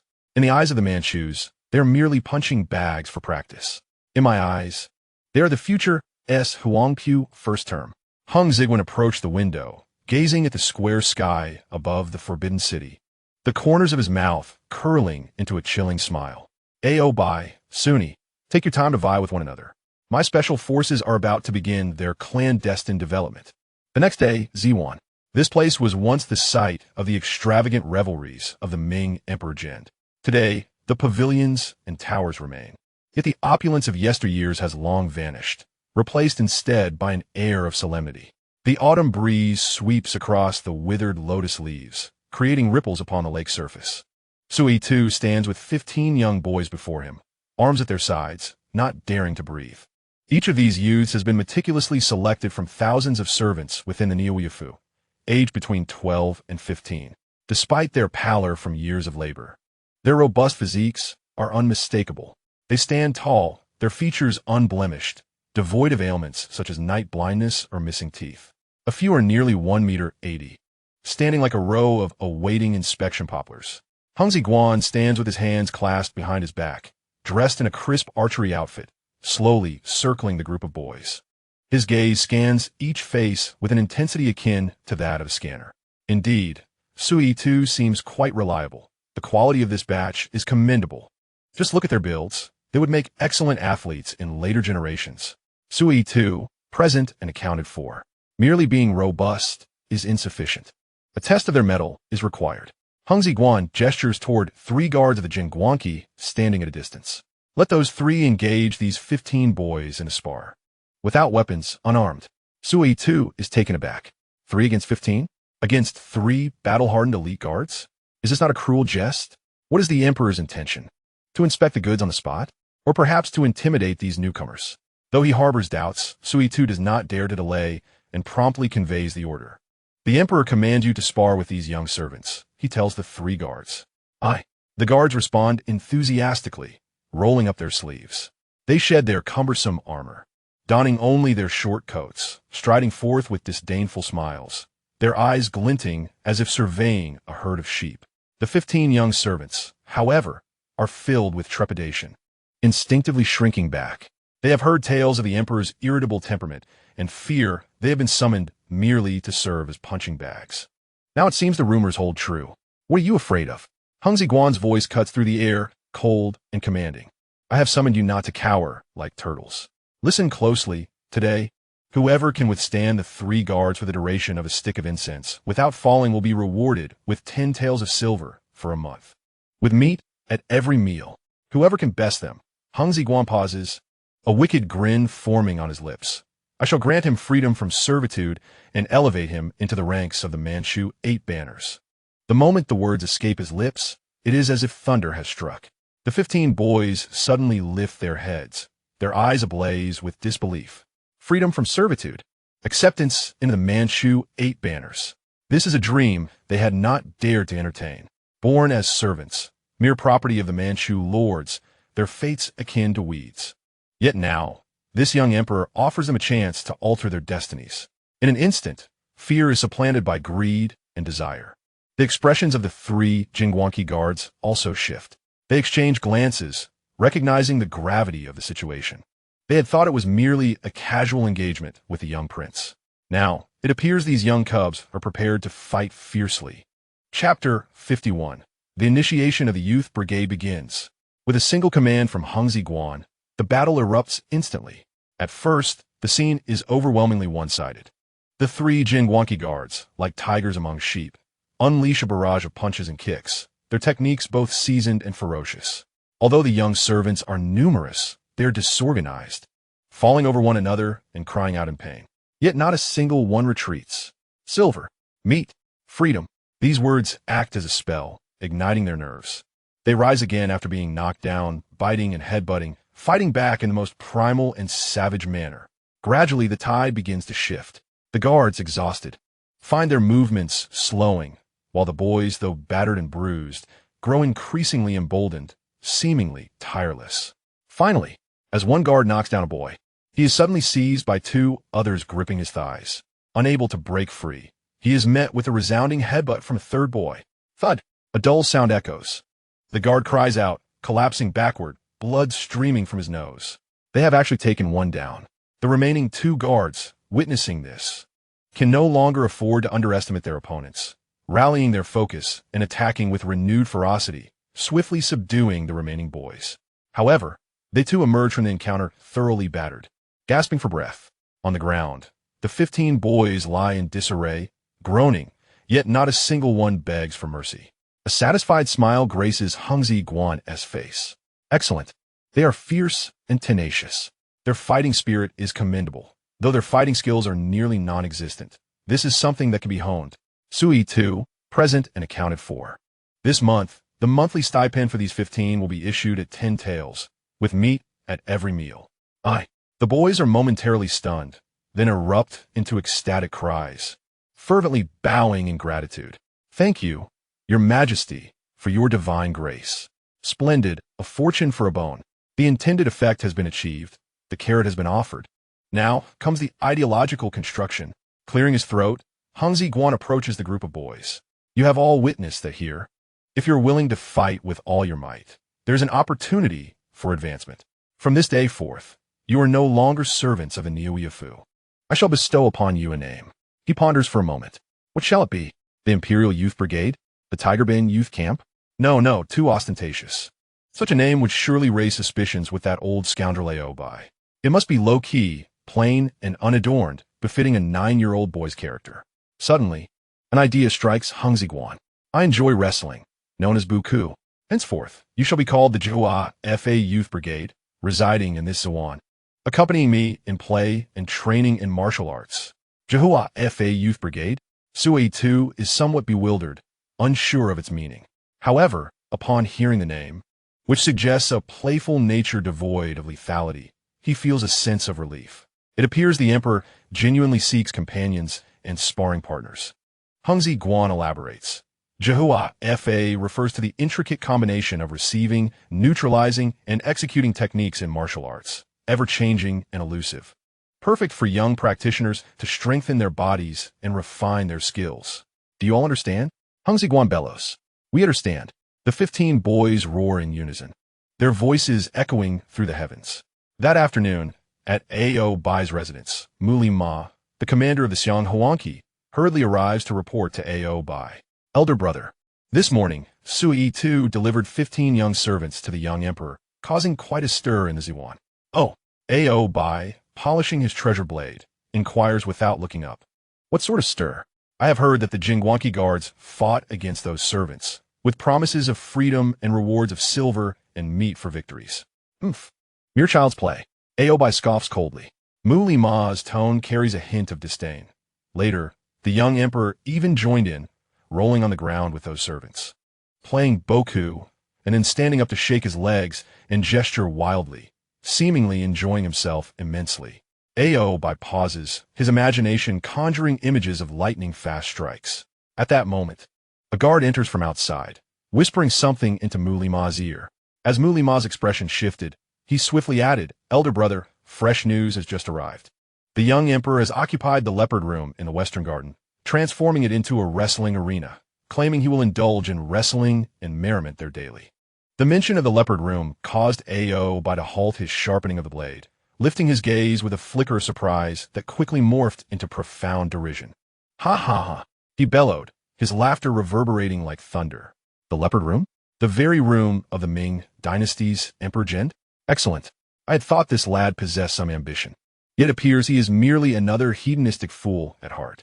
Rising to his feet, Obai sheathed his treasured sword with a forceful thrust. How long can a mere 9-year-old endure this? Ultimately, his true nature will reveal itself. Did he believe he could secure everything by winning over Suo and I? A child who hides behind women and revels in frolicking with servants will never amount to anything significant. With hands clasped behind his back, Obai strolled to the window, casting his gaze towards the palace with a haughty demeanor. Let him be. Allow him to indulge. The more he immerses himself in these trivial pursuits, the more he will depend on us, the regents. Dispatch someone to keep a close watch on the Western Garden, but do not interfere. I am eager to see what other antics he conjures. Muli Ma bowed in acquiescence. Yes, a cold smile of confidence lingered at the corners of Obai's mouth. To him, the little tiger trapped in a cage had entirely relinquished its resistance, choosing to numb itself with frivolity. A month later, in the Western Garden's leopard room, the autumn air grew increasingly crisp, yet within and around the leopard room, a lively scene unfolded. Who? Youngsters, bare-chested and clad only in short trousers, tumbled and grappled in the muddy ground. Their skin, bronzed by the sun, bore the marks of bruises and dried mud, yet their eyes sparkled with a feral brightness, imbued with vigor. Over the past month, Hong Xigong had immersed himself here daily, becoming adept at naming each boy. The quiet one with the most vicious strikes was named Wang's son. The most agile, fond of sneaky attacks, was called Li Shanshui, the seemingly docile one. Yet the most cunning in combat was Zhang Wu. Hong Xigong even incorporated his most trusted 3 confidants, Chao Yin, Li Su, and Zhao Sheng, into the youth group, assigning them as leaders of 3 separate teams. Having trained with Hong Xigong for 2 years, they provided a solid foundation to stir the waters. On this day, as usual, Hong Xigong personally engaged in physical activity. "Come, you, step forward and practice with me." He pointed casually. The selected boy froze, displaying a mix of honor and trepidation. "Engage," Hong Xigong commanded, assuming a fighting stance. The boy, fearing to truly spar with the emperor, made a symbolic lunge, but stumbled before Hong Xigong could exert any force, exclaiming in surprise as he fell. Overdramatic, poorly executed. Useless. Hong Xigong kicked him lightly. Next, be serious. After cycling through 3 boys, the results remained unchanged. With ease, Hong Xigong dispatched them to the ground. He stood with hands on his hips at the center of the arena, his face contorted with fury. Useless. A bunch of worthless fools. He pointed at the groaning boys on the floor, berating them. What use are you to me? You cannot even best a 9-year-old. How dare you consume my resources? My gold is better spent on dogs. Su Yi, witnessing the scene, hurried over, bowing deeply. Your Majesty, please calm your anger. You are the true dragon, born with divine strength. These servants are no match for you. Silence. Hong Xigong retorted, jabbing a finger at Su Yi's nose. I tasked you with selecting individuals, not a bunch of weaklings to deceive me. He panted, exasperated. From today onward, you will train them rigorously. 2 additional hours daily. Techniques, combat, and survival. Whatever is brutal. Make them practice it. Let the guards of the Zhenghuang Qi take turns as their instructors. Anyone who dares to slack off will face severe consequences. Also, establish rules. A minor competition every 10 days, a grand one each month. Rewards for the victors. Gold, silver, delicacies, speak freely. The losers. Hong Xigong's voice turned cold. Will spend a month cleaning the latrines. No meat in their meals. The PI assessments would follow a system of elimination for the lowest performers. This was intended to instill a sense of pressure. Unless they were pushed to their limits, how could they be forged into fierce warriors? Su Yi trembled at the emperor's outburst, a singular thought racing through his mind. This is it. The emperor has become overly engrossed, igniting his temper. Yet, it was acceptable. It was merely a matter of training a group of servants. As long as the emperor was satisfied, it mattered not how he chose to train them. Your servant obeys. I shall ensure these boys become exemplary. Su Yi bowed, accepting his orders. To enhance the security of his secret training grounds, Hong Xigong devised a cunning plan. He decreed the construction of animal enclosures around the leopard room in the Western Garden. He procured several half-grown tigers and leopards from the royal hunting grounds to inhabit these enclosures. He justified this as an homage to his ancestors, emphasizing the importance of horsemanship and archery and the observation of fierce beasts to cultivate one's spirit. When this news reached Oboi, he merely stroked his beard and chuckled derisively. To emulate the Ming dynasty's Emperor Zheng in raising leopards, he truly sees himself as a foolish monarch. Let him be. A ruler who has been drained by indulgence in wine, lust, and wealth is far easier to manage than a diligent sovereign. Oboi completely relaxed his vigilance. In his eyes, the young emperor had strayed irreversibly, posing no threat. Little did he know, the roars of those ferocious beasts formed the finest soundproof barrier for the Bukufeng, concealing the boys' daily cries and screams. As days turned into weeks, the customary post-engagement rituals proceeded methodically. According to Manchu tradition, during festive occasions following an engagement, the Suo-ni household would send gifts to the palace, often accompanied by trinkets meticulously crafted by He Shi Shi. Occasionally, it would be a lopsided sachet or a handkerchief embroidered with an adorably awkward tiger. Each time Hong Xigong received these tokens, he merely furrowed his brow. Was this the handiwork of a 9-year-old girl? The sewing was less refined than my previous life's sock-making skills. But alas, these were merely props for a political marriage. There was no need for deep contemplation. Hong Xigong tossed these items to a nearby eunuch, disregarding them entirely. One day, Su Yi approached with an air of delight. Your Majesty, today my father shall enter the palace to meet with the Empress Dowager regarding the specifics of the betrothal gifts. My niece, He Shi Shi, will accompany her mother as well. I thought perhaps you could arrange for the two of you to meet unexpectedly in the Imperial Garden. Su Yi rubbed his hands together, exuding the demeanor of a confident matchmaker. Hong Xigong, engrossed in his reading, did not lift his head at the remark. Meet? What is there to meet about? Combined, we are not even 20 years old. What could we possibly converse on? Are we to discuss whether the homework for tomorrow's study session is completed? Or perhaps how to play house? The mere thought of this caused my social anxiety to flare. It was utterly unnecessary. Su Yi, having received a blunt dismissal, felt a twinge of awkwardness. Noticing his discomfort, Hong Xigong set aside his book. realizing he had spoken too directly and might have hurt the Suonai family's feelings. Thus, he softened his tone, placing a reassuring hand on Suo Yi2's shoulder. Suo Yi2, you know well that my mind is presently consumed with state affairs and martial training. Matters of romance are premature. Once the grand wedding occurs, there will be ample time for meetings. There is no rush. Yes, this was the voice of a career-minded man. I cherish the realm, not romantic entanglements. Surely, this persona is infallible. As Suo Yi2 seemed poised to press further, Hong Xigong swiftly redirected the conversation, feigning interest. By the way, isn't it time for the grand competition? Let's go. Go and see how my Jua FA Youth League is faring in their training. With that said, before Suo Yi2 could react, he strode purposefully towards the Shi Yuan. Suo Yi2, left with no choice, had to jog to keep up. The Shi Yuan was the venue for the competition, and the atmosphere was as tense as a battlefield. After a month of rigorous training, the youth's gazes and demeanor had transformed entirely. They were no longer the submissive servants, but a pack of wolves ready to pounce. The competition commenced with a command. The youth engaged in combat instantly erupted into a chaotic melee. There were no flashy moves, only lethal strikes, choking holds, breaking tendons, joint locks. Each technique was a military combat skill that Suo Yi2 had taught them. In the stands, Hong Xigong's expression remained calm, yet his eyes sparkled with excitement. Impressive. Their combat prowess had elevated beyond a mere notch since a month ago. Suo Yi2, this old fellow, has proven to be quite adept at training soldiers. Hong Xigong's gaze was fixed on a particular figure. Li Su. His laughter and charisma made him one of the earliest corps members he had nurtured.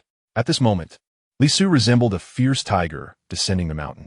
His opponent was equally robust, and their fight was a clash of raw power. The opponent clearly had the upper hand in strength, but Li Su chose to evade and targeted the lower limbs. After several exchanges, Li Su seized the moment when his opponent was off balance, delivering a swift, sweeping kick that sent the opponent crashing to the ground. Before the opponent could rise, Li Su pounced like a hungry tiger, delivering a precise strike to the side of the opponent's neck. The youth let out a muffled groan and fainted on the spot. Quick, accurate, ruthless. The entire arena was astonished. Even the supervising guards of the Jingguangqi displayed expressions of surprise. This young man's skills were hardly inferior to those of seasoned veterans. Ultimately, Li Su emerged victorious, clinching the top position in the competition without any doubt. He approached Hong Xigong and knelt on one knee, his face devoid of pride, only calmness. I, the servant Li Su, have fulfilled my duty. Hong Xigong descended from the stands and personally helped him to his feet. Excellent. Very well. He surveyed the crowd, his voice resonating. Li Su has triumphantly claimed first place in this competition. My heart is greatly comforted. I have decided to promote Li Su to the position of Blue Feather Guard. He shall assume his duties immediately. Upon hearing this, the arena fell into a profound silence. Everyone thought they had misheard. Suo Yi2 was so shocked his eyes nearly popped out. Blue Feather Guard? That is a 6th-rank military officer. Although it is the lowest rank among the guards, it is still an official position. How old is Li Su? 14? A 14-year-old servant has suddenly transformed into a 6th-rank guard. After a brief silence, the crowd erupted into a cacophony of discussions. The gazes of the youths towards Li Su instantly shifted from reverence to fervor. Their eyes turned towards the young emperor, brimming with indescribable admiration and excitement. Hong Xigong basked in the fervent gazes of the crowd, feeling a sense of satisfaction. Do you see? This is the benefit of associating with me. It directly elevates you to an official position. Merely offering carrots and sticks is insufficient. It is essential to provide them with a tangible dream. Li Su serves as the first dream that Hong Xigong has established for the servant youths. To stand out, they will unleash 100-fold, 1,000-fold energy to become the next Li Su. Chapter 53. Master, the times have changed. The Jihua FA Youth League in the Shi Yuan was training fervently, having long observed the art of survival. Hong Xigong watched the youths charge forward like tigers descending the mountain, grappling, lightly stroking his fingers, feeling that they were still not sufficiently steady. No matter how formidable the Jihua FA Youth League became, they were merely a group of special forces from the cold weapon era. What is Oboi? He is a Batu Lu, the bravest warrior of the Manchus, a human-shaped giant. should the time come when the situation escalates. If these boys cannot hold him back and he charges before me, my frail body would hardly withstand a single blow from him. Historically, Kangxi captured Oboi with the assistance of a group of youthful wrestlers. While it seemed simple, it was fraught with peril and filled with chance. It was a gamble that Oboi would enter the palace unarmored, that he would not carry a blade, and that the youths would be fearless in their charge. If any part of the plan faltered, history would be rewritten. I am a time traveler, possessing insights that precede this era by centuries. How could I, like the original Kangxi, stake my life and fortune on a mere brawl? That is too low, lacking in technical sophistication. Hong Xigong shook his head, a glimmer of excitement flashing in his eyes. He conceived a backup plan. Firearms. Indeed, firearms. No matter how hard your fists are, can they withstand a bullet? No matter how swift your movements are, can they outpace a gun? Master, the times have changed. With this thought, a smile crept onto Hong Xigong's lips. In the Forbidden City, the prospect of engaging Oboi, who wielded power over the court, in a Western showdown was exhilarating. He intended to equip each of his young wolves with a compact and lethal firearm, convenient for carrying, capable of delivering a fatal blow at a critical moment. The development of firearms during the Ming dynasty was not lagging behind. The three-barrel gun and bird's beak gun had once shone brightly. However, after the Qing army entered the pass, they established their reign through horseback archery and paid little heed to firearms, even harboring some disdain, believing them to be the tricks of southern barbarians. Hong Xigong had specifically inquired with Sua-yi Tuesday. Among the current Qing army, although there were a few clumsy matchlock gun units, personal close combat firearms like handguns were not in service at all. Was there a technological gap? Or were those Manchu nobles intentionally suppressing it? Regardless, if they do not exist, I shall create them myself.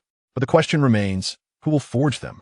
The craftsmen at the Jiangzuo office might be able to cobble together a dragon throne through deception, but can they produce precision firearms? Wouldn't that be sending themselves to their demise? Hong Xigong's mind raced through his scant historical knowledge. Suddenly, an image of a bespectacled foreigner with a white beard sprang forth from the recesses of his memory. Tang Ruaowang. Goodness, I nearly forgot about this old man. Hong Xigong smacked his thigh. This fellow is no ordinary person. He is a historical figure featured in textbooks. The German missionary Tang Ruaowang, born Adam Shaw, arrived in China during the Ming dynasty's Wanli era, learned fluent Chinese in Macau, and then made his way into the Ming capital, eventually joining the Astronomical Bureau. His most remarkable feat was not only his expertise in astronomy and calendar reform, but also his prowess as a top-notch arms expert.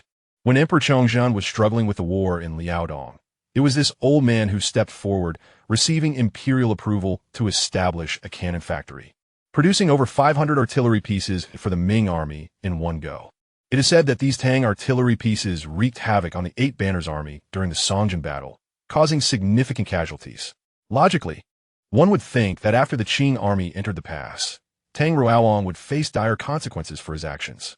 However, this old fellow had little integrity. As soon as the Qing army entered Beijing, he quickly turned around, presenting his newly revised Western New Calendar to Regent Dorgan. Upon seeing it, Dorgan exclaimed, "This foreign contraption is excellent. It far surpasses our shaman calculations." Thus, he was greatly pleased. Tang Ruaowang transformed from a former Ming benefactor to the head of the Qing Astronomical Bureau. After Emperor Shunzi took power, he favored Tang Ruaowang immensely, visiting him daily and affectionately calling him Mafa, grandfather in Manchu. Even Empress Dowager Xiaozhuang recognized this foreigner as a foster father. The web of relationships was extraordinarily complex, allowing Tang Ruaowang to thrive spectacularly. A man capable of forging cannons to defeat the ancestors of the Eight Banners could be treated as a revered elder. It was simply surreal. Yet for me, this is a divine treasure. Hong Xigong felt a surge of confidence. If he could produce 500 cannons, crafting a few dozen handguns would be a piece of cake. The next day, at the Astronomical Bureau's office, this ancient edifice, positioned east of Tiananmen and behind the Libya Yamen, exudes an air of solemnity and mystery. Unlike the clamor of other government offices in the capital, this place is so quiet that one could almost hear the celestial bodies in motion, though this is, of course, an exaggeration. Hong Xigong, clad in his customary attire, arrived quietly, flanked by the eunuch Zhao Chong and several guards. "The emperor has arrived," with Zhao Chang's distinctive, high-pitched voice echoing through the hall. The entire Quintiangian seemed to freeze in time. Officials and clerks rushed from their chambers, kneeling in a flurry. "Long live our emperor!" Hong Xigong paid no heed to them, striding directly towards the main hall. Inside, an elderly man donned in the first-rank court dress of the Qing dynasty, yet possessing an angular, Western visage, was engrossed in a myriad of star charts and ancient texts, oblivious to his surroundings, until Zhao Chang cleared his throat loudly. The old man jolted awake, lifting his head abruptly. Upon seeing the emperor in his dragon robe, Tang Ruaong momentarily froze, then fumbled to remove his spectacles in a flurry of confusion, attempting to bow. His age, surpassing 70, made his movements appear clumsy and comical. "No need for formalities." Hong Xigong spoke coolly, his voice tinged with politeness. "Kangxi Emperor, there is no need for excessive courtesy." This title, bestowed upon Tang Ruaong by Shunzi, was now altered to Tongwei Jiarashi in deference to Kangxi's name, but Hong Xigong, unrestrained by such conventions, continued to refer to him as Kangxi Emperor. The term Afa was one he could not utter. How could he address a foreigner as grandfather? That was beyond the bounds of propriety for him. Upon hearing the title, Tang Ruaong's murky blue eyes flickered with excitement. In a peculiar Beijing accent, he responded, "This old minister greets your majesty. I was unaware of your majesty's visit and have failed to welcome you properly. I deserve death. You speak too gravely," Hong Xigong remarked as he approached, curiously examining the incomprehensible star charts and instruments on the table. Among them lay a brass telescope. Is this truly the same model used by Chang'an to observe the stars? An antique indeed. He waved his hand, signaling the others to withdraw. The atmosphere in the expansive observatory shifted to one of subtle tension. Tang Ruaong felt a mix of anxiety and apprehension. Since ascending the throne, this young emperor had remained secluded, never having set foot in the Quintiangian. What could this sudden visit signify? Was it to scrutinize the calendar? Or had he fallen prey to the slanders of Yang Guangxian and his ilk, seeking to punish this foreign demon? Chapter 54. I desire advanced technology. Hong Xigong did not speak immediately. Instead, he picked up the telescope and pretended to gaze out the window. The view was so obscure that he could barely make out the roof tiles across the street. He set the telescope down and turned, his gaze intense as he fixed it upon Tang Ruaong. That look belied the innocence of a 9-year-old. It was profound and piercing, as if it could penetrate the very soul.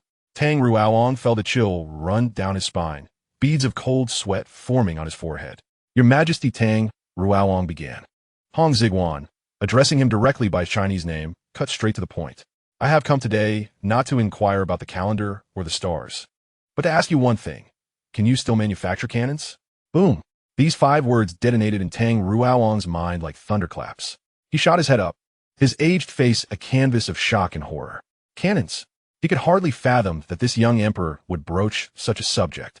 It was a chapter of his past, a testament to his service to the former Ming dynasty, and a topic he had meticulously avoided since establishing himself in the Qing. In recent years, Tang Ruaong had only discussed astronomy and calendars, crafting an image as a purely scholarly figure to ensure the Manchu powers would forget his history as an arms expert. But now, this secret had been laid bare by the current emperor of the Qing. His lips quivered, and he could not utter a word. Cold sweat dripped from his cheeks onto the frigid floor tiles. It was over. Was this the reckoning for past deeds? How could one not be terrified at such a revelation? Hong Xigong observed Tang Ruaong's reaction and understood his trepidation. He slowly approached the old man, extending his small, tender hand to gently pat his arm. "Teacher, there is no need for alarm. During the Chang'an era, you cast cannons for the Ming. That was an act of loyalty to your sovereign, and I comprehend that. Now, as you revise the calendar for our Qing, it too is an act of loyalty. And I understand. Let bygones be bygones." With a sweet morsel of reassurance, Hong Xigong aimed to calm his emotions. He was not there to cause trouble. Hearing this, Tang Ruaong exhaled a sigh of relief, though he remained vigilant, regarding Hong Xigong with a look of uncertainty. Hong Xigong smiled. "I am merely curious about the ingenious crafts of your past." He leaned closer to Tang Ruaong, whispering conspiratorially, "I wish to know if you can create something smaller and more portable than those cumbersome cannons, something that could be concealed within a sleeve." Hong Xigong's candor startled Tang Ruaong. He had not anticipated this young emperor's keen interest in ingenious contraptions, even deigning to visit the Qintianjian. Your Majesty desires hand cannons? Tang Ruaong echoed in his somewhat accented Mandarin, a flicker of surprise crossing his murky blue eyes. Indeed, Hong Xigong confirmed, his gaze unflinching. I have grown weary in the palace and wish to acquire some novel amusements. I have heard that you possess many intriguing devices. Tang Ruaong stroked his white beard, offering a wry smile. Since your Majesty has asked, this old minister cannot withhold his knowledge. Nan Huiran, please bring forth those boxes. The young missionary, Nan Huiran, who had been standing respectfully to the side, promptly complied. Moments later, several heavy wooden boxes were carried into the hall. As the lids were opened, a faint scent of gunpowder and the cold metallic tang of weapons wafted into the air.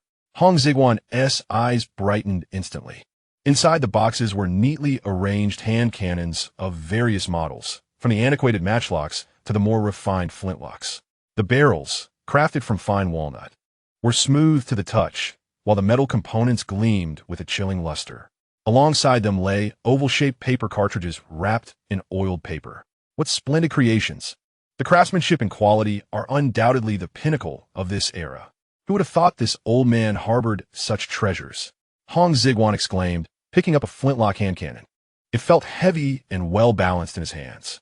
He expertly cocked the hammer and pulled the trigger, producing a crisp click as the flint struck the frizzen, igniting a brilliant spark. A fine weapon. Hong Xigong could not help but praise.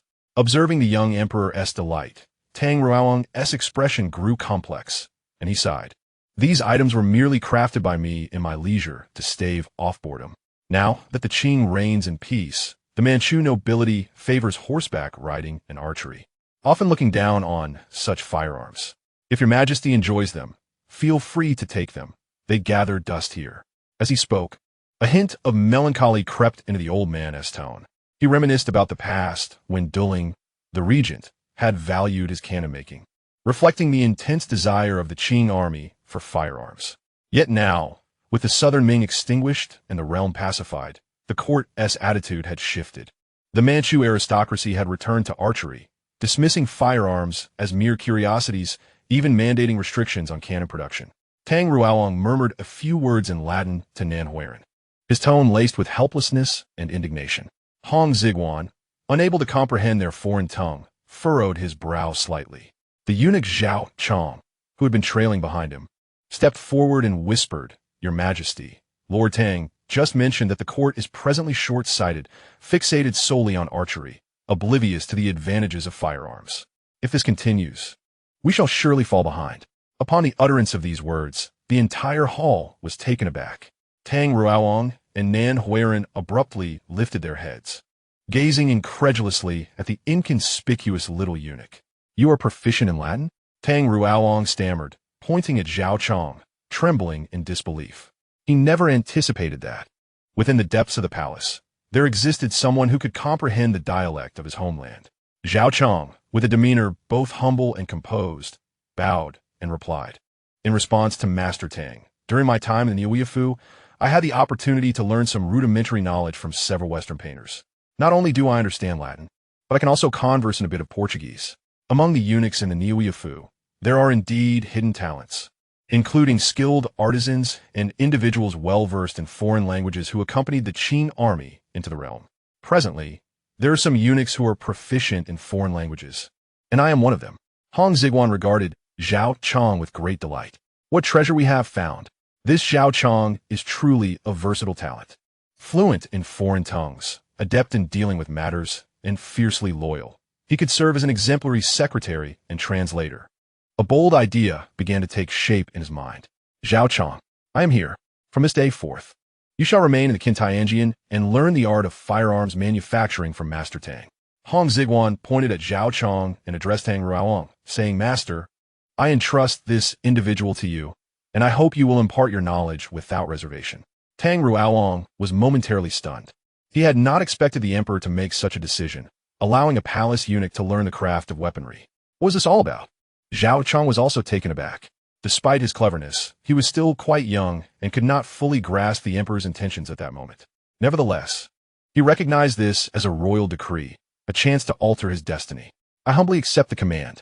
I shall dedicate myself to learning and will not disappoint your majesty's expectations. Xiaozhuang knelt, bowing deeply 3 times. Having arranged for Xiaozhuang, Hong Xigong then turned to Tang Ruaoang and stated, "Master, I have not come today solely for these few hand cannons." Tang Ruaoang felt a stir in his heart, sensing that the main event was about to unfold. "What further instructions does your majesty have?" "I require you to forge 30 of these flintlock hand cannons for me." Hong Xigong extended 3 fingers, his gaze intense. "Moreover, I hope you can teach Xiaozhuang swiftly, enabling him to manufacture them independently." Tang Ruaoang inhaled sharply. 30? That was no trivial number. "Your majesty, this humble servant dares to inquire. What is the purpose of requiring so many hand cannons?" Tang Ruaoang asked cautiously. Hong Xigong chuckled, his tone light. "I've said it. The palace is rather stifling. I plan to take my attendants to the Nanyuan for a hunt come spring. Using bows and arrows is rather dull. I wish to test the efficacy of these firearms and see whether my aim is swifter than that of the beasts." "Hunting?" Tang Ruaoang looked at the young emperor with skepticism. While the justification seemed reasonable, he sensed a certain inscrutable depth in the emperor's eyes. However, he refrained from probing further. The thoughts of an emperor were not for a mere outsider to speculate upon. "Since it is your majesty's command, this humble servant shall exert every effort." Tang Ruaoang bowed in assent. "However, I also have a request, and I hope your majesty will grant it." "Oh, speak freely, master. What is your request?" Hong Xigong was in high spirits. Tang Ruaoang took a deep breath, as if steeling himself for a momentous decision. He raised his head, meeting Hong Xigong's gaze, and spoke earnestly. "I beseech your majesty to issue a decree to implement the Xixian calendar." Upon hearing these 3 words, Hong Xigong was taken aback. As a time traveler, he was well aware of what the Xixian calendar entailed. It was not merely a Western calendar, but rather an advanced calendar that amalgamated Eastern and Western knowledge. During the late Ming dynasty, the long-utilized daton calendar had accumulated severe errors over the course of 3 centuries, rendering it incapable of guiding agricultural seasons. Emperor Chongzhen, recognizing the gravity of the situation, ordered Su Guangqi to spearhead a group of Chinese and foreign astronomers to incorporate advanced Western astronomical knowledge and compile a new calendar proposal. Unfortunately, the Ming dynasty perished before this monumental effort could be realized, burying the fruits of countless labors within the dust of history. Tang Ruaoang was unwilling to accept this fate. He dedicated half of his life to revising this calendar, renaming it the Xixian calendar and presenting it to the Qing court, hoping that the new dynasty would embrace this more precise and scientific calendar for the benefit of the populace. However, he encountered the resistance of Oboi. The conservative forces represented by Oboi instinctively rejected all novel ideas, viewing the Xixian calendar as a foreign invention that would undermine ancestral traditions and destabilize the foundations of the Qing dynasty. Consequently, this advanced calendar was relegated to obscurity, and Tang Ruaoang faced severe repression. "This old man seeks to accomplish his lifelong aspiration through me." Hong Xigong gazed at the elderly figure before him, a complex array of emotions surging within him. Although this old scholar lacked integrity, he was undeniably a scientist whose pursuit of truth and dedication to science transcended national and ethnic boundaries. Furthermore, the Xixian calendar was indeed a remarkable creation, laying the groundwork for the modern agricultural calendar, and would be beneficial for both the state and the people. "I grant it." Hong Xigong's voice was resolute, devoid of hesitation. Tang Ruaoang's head snapped up, his murky eyes sparkling with joy as he trembled, seemingly unable to believe his ears. "Your Majesty, you truly grant this?" A sovereign does not jest. Hong Xigong stepped forward, helping the overly emotional elder to his feet. "You have devoted your life to the nation. How could I allow your efforts to go to waste? The Xixian calendar will not only be implemented, but it shall be vigorously promoted." Tears streamed down Tang Ruaoang's face as he knelt once more, bowing deeply 3 times. "This humble servant expresses gratitude on behalf of the common people for your majesty's magnanimity." Hong Xigong helped him up and solemnly promised, "Rest assured, master, as long as you can produce 30 flintlock hand cannons within 3 months and teach Xiaozhuang, I guarantee that the Xixian calendar will be promulgated throughout the realm." This humble servant accepts the decree, I shall exert all my efforts until my last breath. Tang Ruoang's voice was resolute, as if he had regained 10 years of youth in an instant.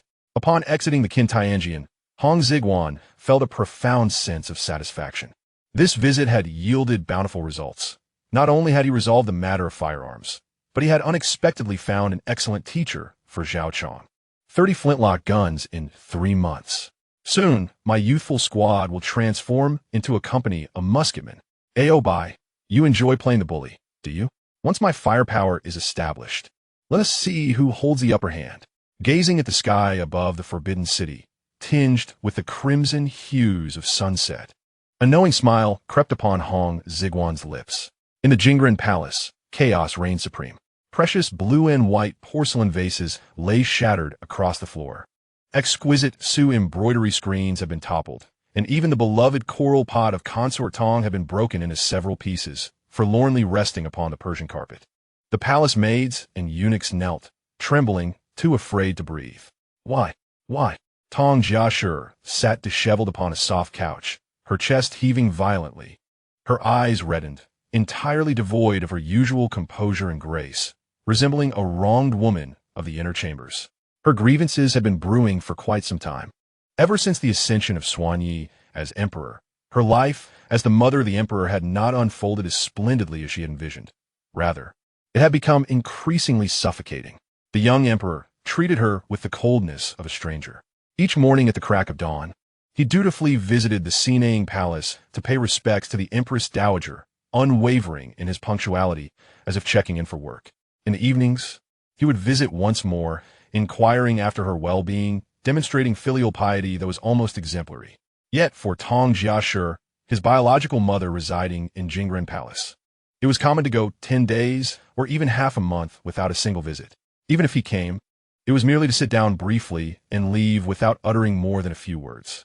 What chilled the heart of Tong Jiashi even more was the way he addressed her. The little emperor referred to her as Tong, Inya.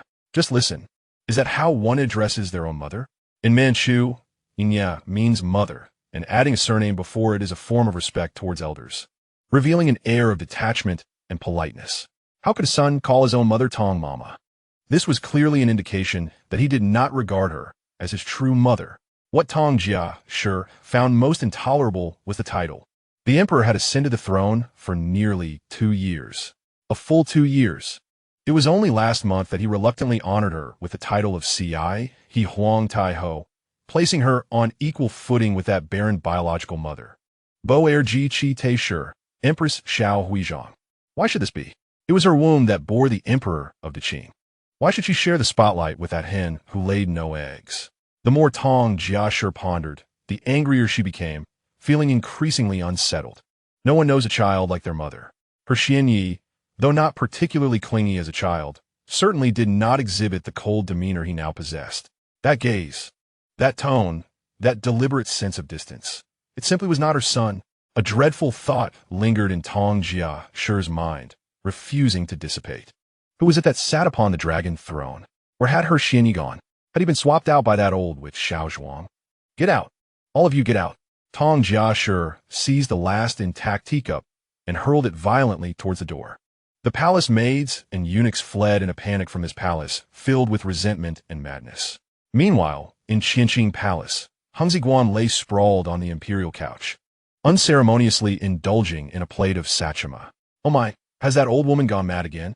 Upon hearing the report from the young eunuch Xiaozhuang, Hong Xigong could not help but roll his eyes. I say, Tong de Jia, do calm yourself. Our relationship has always been one of superficial maternal affection. Why must you make it so tense? Regarding this nominal biological mother, Hong Xigong truly felt a headache. He was an imposter.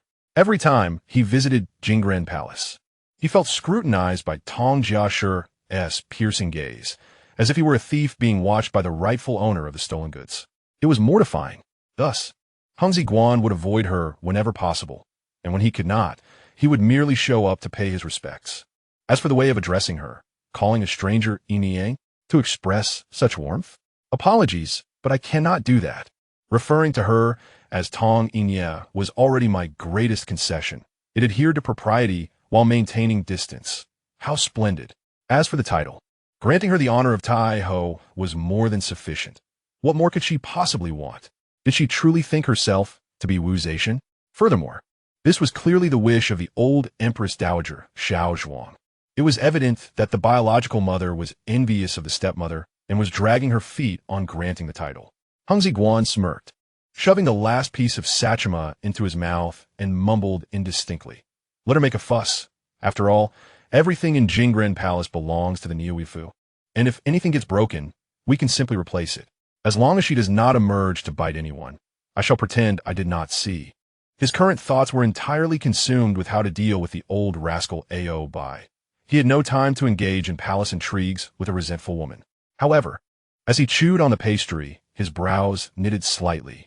Would this old woman's ruckus be exploited by someone with ulterior motives? Perhaps that old bastard who has been fixated on me? Chapter 56. The revelation of ancestry in the first year of Kangxi, on New Year's Eve. The Forbidden City was adorned with lanterns and decorations, radiating a festive atmosphere.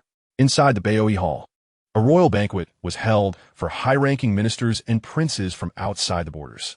Amidst the clinking of cups and hearty laughter, Hong Xigong sat regally in the lofty dragon throne, wearing a well-practiced smile as he accepted the bows and congratulations of the guests.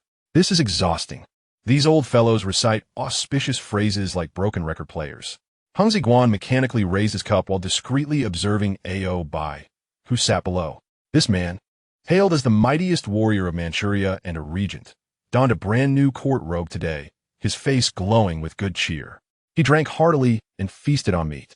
Often loud in his jovial banter with the military generals beside him, his voice resonating through the hall.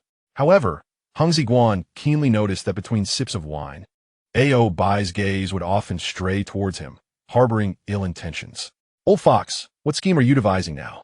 Hong Xigong chuckled coldly within, maintaining a composed exterior, even raising his cup in a toast to Oboi.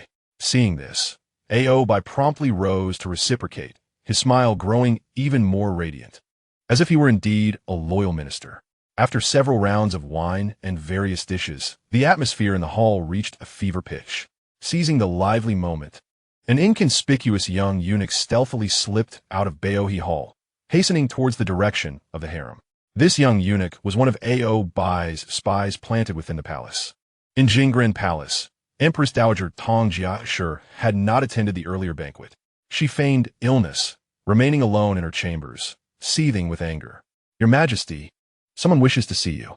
The maid Shui cautiously entered, reporting in a hushed tone. Who? Xiaozhuang snapped, irritable. I shall see no one. Is a person sent by Ao Zhongtang. Shui lowered her voice further. At the mention of Oboi, Xiaozhuang's head snapped up, her eyes flickering with questions. Oboi? What does he want? Although she harbored no fondness for that old scoundrel in this deep palace, an enemy's enemy might well be a friend. Let him in. Moments later, the young eunuch was brought before Xiaozhuang. He knelt with a thud, bowing deeply. This servant pays his respects to your Majesty. Rise. Xiaozhuang coldly commanded. Ao Zhongtang sent you. What is your purpose? The young eunuch stood, glancing around.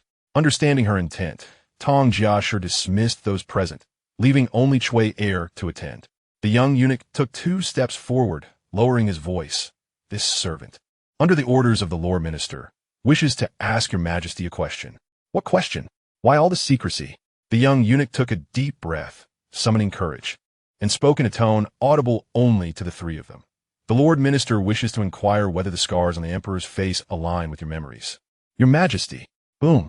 This question struck Xiaozhuang like a bolt from the blue, her face instantly paling, her body trembling involuntarily. Scars.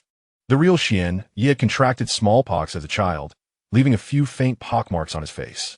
Though few, she remembered their precise locations and shapes. Yet now, the one seated upon the dragon throne, his face was too pristine, so immaculate it seemed unreal. While he bore a few pockmarks, their positions, sizes, and shapes did not match at all. Xiaozhuang grasped the armrest of the soft couch, her gaze fixed on the young eunuch. Her voice trembling. What did you say? The young eunuch kept his head bowed, not daring to meet her gaze, merely repeating. The Lord Minister only seeks a definitive answer. If your Majesty harbors doubts, Perhaps you could join forces with the Lord Minister to uncover the truth and restore justice to the true emperor. This statement became the last straw that broke the camel's back. Tang Jiashi's psychological defenses crumbled completely. Her mind flooded with the image of Xian Yi's adorable little face and the pain he endured during his smallpox affliction. My Xian Yi, my son. 2 streams of tears cascaded down her cheeks. Tang Jiashi realized she had embarked on an irreversible path. In her desperate pursuit for her son, the unfortunate child who had been swapped, she was willing to take a gamble, even if it meant courting danger. A long moment passed before a voice, laced with resentment and resolution, echoed from Jingren Palace, commanding the messenger to inform A.O. Zhongtang that the current emperor was not the Xian Yi of the AI family. Meanwhile, the banquet continued in the Baohe Hall. A young eunuch silently returned to the grand hall, and, seizing the opportunity to refill the wine, leaned closer to A.O. Bai and whispered a few words. As A.O. Bai listened, his hand holding the wine cup suddenly froze. His eagle-like eyes ignited with a fierce glimmer. Slowly lifting his gaze, he surveyed the crowd, his focus locking onto the boy seated on the dragon throne, feigning a smile. A cruel, sinister smile curled at the corners of his lips. Indeed, a counterfeit, such audacity to muddle the royal bloodline and usurp the divine artifact. A.O. Bai downed his drink in one gulp and strode away, leaving the ministers bewildered by his abrupt departure. Hong Xigong wore a puzzled expression, internally questioning whether A.O. Bai was perhaps experiencing a late midlife crisis.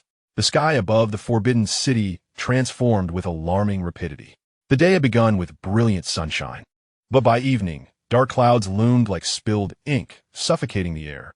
At the Xinyu Gate, serving as the northern entrance to the Forbidden City, the duty officer was none other than A.O. Bai's younger brother, Mulai Ma. Emboldened by his brother's influence, Mulai Ma often acted tyrannically within the palace, disregarding all save for the Empress Dowager and the Emperor. At this moment, he languidly leaned against the gate, idly toying with a riding whip. Suddenly, a warm palanquin came to a halt at the palace entrance. The curtains were drawn back, revealing a composed, middle-aged man clad in a dragon robe, Gabula, the eldest son of the current national uncle, Sony. Upon seeing Gabula, Mulai Ma's eyes narrowed, and a cold smirk crossed his face. He swaggered forward, the whip cracking ominously in his palm, blocking Gabula's path. Ah, if it isn't the esteemed national uncle. Mulai Ma taunted loudly enough for the surrounding guards to hear. What brings such a busy man to the palace today to pledge your loyalty? Gabula halted, calmly clasping his hands in greeting. Mulai Ma, I have been summoned to enter the palace. I kindly request your cooperation. Cooperation? Naturally. Mulai Ma stepped closer, his beefy face nearly pressing against Gabula's nose. You are now the emperor's trusted advisor. Who would dare deny you? He then shifted his tone sharply, his words dripping with malice. However, I am quite curious how the Sony family is willing to trade even the legacy left by the late emperor just to see their daughter ascend to the position of empress. Quite the profitable transaction indeed. His venomous remarks not only mocked the Sony family for their unscrupulousness, but also insinuated their betrayal of the late emperor in favor of the counterfeit young monarch. The guards around them averted their gazes, not daring to interject in what appeared to be a divine conflict. Gabula's eyes twitched slightly. As the chosen successor groomed by Sony, he possessed an extraordinary level of composure. He understood that Mulai Ma was deliberately trying to provoke him into a display of emotion at the palace gates, seeking leverage against him. Taking a deep breath, Gabula suppressed his fury. Mulai Ma, you jest, he replied, his voice steady and devoid of any tremor. I have pressing matters to attend to, so I must take my leave.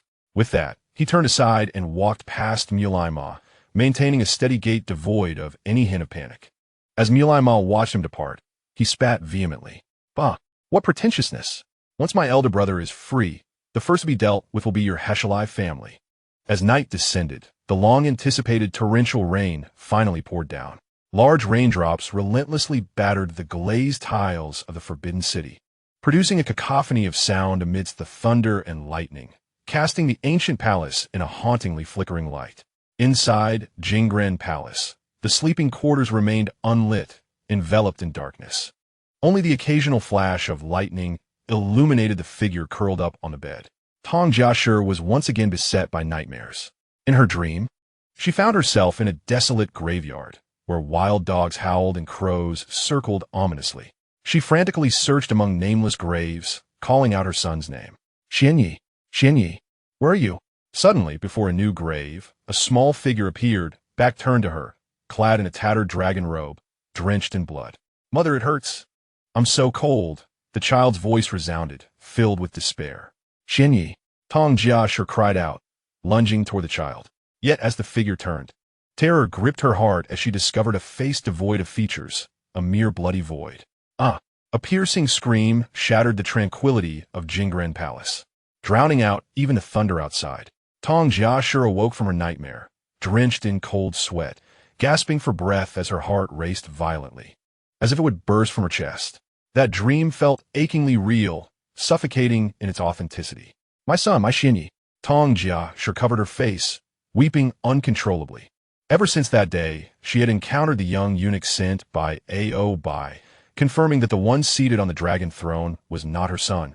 She had not slept a single peaceful night. Guilt, fear, rage, and despair gnawed at her soul like venomous serpents. She had lost her own flesh and blood.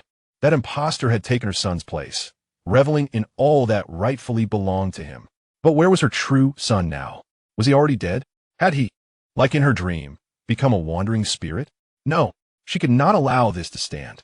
A frenzied thought exploded in Tong Jiashi's mind. She would seek out that old witch. She would demand the truth. Even if it meant death, she needed to know. Thunder roared above Xinang Palace. The rain fell in torrents. The grand doors of Xinang Palace remained firmly shut, with only 2 palace lanterns flickering dimly in the storm. The gatekeeper eunuch, dozing in the gatehouse, was suddenly jolted awake by frantic knocking, accompanied by a woman's cries. Open the door. Let me in. I must see the Empress Dowager. The eunuch, startled, quickly donned a raincoat and rushed out to investigate. There, amidst the downpour, stood a woman drenched to the bone. Her hair was disheveled, clinging to her face, and her nightclothes were soaked, clinging tightly to her form, rendering her a pitiable sight. Yet her eyes burned with a fierce madness. You are, the eunuch squinted in recognition, finally exclaiming, the Empress Dowager. Good heavens! What madness has possessed you to come to Xinang Palace at this hour? I demand to see the Empress Dowager. Let her come out to see me. Tong Jiashi disregarded the eunuch's attempts to obstruct her, pounding relentlessly on the palace doors. Your Highness, what is the meaning of this? The Empress Dowager has retired for the night. I do not care. If I do not see her today, I will not leave. The commotion soon attracted attention from within. Moments later, the palace doors creaked open. Suma Gu, holding an umbrella, stepped out, supporting the frost-faced Empress Dowager Xiaozhuang. Xiaozhuang gazed down at the woman who resembled a madwoman, her brows furrowing in displeasure. Tong Jiashi, have you lost your senses? How dare you wail like a banshee in the dead of night? What sort of decorum is this? Tong Jiashi lifted her head, fixing her gaze on Xiaozhuang. Rainwater streamed down her cheeks, indistinguishable from her tears. Decorum? Ha ha ha, my son is gone. What decorum do I have left? Tong Jiashi laughed uproariously, her laughter a piercing wail. She surged forward, pointing an accusatory finger at Xiaozhuang's nose, her voice hoarse with desperation. Old witch, where have you taken my Xuanyi? Who is that impostor seated upon the dragon throne? Why have you done this? Did you cause my son's demise? Speak, speak, I demand. Xiaozhuang's countenance darkened instantly. She had not anticipated that this usually submissive woman would uncover the truth and dare to voice it in public. How audacious! Xiaozhuang shouted furiously. Do you comprehend what you are saying? Have you lost your mind? Guards, take her back to Jingren Palace and summon the physician. I am not mad. I am fully aware. Tong Jiashi had reached her breaking point, breaking free from the grasp of the eunuchs attempting to restrain her. She bellowed at Xiaozhuang. You refuse to admit it, do you? Very well. I shall seek out Oboi. I have already made contact with him. I refuse to believe that with our combined strength, we cannot unveil your true nature, you old hag. Xiaozhuang's pupils constricted sharply, a chilling murderous intent flashing in her eyes. This declaration had evidently crossed her threshold. To ally with Oboi? To expose the truth? This was no mere palace intrigue. It threatened to undermine the very foundation of the Qing dynasty. It would shatter the precarious balance she had meticulously maintained. This woman could not be allowed to live. Suma, she called. At your service. Suma Gu maintained her usual subservient posture, yet a hint of coldness flickered in her gaze. The Empress Dowager Xiaozhuang has fallen ill and is incoherent. Xiaozhuang turned her back, refusing to glance at Xiaozhuang again. Take her back to Jingren Palace and ensure she is well cared for. Yes, Su Malagu replied, signaling to several trusted eunuchs behind her. The eunuchs, understanding the command, pounced like hungry wolves, swiftly covering Xiaozhuang's mouth and dragging her away. MMM. Xiaozhuang struggled with all her might, but as a frail woman, she was no match for the robust eunuchs. She could only watch helplessly as the door, a symbol of power and truth, slowly closed before her. In that moment, she realized her fate was sealed. That night, torrential rain fell throughout. The following morning, the downpour ceased. A shocking piece of news spread through every corner of the Forbidden City. Empress Dowager Xiaozhuang had suddenly succumbed to illness and died in Jingren Palace at the tender age of 24. When the news reached Hong Xigong, he was dining in Qing Palace. The Empress Dowager has passed? He was momentarily taken aback, his spoon clattering into the bowl with a crisp sound. He raised his gaze to the sky, washed clean by the rain. There was little sorrow in his heart, only a profound chill. A person who appeared to be in good health yesterday was gone today? Is this the nature of courtly strife? It was obvious who was behind it. Xiaozhuang was indeed ruthless. Hong Xigong set down his bowl, suddenly lacking an appetite. For the greater good, she could eliminate even the Empress Dowager without hesitation. Such decisiveness, such cruelty, was befitting a woman who had served 3 emperors. He understood that he could no longer approach these matters with a light-hearted attitude. Your Majesty, please accept my condolences. The young eunuch Zhao Chong lowered his head, his voice tinged with just the right amount of sorrow. Hong Xigong murmured in response, stuffing a delicate pastry into his mouth, his cheeks bulging. Condolences? What nonsense! As he chewed, he mentally scoffed. We have hardly met a handful of times, our conversations amounting to fewer than 20 sentences, purely superficial mother-son ties, more distant than my colleague relationships from the last Double 11 shopping festival. She looked at me as if I were a thief who had stolen her child, and I regarded her as a potential explosive NPC. Now that the bomb was defused, I wouldn't even have time to celebrate. Why would I mourn? Of course, appearances must still be maintained. Hong Xigong set down his chopsticks, sighed deeply, and displayed a facade of sorrow and confusion appropriate for his age. I understand, he waved his hand, his voice slightly choked. Let the Ministry of Rights handle the arrangements properly. We must not lose face. The news of Empress Dowager Xiaozhuang's passing created but a ripple in the Forbidden City, quickly settling into tranquility. The funeral was neither extravagant nor overly humble, conducted according to established protocols. In the imperial court, officials showed little reaction. Matters of the harem were always shrouded in mystery, and none dared to speculate. After the morning court session, officials gathered in small groups, lamenting the cruelty of fate, the Empress Dowager's misfortune, before dispersing to attend to their own affairs. Even Xiaozhuang's younger brother, Tong Quoyi, who had recently been promoted to a high-ranking position, initially mourned before failing to notice any irregularities. He believed his sentimental sister had simply succumbed to her feelings of longing for the late emperor, ultimately leading to her untimely demise. Kneeling before his sister's spirit, he wept inconsolably, yet could not fathom the bloody political murder concealed behind it all. In the entire capital, only a handful of individuals truly understood the intricacies of this matter. Oboi was among them. Chapter 58, The Bosses Clash. I am reinforcing my forces in Oboi's residence. He paced like a lion trapped in a cage, each step causing the floorboards to creak. Murder and silencing. This was a warning to him. Xiaozhuang had been a key piece he painstakingly maneuvered into the harem, intended to expose the identity of that imposter emperor. Now, this piece had been swiftly eliminated by that old witch without a trace of disturbance. Such ruthless decisiveness filled Oboi with a chilling rage and a sense of humiliation. Do you think you can frighten me? Oboi roared like a lion. When I carved out my empire amidst mountains of corpses, you were still in bed embroidering. You harm my people, and I shall sever your limbs. He paced back and forth in his study, rapidly devising a plan for revenge in his mind. Directly confronting Xiaozhuang? No, she is the Empress Dowager, the mother of the late emperor. Attacking her would shake the official document. 3 major accusations against Tang Ruoang were enumerated. Hong Xigong perused the lengthy impeachment memorial, nearly bursting into laughter. The first accusation, arbitrarily altering the calendar, resulting in the early demise of the late emperor. What a ludicrous blame! Even Newton's coffin could not contain it. Why not accuse him of spreading falsehoods that led to this year's grain shortage and the infertility of sows? The second accusation, spreading Catholicism and inciting the populace. This one is somewhat tenuous. The third accusation, associating with the imperial harem and interfering in state affairs. Goodness, it quickly escalated to treason. The intentions of Oboi were glaringly apparent. To kill the chicken to scare the monkey, to strike fear into the tiger, and incidentally unite the hard-headed old conservatives within the court, establishing for himself a facade of upholding ancestral traditions. Truly a masterstroke. Soon, the 9 major departments, including the 6 ministries and the 3 judicial offices, would jointly review this case. The scene was nothing short of a grand, magical realism drama. An elderly man in his 70s, half paralyzed, was carried into the courtroom. Tang Ruaowang's disciple, Nan Huiran, equipped with a plethora of data and star charts, confronted Yang Guangxian and his associates directly.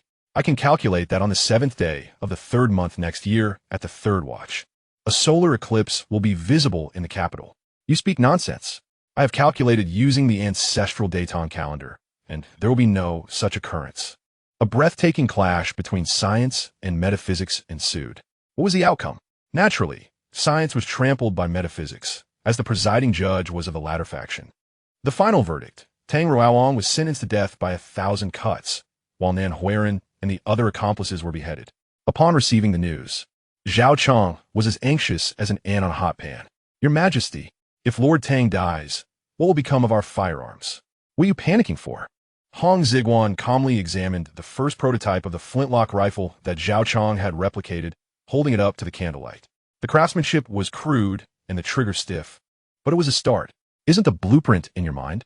Haven't you grasped the core technology? But there are still many details that remain unclear.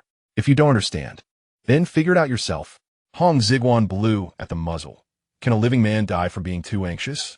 But your Majesty, will you not save Lord Tang? I am not yet in power, Hong Xigong replied leisurely. Why should I save him? Although Tang Ruaowang possesses some skills, his character is quite lacking. The Ming treated him well, yet when the Qing army arrived, he surrendered quicker than anyone else. Would I dare to trust such a turncoat? Can we expect loyalty from such a person? Don't be ridiculous. As for Xiaozhuang, that old woman is far more difficult to deal with than Oboi. Oboi is openly malevolent. He is a visible BOSS. Xiaozhuang, she is a hidden BOSS playing mind games, killing without bloodshed. The death of the Tongjia clan member speaks volumes.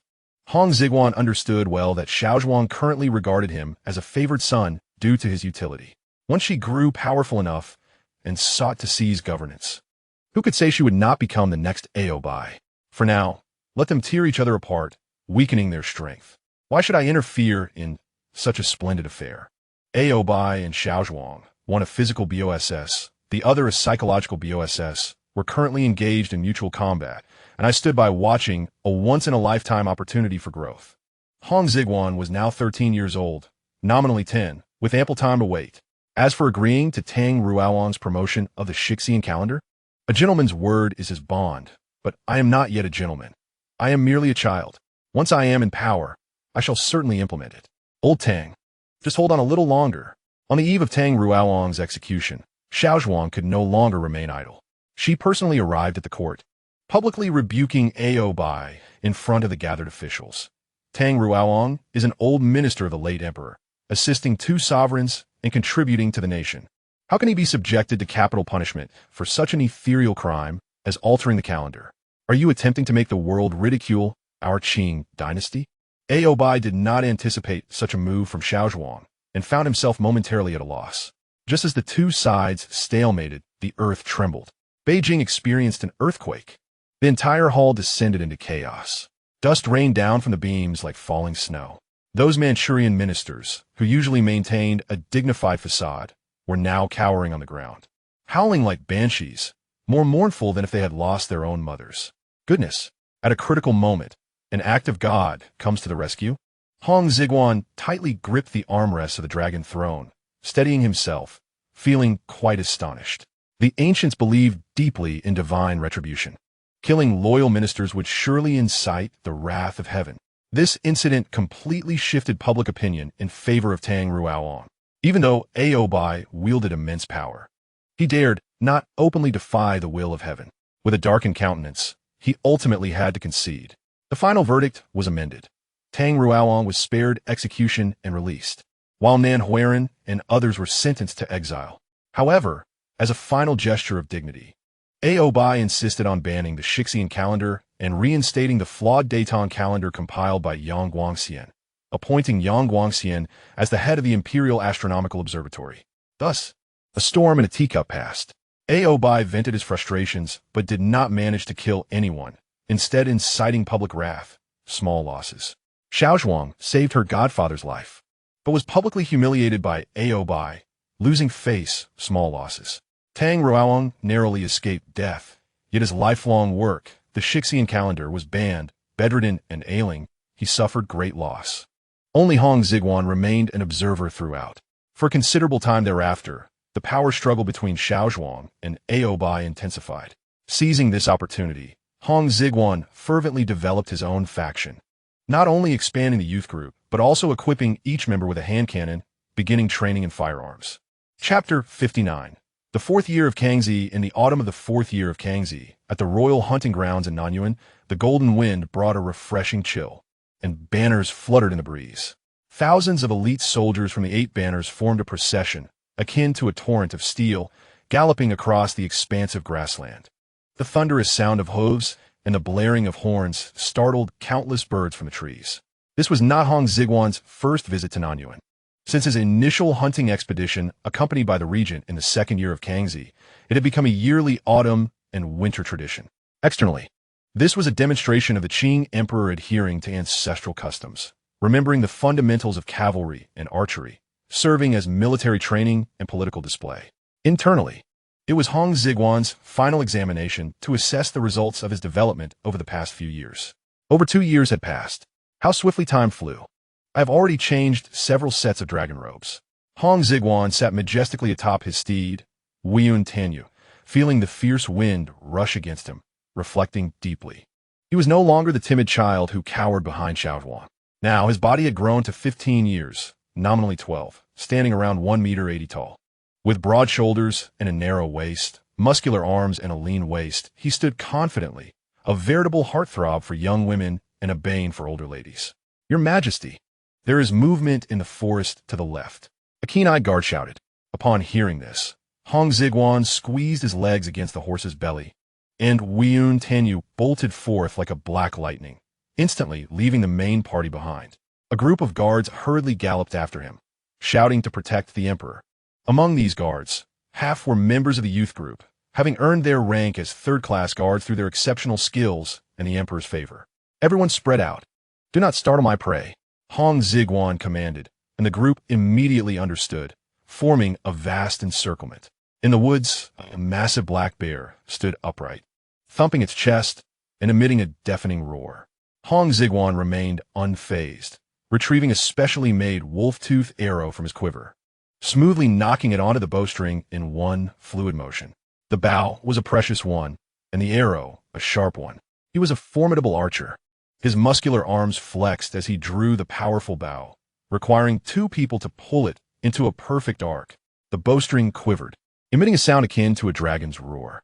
The wolf-fang arrow streaked through the air like a fleeting light, piercing the left eye of the black bear with a shrill cry that tore through the atmosphere. Ack! The black bear let out a heart-wrenching scream, its colossal body crashing to the ground, convulsing a few times before lying still. Your Majesty is magnificent. Your Majesty is a master archer. The sycophantic praises of Chao Yin and Li Su arrived promptly. The other guards joined in with thunderous cheers, their gazes towards Hong Xigong filled with awe and reverence. This young emperor was not only benevolent, but also possessed unfathomable martial prowess. A faint smile graced Hong Xigong's face as he basked in the flattery of the crowd. Modesty, modesty. Routine operation. Everyone sit down. He dismounted his horse, preparing to inspect his spoils.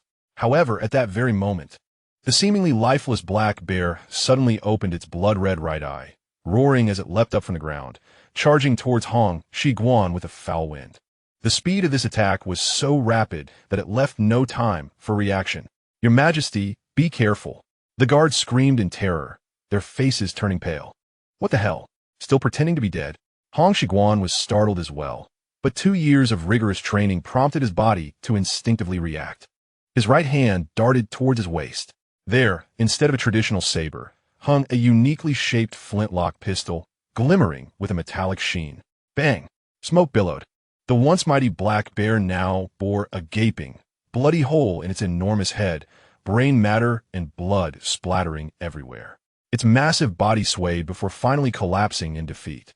Almost simultaneously with Hong Xigong's gunshot, more shots rang out. Bang! Bang! Bang! Several of his personal guards, including Li Su and Chao Yin, drew their pistols, firing multiple rounds into the bear's carcass, rendering it utterly unrecognizable. The scene fell into an eerie silence. Everyone was stunned by the sudden turn of events and the deafening gunfire. After a brief moment of stillness, the guards collapsed to their knees. This servant has failed to protect the emperor, deserving of death 1,000 times over. Everyone was drenched in cold sweat. Had anything happened to the emperor today, they would all be buried with him. Hong Xigong holstered his still-smoking pistol and let out a long sigh of relief. Damn it, that was terrifying. This beast was more troublesome than Oboi. He waved his hand. Everyone rise. This matter is not your fault. It was this creature's cunning. After a pause, Hong Xigong surveyed the kneeling guards, his tone turning serious. This incident ends here. The matter of the pistols is top secret. Should anyone utter a word about it, I shall annihilate their 9 clans. The guards felt a chill run down their spines, followed by a warm surge of gratitude. They understood that the emperor was protecting them. If this news reached the ears of the Grand Minister of Guards, particularly Oboi, they would certainly face dire consequences. This servant obeys, they declared in unison, pledging their loyalty. At that moment, a swift horse galloped in from a distance. "Your Majesty, Suo Zhongtang requests your return to the palace." The messenger was the Imperial Guard, so Tuesday Hong Xigong raised an eyebrow. What matter is so urgent? The Southern Garden archery competition just concluded, and I have yet to fully enjoy myself. Suo E2 dismounted quickly, approaching Hong Xigong and whispering urgently, "Your Majesty, my father has allied with several ministers, preparing to request your assumption of power at tomorrow's court meeting." Assumption of power. Hong Xigong tightened his grip on the reins. Had the day he had awaited for over 2 years finally arrived? He suppressed his overwhelming joy, maintaining a composed facade. "Oh, is this matter true?" "Absolutely. My father insists that the time has come." Hong Xigong inhaled deeply, instantly grasping the situation. Over the past 2 years, Xiaozhuang had allied with Suo and I, exchanging blows with Oboi. However, as Suo and I aged and his health declined, the balance of power in the court was beginning to falter. Oboi's influence was surging, threatening to become uncontainable. Thus, the idea of the emperor assuming power ahead of schedule became Xiaozhuang and Suo and I's last trump card. Hong Xigong took a deep breath, suppressing his inner turmoil, and restored the solemnity befitting a young emperor. If the affairs of a nation were at stake, then it was time to return to the palace. As night fell and the lanterns illuminated the sky, the interior of Qianqing Palace was brightly lit yet eerily quiet. All eunuchs and palace maids had been dismissed to the periphery, leaving only Hong Xigong and his young guards within the vast palace. Surveying the youthful faces of the guards standing around him, Hong Xigong felt an inexplicable sense of accomplishment swell within him. This group, which he humorously referred to as the Jiehua FA Youth Corps, had long ceased to be the 15 youngsters who merely played with whips in the leopard room. After 3 years of development and 3 rounds of strict recruitment, the official membership of the Youth Corps had grown to 50. Each member was an elite personally selected by Hong Xigong, either clever and adaptable or exceptionally skilled, hailing from the inner court's bodyguards. Among them, the core 20, including Chao Yin and Li Su, had been promoted to the Blue Feather Guards, becoming the exclusive protectors of Qianqing Palace. Hong Xigong employed techniques from the future to inspire them, offering opportunities for growth and fostering a sense of camaraderie, transforming these youths of humble origins and uncertain futures into fervent devotees. He made them believe that by following the emperor, they would feast, gain titles, and enjoy boundless wealth. He instilled in them the conviction that they were not mere guards, but rather vassals destined to usher in a new era. At this moment, the 20 corps guards, clad in dark blue uniforms with pistols at their waists, stood like statues in various corners of Qing Palace, their eyes vigilant and zealous. The adoration in their gazes towards Hong Xigong bordered on the divine. At a mere command from the emperor, they would rush to assassinate Oboi without hesitation, even at the cost of their own lives. The discussions regarding the assumption of power would take place tomorrow, and anticipation coursed through him, lying on the dragon bed. An uncontrollable wave of anxiety washed over Hong Xigong. Chapter 60. The discussion of assumption of power the next day, within Qing Palace. The atmosphere of the court assembly felt especially grave from the outset. The civil and military officials stood in silence on either side. At last, the senior minister, the elderly saw, and I, trembled as he stepped forward and knelt on the ground. I beseech your majesty, I believe that you possess divine wisdom and unparalleled intelligence. You are now capable of managing the affairs of state. I earnestly request that you assume power to stabilize the hearts of the people. As soon as he finished speaking, Oboi snorted coldly, stepping forward to counter. Sua Zhongtang's words are erroneous. The emperor is still young and inexperienced. The affairs of the realm are numerous and intricate. How can he manage them so easily? In my opinion, we should wait a few more years for the sake of prudence. Sua and I had anticipated his opposition. He turned directly to the assembled officials and exclaimed with all his might, "How can the emperor still be considered young? Look at the emperor." He pointed at Hong Xigong seated on the dragon throne. The emperor's stature now surpasses that of many adults. This is a sign of divine favor upon our great Qing, a herald of a wise ruler. Upon hearing this, the ministers instinctively raised their heads to gaze at the young emperor on the throne. The sight startled them. The Emperor Kangxi, though still bearing a trace of youthful innocence, possessed a physique that was truly astonishing for a 12-year-old child. His tall stature and broad shoulders easily exceeded 5 feet 6 inches. Hong Xigong sat upon the dragon throne, reveling in the astonished gazes of those around him. Oboi's pupils constricted sharply. He had served under Emperor Taiji and witnessed all of the sons of the founding emperor, and he had seen the growth of Emperor Shunzi. The Eisenjuro lineage had never produced such an extraordinary specimen. At the age of 12, reaching a height of 1.80 meters, do you take me for a swineherd? What impostor! Absolutely a charlatan. In this moment, Oboi's doubts crystallized into certainty. Yet, he could not voice his thoughts. Taking a deep breath to suppress the murderous intent within, he spoke in a grave tone. Height does not signify anything. The late emperor ascended to power at the age of 14, as per ancestral custom, which the emperor should also adhere to. His accession should be set no earlier than the 6th year of Kangxi's reign.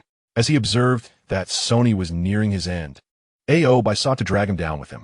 How could Sony be unaware of this? Aware that his time was short.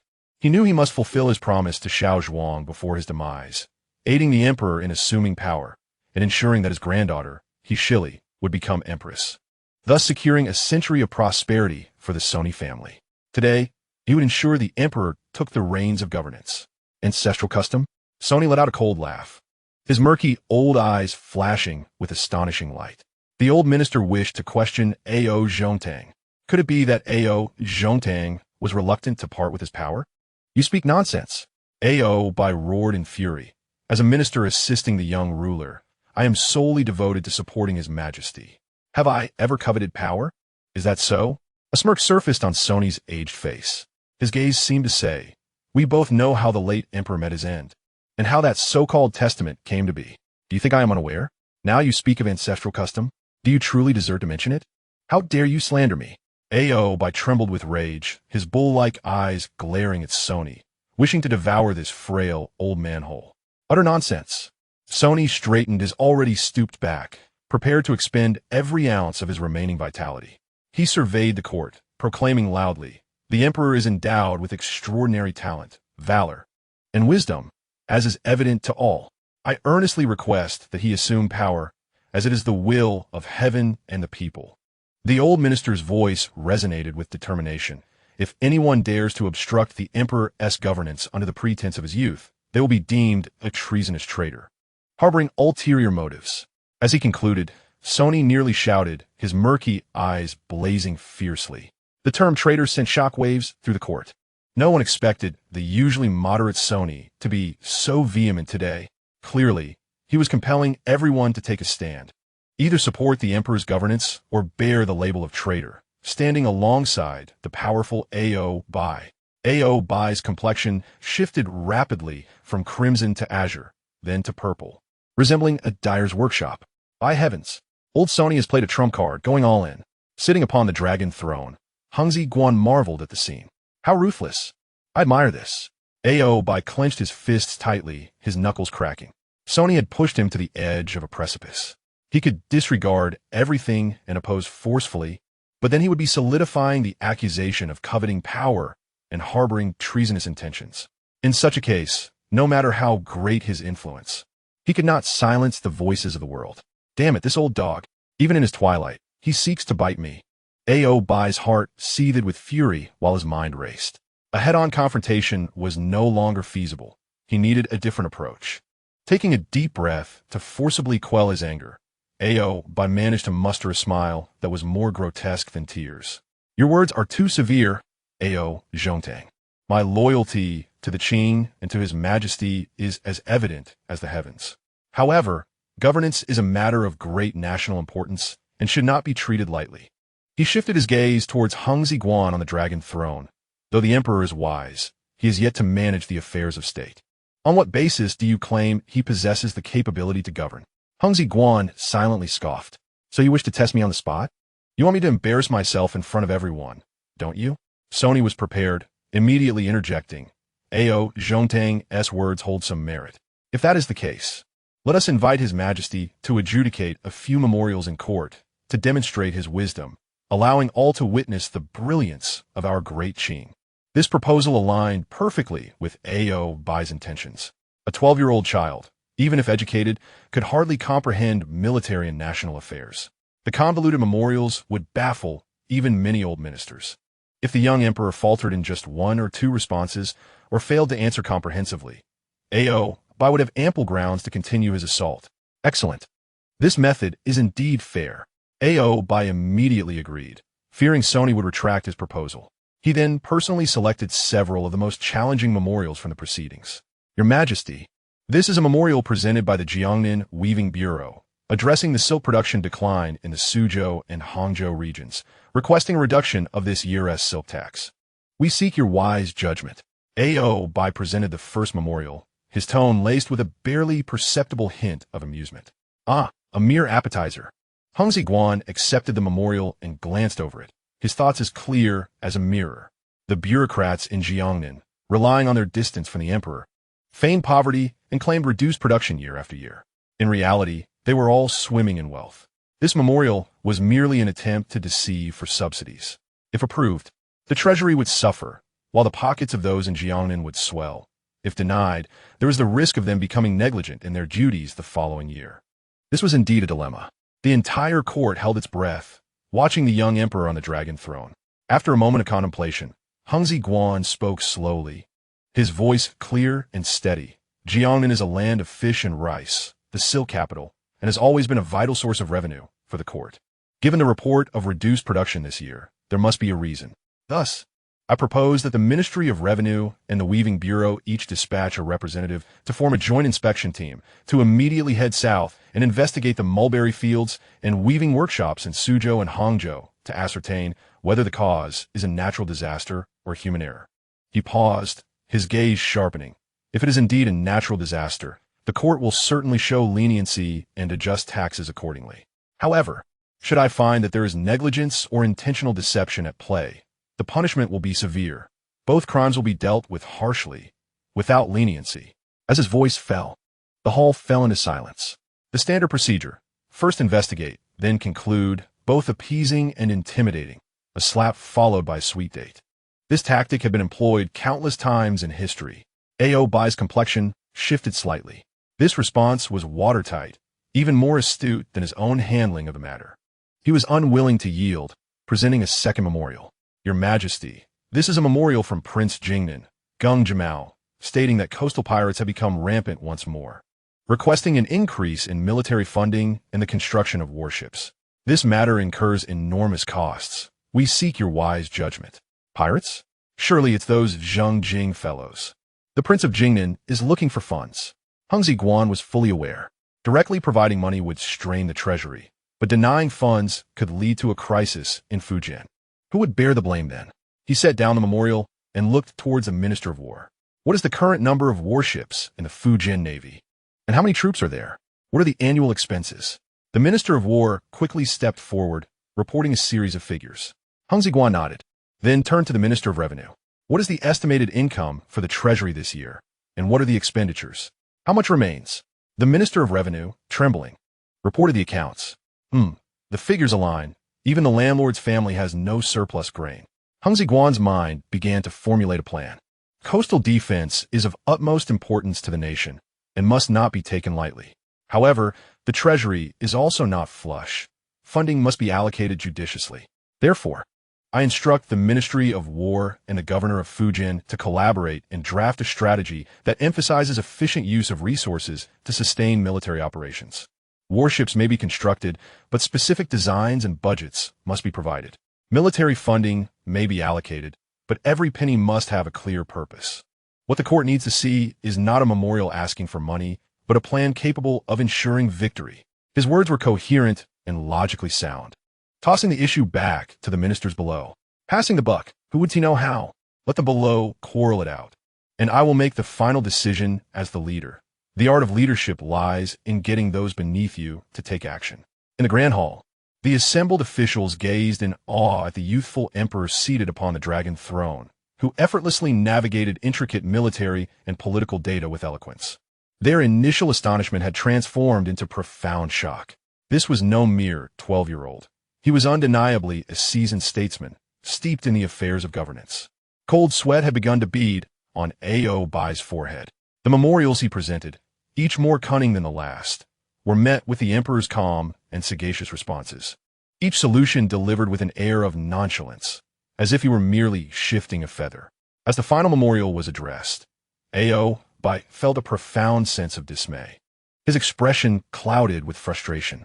Seizing the moment, Suonai fell to his knees, tears streaming down his face, exclaiming, "Your Majesty is remarkably wise.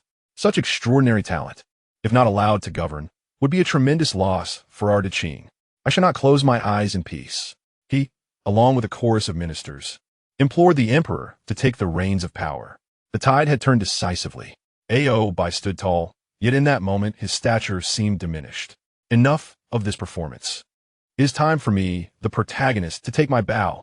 Hong Xigong rose from the dragon throne, an invisible aura of imperial authority enveloping the entire hall.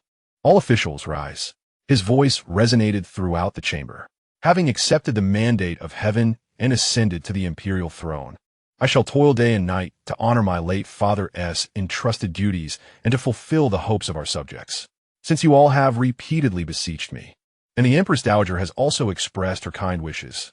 Taking a deep breath, he surveyed Obai's unwilling countenance and declared, word by word, "I grant permission. Choose an auspicious day for me to personally preside over state affairs in the Taihe Hall and to issue decrees to the realm. September of the 4th year of Kangxi, an auspicious date. Within the Forbidden City, in the Taihe Hall, the very heart of the empire and the pinnacle of power. The atmosphere throbbed with palpable intensity as the ceremony for Emperor Kangxi's assumption of governance commenced as scheduled. The golden bell tolled, and the jade chimes rang out. The solemn and grand orchestral music surged like an invisible torrent, sweeping across the golden water bridge, flooding past the Meridian Gate, shaking the very essence of Beijing's dawn. As the grand music swelled, hundreds of officials from the Ministry of Rites, clad in splendid attire, stood in formation like a forest. The imperial path was laid with crimson carpets, flowing like blood. Hong Xigong donned a bright yellow dragon robe adorned with 12 golden dragons, a crown set with immense pearls atop his head, and stepped forward in rhythm with the drumbeats, ascending the white jade steps, symbolizing supreme authority. The autumn breeze fluttered the edges of his robe, yet could not disturb the calm serenity of his countenance. In that moment, he was no longer the reticent youth, but the true sovereign of the Qing Empire. Is this the sensation of walking the red carpet? Hong Xigong focused ahead, each step taken with unyielding steadiness and an imposing presence. Though there were no flashing lights, the grand stage of reality spanning hundreds of thousands of square meters. With thousands of performers, rendered any Oscar ceremony a mere amateur affair in comparison. Ascending the high platform, he turned and slowly settled into the dragon throne, a symbol of the utmost respect and authority. Long live our emperor! Long live! Long live! Below the steps, the civil and military officials, nobles, and dignitaries fell to their knees like wheat swaying in the wind. The deafening cries soared to the heavens, reverberating through the tiles of the Taiyi Hall. In the corner of the hall, the guard Xiao, Yin, and Li Su gripped their sword hilts, their hands trembling slightly. Gazing at the elevated figure on the dragon throne, their eyes ignited with fervent zeal. That was their sovereign. Li Su, overwhelmed with emotion, felt tears welling up, his heart racing with exultation. It's secure now. This wave is entirely stable. We belong to the dragon's merit. Who in this city dares to overlook us henceforth? The emperor had finally assumed governance. Xiao Yin inhaled deeply, suppressing his turbulent feelings, standing tall and straight. At the forefront of the officials, the silver-haired So and I knelt, listening to the resounding cries of long live, tears streaming down his weathered cheeks. He lifted his gaze slightly to behold the upright figure of the youthful emperor, a smile of relief crossing his lips. It has succeeded. My bold gamble has paid off. The prosperity of the Hixin family is preserved, and Oboi, you have ultimately lost to me. Besides Sao and I, Oboi knelt low, yet his broad back stood firm like an unyielding hill. Lowering his head, he stared at the golden bricks beneath, his expression dark and foreboding. Governance? Humph. A mere child in a dragon robe thinks he can become an emperor? Oboi scoffed internally, filled with disdain. Over the past few years, he had amassed power, controlling key positions in the court and half of the guards at the 9 gates of the capital. The emperor merely held a title, as long as he willed it. This sovereign could easily be reduced to a mere puppet, capable only of stamping decrees. Let him bask in his glory for a few days. Amidst their scheming, the decree officer unfurled the bright yellow edict and recited loudly, "By the mandate of heaven, the emperor decrees." After lengthy prose, the essence of the message emerged. As I have ascended the throne at a tender age, I, in accordance with the wishes of my late father, the Emperor Shizu, have entrusted the ministers, including Suo and I, to diligently assist in governance. 7 years have passed. Now, at the repeated requests of the ministers and with the command of the Empress Dowager, I shall personally oversee the affairs of state. In that moment, the atmosphere in the Taiyi Hall reached its zenith. This was official recognition, a proclamation to the entire realm. Hong Xigong, seated high, surveyed the sea of heads below, exhilaration blossoming within him. Yet, the decree officer abruptly changed his tone. However, considering the immense state affairs, I still require practice. Thus, I command the 4 ministers to remain by my side and continue to assist in governance and deliberation of state matters. Thus decreed. Upon hearing this, Oboi abruptly lifted his head, a flicker of astonishment followed by a sinister smirk. Well done, young lad. You recognize that you cannot function without me. At that moment, high upon the dragon throne, Hong Xigong looked down upon Oboi. Allowing the ministerial aides to continue their duties was a concession from the Empress Dowager, a temporary compromise with Oboi's power, for it was known to all that Oboi would never relinquish his authority easily. He represented the interests of the 8 banners nobility and had numerous allies within the court. Chapter 62. The perfect curtain call of the old monster returning to the Qianxing Palace. Hong Xigong discarded the cumbersome ceremonial attire for lighter, more comfortable robes. Before he could catch his breath, a messenger arrived from the Xinang Palace.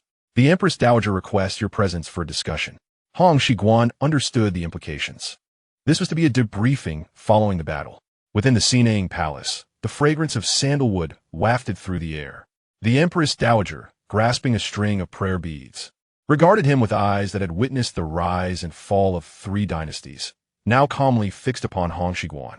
Xianyi, you performed admirably in the court today. Her voice steady, especially with that final decree, retaining the 4 ministers to assist in governance. This reflects not only my wishes, but also serves the stability of the Qing. Hong Xigong nodded obediently, presenting the demeanor of a dutiful grandson. Yet in his heart, he had already calculated the implications. This was the fabled soft landing. Oboi, that old fox, now wielded military power with a network of allies both in the court and beyond. Had he been dismissed outright today, he would have erupted in fury, perhaps drawing a blade in a fit of rage. By allowing him to retain a semblance of authority, it was akin to preserving the office and title of an executive on the verge of being laid off. The Empress Dowager seemed to perceive his thoughts, offering a gentle smile. Do you think that now you have assumed power, you should monopolize it all? Your grandson dares not, he replied. It was not a matter of desire, but of caution. The Empress Dowager set down the prayer beads. Her tone serious. One must eat their meals one bite at a time, and eliminate their foes one by one. Oboi is a formidable tree, deeply rooted. To uproot him, one must first prune his branches and dig out the rotten roots. Once he is isolated, a gentle push will suffice. She made a motion as if to push, her eyes glinting with a hint of ruthlessness. Wise as the elder. This is the famed strategy of boiling the frog in warm water. Hong Xigong silently gave a nod of approval to the elderly lady. Now that state affairs had been discussed, it was time to address family matters. With a shift in tone, Xiaozhuang produced a list from her sleeve. Having taken power, it was time to fulfill the promise made to Sony. Hong Xigong raised an eyebrow. Here it comes, the political distribution meeting. An imperial decree was issued. Sony, having served 3 emperors with unwavering loyalty, is hereby promoted to a first-class duke, inheritable without replacement. Xiaozhuang paused momentarily, her gaze softening slightly. Yet behind that softness lay an unyielding resolve. Furthermore, the Eisenjuro family should also celebrate. The auspicious date for the grand wedding had already been selected by the Imperial Astronomical Bureau. Hong Xigong's heart sank. Although he had mentally prepared himself, the reality of the day was still somewhat daunting. I am merely 12 years old. Am I truly to be wed? In modern times, I would have welded the doors of the Civil Affairs Bureau shut and called the police. Yet he understood that this was beyond his control. This was a political transaction. That old fox, Sony, had led the charge in court, forcing Oboi to retreat, even at the risk of offending the entire circle of Manchu nobility. What was his aim? Was it not to elevate his granddaughter to the position of empress? This was the moment of the Sony family's public debut. And should Hong Xigong dare to backtrack, Sony could easily turn against him, siding with Oboi. Your Majesty, as commanded. Hong Xigong acquiesced with a lowered gaze. Very well. For the sake of the country, I shall reluctantly sacrifice my youthful appearance. However, this marriage did not proceed as smoothly as anticipated. On the very next day after the imperial edict was issued, Oboi erupted in fury. He smashed 3 antique vases at home, overturned 2 tables, and unleashed a torrent of curses towards his loyal confidants. Absurd. Utterly absurd. Oboi's face flushed crimson, veins bulging on his neck like earthworms. That old rascal Sony. Does he think he is worthy? His granddaughter, an empress? The news quickly reached the palace. In private, Zhongtang remarked that the Treasury clan was merely the daughter of a lower-class Manchu, unfit to embody the world. In the southern study, Chaoyin trembled as he reported this. He even declared that if the emperor truly dared to elevate the daughter of Gabula, Sony's eldest son, to empress, he would resort to violence. Upon hearing this, Hong Xigong was not angered. Rather, he found it amusing. Ah, the players from Zhuan have entered the game. Oboi had certainly found a clever point of contention. Historically, the Treasury clan, to which Sony belonged, was part of the Kangxi Jurchen's Hada clan. When Nursi unified the Jurchens, the Kangxi tribes were the conquered. In the eyes of the old Manchus, the Jianzhou Jurchens were the true lineage, while the Kangxi Jurchens were merely subordinates who had surrendered. As a member of the Neo Hulu clan, Oboi was a genuine descendant of the Jianzhou founders, and thus looked down upon the descendants of surrendered generals like Sony. This was akin to an old employee despising a new hire brought in through acquisition. Despite working together, the hierarchy of disdain would forever persist. However, to resort to violence? Hong Xigong toyed with the jade ruyi in his hand, his eyes sparkling with intrigue. While cursing in a global channel was one thing, to threaten the Grand Minister, Zhongtang, your path is narrowing. Just when everyone expected a direct confrontation between Sony and Oboi, this old fox imparted a lesson in high-end maneuvering. Sony did not engage in a verbal duel with Oboi in court, nor did he come crying to the emperor. Instead, late one night, he discreetly sent someone to Oboi's residence. No one knew what transpired that night. All that was known was that the following day, at court, the once volatile Oboi suddenly calmed. When a minister of rights, trembling, presented the wedding matters, and cautiously glanced at Oboi. He merely scoffed and turned his head aside, surprisingly acquiescing.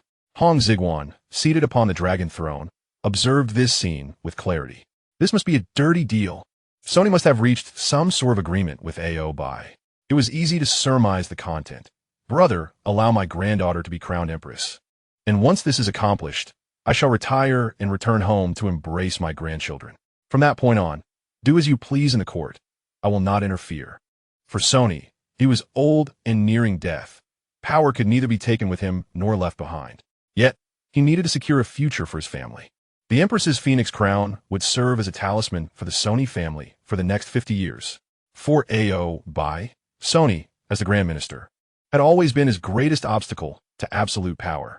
Although the thought of a daughter of a lower-class family becoming empress was distasteful, if it meant Sony would completely withdraw, allowing Oboi to become the de facto leader, then this deal might not be such a loss after all. Indeed, there are no permanent enemies, only permanent interests. Observing these two scheming elders, Hong Xigong smirked. You two have struck a fine bargain, using my grand wedding as a bargaining chip. Very well, since you have arranged everything. I shall play along and see this performance through. Days later, Sony indeed submitted a request for retirement, citing sufficient justification. Old age, poor health, and failing senses rendered him incapable of continuing. Hong Xigong symbolically attempted to dissuade him 3 times, the standard procedure of 3 bows and 3 refusals, before reluctantly granting approval. Sony packed his belongings and, at the zenith of his power, departed with remarkable decisiveness. Watching Sony's hunched figure exit the Qianxin Gate, Hong Xigong could not help but admire him. This man was the true MVP, selling off at the peak of the stock market and leaving with retirement funds and dividends. His acumen surpassed that of Oboi, who could only charge blindly. With Sony's withdrawal, the balance of power in the court was disrupted. Ebelong became a fence-sitter, while Suksaha was isolated. Oboi finally ascended to become the true second-in-command in the Forbidden City, or perhaps, at times, he even disregarded that one person above him. Chapter 63.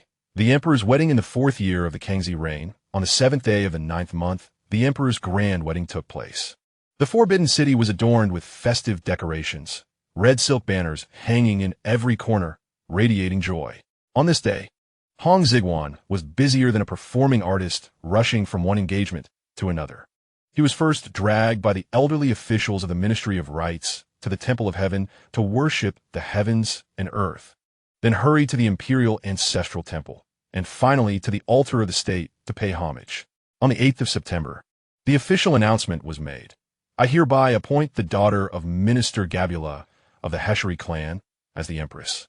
Hong Xigong appointed 4 grand scholars, Sony's sons Batai, Li Yi, and Du Lide, to carry the golden decree to the Sony residence to bring the bride. Watching the eager figure of Sony's 3rd son scurrying about, Hong Xigong found it amusing. 3rd Master Sony, hurry up. This is not merely a golden decree and treasure. This is your family's long-term sustenance. On the 10th of September, the main event arrived. On this day, the central axis of the Forbidden City, the imperial path that even princes dared not traverse, was fully opened. Officials from the Ministry of Internal Affairs and the Ministry of Rites led the way, followed by 3 elegantly dressed princesses, forming a luxurious wedding procession to the Sony family. Shortly thereafter, the Phoenix sedan, symbolizing the Empress's dignity, slowly entered the Qing Gate amidst a grand display of pageantry. The sedan passed through the Meridian Gate, crossed the Golden Water Bridge, and finally came to a halt at the steps of the Taiji Hall. According to custom, the Empress was to disembark here and walk to the Cunning Palace. Hong Xigong watched from above, unable to suppress a feeling of anxiety for the bride whom he had never met. The distance from Taiji Hall to Cunning Palace? It felt akin to a strenuous obstacle course. The young girl, merely in her teens, would have to bear the weight of a heavy phoenix crown and don layers of ceremonial robes while gracefully walking in a catwalk manner. This was not a wedding. It was clearly a test of endurance. Finally, as night approached, Treasury, supported by the matrons, made her way to Cunning Palace. Hong Xigong took a deep breath, composed his expression, and stepped inside. Within the Kuan-Ning Palace, the red candles burned brightly, and joyful characters adorned the walls. Hong Xigong lifted the large crimson veil. Before his eyes was a youthful and delicate face. He He Shenli, with her head lowered, had a pale countenance, nervously twisting the handkerchief in her grasp, daring not to raise her gaze, resembling a frightened little rabbit. She was of the same age as Kangxi, nominally 12 years old. Such a tragedy. Hong Xigong sighed inwardly. In the future, at this age, she ought to still be carrying a school bag in the first year of junior high, fretting over midterm exams. Yet here she was, directly thrust into the vortex of a political marriage, a victim of circumstance. Your Majesty, the young girl's voice was as faint as a whisper, her ornate ceremonial attire weighing heavily on her frail shoulders, making her appear rather pitiful. Please, Your Majesty, let the Empress perform the marriage ceremony. The lady-in-waiting presented 2 cups, crafted from a hollowed-out gourd, filled with wine and connected by a red thread. This was the legendary interlinked wine, known in ancient times as Hijin. Hong Xigong raised one half, while He Shenli trembled as she lifted the other. Their eyes met briefly in the air. Hong Xigong offered her an encouraging glance. Once we drink this, we shall be like grasshoppers on the same rope. Seemingly understanding, He Shenli summoned her courage, tilted her head back and drank. The spicy liquid burned her throat, nearly prompting a cough, and her face flushed bright red. The ceremony was complete. At that moment, it was 6 o'clock in the afternoon. The scene was not as romantic as one might imagine for a wedding night, as the formalities were far from over. Having just finished the wine, Hong Xigong had to leave the bride in the chamber and return to the Tei Hall for work. In the Tei Hall, the princes, nobles, and military officials had been waiting for quite some time. Upon the emperor's emergence, everyone knelt in unison. Congratulations on your Majesty's grand wedding. Long live the emperor. Long live the empress. Hong Xigong sat upon the dragon throne, listening to the overwhelming flattery, feeling utterly fatigued. After enduring the lengthy proceedings, he had to return to the Kuining Palace for the wedding night. However, that night, nothing inappropriate occurred. Unlike the historical figure Kangxi, who had a notorious reputation, Hong Xigong did not take advantage of the young girl. Although the wedding was concluded, matters were far from settled. For Hong Xigong, marrying a wife was merely the first step. The actual exchange of dowries and bridal gifts was only just beginning on the court. Days later, edicts flew out from the Qianqing Palace like snowflakes, shocking the entire court. First came the bridal gifts. The already esteemed Sunny family reached the pinnacle of their glory. Following, that was the tangible division of power. With a flick of his pen, Hong Xigong propelled members of the Sunny family into positions of prominence. Uncles, younger brothers, cousins, any adult male relative of He Shenli with some capability was appointed to the 6 ministries, totaling 17 individuals. 17 crucial appointments. This was not merely promotion. It was as if half the court's administrative positions had been monopolized, particularly those responsible for security, the Imperial Guards, and the Ministry of Internal Affairs, both critical departments, were directly filled with members of the He Shenli family. Finally, a bombshell was dropped. Sunny's 3rd son, the one who had been bustling around during the wedding, was directly promoted to Deputy Minister of the Ministry of Personnel. What is the Ministry of Personnel? It oversees official appointments. Hong Xigong sat in the imperial study, gazing at the list, a cold smirk curling at the corners of his mouth. Ao, Zhongtang, do you not hold military power? Do you not have numerous followers? Fine. I may not be able to touch your army, but I can infiltrate the 6 ministries. This was termed reverse infiltration. The 17 individuals from the He Shenli family were Hong Xigong's pins driven into the court. They might not be able to dislodge Ao by now, but as long as they remained, Oboi could forget about sleeping soundly. Upon hearing the news, Oboi was furious, shattering his beloved tea set in his residence. Foolish monarch, this is favoritism. This is interference by the maternal clan. Oboi roared like thunder. Yet, he forgot that just months prior, he had also filled the 6 ministries with dozens of his own protégés. Such as politics, double standards are a fundamental quality of the players. The fervor surrounding the wedding melted away like an ice pop on a summer day. For the onlookers within the Forbidden City, this grand wedding was mere gossip, a spectacle. But for Hong Xigong, it was merely the completion of another primary task. Life after the wedding was not as glamorous as one might envision. There was no abandonment of morning court. Instead, the emperor became increasingly fatigued. The lights in the Qianqing Palace burned until midnight each night. It was unavoidable. Although he had nominally assumed control, Oboi still loitered at the entrance of the novice village. The memorials delivered each day were either trivial greetings or traps set by Obei's faction. Hong Xigong had to remain vigilant, dissecting each sentence for hidden meanings as if he were analyzing a reading comprehension passage. Just when he was overwhelmed with work, wishing he could stretch a minute into two, chaos erupted in the rear courtyard. Chapter 64. This is Imperial Power. On this day, after finishing a stack of lengthy memorials that reeked and dragged like foot-binding cloth, Hong Xigong rubbed his temples, preparing to have the Imperial kitchen prepare a late-night snack to appease his weary soul. A fragrant breeze wafted in. Xi Li had arrived. This newly minted empress wore a pale pink attire, holding a bowl of lotus seed porridge that had supposedly simmered for 3 hours. Gazing at her youthful face, which appeared barely 12, Hong Xigong sighed. What a tragedy. In modern times, she would have just graduated from elementary school, glued to her phone, scrolling through short videos. Yet now, she had become his lawful spouse.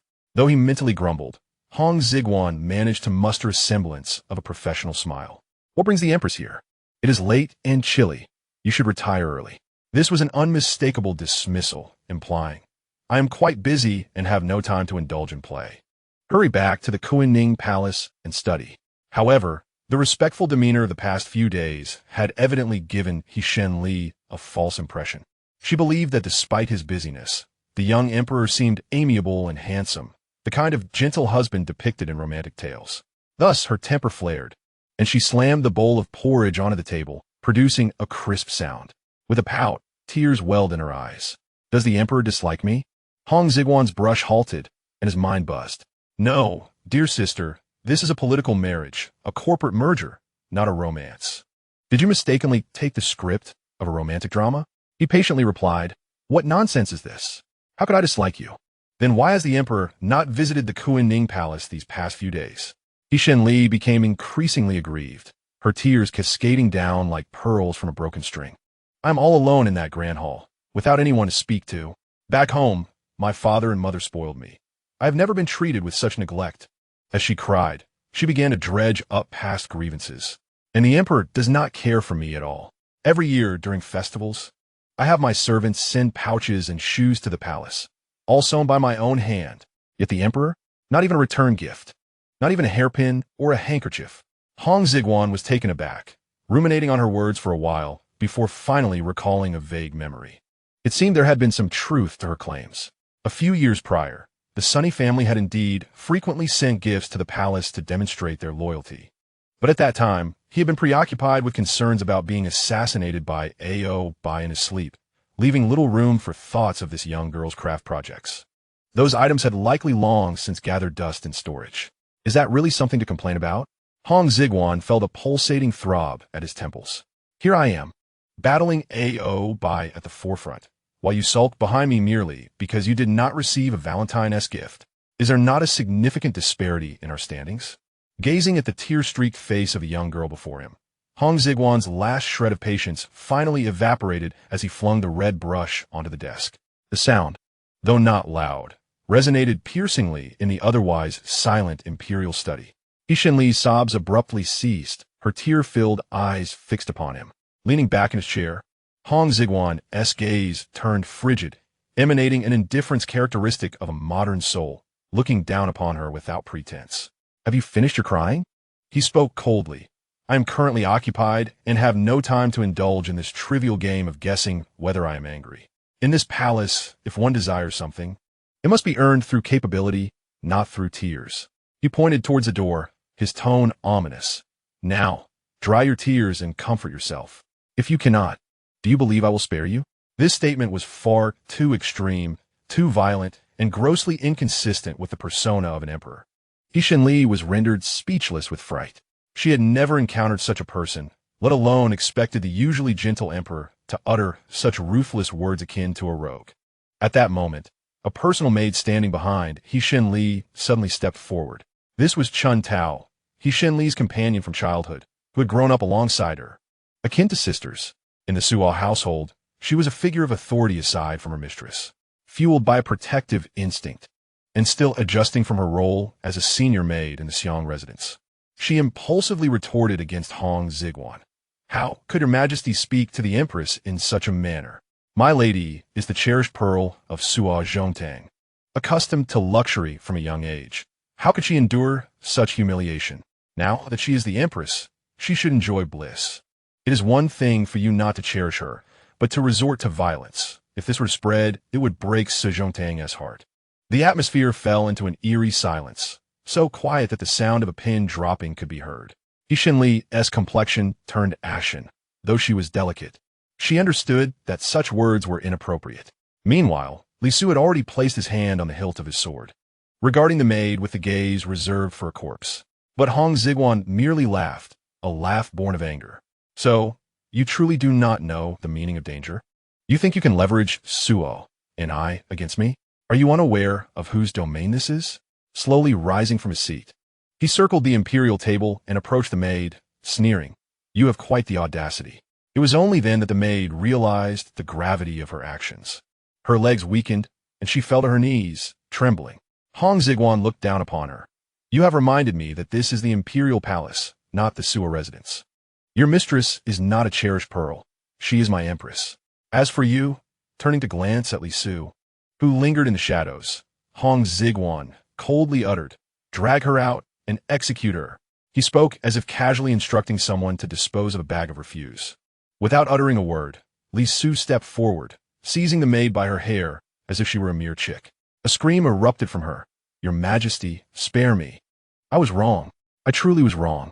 The maid's cries were shrill, her struggles frantic. Yet, Li Su's grip was like iron, dragging her across the smooth golden bricks, leaving a long trail as he pulled her out of the hall. Before long, a dull thud echoed from outside the hall. The screams abruptly ceased. Silence enveloped the world. He Xinli collapsed onto the ground, trembling violently, her fair face as pale as paper, her lips quivering. That was her childhood companion. Just moments ago, she had stood there alive, and now, due to a single retort, she was gone? Is this the nature of imperial power? Is this what the emperor is? Hong Xigong regarded the crumpled figure of a young empress on the floor, his heart devoid of any tumult. Was it cruel? Perhaps. But if this hen was not sacrificed, the monkey would never learn. If she did not comprehend the true essence of imperial authority, her reckless temperament would inevitably lead to her demise, or even mine. Hong Xigong crouched down, lifting He Xinli's chin, forcing her to meet his gaze. Are you frightened? His voice remained cold. Remember, Empress, you were once a daughter of the Suo family, free to be willful and spoiled. However, from the moment you stepped into this forbidden city within this cage, only I can bestow upon you dignity, and only I can take your life. Suo and I cannot save you, nor can Suo eat Tuesday. If you wish to live well, suppress that spoiled temperament and learn how to be a proper empress. Do you understand? He Xinli gazed at the youth before her, fear reflected in her eyes. In that moment, she finally grasped that the man who received thousands of bows in Tei Hall was no neighborly brother. He was a dragon cloaked in human skin. I, your servant, obey your command. He Xinli stammered in response, her voice laced with an unmistakable sob. Chapter 65. The Game of Sovereign and Subject After that night. Kunning Palace underwent a transformation. The once crying, tempestuous, and willful young lady He Xinli seemed to have perished overnight. In her place emerged a silent, cautious Empress He Xinli. She began to ardently study etiquette, regulations, and how to read the emperor's expressions. He Xinli dismissed all the servants from the Suo family who had yet to learn silence, replacing them with a group of stoic court matrons who remained unflustered even in the face of adversity. When Hong Xigong returned to the harem, brimming with anger over matters from the previous dynasty, there were no complaints, no coyness, nor any nonsensical jealousy. Only a cup of perfectly brewed fragrant tea was presented to him. He Xinli stood quietly beside him, saying little, merely grinding ink in silence. When Hong Xigong vented his frustrations, she feigned ignorance. When he sought to unleash his wrath, she bore it silently. In her spare time, He Xinli diligently practiced the arts of music, chess, calligraphy, and painting within Kunning Palace, even acquiring texts such as the Lunyu and Minzi to diligently study classical Chinese. All to comprehend the occasional poetry Hong Xigong would recite or to assist him with documents when he grew weary of reviewing memorials. She swiftly evolved into a perfect tool, a competent NPC. Yet, Hong Xigong remained cold towards her. In the months following their wedding, He rarely stayed overnight in Kuan-Ning Palace. Even when he did, it felt more like a mere formality or a gesture to appease the Suo family. For this young empress, there was no concept of love. Even the slightest hint of affection had been washed away by that night's bloodshed. This arrangement was quite satisfactory. Hong Xigong sat in the imperial study, listening to Li Su report on He Xinli's recent developments, nodding faintly. The empress had learned the survival rules of this game, alleviating my concerns. After all, what I need is not a wife, but a partner who can help stabilize my rear and not create chaos. As for love, Hong Xigong scoffed, heavily circling a document. Such a luxury is beyond what the Forbidden City can afford. In the 4th year of Kangxi, winter, before a large map in Qinqing Palace, Hong Xigong stood with his hands clasped behind his back. The yellow area, representing the Qing territory, had coalesced into a vast expanse, resembling a giant pancake that nearly covered all of China. Yet, in the southwestern corner, around eastern Sichuan and western Hubei, several glaring red spots continued to flicker defiantly. These are the territories of the 13 houses of Kuei-dong. These individuals were remnants of Li Ziqin's Daexun army, along with some residual forces from the southern Ming. Initially a ragtag group of soldiers, they had managed to evade the Qing army for nearly 2 decades, using the mountains as their shield. Logically speaking, the 13 clans of Kuei-dong should have been annihilated by the Qing army under Ao's command as early as the 2nd year of Kangxi's reign. 2 years ago, yet, under the subtle influence of Hong Xigong, history took an unexpected turn. Fortunately, I had already created a pseudonym years ago. Hong Xigong gazed at the map, a faint, almost imperceptible smile curling at his lips. A couple of years prior, through the thread of Wan Yunlong and utilizing the intelligence network of the Tiandihui, he secretly relayed information to the 13 Kuei-dong families. He even sent them a considerable amount of strategic supplies and retreat maps under the guise of the son of the 3rd Prince Zhu, Li Leiheng and Hao Yaokai. Seasoned veterans who had been besieged by Ming forces for over a decade and by Qing forces for nearly 2 decades, were nearly encircled by the Qing army. Yet, as if divinely aided, they managed to escape each time before the encirclement tightened, retreating deeper into the mountains. This not only preserved the last flames of anti-Qing resistance, but also earned Wan Yunlong's utmost admiration for the 3rd Prince Zhu, Chao Yin. His Highness is truly a divine strategist, orchestrating victories from afar. Wan Yunlong's loyalty was now undoubtedly unwavering. Your Majesty, it is time for court, cautioned the cautious eunuch Zhao Chong. Hong Xigong withdrew his gaze, adjusted his dragon robe, and his eyes instantly sharpened. Let us proceed. Today's morning assembly will be a fierce battle. At the Taiji Hall, the atmosphere was tense from the outset. Oboi, standing at the forefront of the military officials, bore a face as sullen as a moldy pig's liver. The recent grand wedding had been a silent defeat for him, despite infiltrating many into the 6 ministries.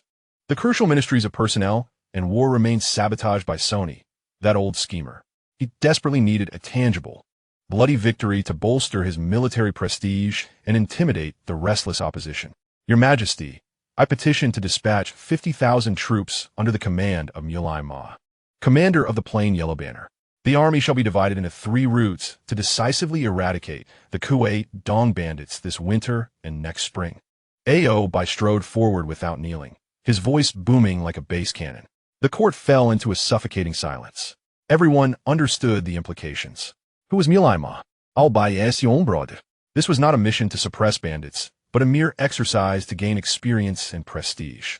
If Mulai Ma commanded 50,000 troops, Oboi South influence in court would become unassailable.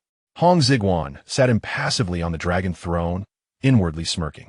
He could not consent to this. If Mulai Ma led the army, the Kuei-dong clans, no matter how elusive, could not withstand such a relentless carpet bombing.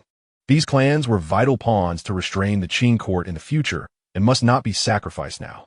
Without uttering a word, Hong Xigong slightly raised his eyelids and cast his gaze toward a civil official in the ranks, his imperial advisor, Xiong Salu. Xiong Salu was a quintessential Han Confucian scholar official, well-read and temperamental, long discontented with Oboi. Recently, he submitted a lengthy memorial, indirectly castigating Obei's abuse of power. Receiving the Emperor's subtle signal, Xiong strode forward, his voice clear and impassioned. I believe this is inadvisable. The terrain of eastern Sichuan is mountainous and forested, easy to defend but difficult to attack. Our treasury is depleted and the people are starving. To raise a large army now would drain countless resources and bring no benefit to the state. Moreover, though General Mulai Ma is valiant, he is unfamiliar with the terrain, risking defeat if he advances rashly. Oboi abruptly turned, glaring fiercely at Xiong. Xiong Salu, you bookish pedant, what do you know of warfare? These rebels are remnants of the former Ming dynasty and mortal enemies of the Qing. To obstruct the army's mobilization. Do you sympathize with them? Do you long for the restoration of the Ming? Are you plotting rebellion? Such an accusation was tantamount to a death sentence at the dawn of Qing rule, as nostalgia for the Ming was equated with treason. The Han officials shrank back in fear. Xiong flushed with indignation, his beard trembling. You slander me. I am loyal to the Qing, as heaven and earth bear witness. I speak for the realm and its people. Filled with righteous indignation, yet Oboi allowed no rebuttal. Launching into a tirade. I believe you are a traitorous sympathizer embedded among us. As Oboi's ferocity threatened to overwhelm Xiong, possibly prompting the guards to intervene, Hong Xigong knew it was time to summon the second line of defense. He subtly turned to the Manchu officials.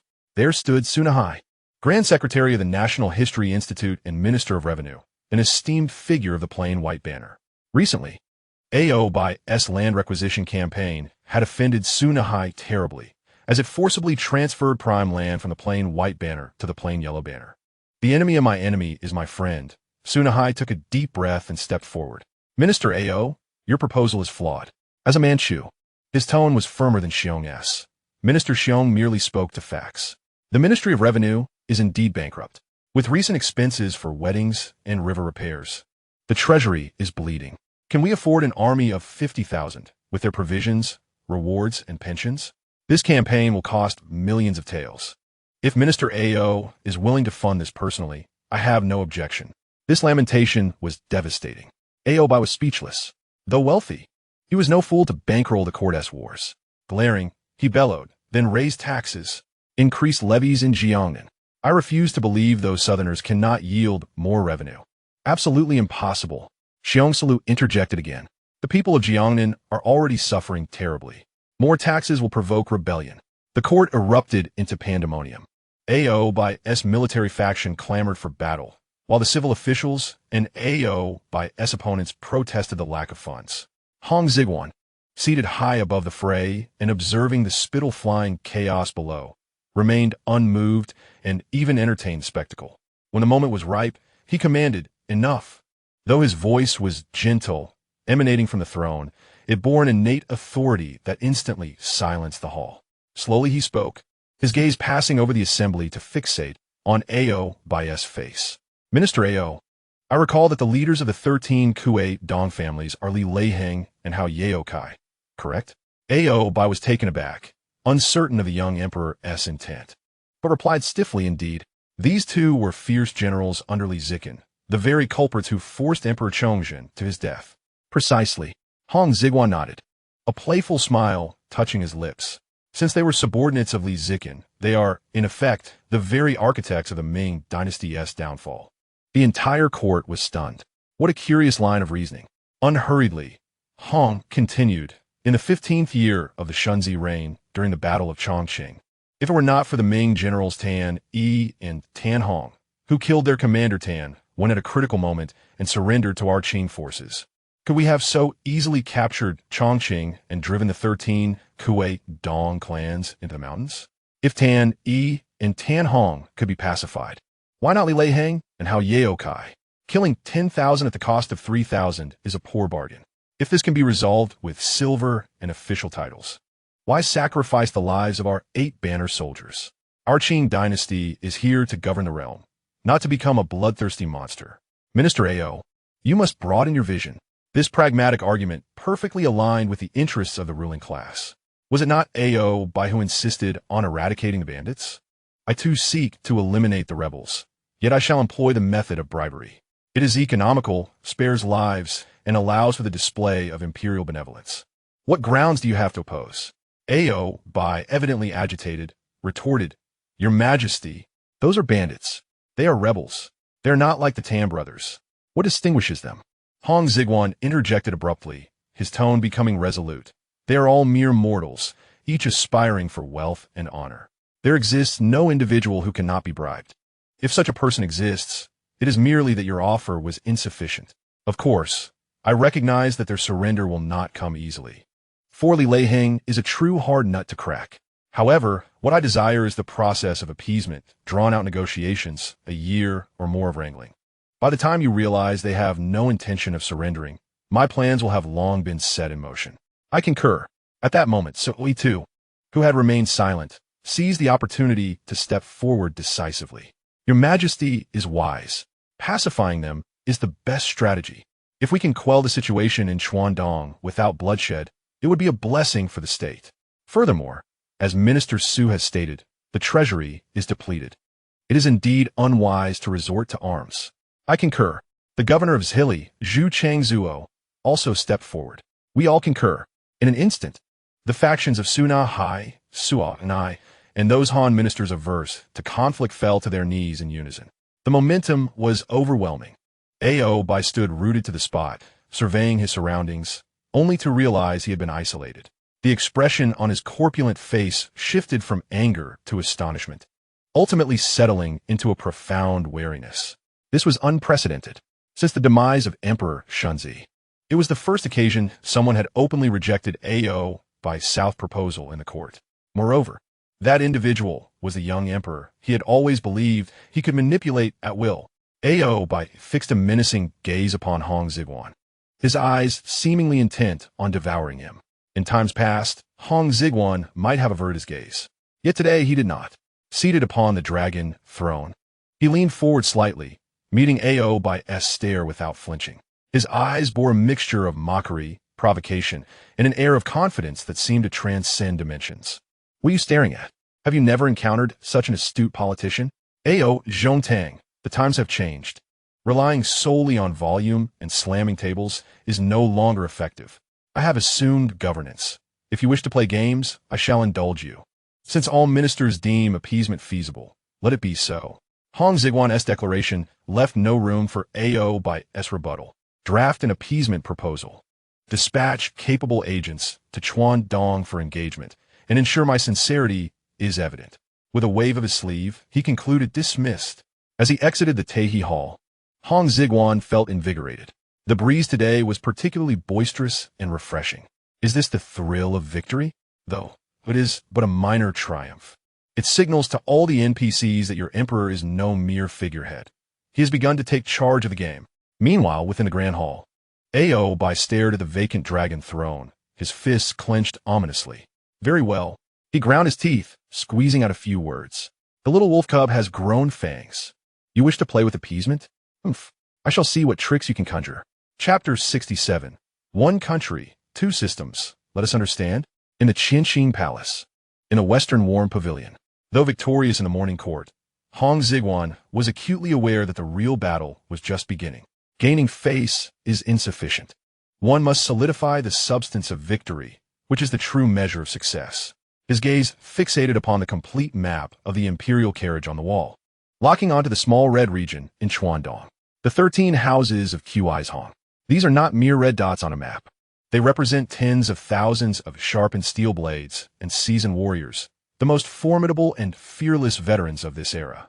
Their origins trace back to the Dashan army, the very force that, under Li Ziqin's leadership, stormed into Beijing from Shaanxi, compelling Emperor Chongzhen to take his own life, and rode triumphantly through the Forbidden City. Subsequently, Li Ziqin met an untimely demise at the hands of local militia on Zhigong Mountain, an ignominious fate indeed, leaving these proud and fierce warriors without a leader. Soon after, the Qing army breached the pass, Wu Sangui defected, and the Dashan army found itself besieged from both sides, leading them to question their very existence. Ultimately, they had no choice but to ally with their former adversary, the Southern Ming regime, forming the so-called United Anti-Qing Front. This resistance lasted for 20 years. To be frank, these individuals are indeed hard as nails. Hong Xigong lightly tapped his fingers on the table. If only he could win them over, they would become a dagger, piercing Obei's heart. The Manchu 8 banners have begun to rot, but these bandits, who have fought guerrilla warfare in the mountains for 2 decades, possess unparalleled combat prowess. Yet to appease them? Difficult, as challenging as ascending to the heavens. For the Qing's credibility in this regard is essentially nil. The esteemed generals of the Dashan army, such as Tianjin, the Hozhong Nai, and Wu Yang Bo Li Yu, were all individuals who surrendered to the Qing out of desperation. And what was the outcome? They were beheaded at the marketplace immediately after surrendering. The current 13 houses of Hong possess a trust level towards the Qing court that can be summed up as, not a single punctuation mark of your words is credible. Especially that spokesperson, Li Leiheng. He is known as the Little Chuang Wang, fiercely independent, and during the first year of Kangxi, when the Qing attempted to persuade him to surrender, he tore the letter to shreds. In the 3rd year of Kangxi, the Qing dispatched a traitor, Li Yuxi, to persuade him, only for Li Leiheng to execute him on the spot as a sacrifice. His sense of political conviction is profound. Having been conferred the title of Duke of Lin by Emperor Yongli of the Southern Ming, he considers himself the last guardian of the Ming dynasty. For idealists like him, discussions of money are too mundane and discussions of official titles too trivial. Hong Xigong squinted, a sly smile creeping upon his lips. One must appeal to sentiments. Grant him respect, and make him perceive that surrender is not a humiliation, but rather a form of strategic salvation. Xiong Sili, the imperial tutor, hurried into the Western Warm Pavilion moments later. I, Xiong Sili, pay my respects to your majesty. Rise, my teacher. Hong Xigong waved his hand, cutting straight to the chase. Since the court has settled on the tone of appeasement, I must trouble you to undertake this task. Upon hearing this, Xiong Sili's face turned pale. Your majesty, I am but a scholar, utterly devoid of martial prowess. Li Leiheng is a ruthless fiend, and if I were to go, I fear I would become a human dumpling. Fear not. In times of war between nations, envoys are not harmed. Hong Xigong approached and patted his shoulder, beginning to persuade him. My esteemed teacher, my choice of you is deliberate. Hong Xigong extended 4 fingers. First, you are Han, born in the 8th year of Chongzhen, when the Ming was on the brink of collapse. You have neither tasted the imperial rations of Chongzhen nor served under Li Zichen. Your background is unblemished, making you no traitor. Li Leiheng despises the treacherous turncoats. He would not bear to harm someone as pure as you. Second, as my teacher, your dispatch represents my personal involvement, granting Li Leiheng sufficient respect. Third, I am aware of your oratory skills. You can turn the dead into the living and white into black. You must appeal to Li Leiheng's Confucian sense of loyalty and patriotism, offering him a graceful exit, conveying that clinging to foolish loyalty for one family, causing thousands of brothers to suffer in the mountains, is but a minor righteousness, whereas surrendering to the court for the sake of the common people, preventing further bloodshed, embodies great benevolence. Xiong Sili was momentarily taken aback, sensing something amiss, yet acknowledging the reasoning behind the emperor's words. Fourth, Hong Xigong lowered his voice. I have also assigned you a deputy, Gao Xiaogui. Gao Xiaogui? Xiong Sili paused. Is he not the general of the Qinchong? Indeed, he has another identity. He is Li Leiheng's maternal uncle. Hong Xigong chuckled. Although he previously failed in persuading him to surrender, Li Leiheng entrusted him with the care of his wife and children, which signifies something, does it not? The essence of familial bonds remains. You argue reason while he speaks of emotions. After this series of strategic maneuvers, I cannot believe that Li Leiheng is impervious. Xiong Sili pondered for a moment and gritted his teeth, declaring, I am willing to go, but what conditions can the court offer? If it is merely an empty title, it is unlikely to sway them. Well inquired, Hong Xigong replied as he turned back to his desk, retrieving a pre-prepared secret edict to hand to Xiong Sili. Behold, this is my baseline offer. Xiong Sili took it with both hands and opened it. Upon a mere glance, his eyes nearly bulged out, his hand trembled, and the edict almost fell to the ground. Your Majesty, this cannot be. Xiong Sili was so frightened that he knelt down, his voice quivering. This is not merely an offer of allegiance. It is tantamount to granting a fief. If A.O. Zhongtang were to discover this, he would undoubtedly devour me alive. The terms of the edict were nothing short of shocking. Firstly, preservation of noble rank. Acknowledgement of the title of Duke of Lin conferred by the Yongli Emperor of the Southern Ming, allowing Li Leiheng to retain the title of Duke, while corps generals such as Lu Tushun and Yuan Zongdi would be granted titles of nobility, all incorporated into the Han Army's 8 banners with the highest benefits. Secondly, territorial autonomy. Permission to establish Xingshan County, allocating the eastern regions of Sichuan, including Xingshan County and its surrounding areas, to be ruled by Li Leiheng in perpetuity. Although nominally under the Qing dynasty, all administrative, judicial, and tax matters would be at Li Leiheng's discretion. Thirdly, retention of military forces. His loyal troops would maintain their original structure, not to be dispersed or mixed with others, with all ranks appointed by Li Leiheng himself. Free from the interference of Qing political officers. A corps of 5,000 to 8,000 elite personal guards would be retained, while the remaining 100,000 troops, including their families, will be settled locally, provided with land, and exempt from taxes for 3 years. Most outrageous was the fourth clause. Fourthly, allowance of customs. Within Xingshan County, military and civilian personnel would not be required to shave their heads or change their attire. They would even be permitted to continue using the southern Ming calendar and privately worship the Ming emperors and Li Ziqin. This was akin to establishing a nation within a nation. It was a direct challenge to the very foundation of the Qing dynasty's principle of hair left, head taken. Head kept, hair taken. What is there to panic about? Hong Xigong calmly assisted him in rising. This is known as one country, two systems. Do you understand? High degrees of autonomy. Sichuan people governing Sichuan. Your Majesty, Xiongsalu was drenched in cold sweat. This is too outrageous, is it not? Hong Xigong's gaze deepened. You must understand. What I seek is the tranquility of Sichuan, to ensure that those thousands of elite soldiers do not cause me trouble. As for what they wear, how they style their hair, and whose tablets they worship, as long as they are willing to publicly acknowledge my sovereignty and obey under the banner of the Qing dynasty, those trivialities do not concern me. What truly matters to me is that this army, which retains the attire of the Han people and worships the tablets of the Ming dynasty, will become the sharpest blade I wield against the 8 banners aristocracy. I shall send these last sentinels of the Ming dynasty to teach the 8 banners what it means to possess the spirit of the Han. This secret edict, keep it close to you. Do not reveal it until the final moment, and inform Li Leiheng that this is a privilege granted to him, limited solely to Xingshan County. Beyond that circle, he must adhere to the Qing's regulations. Xiongsalu wiped the cold sweat from his forehead, though he still felt that this matter was excessively bold. However, upon witnessing the resolute gaze of the young emperor, he could only acquiesce. I shall obey. Chapter 68. The offer to Li Leiheng in the endeavor to draw in the 13 families of Kuizhu, besides the overtly dispatched Xiongsalu and Gao Shaogui. Hong Xigong had a hidden agenda, establishing a clandestine line of communication. That very night, Chao Yin, under imperial orders, ventured to the West Gardens Leopard House. This location, once a place of imperial revelry, now served to conduct discreet dealings. As soon as Chao Yin pushed open the door, a shadow darted from the corner, swiftly kneeling with a single knee in a smooth and efficient motion. I pay my respects to the young master.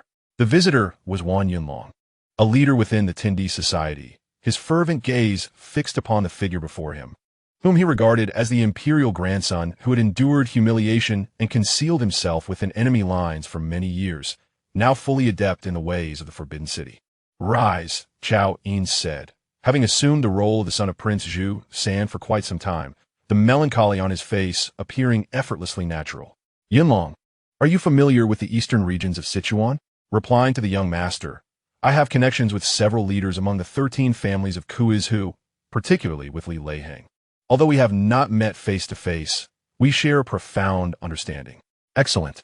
Chao Yin wasted no time in elaborating on the Qing court's intention to negotiate with the 13 families of Kuizhu, then produced a command token and tossed it towards Wan Yunlong. You must depart immediately, traversing the paths of the rivers and lakes, ensuring you reach Li Leiheng before the court's emissaries do. He paused, his eyes taking on a mysterious depth. Convey to him that this offer of allegiance comes at the behest of that person. That person? Wan Yunlong was momentarily taken aback, but then his mind erupted with clarity, trembling with excitement. Understood. It is the will of Prince Zhu San. Indeed, Chao Yin affirmed with a nod. The Qing court's offer is exceedingly generous. Instruct him to accept it boldly. This Xingshan County is a base we shall preserve for our future resurgence. The restoration of our great cause. If Li Leiheng accepts this offer of allegiance, not only will there be no further loss of life, but he will also leave a fully organized iron army for the Ming dynasty. This is true loyalty. Wan Yunlong was filled with fervor, nearly moved to tears. The young master is brilliant. The young master is farsighted. I shall depart at once. Even if it costs me 10 horses, I will ensure the message is delivered. In the 5th year of Kangxi, during spring, in eastern Sichuan at Mula Mountain, this place, where mountains interconnect and clouds envelop the terrain year-round, was a notorious headache for the officials and soldiers. Xiong Salu and Gao Shaogui's imperial envoy team, laden with carts of gold and silver treasures, struggled up the mountain path. 3 days prior, Wan Yunlong had stealthily infiltrated the camp at Mula Mountain like a wraith. In the assembly hall, the atmosphere was thick enough to squeeze water from. Wan Yunlong's arrival took the veteran rebels, who had been fighting against the Qing for 20 years, by surprise. Wan Yunlong was no ordinary leader of the Tindi society. He was one of its founders, holding a status comparable to that of the chief, Chen Yanghua, and was a recognized figure among the old ministers of the Southern Ming. In recent years, it was he who, through the intelligence network of the Tindi society, had enabled the 13 families of Kuis who to evade Qing military encirclements multiple times. This kindness was remembered by all present. Thus, when Li Leiheng met Wan Yunlong, he extended a respectful greeting. Duke of Lin, let's not rush to reminisce. Wan Yunlong stated directly, I possess critical intelligence. He then proceeded to divulge the Qing court's offer of allegiance and its outrageous terms in their entirety. Allegiance? Li Leiheng's expression suddenly darkened, his piercing gaze fixed on Wan Yunlong. Duke of Lin, it is not as you imagine. Wan Yunlong hastily clarified. No need to shave your head. No need to change your clothes. You can reign as the local sovereign in Xingshan. They will even allow you to retain your army. The young master stated, this is a matter of preserving the Green Mountains, ensuring there will be no lack of firewood in the future. As long as the people and the arms remain, there is hope for the future. As he spoke, Wan Yunlong produced a secret letter, recounting with tears how the young master had struggled within the palace, outsmarting the treacherous Oboi, and how he had gone to great lengths to protect this Han lineage. Indeed, preserving the Green Mountains is paramount. Li Leiheng felt the weight of his sword at his waist, a weapon that had accompanied him for 20 years. Looking at the emaciated and tattered brothers outside the tent, whose eyes still glimmered with the ferocity of wolves, he sighed deeply. 20 years have passed, from Shaanxi to Hubei, and then into Sichuan. Once there were hundreds of thousands of brothers. Now, only this meager remnant remains. Shall we continue to fight? If we persist, all that awaits is total annihilation, earning nothing more than a name as loyal and valiant, which serves no true purpose. Li Leiheng turned back, his voice hoarse as he asked, Wan Zionju, are the terms proposed by the Qing court genuine? He found it hard to believe. When had the Qing court ever been so generous? These conditions, plucked at random, seem nothing short of dream. It is utterly true. Wan Yunlong nodded vigorously, explaining the specific terms in detail once more. Li Leiheng silently poured a bowl of wine for Wan Yunlong, yet the expression on his face grew increasingly grave. Even now, I find it hard to believe that the little emperor of Manzhou could truly accommodate us, the remnants of the previous dynasty who refused to shave our heads. This is akin to disturbing their ancestral graves. Although he is a military general, after 20 years of warfare, his intellect surpasses that of a monkey. The Qing court has entered the past for 20 years, slaughtering millions, all in the name of enforcing that damned hair-shaving decree. And now, to win us over, they have opened this door? It defies all logic. Li Leiheng fixed his gaze on Wan Yunlong, his eyes burning with intensity. Unless there is a deeper scheme at play. Wan Yunlong took a deep breath, set down his wine bowl, and stepped to the tent entrance to glance outside, ensuring no one was eavesdropping. He returned and, in a voice barely above a whisper, said, The Duke of Lin is indeed an enlightened man. To speak candidly, this imperial edict appears to reflect the intentions of that young Kangxi, yet it is, in truth, the handiwork of another. Li Leiheng was jolted, as if struck by lightning. That one? You mean the third prince, Zhu San? Wan Yunlong nodded emphatically, his eyes gleaming with fervor. Precisely. His Highness the Prince. Just consider it. How old is that Kangxi? Merely a child of 12 or 13. The power in court lies with that old rascal Oboi. whose nature is such that he would wish to eradicate us entirely. How could he possibly consent to such a policy of one country, two systems? Li Leiheng furrowed his brow. So this edict. It is the strategy of His Highness. Wan Yunlong began to elaborate, or rather, recounted the script that Xiao Yin had crafted for him. His Highness is exceptionally gifted, having lurked in the imperial palace for many years, and has already gained the absolute trust of the young emperor. Presently, that little emperor is merely a puppet in His Highness's hands. This effort to win us over has required immense cunning from His Highness, first exploiting the young emperor's desire to govern, sowing discord between the emperor and Oboi, and then allying with the Han officials in court, using the empty state treasury as a pretext to force Oboi to abandon his military campaigns. Most crucially, the clause permitting us to retain our hair and attire was added at great personal risk to His Highness, who insisted that it be included. At this point, Wan Yunlong's eyes brimmed with tears as he clasped his hands toward the north. His Highness declared, "The 13 families of Kuidong are the last bastion of our Han lineage. As long as we can preserve this army and the lives of these thousands of Han sons, even if it means bearing the stigma of surrender and enduring humiliation, it is worth it." This Xingshan County, while ostensibly a territory of the Qing, is in reality a stronghold for the revival of our Ming. Bang! Li Leiheng slammed the table, rising abruptly. At that moment, all the logic fell into place. No wonder the terms are so favorable. No wonder the army is preserved. No wonder shaving is not required. This is not a mere concession from the Qing court. This is the outcome of the desperate struggle of the young prince within the enemy's camp. His Highness has endured humiliation and burdened himself to such an extent that we are overwhelmed with shame. Li Leiheng, a man who shed blood without tears, found himself weeping profusely. He had always believed he was fighting a solitary battle, convinced that the Ming had perished. Yet, unexpectedly, within the very heart of the Forbidden City, there was a prince striving for them, navigating the perilous waters among the Manzhou elite. Wan Zionju. Li Leiheng grasped Wan Yunlong's hand with overwhelming strength. "Please convey to His Highness. From this day forth, my head and my life belong to His Highness. The 50,000 elite troops of Xingshan County may outwardly submit to the Qing court, but in truth, they will heed the command of His Highness alone. Should His Highness require action in the future, a single secret edict will suffice, and we shall march through fire and water to storm Beijing and restore His Highness to his rightful place." Wan Yunlong, equally exhilarated, clasped his hand in return. "Do not worry, Duke of Lin. I shall certainly convey this message." The two locked eyes, as if glimpsing the hope of restoring the Ming dynasty. Chapter 69.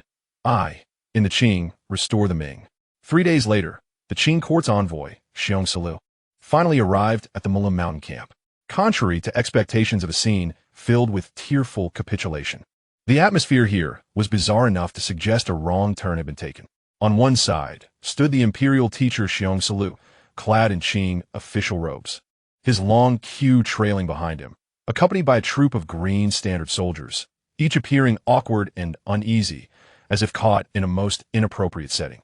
On the opposite side stood thousands of old soldiers from the Ming, donned in tattered armor, their heads wrapped in cloth, still sporting their hair buns. They rested their hands on their sword hilts, their eyes defiant, regarding the shaven compatriots across from them with 3 parts disdain and 7 parts vigilance. According to reason, when these two groups met, a fierce confrontation would ensue. Yet at this moment, they were engaged in a transfer of military duties. By the will of heaven, the emperor decrees. Xiong Silu's voice trembled as he read the imperial edict, acutely aware of the murderous intent radiating from the thousands of eyes surrounding him, capable of inflicting a slow and torturous death, particularly when he reached the clause permitting Xingshan County autonomy, exempting them from shaving and changing attire. An uncontrollable commotion erupted among the crowd. It was shock, disbelief, and euphoric relief from near death. Li Leiheng stood at the forefront, clad in the now faded Kailan robe bestowed by the Ming Emperor. As he listened to the edict, his hands trembled slightly, and his eyes reddened.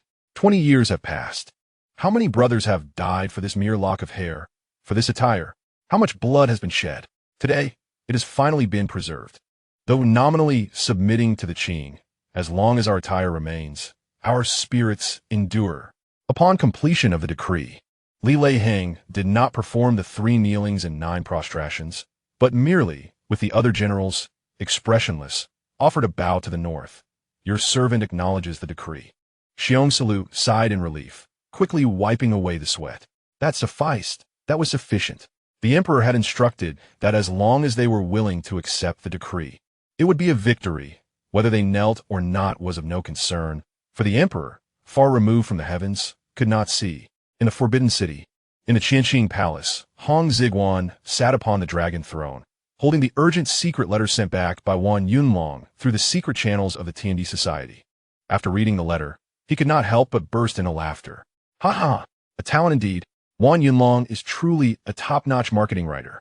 Such imaginative capabilities are a pity not to be utilized in writing. He passed the letter to a young attendant beside him. This attendant, handsome and refined, was none other than Xiao Yin. Come, see my royal grandson, Hong Xigong said with playful sarcasm. Observe how grand and imposing your image is in the eyes of Li Heng and the others. How much you endure humiliation and bear burdens.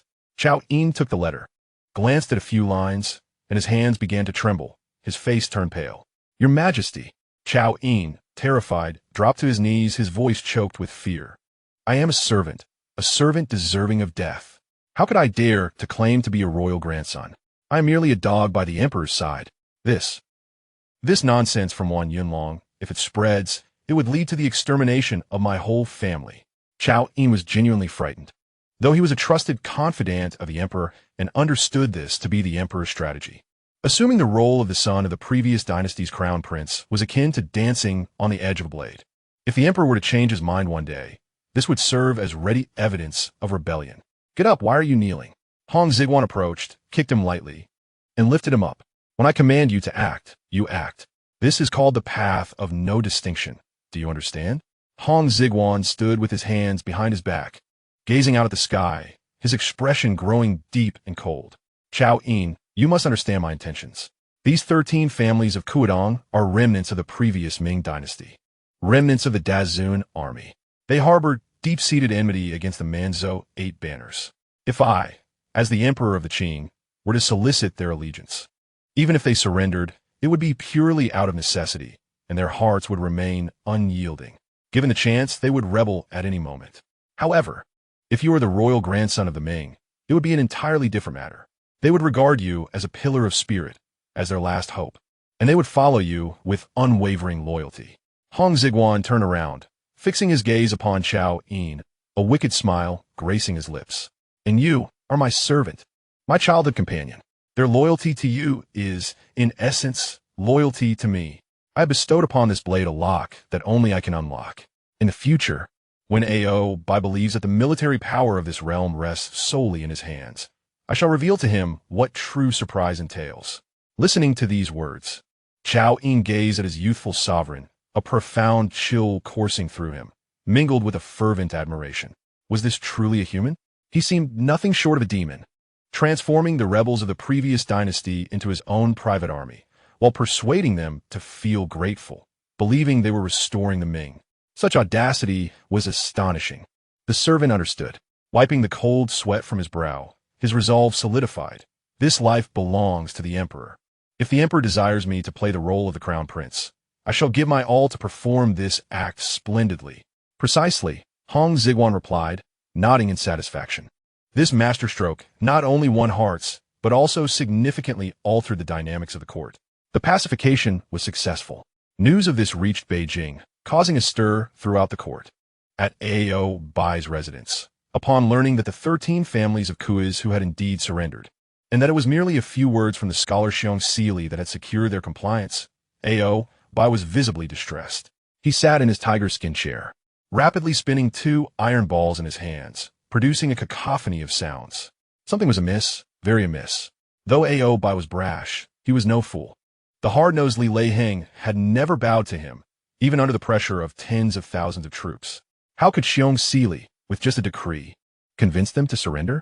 While the conditions were indeed generous, no head shaving, no change of clothing, this was still capitulation. A cautious advisor spoke up, Your Excellency, perhaps they truly cannot endure any longer. After all, they have been hiding in the mountains for 20 years, suffering from lack of food and clothing. Nonsense. Oboi retorted sharply. I know all too well the resilience of those bandits. Something is surely afoot. Yet, he could not fathom that the trickery lay within the persona of the crown prince. To Oboi, this was nothing short of a fantastical tale. Ultimately, he concluded that the young emperor was merely fortunate or that the Han people were weak-willed, easily swayed by advantageous offers. Humph, since they have surrendered, let's keep them for now. A glint of ruthlessness flashed in Oboi's eyes. No head shaving, no change of clothing. This is a handle for me to grasp. Once I have dealt with these old fogies in the court, I shall turn my attention to Xinjiang. At that time, I will accuse them of treachery and sweep them away. The military power must ultimately remain firmly in the hands of the Eight Banners. In the summer of the 5th year of Kangxi, the cicadas in the Forbidden City buzzed incessantly, causing great annoyance. Ever since the pacification of the 13 families of Kuis, Hong Xigong's demeanor had transformed. With a card in hand, his confidence soared. Though he still had to feign humility, his pretense had grown increasingly sophisticated. He began to take the initiative. Previously, he had nodded along to Oboi's every word. Now, he leveraged court meetings to deliberately introduce some sugar-coated poison pills. During the morning assembly at Tei Hall, the court officials gathered. Hong Xigong sat upon the dragon throne, a visage of sorrowful compassion upon his face, holding a memorial in hand.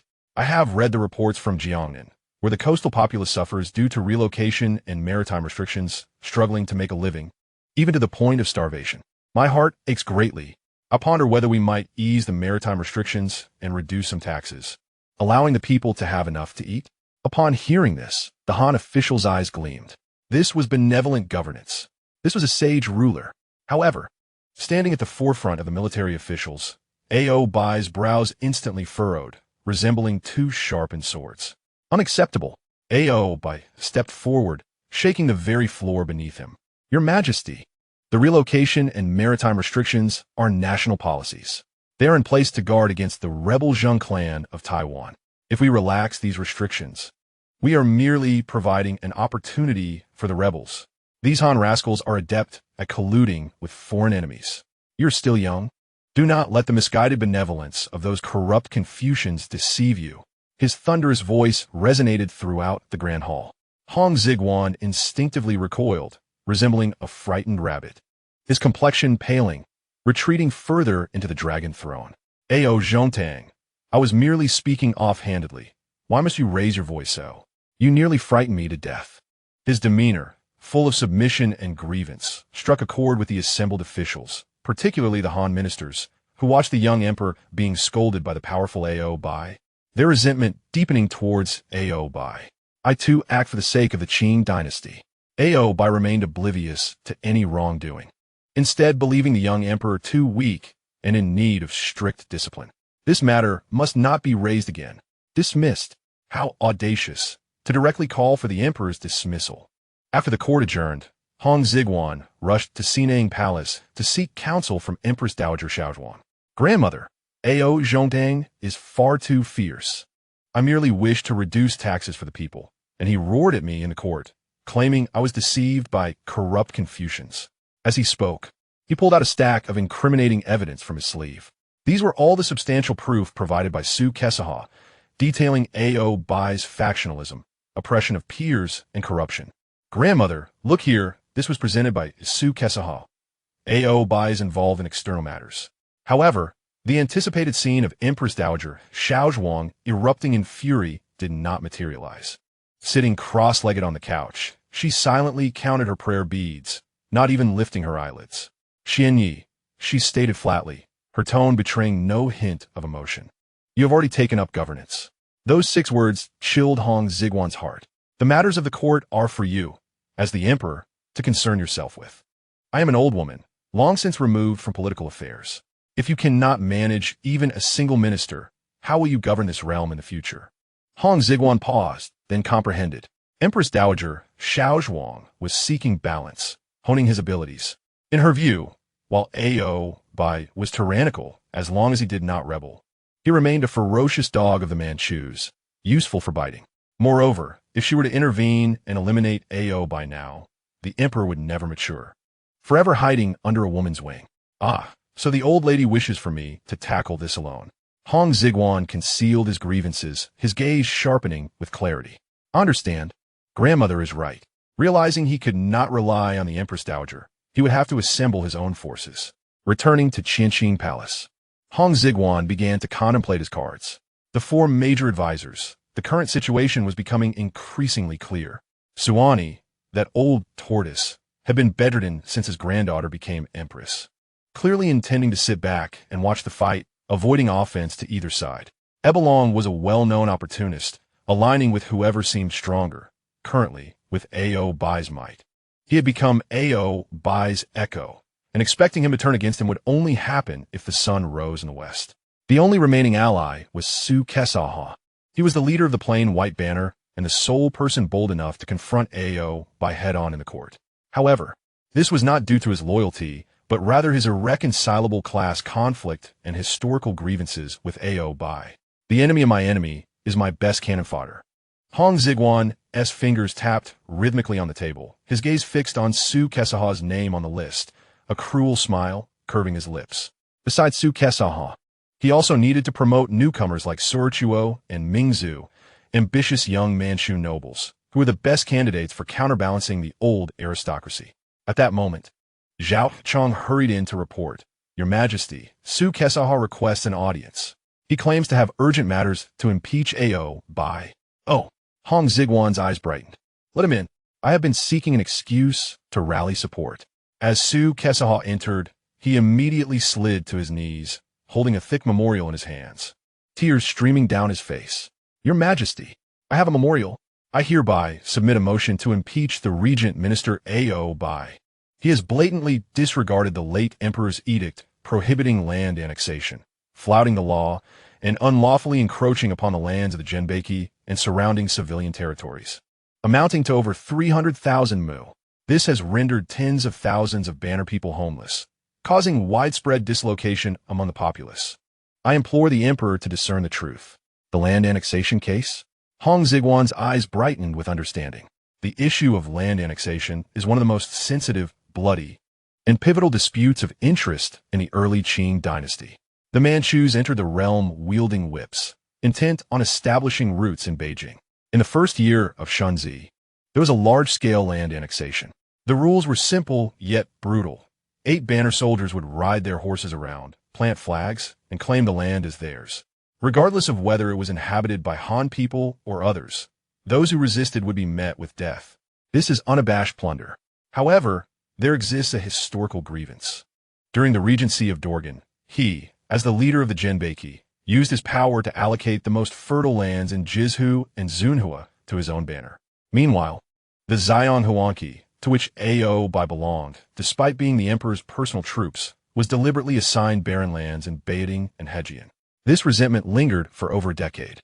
After Dorgan's demise and subsequent reckoning, Emperor Shunzi, also of the Xiong Huangqi, prohibited further land annexation to stabilize the situation.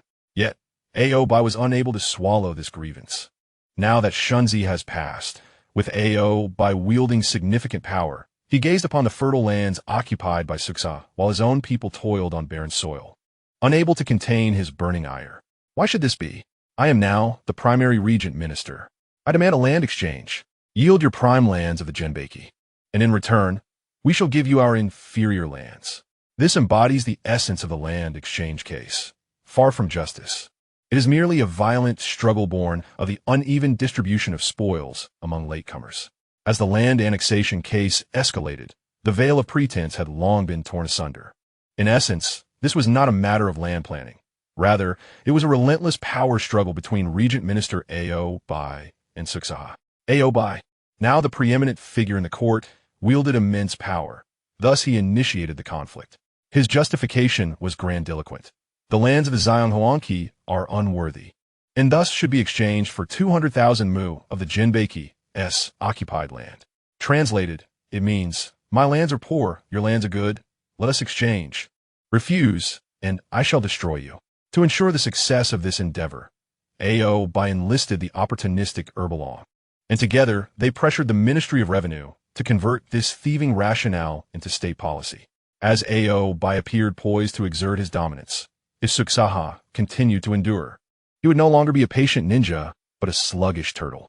Thus, he personally ventured to Qianqing Palace to report. Xigong, I have heard that Minister Ao has been pressing you relentlessly regarding the land exchange.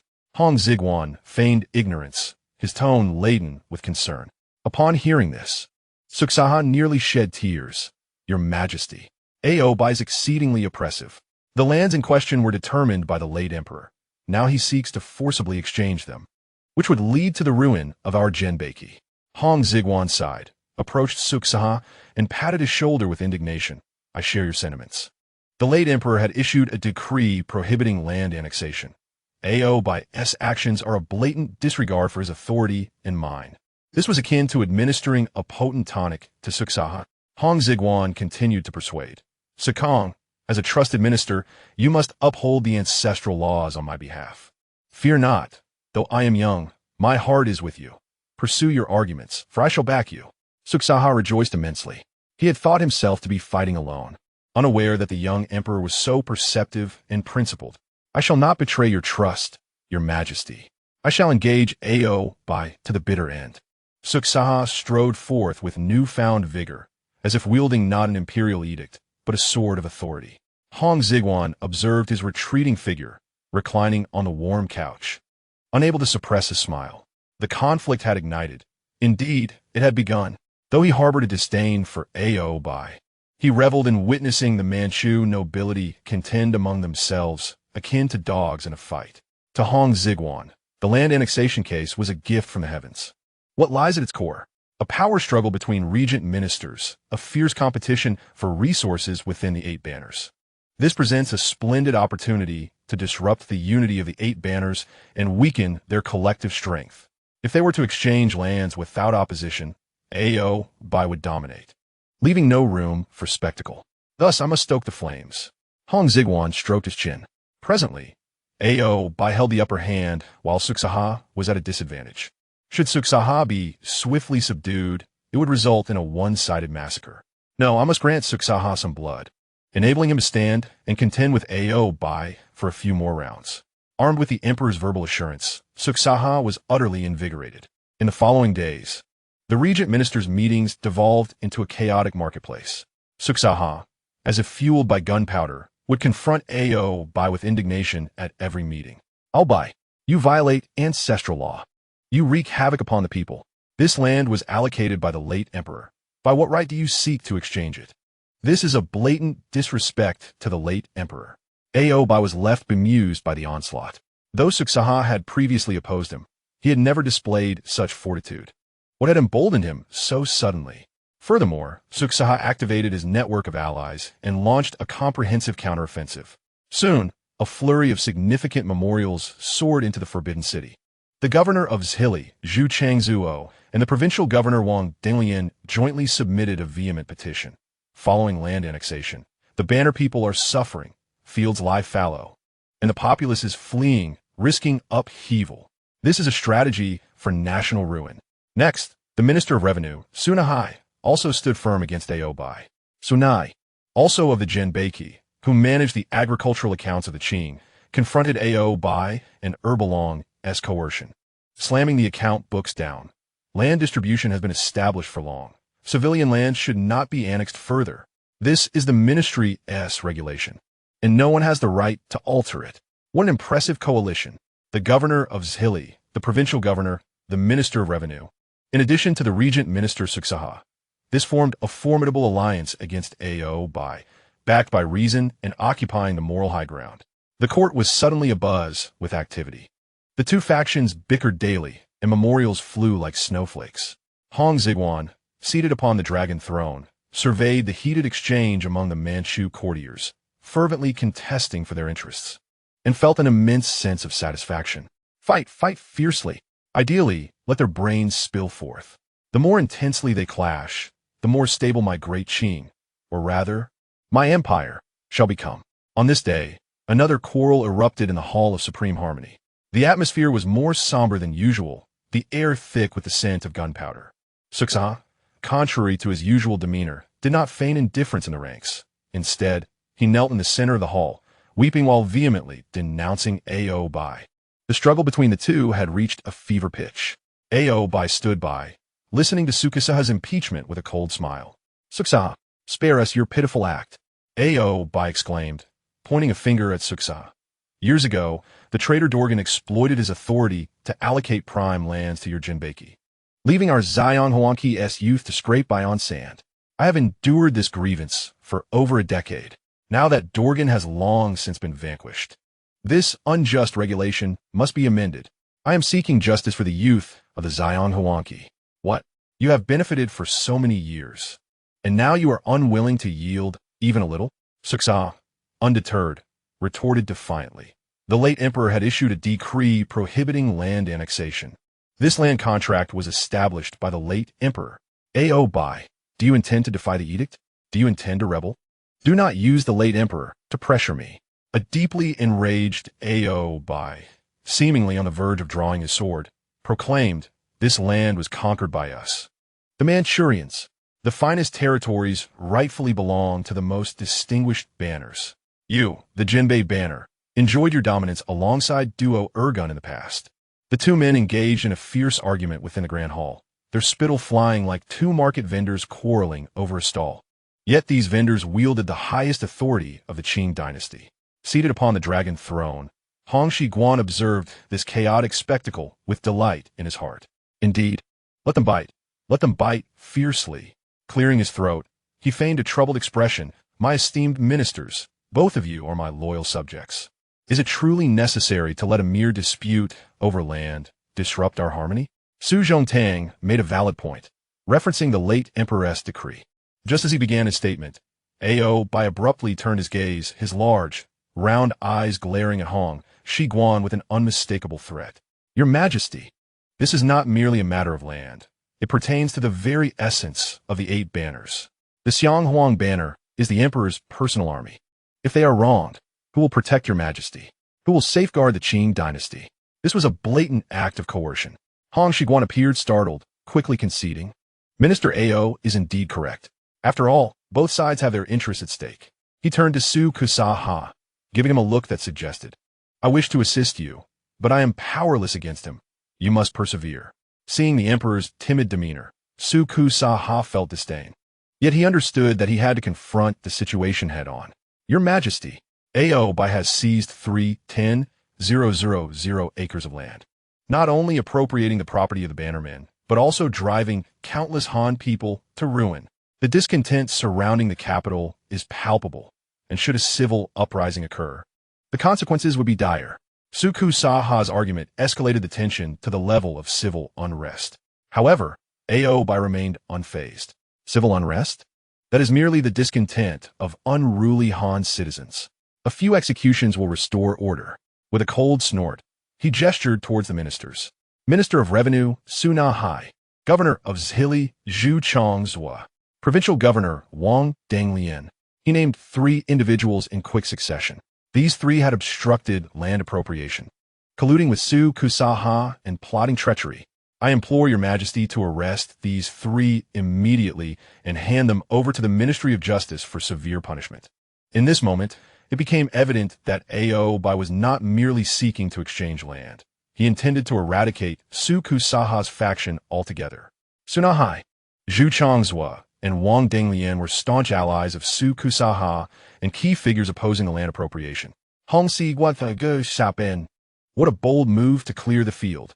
Should these 3 be executed, Su Kusa-ha would be left utterly isolated.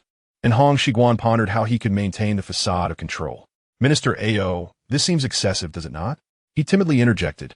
"Su Na-hai and his associates are merely following protocol. What crimes have they committed? Might it be more prudent to suspend them from their duties for investigation instead?" He did not outright refuse to execute them, but suggested a temporary suspension, a modest concession and a test of waters. Yet Oboi was now consumed by bloodlust. "Your Majesty, we must eradicate evil completely. If these 3 are spared, the land appropriation will falter and the grievances of the Xionghuang banner will remain unresolved." Advancing towards Hong Xigong, Oboi's imposing presence made it seem as if he were the true sovereign. "I beseech your Majesty to issue the decree. Execute." The hall fell into an eerie silence, all eyes fixed on the youthful emperor, awaiting his fateful command. However, Hong Xigong merely clutched the armrests of the dragon throne, his complexion pale, his gaze darting as if Obai's command had rendered him speechless. Yet, in truth, his heart raced not out of fear, but exhilaration. Execute. Quickly execute. Inwardly, he reveled at the thought of the Manchurian officials, who typically looked down upon the Han people, now embroiled in conflict amongst themselves. The notion of their demise brought him joy. Yet, he knew that such a dirty deed of executing ministers could not be on his shoulders, should he issue the order.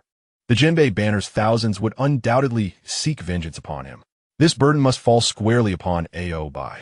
Thus, as Obai's spittle flew in his direction, Hong Xigong chose the strongest defense, silence, retreating further into the throne, head lowered, presenting himself as a wronged spouse. This silence drained Oboi of his patience. Since the emperor chooses to remain silent, it signifies his tacit approval. With a derisive laugh, Oboi turned sharply, bellowing towards the hall's entrance, "Bring forth the guards." A clamor of armor echoed as a regiment of fully armed Xionghuang guards stormed into the hall, exuding a murderous aura. Sunahai, Zhu Qingzhou, Wang Danglian. These men have defied the imperial order and obstructed land appropriation, committing heinous crimes. With a sweeping gesture, Oboi pronounced, "Seize them. Execute them immediately." Suku Saha's eyes bulged as he pointed at Oboi, trembling in indignation. "Oboi, you are acting on a false decree. The emperor has yet to issue an order. You are staging a coup. You are rebelling." Yet, no matter how loudly he protested, Hong Xigong remained hunched over, even lowering his head further, appearing to condone the unfolding events. "Minister Su, cease your cries. Should you continue, you shall be next." Soon, cries of anguish echoed from outside the hall. Sunahai, Zhu Changzhou, and Wang Danglian, three high-ranking officials of the court, were brutally executed right outside the Taihe Hall, their deaths marked by an abhorrent cruelty. The scent of blood wafted into the hall, and upon catching a whiff, Sukusaha's legs buckled, collapsing to the ground, his face ashen. He realized he had lost, utterly and completely. The deaths of the three ministers did not quell Obai's fury. Rather, it ignited his swelling ambition. Understanding the gravity of his situation, Sukusaha resorted to his final gambit, a strategic retreat disguised as a request for resignation. The following day, he submitted a memorial, seeking to relinquish his role as a regent to guard the tomb of the Kangxi Emperor. In his missive, he lamented his age and incompetence, expressing a reluctance to witness the decline of the state, subtly insinuating Obai's usurpation of power and his unwillingness to be complicit in corruption. While such a ploy might have worked with other power-hungry ministers, Oboi was no ordinary figure. He was the foremost Batu Lu of the Manchus, advocating for the complete eradication of threats. Attempting to flee? It will not be so easy, Oboi sneered, aligning himself with the opportunistic Hebai Long. Fabricating charge against Sukisa overnight. The next court session, a document enumerating 24 grave offenses attributed to Sukusaha, was thrust before Hong Xigong. Each accusation, disloyalty, contempt for the young emperor, forming factions for personal gain, and plotting treason, was deemed a capital offense. Ultimately, Obai's recommendation was stark: Ling Qi execution, confiscation of assets. This was tantamount to a family extermination. Holding the memorial, Hong Xigong's hands trembled slightly, gazing at Oboi, who knelt before him. And then at the despairing Sukusaha, an epiphany struck him. An opportunity has arisen. Obai's momentum was at its peak.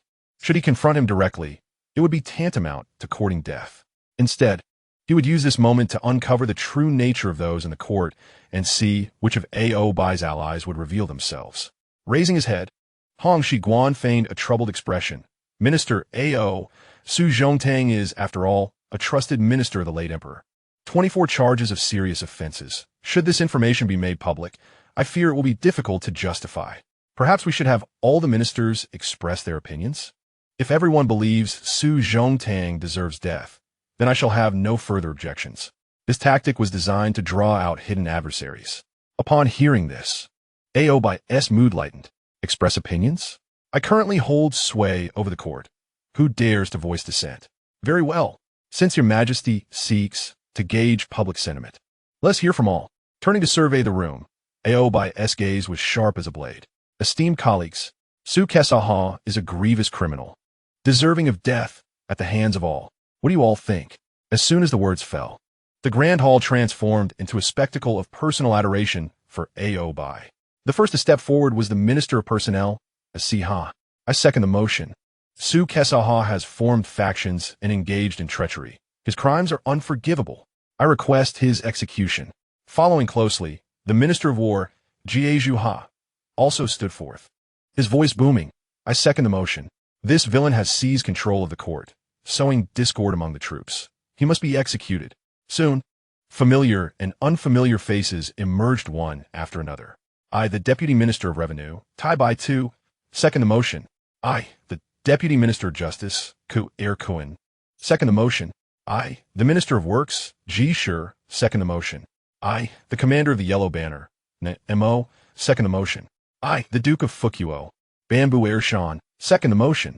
Even Tong Bao, the commander responsible for the defense of the capital, stood up with a fawning expression. Within a mere quarter of an hour, a significant portion of the court officials had rallied behind Aobai. The 6 ministers, deputy ministers, commanders of the 8 banners, and commanders of the 9 gates, from the center to the periphery, from civil officials to military generals, had been thoroughly infiltrated by Aobai. Hong Xigong, seated high above, gazed down at the densely packed Ao faction below, feeling a chill run down his spine. Goodness, prior to this, I was aware of Aobai's immense power, but this is utterly absurd. This is no court of the Great Qing. It is clearly a private gathering of Aobai. I, as the emperor, am but a mere mascot. Observing this suffocating scene, Hong Xigong's fleeting desire to protect Su Kesaha dissipated entirely. There is no hope for preservation. There is no need to preserve him. If Su Kesaha remains, even if Aobai is eventually removed, he may seize the opportunity to rise to power under the guise of a victim, potentially becoming the next powerful minister. Moreover, Aobai's current momentum is unstoppable. Any forceful protection of Su Kesaha would only ignite the flames upon myself. Su Zhongtang, I am sorry. Your life shall be borrowed for my use. Only by allowing your demise will Aobai become utterly inflated with power, believing me to be weak and vulnerable, thus revealing a flaw. This is a strategy of feigned retreat. Hong Xigong took a deep breath, his face displaying an expression of feigned astonishment, his voice trembling. Since all of you ministers have spoken thus, then let us first detain Su Kesaha. As for the matter of execution, it is of great importance. Allow me to ponder further.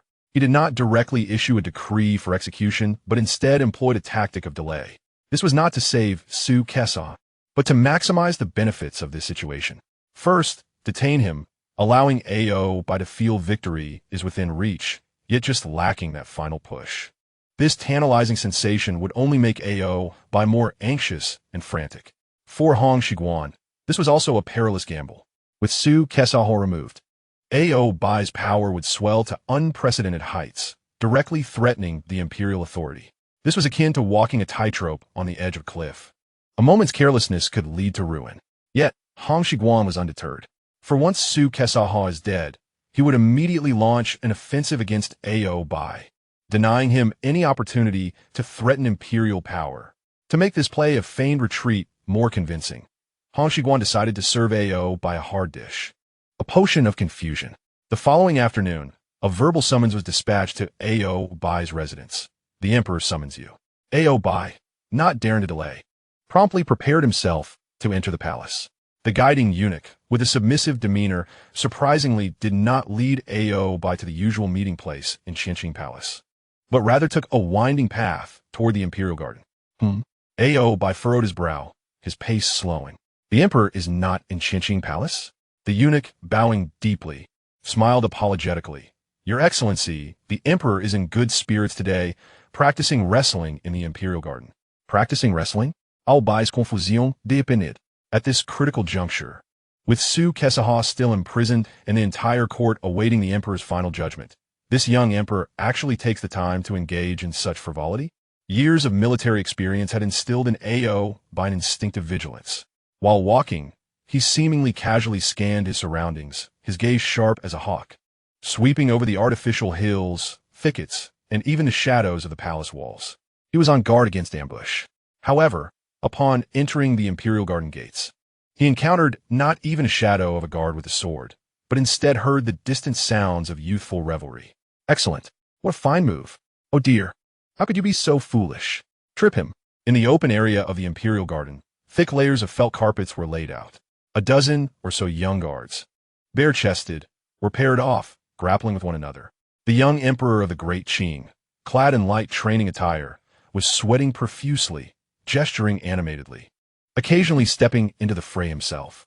Oboi halted, observing coldly from the side. The youths, with their delicate skin and still youthful forms, appeared to be exerting themselves. Yet in the eyes of Oboi, the foremost warrior of Manchuria, this resembled nothing more than children playing house. Their flashy moves lacked substance, all devoid of lethal intent. In fact, two boys rolled together, playfully scratching one another, eliciting hearty laughter from Hong Xigong. Oboi sneered inwardly, his taut nerves relaxing instantaneously. These are the Emperor's personal guards? This bunch of barely weaned children, I could easily subdue 10 of them with one hand. It seems this young emperor is truly lost in play, not a cause for concern. Minister Oboi pays his respects to your majesty. Oboi deliberately heightened the sound of his footsteps, striding forward to pay his respects. Hong Xigong seemed to have just noticed Oboi's arrival, hastily wiping his brow, rushing over with excitement, pointing at the group of youths and asking, Minister what do you think of my valiant guards? These are the heroes I have carefully selected. Oboi glanced at the still giggling youths, forcing a smile of indifference. Quite impressive indeed. With these young talents guarding your majesty, I am reassured. They truly show promise. While he spoke of their potential, his heart regarded them as worthless. Hong Xigong appeared oblivious to the insincerity in his words, instead beaming with delight. Waving his hand, disperse.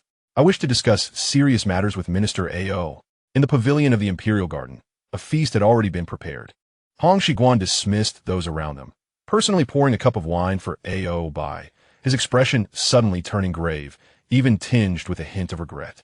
Ministero, I summoned you today regarding the matter of Su Kesaha. Oboi's gaze sharpened, setting down the wine cup. The main event had arrived. Hong Xigong, raising his cup to drain its contents, as if seeking solace in the drink. Minister I shall not conceal from you. Recently, I have taken the time to review the chronicles from the reigns of Taizong and Shizong. It was then that I discovered that Su Kesaha is, in fact, a three-surname slave. Hong Xigong's face flushed with indignation as he slammed his hand on the table. He was once a confidant of Dao Wang, wielding power alongside him. And when Dao Wang fell, he was the first to betray his former master, seeking credit from the late emperor. Such a disloyal and treacherous individual. I nearly fell for his facade of loyalty. It truly infuriates me. This tirade struck a chord with Oboi. Historically, emperors detested such treacherous ministers. Oboi felt a surge of delight within. It seemed the young emperor had finally come to his senses. Your Majesty is wise. Oboi quickly seized the opportunity, asserting that Su Kesaha was indeed a cunning villain. If he could betray Dao Wang, he could just as easily betray the emperor. If this man is not eliminated, the Great Qing shall not know peace. Hong Xigong nodded, leaning slightly forward, lowering his voice to convey sincerity. Minister let me share something from the heart. Previously, Su Kesaha had secretly reported to me, claiming that you, Minister wield too much power and sought my alliance to eliminate you. Upon hearing this, Oboi's eyes flashed with murderous intent. So, Su Kesaha, even in death, aims to bite back.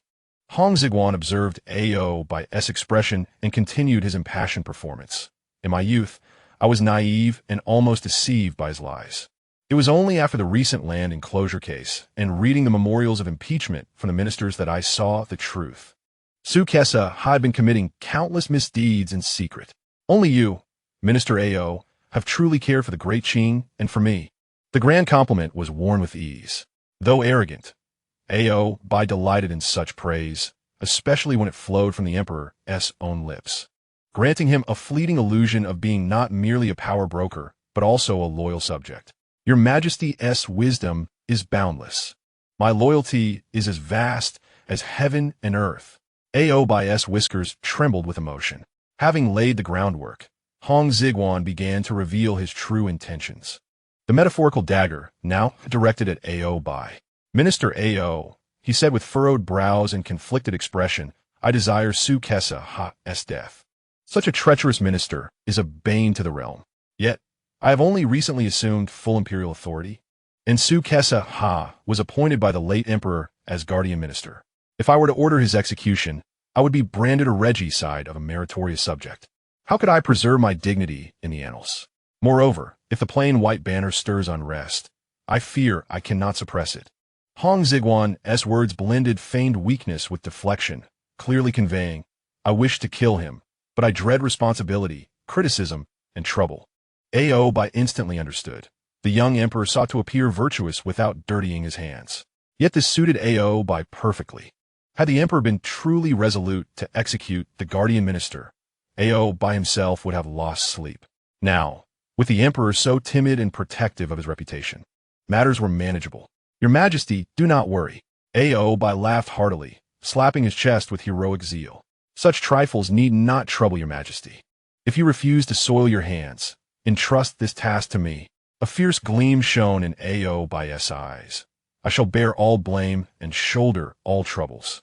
If your Majesty does not intervene, I guarantee Su Kesa's death will be unequivocal, and the plain white banner will not dare utter a peep.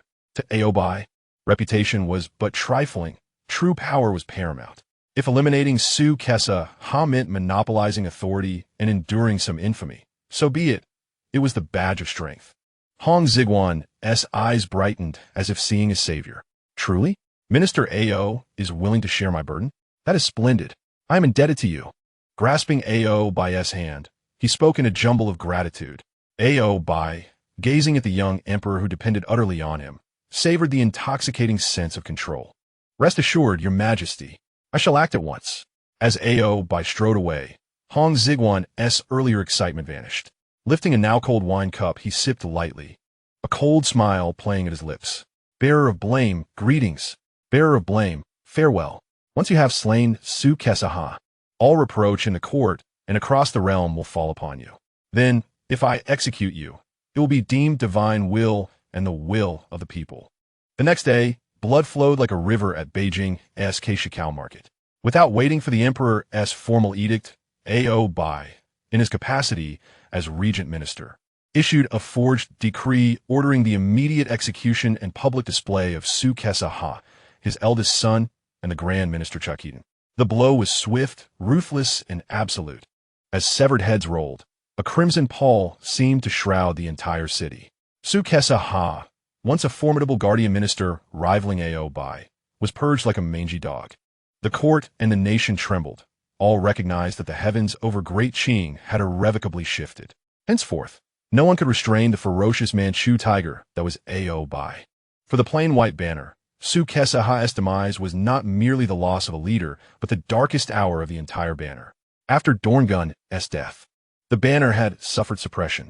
Thanks to Su Kesa's precarious survival as regent minister, it had clung to a last lifeline, now severed. The atmosphere within the banner grew unervingly tense. Top officials endured silently, middle ranks trembled, and the lower echelons seethed with clandestine unrest. Oboi, Ming, understood that half measures would only breed resurgence. After eliminating Su Kesa, he immediately launched a purge of the plain white banner. Yet his methods were cunning. He avoided mass slaughter likely to incite rebellion, opting instead to sow division and dismantle unity. Those who kowtowed and hailed Minister Ao's longevity were spared and even rewarded with favors. Those showing defiance or lingering resentment faced dismissal, confiscation, exile, a comprehensive punitive regimen. Under this pressure, the banner's senior officials fell silent. Princes and ministers who once staunchly defended banner interests in court became mute, adopting the most helpless survival tactic, prudent self-preservation. They sealed their lips, obeying only Oboi's commands. This became their talisman for survival. Yet silence did not signify submission. Beneath this deathly stillness surged a gathering undercurrent. The banner's valor had not been extinguished. Officials who appeared meek in public exchanged furtive glances and convened secret meetings under cover of night. They understood that Oboi would never truly spare the plain white banner. To survive and reclaim their footing, they needed a new patron, a power strong enough to suppress Oboi and offer the banner a lifeline.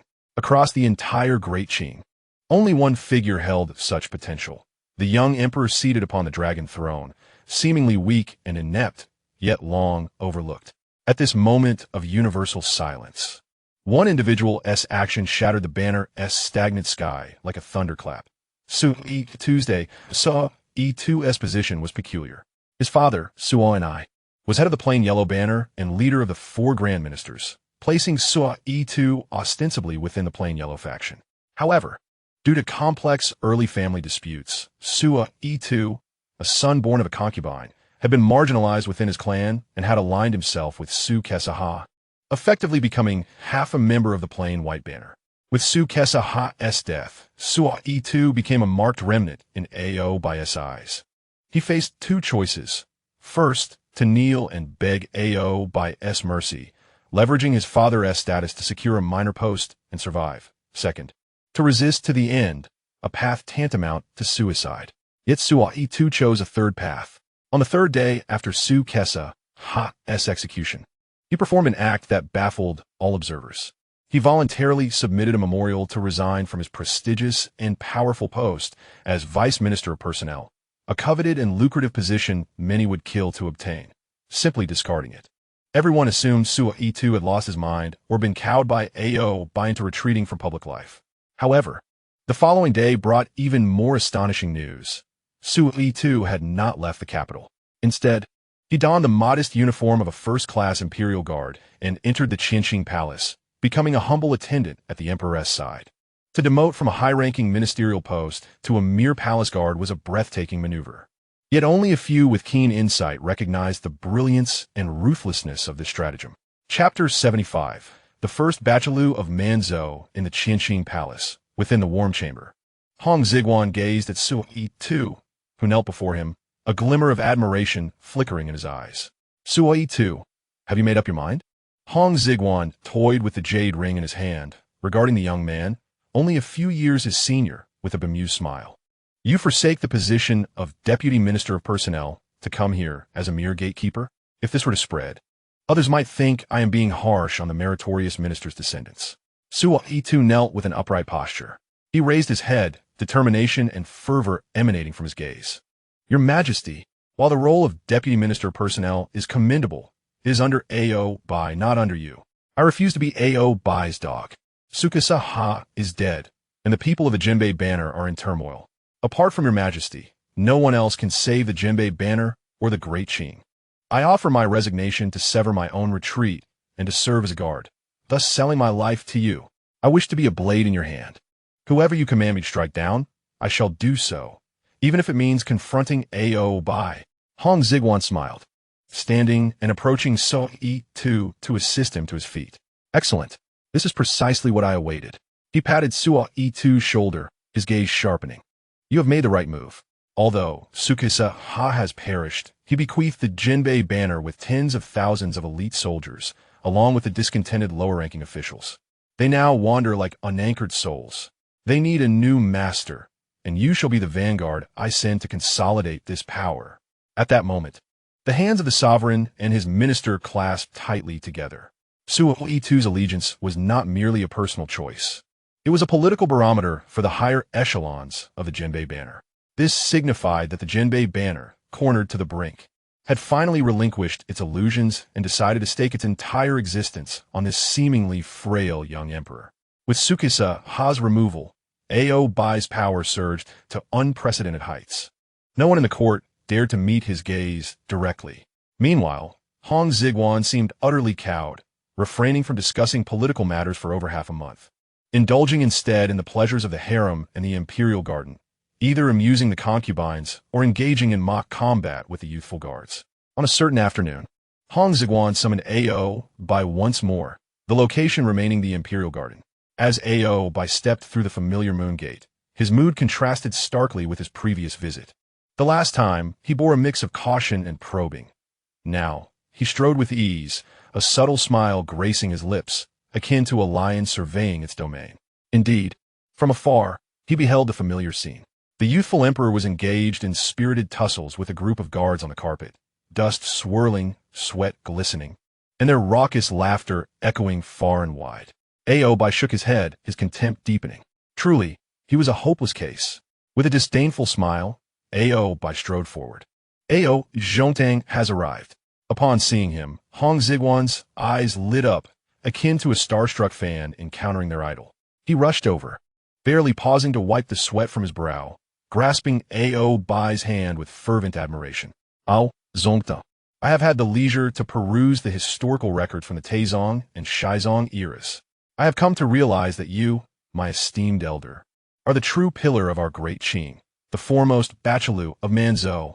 Oboi momentarily paused, caught off guard, and before he could respond, Hong Xigong's effusive praise surged forth like a torrential flood. I witnessed, in those years when you fought alongside Emperor Taizong, braving the cannon fire of the Ming army, being the first to leap onto the walls of Padao to engage the enemy in hand-to-hand combat. At the Songjing campaign, you achieved 5 victories outside Jinzhou, leaving the Ming forces in disarray. You also personally led the guards of the Xianwang banner, decisively defeating Hong Qingshu's 130,000 reinforcements, pursuing them to the shores, where corpses lay in heaps. Hong Xigong spoke with fervor, his words animated, his eyes shimmering with excitement. As Oboi listened to these well-remembered glories recounted by the youthful emperor, an unprecedented sense of fulfillment and pride surged within him. These are the accolades earned at the cost of his own life. After entering the pass, Zhongtang, you relentlessly pursued the rebel Li Ziqin, capturing 4 cities and securing the surrender of 38. In Hunan and Hubei, you delivered crushing blows to the Shun forces, achieving unparalleled merit for our great Qing.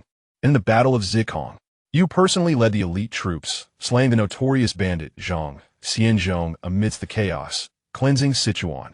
You breached over 130 enemy encampments, amassing mountains of captured horses and mules.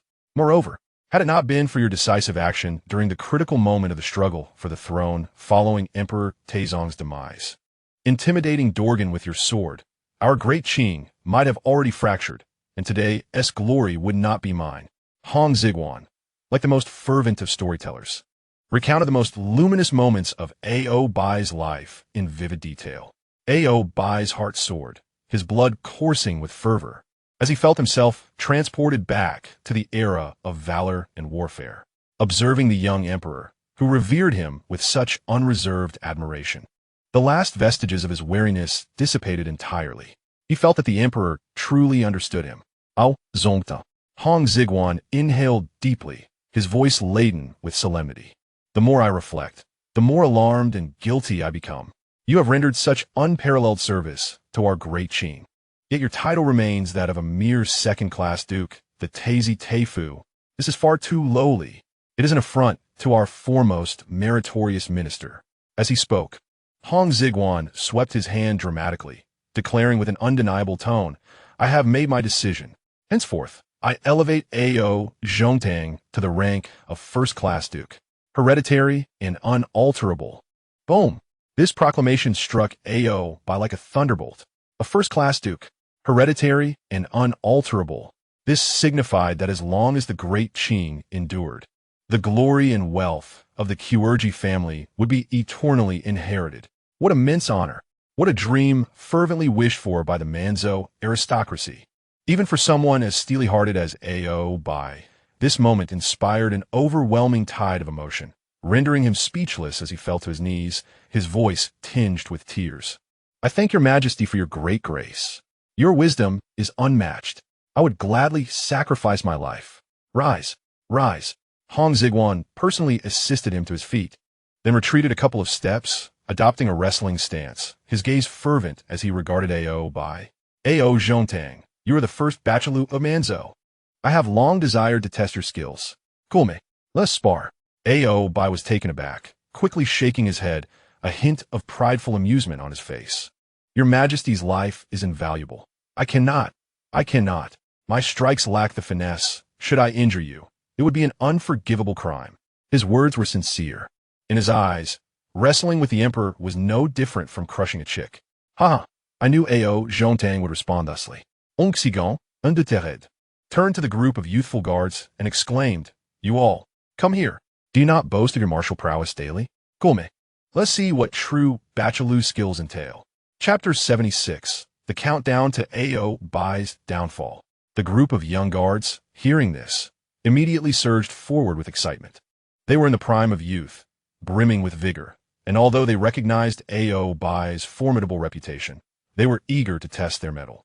"My apologies, Al Zongta," shouted the leader of the guards as he charged forward.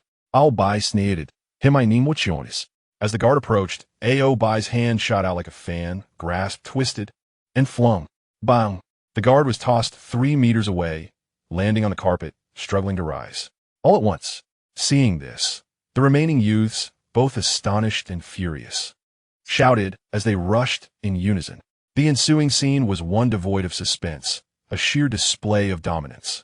Obei resembled a ferocious tiger that had infiltrated a flock of sheep, employing a series of primitive yet explosive maneuvers, grabbing, shoving, tripping, and throwing. Those martial skills that appeared ostentatious in his eyes crumbled before his overwhelming strength, as fragile as paper. The sounds of impact echoed through the air, punctuated by cries of despair. Within the span of a mere incense sticks burning, over a dozen vigorous young guards lay sprawled on the ground, groaning in defeat.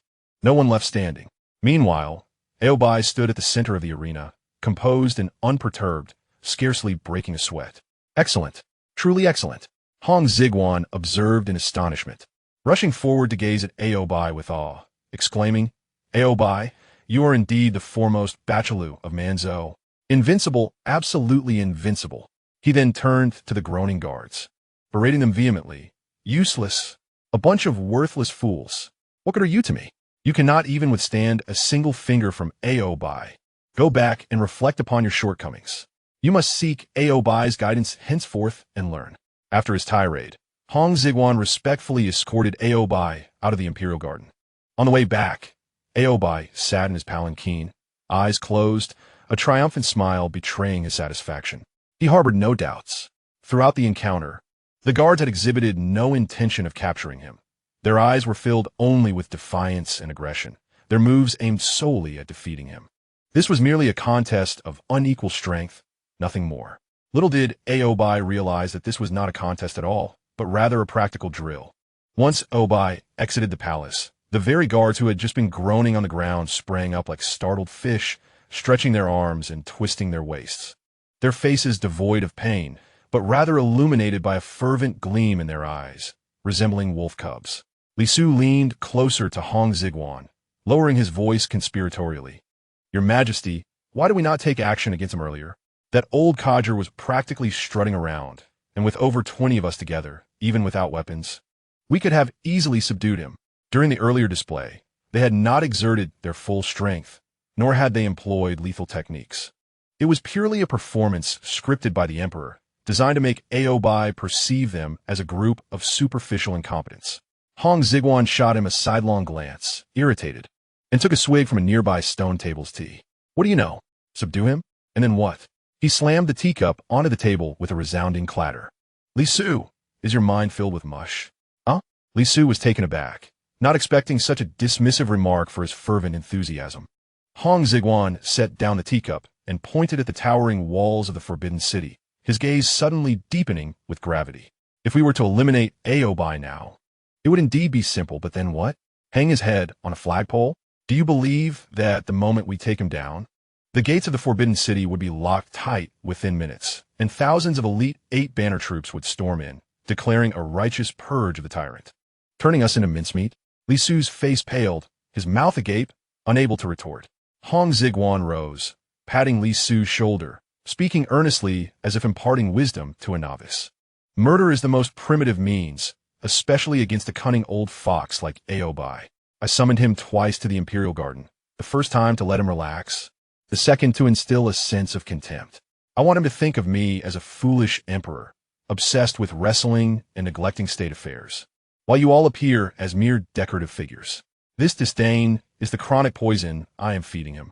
The next time he comes to see me, when this poison has seeped into his bones, when he perceives me as nothing more than air, daring to enter the palace unarmored," Hong Xigong's eyes glimmered with cold determination. Then will be the opportune moment for us to ensnare the big fish. With a wave of his hand, he dismissed the gathered guards. Enough. Return and apply your medicinal liquor. Even performances require thorough execution. Today's beating was not in vain. I shall remember your contributions. The guards dispersed, leaving the imperial garden to its tranquil silence once more. Hong Xigong's smile gradually faded, replaced by an unfathomable coldness. Alone in the pavilion, his fingers absently tapped on the stone table. To kill Oboi? Li Su's thoughts were far too simplistic. This struggle for power in the court has never been a mere duel between two individuals. It is a brutal clash between two factions. Though Oboi is a ferocious tiger, far more terrifying is the intricate web of military protection that surrounds him, having seeped into every fiber of the Qing dynasty. Hong Xigong closed his eyes, envisioning a vast map of Beijing's defenses. Names emerged like red nails, firmly embedded in his mind, robbing him of peace. Until these nails are removed, even 100 lives would not suffice. He began to tally them in his mind. The first and most deadly, Tong Bao, the commander of the Nine Gates. A member of the Xiaozhuang banner, he is a staunch loyalist to Oboi, holding the keys to the 9 gates of the capital and the entire garrison's authority. What does that imply? It is akin to having the key to your front door in the hands of the neighbor. If anything were to happen to Oboi in the palace, Tong Bao could easily seal the gates, rendering the Forbidden City an isolated island, with the loyal forces unable to enter and the trapped unable to escape. As long as this man lives, I shall find no rest. He must be the first to be replaced or meet with an unfortunate accident. The second, Mulai Ma, the commander of the Xiaozhuang banner, Oboi's brother. Blood is thicker than water. He directly commands the most elite guards of the Xiaozhuang banner. Should any turmoil arise in the Forbidden City, he could rally 3,000 iron cavalry within half an hour to assault the palace. Such a die-hard relative cannot be swayed. I must find a reason to transfer him or send him to meet Yama. The third, Nimu, the deputy commander of the Xiaozhuang banner, Oboi's nephew, responsible for the deployment of the 8 banner troops around the capital. Though he is further removed, he remains a significant threat. In the event of turmoil, he would serve as Oboi's external support. The fourth, Sabente, a first-class guard. He is Oboi's eyes and ears within the Forbidden City, privy to the Emperor's every action, what he dined on, what he engaged in, whom he scolded, likely reaching Oboi's ears before the night is out. This is another nail that must be removed. Otherwise, I am left exposed before him. And then there's the most insidious of them all, the Grand Scholar Bambushan. This old rascal presents himself as a civil servant, always smiling, yet harbors a mind full of treachery. He oversees part of the military authority of the Green Camp in the capital and acts as Oboi's cunning strategist. Many a wicked idea likely originated from him. Such a schemer is far more challenging to deal with than those who wield swords. I must devise a means to drive a wedge between him and Oboi. Thus, for Hong Xigong to eliminate Oboi, he must first resolve these key cronies. Fortunately, he has been planning for years and has developed a mature strategy. Chapter 77. Elimination of allies. Having resolved to eliminate Oboi, Hong Xigong swiftly set his plans into motion. In the warm pavilion of Qianqing Palace, he held 2 pre-prepared edicts in his hands, his expression akin to that of a fox who had just pilfered a chicken, his grin stretching from ear to ear. Li Su, he tossed the edicts onto the imperial desk with a sharp sound. Go, deliver these 2 edicts, one to the cabinet, and the other to the Ministry of War. Remember, make a grand spectacle of it. The more ostentatious, the better. Let all of Beijing know that I am a wise and discerning emperor. Li Su leaned closer to take a look, his eyes nearly bulging. The first edict, promoting Tong Bao, the commander of the 9 gates, to the position of Crown Prince's guardian, ordering him to immediately take up the role of general in Shenyang to guard the land of Longxing. The second edict, promoting Mulai Ma, the commander of the Xiaozhuang banner, to Crown Prince's teacher, advancing him to the position of chief of the inner guards, to serve in the inner court. Emperor Li Su swallowed hard, somewhat perplexed by the situation. Both Tong Bao and Mulai Ma were the right and left arms of that old scoundrel Oboi. Wasn't this akin to providing warmth to the enemy? The general of Shengjing was a local emperor, and the leading inner court ministers were indeed the core power players. Do you understand nothing? Hurry up and carry out the orders. Hong Xigong cast a sidelong glance at him, regarding him with the eyes of a fool. without offering even a word of explanation. Although Li Su was filled with questions, the imperial command was not to be disobeyed, and he could only brace himself to accept the edict and withdraw. Once only Hong Xigong remained in the warm pavilion. The hint of nonchalance on his face vanished in an instant, replaced by a chilling indifference and ruthlessness that sent shivers down one's spine. Fool! If even a mere guard like you can see through the Emperor's machinations, then what is the point of my sitting on the dragon throne? Regarding how to deal with the ferocious tiger, Oboi, entrenched in the court, Hong Xigong exhibited political acumen and ruthlessness far beyond his years. He understood that direct confrontation would only incite uncontrollable chaos. Thus, the only way to effectively eliminate the threat was to gradually sap the enemy's resources.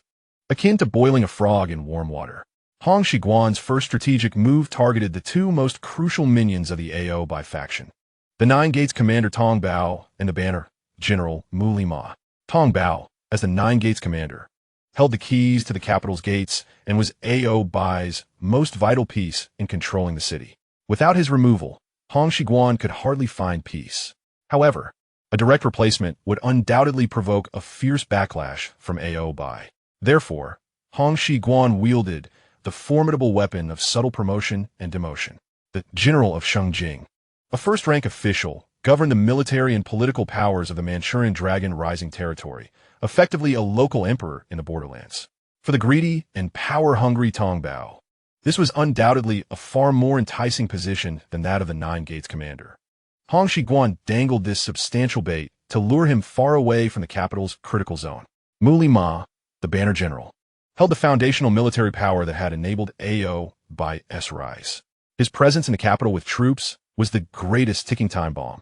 Hong Xigong similarly dangled the prospect of promotion, elevating him to the esteemed position of chief inter-court minister, ostensibly placing him in a more revered status. Closer to the emperor, a position coveted by all military officers.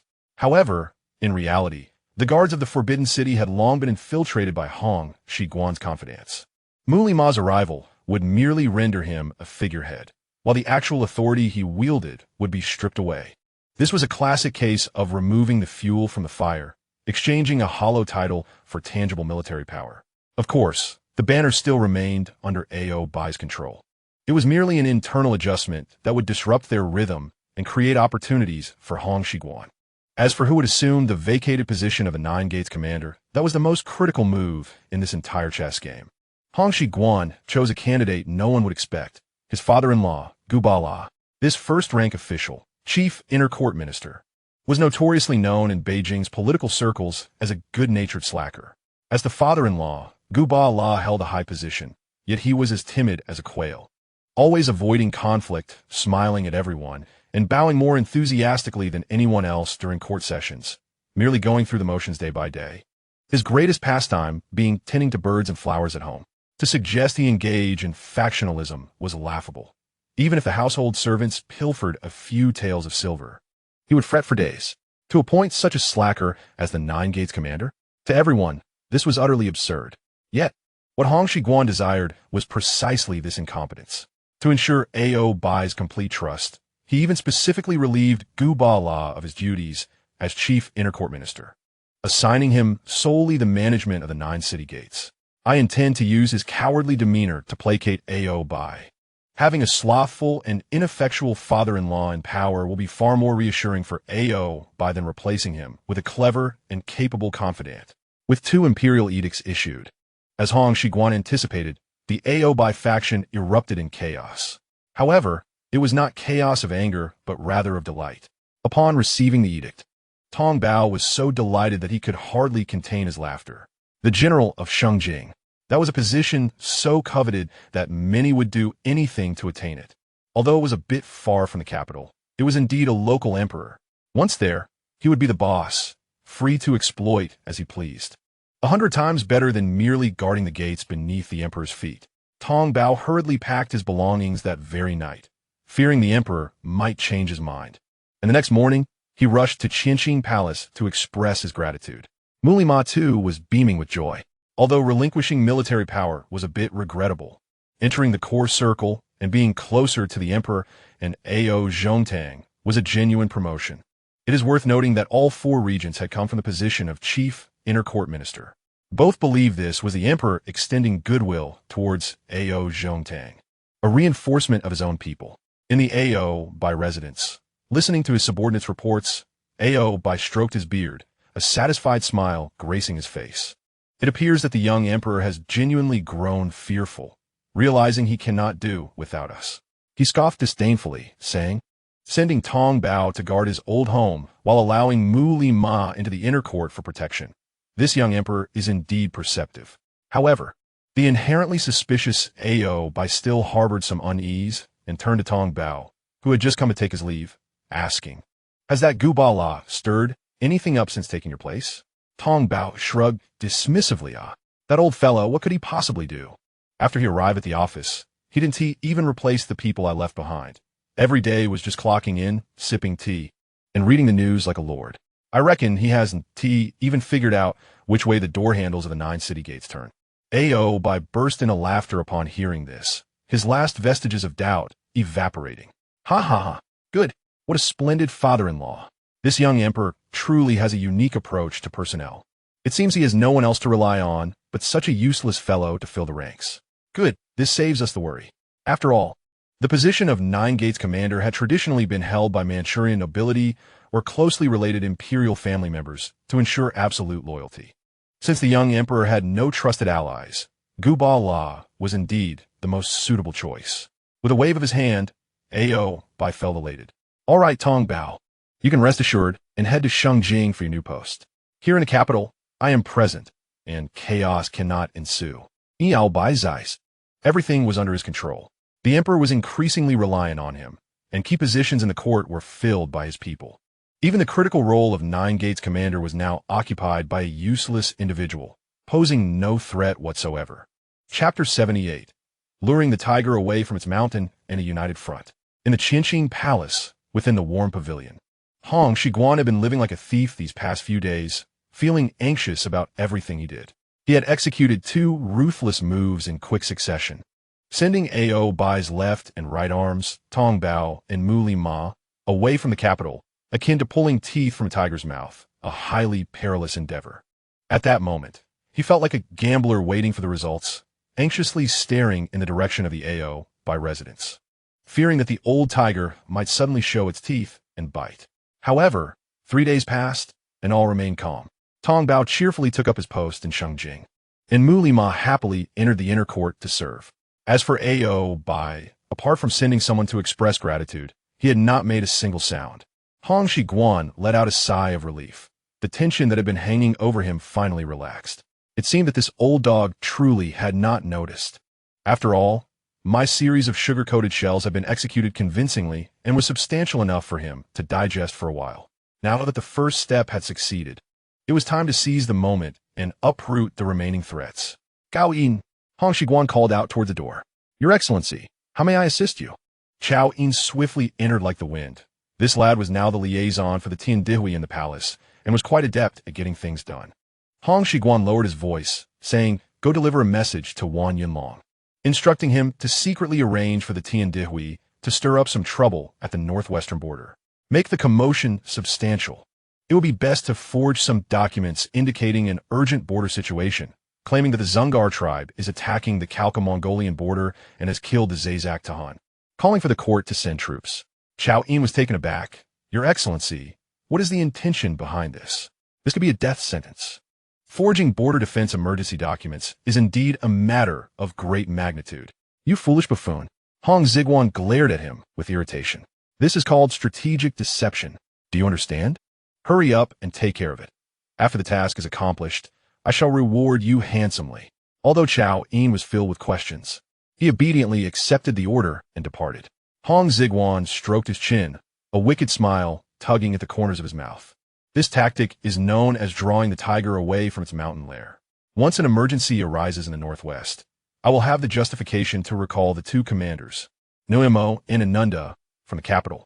In due time, one will go to Zhangjiaka to brave the harsh winds of the northwest, while the other will venture to the Mongolian grasslands to be plagued by mosquitoes, significantly diminishing Ao Bai's available military strength. Although the border emergency is fabricated, it is not entirely unfounded. Ever since the Zhenggar tribe came under the control of Bada Erhuatai's son, Senga, their internal ambitions for expansion have become evident, leading to continuous conflicts with the northern Mongolian tribes of Khalkha, Zazakdo Khan, Tushiata Khan, and Chechen Khan, and frequent disputes over pasture lands. If one of the three Khans in the northern region were to fall, the Great Qing could not remain indifferent and would naturally dispatch troops to intervene, which is both reasonable and justified. Next comes the third step, taking over the imperial guards. Suitu. Hong Xigong called out once more. Like a phantom, Sua too appeared in the warm chamber. Ever since he allied himself with Hong Xigong, he had been as invigorated as if he had received a shot of adrenaline, constantly contemplating ways to achieve merit. My lord, Hong Xigong gestured towards the direction of the guardhouse within the Forbidden City. You are aware of that first-class guard named Saibit, correct? Sua too nodded. Yes, he is a pawn placed in the palace by Oboi. Excellent. A glint of cold light flashed in Hong Xigong's eyes. Prepare yourself. Once news arrives from the northwest, you shall use the pretext of rectifying guard discipline to eliminate this Saibit, along with his band of traitorous subordinates. Then, replace the palace guards entirely with my personal guards, as well as reliable personnel chosen from the Jinbaiki and Jingwanki. I intend to transform the Forbidden City into an impenetrable fortress, a crematorium for that old dog Oboi.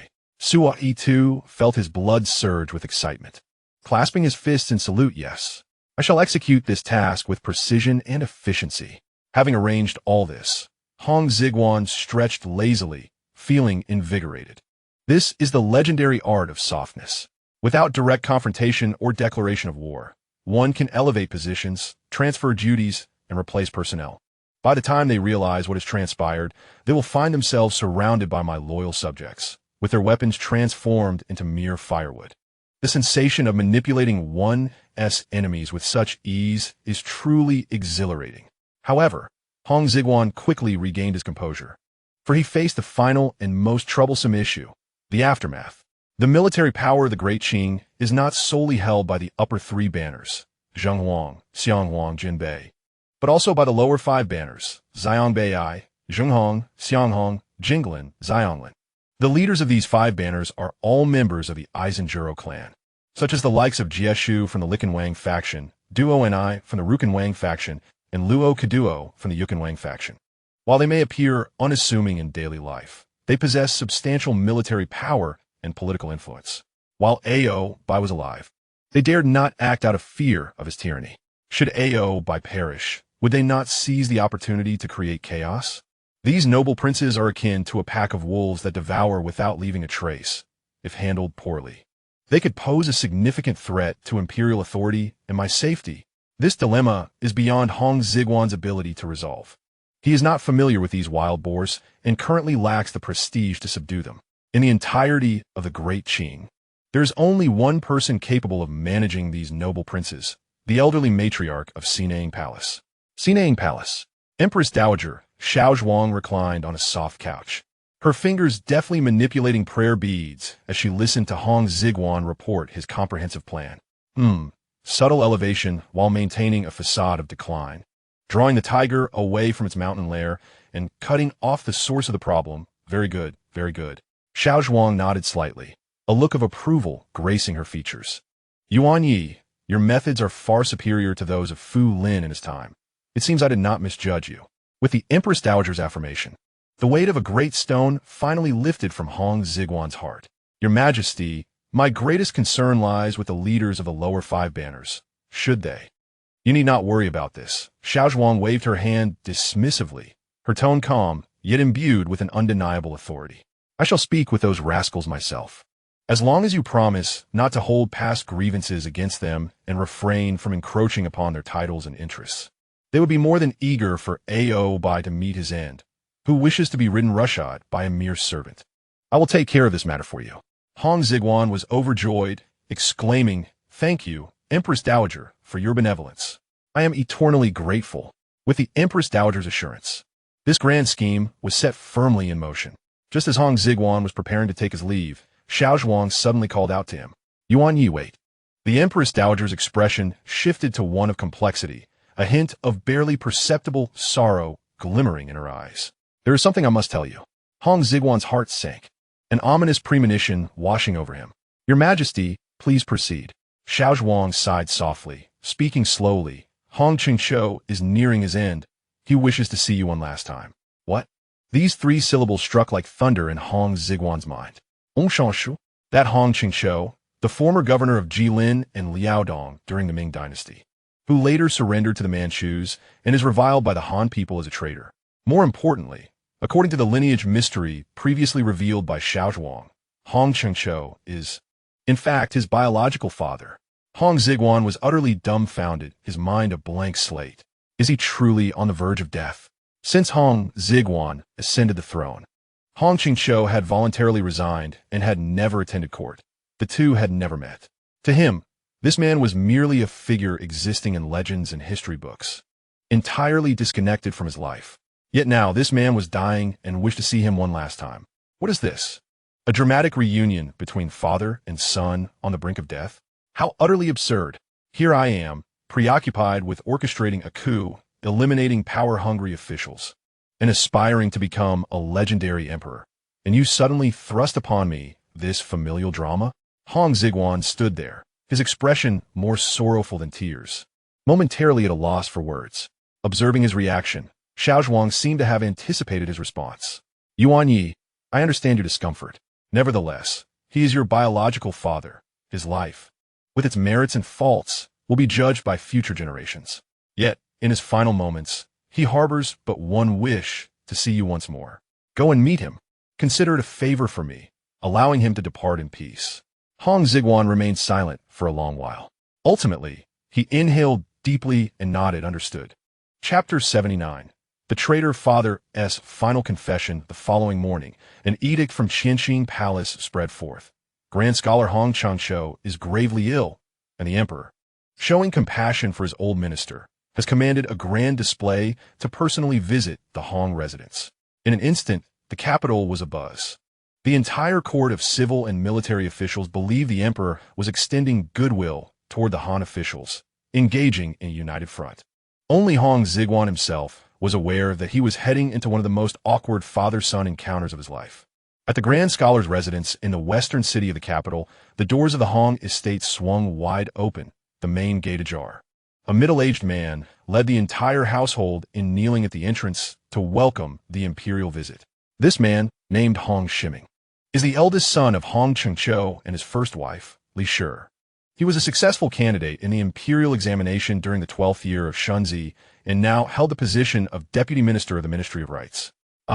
Deputy Minister of the Ministry of Rights, Hong Ximing, respectfully welcomed the holy presence. Long live the emperor! Hong Xigwan descended from the royal sedan chair. Casting a sweeping glance at his half-brother, he saw him kneeling on the ground, not daring to lift his head, exuding an air of bookishness and deep reverence for imperial authority. Hong Xigwan internally scoffed, waving his hand. Rise, take me to see Grand Scholar Hong. Inside the inner chamber, the scent of medicine hung heavy in the air, a pall of death enveloping the atmosphere. Once a formidable figure as the Governor-General of Jiliao during the illustrious Ming dynasty, the distinguished founding minister of the Qing dynasty, Hong Qingshou now lay frail and emaciated upon his bed, drawing breath with great difficulty. Upon the arrival of the emperor, he struggled to rise and salute, only to be gently restrained by Hong Xigwan. There is no need for excessive formalities, esteemed scholar. Focus on your recovery. Hong Xigwan remarked as he settled into a chair beside the bed, observing the gaunt and sallow visage before him. A face that bore the weight of a legacy steeped in infamy, condemned by the Han people for 3 centuries as a treacherous turncoat. This face belonged to his own progenitor. A swirl of emotions surged within him, a mix of revulsion and sympathy. After exchanging a few pleasantries, Hong Qingshou dismissed those in attendance, leaving only the two of them in the room, where the atmosphere became thick with unspoken tension. Hong Qingshou refrained from broaching the subject of their familial recognition, nor did he inquire whether Hong Xigwan was aware of the truth. Instead, he fixed his murky gaze upon Hong Xigwan, seeking to discern shadows of another presence within this youthful countenance. After a prolonged silence, he broke the stillness with a raspy voice. Your Majesty, I have devoted the greater part of my life to the service of the Ming dynasty. Hong Xigwan raised an eyebrow, remaining silent. I am particularly remorseful towards Emperor Chongzhen. A tremor accompanied Hong Qingchu's voice as he seemed to plunge into a deep well of remembrance and anguish. In the aftermath of the catastrophic defeat at Songjin, I fought valiantly but was captured. That scoundrel Wu Sangui misrepresented the military situation, claiming I had died for my country, and Emperor Chongzhen believed him. He mourned and wept, ordering 9 altars to be erected before the Chaotian Palace for memorial rites, personally attending to pay his respects. He truly regarded me as the loyal spirit of the Ming. At this juncture, 2 streams of murky tears traced the furrows of Hong Qingchu's weathered cheeks. Hong Xigong regarded him with a frosty demeanor, observing the display with evident disdain. If you feel such guilt, then why did you not perish? Why did you surrender? Why did you aid the Manchus in conquering the realm? Hong Chengqiu perceived the contempt in Hong Xigong's eyes, offering a bitter smile as he articulated a rationale that would shatter Hong Xigong's worldview. Your Majesty, at that time, I had no desire to surrender. For over a decade following my capture, I was placed under house arrest in Shenyang, rendered utterly inactive like a living corpse. Until I learned that the Empress Dowager was with child. He paused, his gaze piercing into Hong Xigong's, filled with complexity. It was then that I realized I had a son in this world. To ensure that this child could be born safely, to pave a path for him. Hong Chengqiu left the sentence hanging, but his implication was unmistakable. I became a traitor for the sake of you, my illegitimate son. Hong Xigong nearly choked on his own blood at such an audacious revelation. How refreshing to shift the blame onto me. So you, Hong Chengqiu, will forever bear infamy because of me? Am I now the cause of your disgrace? Hong Xigong struggled to suppress the urge to overturn the table, his brow furrowing in frustration. This old man, even at death's doorstep, seeks to repulse me further? Noticing the emperor's displeasure, Hong Qingqiu quickly altered the subject. Cough, cough. Your Majesty, I know your greatest concern at present is that rascal Oboi. Hong Xigong scoffed. Minister Ao is a pillar of the nation, and I hold him in high regard. There is no cause for concern. Hong Chengqiu forced a smile, one that was more grotesque than joyous. There is no need for pretense before me, Your Majesty. Although Oboi appears formidable, he is merely a brash brute, his greatest flaw being his arrogance. A slight stratagem, such as using flattery to undermine him or employing diversionary tactics, would allow you to easily manipulate him. This should not prove difficult for you. Upon hearing this, Hong Xigong's irritation intensified. Such trivialities are already being addressed. Do you require a dying man to instruct me? Is this not mere posturing before me? Unable to tolerate this old man's arrogance any longer, he coldly replied, matters of the court are for me and my ministers to deliberate. There is no need for you to concern yourself, esteemed scholar. Focus on your recovery. With that, Hong Xigong rose, preparing to depart. Your Majesty, hold on. Hong Shanshu, now agitated, coughed violently, nearly losing his breath. Once he regained composure, he trembled as he retrieved a letter from beneath his pillow, extending it to Hong Xigong. Your Majesty, I am nearing my end, and I have one final matter to recommend. Who? General Lin Xingzhu of Funing. Hong Xigong's brow furrowed slightly, the name ringing a bell. After a moment's contemplation, he recalled that Lin Xingzhu was a former subordinate of the legendary Zhu Qinggong. Known for his fierce resistance against the Qing forces with his band of shield-bearers, only surrendering in the 13th year of Shunzi, thereafter appointed as general of Funing. Him? A flicker of disdain crossed Hong Xigong's eyes. He had always detested those who surrendered, like Hong Chengqiu and Wu Sangui. I understand your aversion to traitorous generals, Your Majesty. Hong Chengqiu gasped, his voice dwindling. But Lin Xingzhu is different. He is my fellow townsman from Quanzhou, Fujian. His surrender was compelled by circumstance, not an act of genuine betrayal against the Ming. Summoning his last vestiges of strength, he pushed the letter closer to Hong Xigong, his tone filled with melancholy and resignation. Although you have Manchu bodyguards and soldiers from the right white banner and the yellow banner, at the core they are all Manchus, not of our kin. Their hearts must differ. Lin Xingzhu is Han, one of our own. You may trust him completely. This letter contains his past entanglements.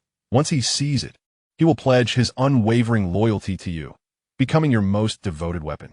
Hong Xigong was momentarily stunned. He had not anticipated the phrase, non-Han people. Their hearts must differ would emerge from the lips of Hong Chengqiu, the foremost Han traitor. What cruel irony and profound sorrow. observing the withered hand and the trembling letter. His heart was a tumult of emotions. Though he despised traitors, at this crucial juncture, where defeating Oboi was paramount, any additional support was invaluable, especially from a commanding general like Lin Xingzhu. Ultimately, Hong Xigong extended his hand and accepted the letter. I understand. The day after Hong Xigong's departure, Hong Chengqiu breathed his last. This historically contentious figure, whose legacy was a blend of praise and condemnation, exited the stage of history, laden with unfulfilled regrets and intricate secrets. Hong Xigong felt little sorrow, more a sense of liberation. Farewell, traitor's father. I shall accept your political legacy with a smile. A few days later, an urgent military report shattered the tranquility of the capital. Report: urgent military situation from the northwest. Tens of thousands of cavalry from the Zhonghars are raiding the border of the Khalkha Mongols, having slain the Zasakto Khan. The frontier is in peril. The court is requested to dispatch reinforcements immediately. This military report was, of course, fabricated by the people of the Tiandihui at Hong Xigong's behest. Upon reading the report, Hong Xigong nearly leapt from his dragon throne in delight. The east wind has arrived. He promptly issued a decree summoning Oboi. Minister Ao, a grave matter has arisen in the northwest. Those barbarous Zhonghars have dared to kill our Qing vassal. Such insolence cannot be tolerated. Hong Xigong feigned panic and righteous indignation. I have decided to immediately dispatch elite troops to restore order in the northern wilderness. Do you have any candidates for the leadership, Minister Ao? He was effectively offering Ao by a ladder to climb. Upon hearing this, Aoboi's eyes lit up, eager to display his prowess, as this opportunity for military achievement was not to be missed. Furthermore, the emperor himself had proposed him as the leader, indicating that the emperor still relied on him. Your Majesty is wise, Oboi declared, grandly waving his hand. This minor affair need not trouble your Majesty. I shall arrange capable generals to annihilate those barbarians. Proclaim. Command the vice-commander of the Yellow Banner, Mo, and Commander Ananda, to assemble troops immediately, fortify Zhangjiaka, and be prepared to march out to quell the rebellion. Thus, under the meticulous scheming of Hong Xigong and the arrogant ambition of Oboi, the last two formidable military forces in the capital, Mo and Ananda, were successfully relocated. A trap targeting the Manchu tiger had finally been completely ensnared. On this day, the skies over Beijing were shrouded in gloom, as if heralding a monumental storm. Within the study of Aoboi's residence, the atmosphere was equally oppressive. Mulima hurriedly burst in, his face a mask of barely concealed excitement mingled with a tinge of bizarre terror. Minister, a calamity has befallen us. A grave disaster. Oboi, who had been resting with his eyes closed, abruptly opened them and glared at him in displeasure. What is the fuss? If the heavens were to collapse, this old man would bear the weight. Mulima gasped for breath and lowered his voice. Minister, our spies monitoring the Hong family have reported a staggering secret. After Hong Chengqiu's demise, he was not interred in his ancestral tomb, but rather clandestinely buried in a desolate spot at Shijingshan. Moreover, he was not only unshorn, but also wore the hairstyle of the former Ming dynasty. Even more outrageous is the five-clawed dragon robe he was buried in. What? Oboi sprang to his feet, his tiger-like eyes widening in disbelief. Repeat that. Five-clawed dragon robe? Ming hairstyle? Absolutely true, Mulima asserted with conviction. Our scouts witnessed it firsthand. There can be no mistake. Oboi inhaled sharply, a tumult of emotions surging within him. Upon entering Guan, the first decree was the hair-shaving order, a cornerstone of the Qing dynasty's rule, a matter of pride for the Manchus. Hong Xigong, as a founding minister of the Qing dynasty, dared to be buried with a Ming hairstyle? This was nothing short of treason, not to mention the five-clawed dragon robe, an attire reserved solely for the emperor. How dare he, a Han subject, don a dragon robe for burial? Was he aspiring to reign in the afterlife? Such audacity! Oboi, enraged yet amused, felt the flesh on his face quiver with fury. I have long held a disdain for this old wretch, yet he has unwittingly provided me with such a substantial handle. Excellent. Mulima, take your men and exhume that old wretch's grave. Drag his corpse out and subject it to public humiliation. I shall ensure the world sees the fate of those who betray the Qing. However, Mulima hesitated before responding. Minister, there's another peculiar matter.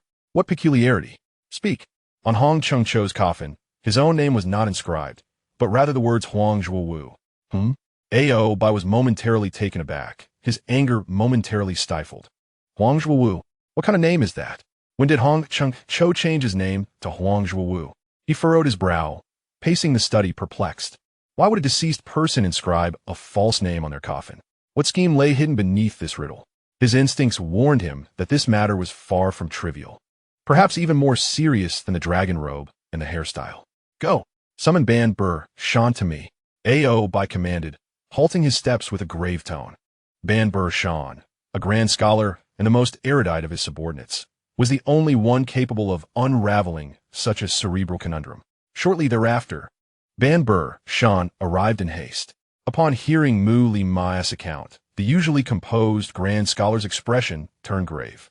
He approached the desk, picked up a brush, and inscribed the 3 characters, Huang Zhuowu. Staring at these characters, his brows knitted tighter. The study was engulfed in silence. Only the breaths of the 3 men could be heard. After a prolonged moment, Ban Shan's pupils constricted sharply, the brush falling from his hand with a resounding thud. He lifted his gaze, his face reflecting a ghastly fear. Minister, if I'm not mistaken, these 3 characters are a riddle. A riddle? What do you mean? Literally, Ban Shan murmured, his heart racing, turning to Oboi with an anxious gaze. Minister, may I dare to inquire? You have long suspected that the current emperor is not the offspring of the late emperor. Is this matter confirmed? Oboi inhaled deeply and nodded, confirmed, beyond any doubt. Even the Empress Dowager Xiaozhuang once told me in person that the current emperor is not truly the 3rd Prince Xianyi, but has been swapped. He paused, his expression shifting to one of complex reflection, as if reveling in a sense of superiority. I'd always thought this was a scheme devised by the Empress Dowager. And although the counterfeit little emperor is a fraud, he is still a descendant of Daozhong. Out of consideration for his youth and ignorance, as well as his lineage from the great ancestor, I gradually accepted him. Now, this little emperor realizes his error and holds me in increasing respect. Wait, Ban Shan abruptly interrupted, his voice piercing sharply into Oboi's ears. Minister, you are mistaken, gravely mistaken, if I'm not wrong. This impostor of an emperor is not a descendant of Daozhong at all. He is the illegitimate son of that old scoundrel Hong Chengcho, a complete Han. What? Oboi and Mu Li Ma were once again astonished, their eyes nearly popping from their sockets. Ban Shan, have you lost your mind? How dare you speak such words? Oboi zito daka.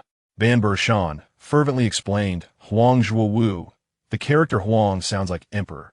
Zhua, a humble term used to refer to oneself or matters pertaining to oneself. Wu means I. Thus, Huang Zhuowu implies the emperor emerges from my family.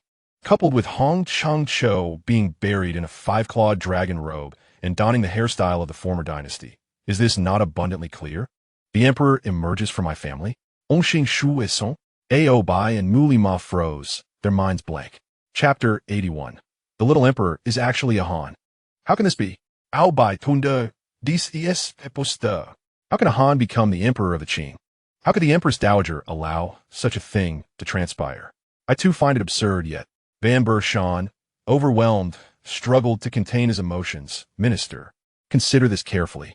During the reign of Emperor Taizong, Hong Chengcho was defeated and captured, held in captivity in Shenjing. At that time, the Empress Dowager was merely Zhuang Fei. Emperor Taizong, in an effort to persuade Hong Chengcho to surrender, had Zhuang Fei personally. He paused, casting a significant glance at Oboi.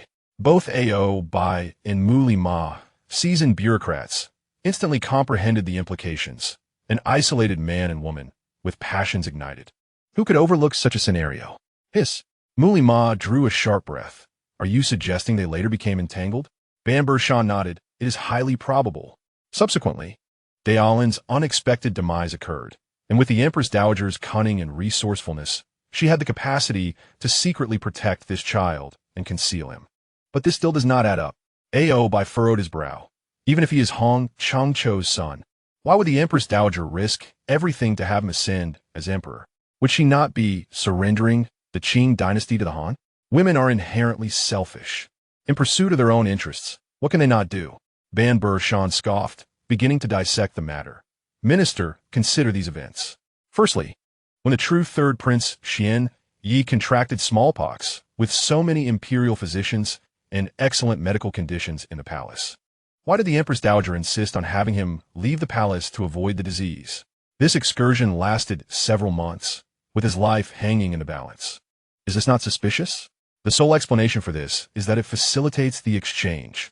The true Prince Xuanyi has been sent away, while that counterfeit Han bastard has been brought in.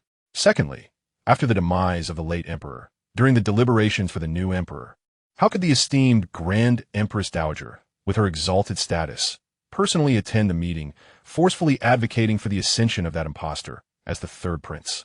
At that time, I found it perplexing. The third prince, not being a legitimate heir nor the eldest son, and his mother, the Tongji clan, not hailing from the court Qin. Why did the Grand Empress Dowager insist on establishing him? Now it all makes sense, because he is not the true third prince at all. He is her flesh and blood with Hong Xigong. He is her only kin in this world. Thirdly, and most crucially, the Empress Dowager Tongji died suddenly. Just the day before, she was perfectly well. How could she vanish overnight? Even the imperial physicians could not ascertain the cause of death. This is clearly a case of murder to silence her, for she is the only one in the world who knows the truth. Only with her death can this secret be permanently concealed. Esteemed minister, all signs point to the fact that the one currently seated on the dragon throne is not of the Zhuro lineage. He is the illegitimate son of the Han traitor Hong Xigong. Ban Shan's words struck Oboi and Mu Ma like daggers to the heart. Events that seemed unrelated suddenly connected, forming a perfect and terrifying logical loop. The truth is on the verge of revealing itself. In the study, an oppressive silence ensued. These words struck Oboi like a thunderbolt. He stood frozen, his mind blank, the buzzing in his ears overwhelming. A Han? An illegitimate child? The young emperor he had assisted for 8 years, whom he believed he was protecting as the legitimate Manchu heir, was, in fact, a Han bastard? For the past 8 years, Oboi had toiled day and night for the sake of the Qing dynasty, enduring the slander of power-hungry ministers and bearing the weight of tyranny, all to safeguard the foundation laid by the founding emperors. Yet now, someone tells him that all he has protected is nothing but a grand joke. A Han bastard has brazenly occupied the dragon throne of the Qing, ruling over them for 6 long years. He feels like a loyal dog, guarding his master's door for 8 years, only to discover he was safeguarding the offspring of a thief. An unprecedented sense of humiliation surged within him, drowning all his rational thought. Outrage! Outrage! Outrage! Oboi roared in fury, abruptly overturning the heavy rosewood desk before him, ink and paper scattering across the floor in disarray. Wumu Wutai, you possess a venomous heart. How dare you collude with a Han servant to confuse the bloodline of the Zhuro family? Oboi's eyes burned red, his body trembling like an enraged beast, desiring nothing more than to storm into Ning Palace and demand that old witch explain why she has played him for a fool. Oboi, have devoted my life to the Qing, only to become a Han servant in the end. What a tremendous shame. As a noble of the Manchu, Oboi held the belief that Manchus were the rulers, while Han people were fit only to serve. Allowing a Han illegitimate child to sit upon the golden throne is an affront to the ancestors of the Manchu. How dare Hong Xigong, a traitorous minister, taint the royal bloodline? Kangxi's veins run with Han blood, making him unworthy to occupy the dragon throne of the Manchu. He must be deposed. He must be deposed. Meanwhile, Ban Shan knelt on the ground, a glint of wild joy flashing in his eyes. He had awaited this day for far too long. Esteemed minister, please calm your wrath. Ban Shan took 2 steps forward, adding fuel to the fire. Since the emperor is a Han impostor, that constitutes treason. It is an act of rebellion.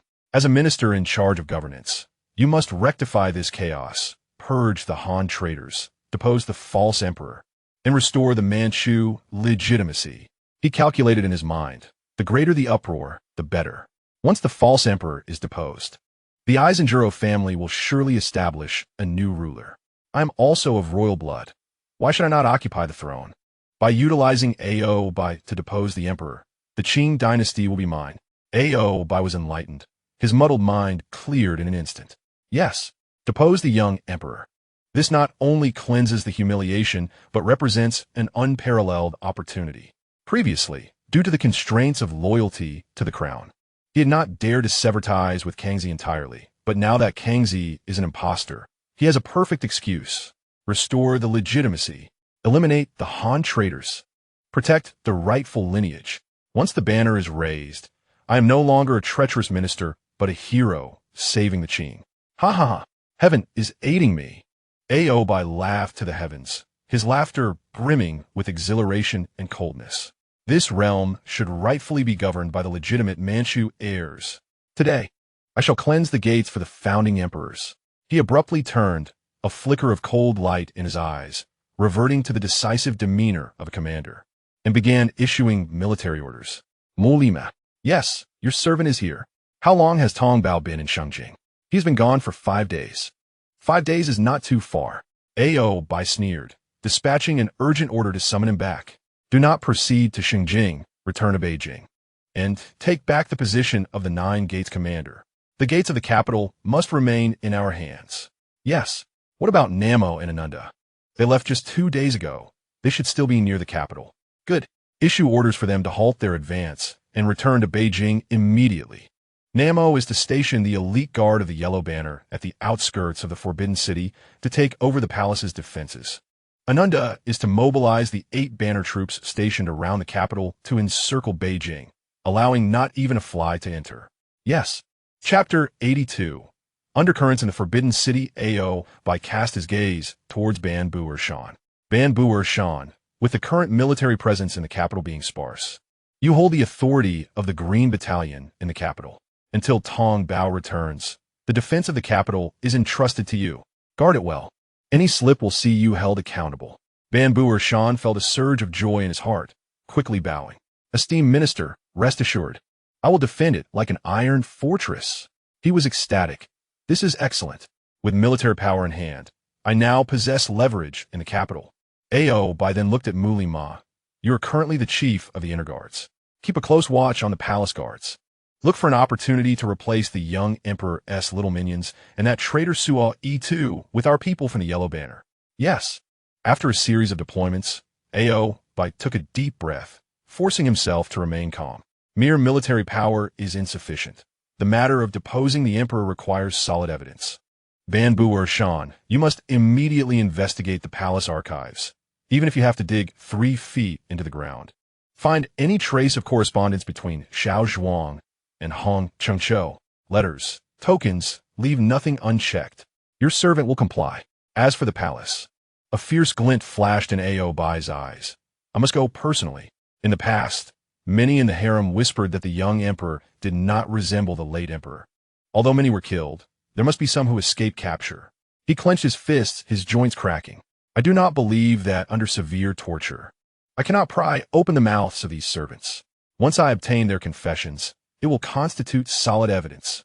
Once the evidence is irrefutable and the army returns to the capital, Oboi will burst into the Taiyi Hall during the court session, exposing the evidence before all the ministers and military leaders, unveiling the true identity of the false emperor, restore the legitimacy, eliminate the Han traitors, depose the false emperor, uphold the rightful lineage. I, Oboi, will become the savior of the Qing. Listen carefully. Oboi surveyed the crowd, his voice low. This concerns the fate of the Qing dynasty and the survival of the Manchu people. Whoever dares to falter or leak information, I shall annihilate their entire family. Act. In the Qianqing Palace, in the Dongguan Pavilion, Hong Xigong was reviewing memorials, appearing calm, yet his heart was already tumultuous. The atmosphere in the capital had been exceedingly strange in recent days, akin to the oppressive calm before a storm. Your Majesty, Suo E2 rushed in with an anxious demeanor, disregarding formalities, and lowered his voice. Something has happened. Chief of the Inner Guards Mulima has just issued orders to replace the guards of the Jinbei Banner stationed at Wu Gate and Taiyi Hall with those of the Yellow Banner. Hong Xigong's brush halted momentarily, a drop of red ink spreading across the memorial, resembling a blood blossom. The Wumin serves as the main entrance to the Forbidden City, while the Taiyi Hall stands as the core of the former dynasty. The replacement of these crucial locations with Obai's personnel is a portentous sign. Its implications are unmistakable. Hong Xigong squinted, pondering whether Mu Limu was merely asserting his authority as a newly appointed official, or if it was indeed the will of Obai. Before Sao Yi could respond, the imperial tutor Xiong Xili rushed in, breathless and disheveled, his usual composure betraying him. Your Majesty, a grave situation has arisen. The old minister has just received word that Ao Zhongtang, under the guise of a regent, has abruptly ordered the recall of the Yellow Banner generals, Mo and Ananda, who were en route to quell the rebellion in the north. The army has already turned back towards the capital.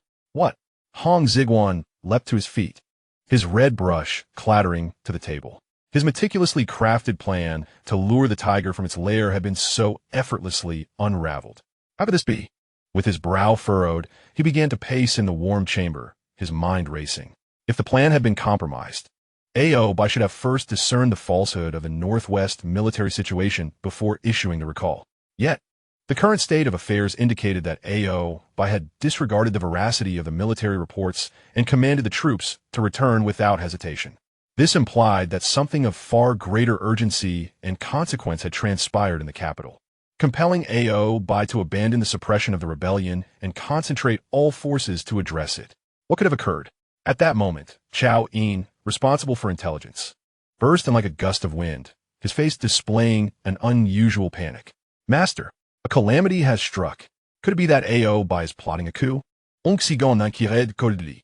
Chao Yin hesitated momentarily before responding. My informants reported that early this morning, Obai secretly met with Banbuer Shan at his residence, and they spent a full hour in the study, during which sounds of smashing and crashing were heard. Subsequently, Mu Limu took a royal edict to the military command to mobilize troops, and in an unprecedented act, Banbuer Shan visited the capital's green camp. Moreover, our brothers stationed at the city gate reported that Obai dispatched several swift horses heading towards the outskirts of Shangjing. This sequence of intelligence painted a chilling picture in Hong Xigong's mind. The recall of troops, control over the capital's defenses, the acquisition of the Green Camp's military authority, and the dispatch of men to the outskirts, all pointed to one objective, a military coup. Obai was preparing to take action. Hong Xigong n'inhalait deeply, forcing himself to maintain composure. Why would he act so suddenly? The timing seemed ill-fated. A terrifying thought flashed through his mind. Could it be that during his visit to Hong Qinshu's residence, their conversation regarding his origins had been overheard by Obai's men? Had his true identity been exposed? The mere possibility sent a chill of cold sweat down his back. If that were the case, everything would fall into place. Obai intended to eliminate the pretender to the throne, to dispose of him. Suo Yi, you must act according to plan. Ensure its completion. The urgency in Hong Xigong's voice was unprecedented. I will obey. Suo Yi acknowledged and departed. After dismissing Xiong Xili and the others, Hong Xigong prepared to visit Ci Ning Palace to seek counsel from the Empress Dowager when a flurry of hurried footsteps sounded from outside. Report. A court attendant rushed in, kneeling before him. Your Majesty, Ao Zhongtang has entered the palace. How many men did he bring? Where is he headed? Hong Xigong demanded anxiously. Returning to your Majesty. Ao Zhongtang did not bring soldiers, only a few personal attendants. He directly sought out the Grand Eunuch of the Inner Court, commanding that all eunuchs and maidens from Jingren Palace be taken away. Jingren Palace. That was the residence of his nominal mother, Empress Xiaozhuang, during her lifetime. At that moment, the last vestige of hope in Hong Xigong's heart shattered completely. Obai truly knew. His intent to seize those within Jingren Palace was to extract confessions through torture, to solidify the evidence of his non-Aizen, Juro, bloodline. The masked truth was about to be revealed. Meanwhile, in the square before Tei Hall, the cold wind howled. Obai stood armored, sword at his side, his icy gaze fixed on the towering palace that symbolized the highest power of the Qing dynasty. Elder brother. The chief eunuch Mu Limu sprinted over, excitement and tension evident on his face. What is the situation within the palace? Obai asked it coldly. Mu Limu clutched his chest in assurance. Fear not, elder brother. I am now the chief eunuch, overseeing all palace guards. I have ordered the replacement of key positions, such as Yumin and Tei Hall, with our reliable brothers from the Yellow Banner. The Forbidden City is divided by Qianqing Gate. The southern side is the former court, while the northern side is the rear palace. The former court is where the emperor conducts grand ceremonies and manages state affairs, serving as the core of political power. To control the former court is to wield half of the imperial authority. Oboi nodded in satisfaction, a cruel smile curling at his lips. Excellent. Once we obtain the ironclad evidence of that false emperor's Han identity, we shall strike during the court assembly. His voice dripped with a chilling intent. At that moment, I will expose that little imp's true nature before all the court officials. I shall declare to the world that we, the Manchu nobility, shall not tolerate the scion of a Han traitor usurping the Qing throne. I will personally flay him alive, extract his tendons, and offer his head as a tribute to the spirits of our forefathers, and that old witch from Ning Palace. I shall make her realize the fate of betraying the Manchus and conspiring with the Han to seize power. Mu Limu's blood surged, his eyes gleaming with bloodlust. Rest assured, elder brother, I will keep a close watch on that false emperor and ensure he does not escape. Just then, a shrill voice rang out from a distance. The emperor commands the presence of Regent Oboi in the imperial garden. Chief eunuch Xiaozhuang, accompanied by several young as a senior minister entrusted with assisting the emperor in governance. I ought to purge the court and conduct rigorous interrogations. His words resounded with righteous indignation, as if he himself embodied justice incarnate. Hong Xigong raised an eyebrow, his smile fading. Jingren Palace is the imperial residence, a matter of the emperor's private affairs. As an external official, Zhontang, are you not overstepping your bounds? That seems rather improper, does it not? Improper? Oboi burst into uproarious laughter, as though hearing the grandest jest, then suddenly stepped forward with the force of a mountain, exuding an intimidating aura of aggression. The emperor's evasiveness must conceal some dark secret, fearing I might uncover unspeakable truths. His voice thundered like a storm, rattling the eardrums of all present. Impertinent! A furious shout rang out. Li Su, who had been by Hong Xigong's side, suddenly charged forward, positioning himself before the emperor and scolding Oboi vehemently. Oboi, how dare you show such disrespect to his majesty? Are you plotting rebellion? Who is this insolent youth? Begone! Oboi, already seething with anger, had no time for such trivialities and brushed him aside as one would swat a fly. Li Su was forced several steps back, deftly stepping aside to dissipate the force. This scene ignited the powder keg within the imperial garden. Hong Xigong's smile vanished instantly, his usual mild demeanor replaced by eyes colder than blades. He knew the moment had come. Patience was no longer warranted. Seize him. Oboi has abused his power, formed factions, deceived the emperor, and plotted treason. Capture him on the spot. Hong Xigong commanded sharply. At once, 16 young imperial guards, who had been feigning clumsiness moments before, discarded their props and sprang into action like a pack of trained wolves. They formed triangular formations in groups of 3 and lunged fiercely at Oboi and his 4 elite bodyguards. Mia Tiflis. Oboi remained unruffled amid the youthful onslaught. As the foremost warrior of the Manchu, a battle-hardened god of war who had emerged from countless corpses, he had faced tempests far fiercer than this. When he fought alongside Emperor Taizong, these youths' fathers were still in diapers. Surrounded by his 4 trusted guards, Oboi stood his ground, barehanded and unyielding. 2 muffled thuds echoed as the leading youths were struck. One was sent flying, coughing blood mid-air. This is too feeble, too slow. I'll mock it. Taunting the youths as mere kittens and puppies attempting to capture the old warrior. Kangxi, are you still half asleep? In the midst of combat, whether to flaunt or intimidate, Oboi tore open his cotton armor, revealing beneath a gleaming chainmail of unknown, exquisite metal, shimmering coldly and evidently costly. See this, young emperor. Oboi banged his chest with pride, laughing arrogantly. This is the Suantai chainmail bestowed by the late emperor, impenetrable by blade or bullet, impervious to fire and water. You pitiful whelps may exhaust yourselves, but you shall not inflict a scratch upon me. Ha ha ha. He delivered a powerful kick, sending a youth attempting to seize his thigh, flying several paces away. At this moment, Oboi resembled a boss character in a game with maxed out defense. Scoffing at novice players, observing Oboi's arrogance, Hong Xigong's lips curled into a cold smile. Impenetrable, you say? bestowed by the late emperor, is it? Slowly, he raised his right hand, letting his wide sleeve slip to reveal a peculiar, compact firearm that gleamed with a cold metallic luster. Let us see whether your turtle shell is truly tougher, or if my treasured device is mightier. This was the flintlock pistol Hong Xigong had procured from Tang Ruoang and equipped to the youthful imperial guards, a formidable weapon of mass destruction. Oboi, the times have changed. Without hesitation, Hong Xigong pulled the trigger. Bang! A deafening explosion shattered the air above the imperial garden, far louder than any festive firecracker. A pungent white smoke billowed from the muzzle. Oboi's mocking laughter froze mid-air, as if paused by an invisible hand. He felt a sudden, violent shock in his chest, as though struck by a colossal invisible hammer, followed by searing pain radiating outward. Lowering his gaze in disbelief, Oboi stared at his chest. The so-called impenetrable suantai chainmail bore a charred bullet hole, the metal rings around it twisted and deformed, blood gushing forth to stain his official robe crimson. A firearm? Oboi's eyes widened in astonishment. Having fought through countless battles, skilled in archery and horsemanship, he had seen every manner of weapon and secret armament, but never had such a small tube, fired from such a distance, pierced his treasured armor. This defied all logic. Impenetrable? Bestowed by the late emperor? Hong Xigong exhaled calmly, twirling the pistol.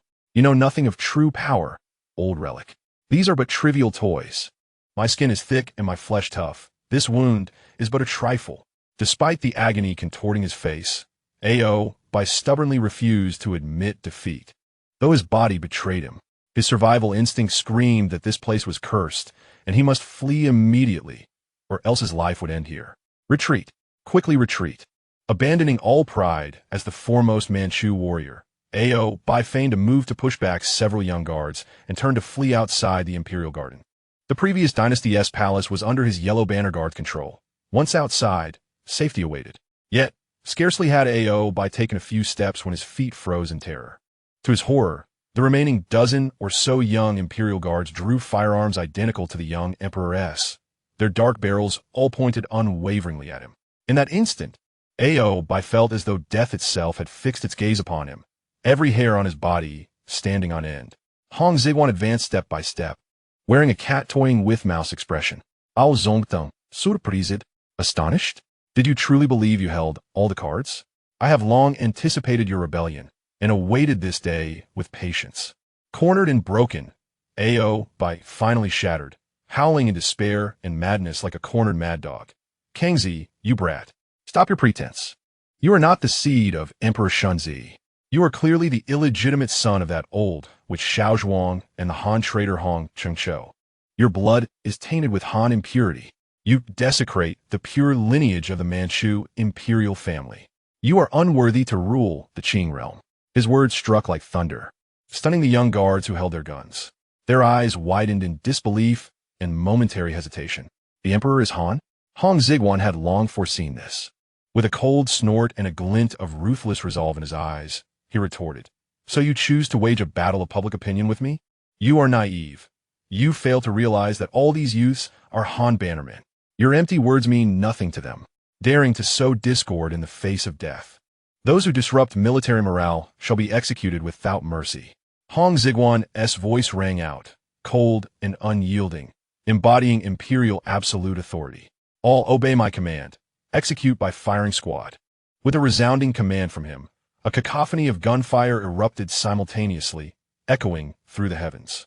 The dense hail of bullets instantaneously engulfed Oboi and his 4 loyal guards.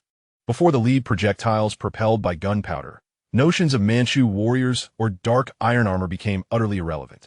Oboi trembled violently, his body erupting with splatters of crimson, resembling a dye house in chaos. He staggered back a couple of steps, his wide tiger-like eyes reflecting the remnants of his unwillingness, fear, and disbelief.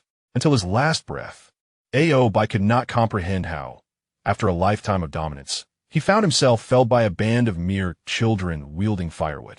Ultimately, his massive form could no longer withstand the assault, crashing to the ground and stirring a cloud of dust. The once mighty power broker, Oboi, had met his demise. Meanwhile, his 4 elite henchmen had already been reduced to a bloody pulp in the initial barrage, lying in a neat row on the ground, accompanying their master to the afterlife. As the smoke cleared, the imperial garden returned to an eerie silence, permeated only by the pungent scents of blood and gunpowder. Hong Xigong sheathed his pistol, gazing at the lifeless bodies, and shook his head gently. "My lord, the era has changed. Is killing Ao by the end? No, this is merely the beginning. Although the towering tree of Ao has fallen, its roots are intricately intertwined, especially with those proud warriors of the Xianhuang banner, who wield substantial power. If they choose to revolt, the capital will become a battlefield tonight." "Gao Yin," Hong Xigong called out as he strode forward. "At your service." Chao Yin emerged from a corner, clutching a small notebook, which contained his intelligence summaries. "What is the situation with Su Yi-2? If Mulima escapes, our performance today will be deemed a failure." Mulima, Ao Bai's younger brother and the current head of the Imperial Guards, held half of the military power within the palace. Should he survive and break free from the Forbidden City, the consequences would be dire. Chao Yin wiped the cold sweat from his brow. "Reporting to my lord, Lord Suo is also a formidable individual." Upon hearing that Ao Bai entered the Imperial Garden, he immediately mobilized the guards of the Zhenghuang and Zhengbai banners. The situation at the Taihe Gate has devolved into chaos, with intense fighting. Chaos? Then let us stoke the flames further. A glint of cold determination flashed in Hong Xigong's eyes. "Accompany me to the Taihe Gate and teach those Xianhuang banner rascals a lesson." At that moment, the Taihe Gate square had transformed into a battleground reminiscent of street gangs clashing. The guards of the three banners roared fiercely, blades flashing amidst the fray. On one side were the mixed troops of the Zhenghuang and Zhengbai banners, led by Suo Yi-2 and Tong Wei, while on the other stood the elite warriors of the Xianhuang banner, fiercely loyal to Mulima. It must be acknowledged that the soldiers Ao Bai trained possessed considerable prowess. Although outnumbered, the Xianhuang guards fought valiantly, forcing Suo Yi-2's forces to retreat step by step. "Suo Tong Wei, you two wretched dogs have grown bold enough to rebel." In the center of the tumult, a fierce warrior brandished a large blade, cutting through the fray as if it were an empty space. Mulima, Ao Bai's brother. His eyes were ablaze with fury as he felled a Zhengbai guard, directing a torrent of curses at Suo Yi-2's day. Though Suo Yi-2 was also a skilled fighter, he was no match for a warrior who had clawed his way from the grave. He could only struggle to defend himself. "Mulima, I am merely following orders for a change of guard. And you, openly defying imperial command. Do you wish for your entire clan to be buried alongside you? Following orders? Nonsense." Though Mulima was reckless, he was not foolish. Given that his elder brother had been absent for so long without a sound, and with Suo Yi-2 suddenly launching an attack, it was hard to believe there was no conspiracy afoot. An ominous premonition surged within him. His elder brother was likely in grave danger. Realizing this, Mulima's duty intensified. "Then let us break through. If we can escape this palace, rally the forces outside the city, and the outcome remains uncertain. Brothers, Suo Yi-2 is plotting rebellion. Follow me, and we shall break through. We must rescue our esteemed minister." Mulima bellowed, and the morale of the Xianhuang guard surged, poised to shatter the defenses. At that moment, a commanding voice echoed with authority. Like thunder rolling across the square, Mulima, in defiance of the imperial decree and with intent to rebel. "Arrest him." The crowd instinctively turned, witnessing Hong Xigong standing atop the high platform of the Taihe Hall, surrounded by a group of youthful guards, his hands clasped behind him. The autumn wind rustled his garments, and the composed demeanor of an emperor instantly quelled the tumult. The combatants, previously engaged in violence, simultaneously halted their actions. Mulima's heart sank as he saw Hong Xigong standing unscathed. "Your Majesty." He gritted his teeth, his eyes twitching in distress as he scanned the surroundings. But the familiar towering figure he sought was nowhere to be found. "Where is Ao Zhongtang? Where is my elder brother?" he cried out in despair. Hong Xigong looked down upon this cornered beast, speaking coolly. "Ao Bai intended to usurp the throne and has been executed by my hand." "What?" This declaration struck like a bombshell, igniting disbelief among all present. The foremost warrior of the Manchu, the imperious Ao Zhongtang, dead? Impossible. Absolutely impossible. Mulima, in a frenzy, swung his sword. "My elder brother is invincible, impervious to blades. You think you and these mere children could slay him? You lie. If you doubt my words, Go and inquire for yourself.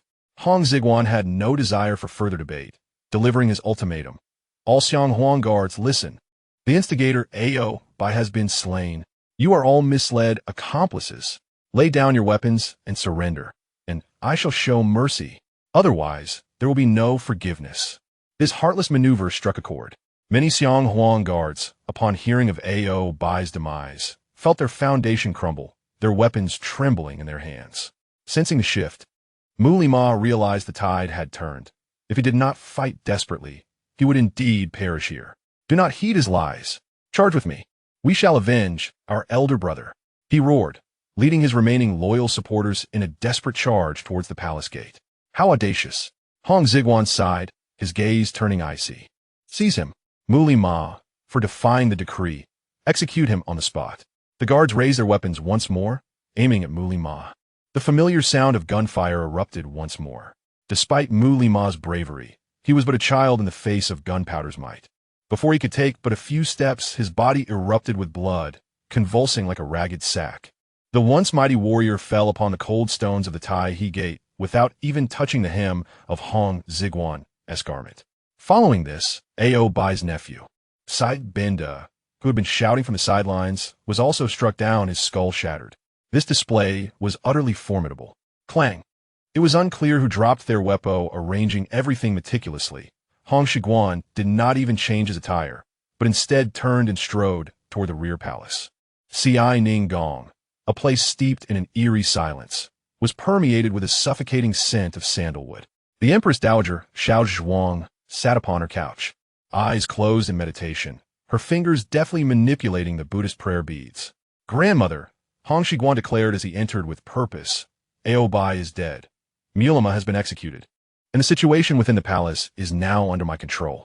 Xiaozhuang abruptly opened her eyes, and within her weathered gaze flickered a complex array of emotions.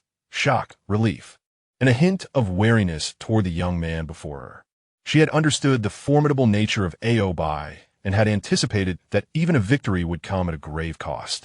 Yet, to her astonishment, this youth had triumphed with such decisiveness, scarcely shedding blood. Well done, she exhaled slowly, her voice steady and powerful. You truly are a commendable son of mine. Your praise is unwarranted, Hong Xigong replied, foregoing pleasantries to present the current dilemma.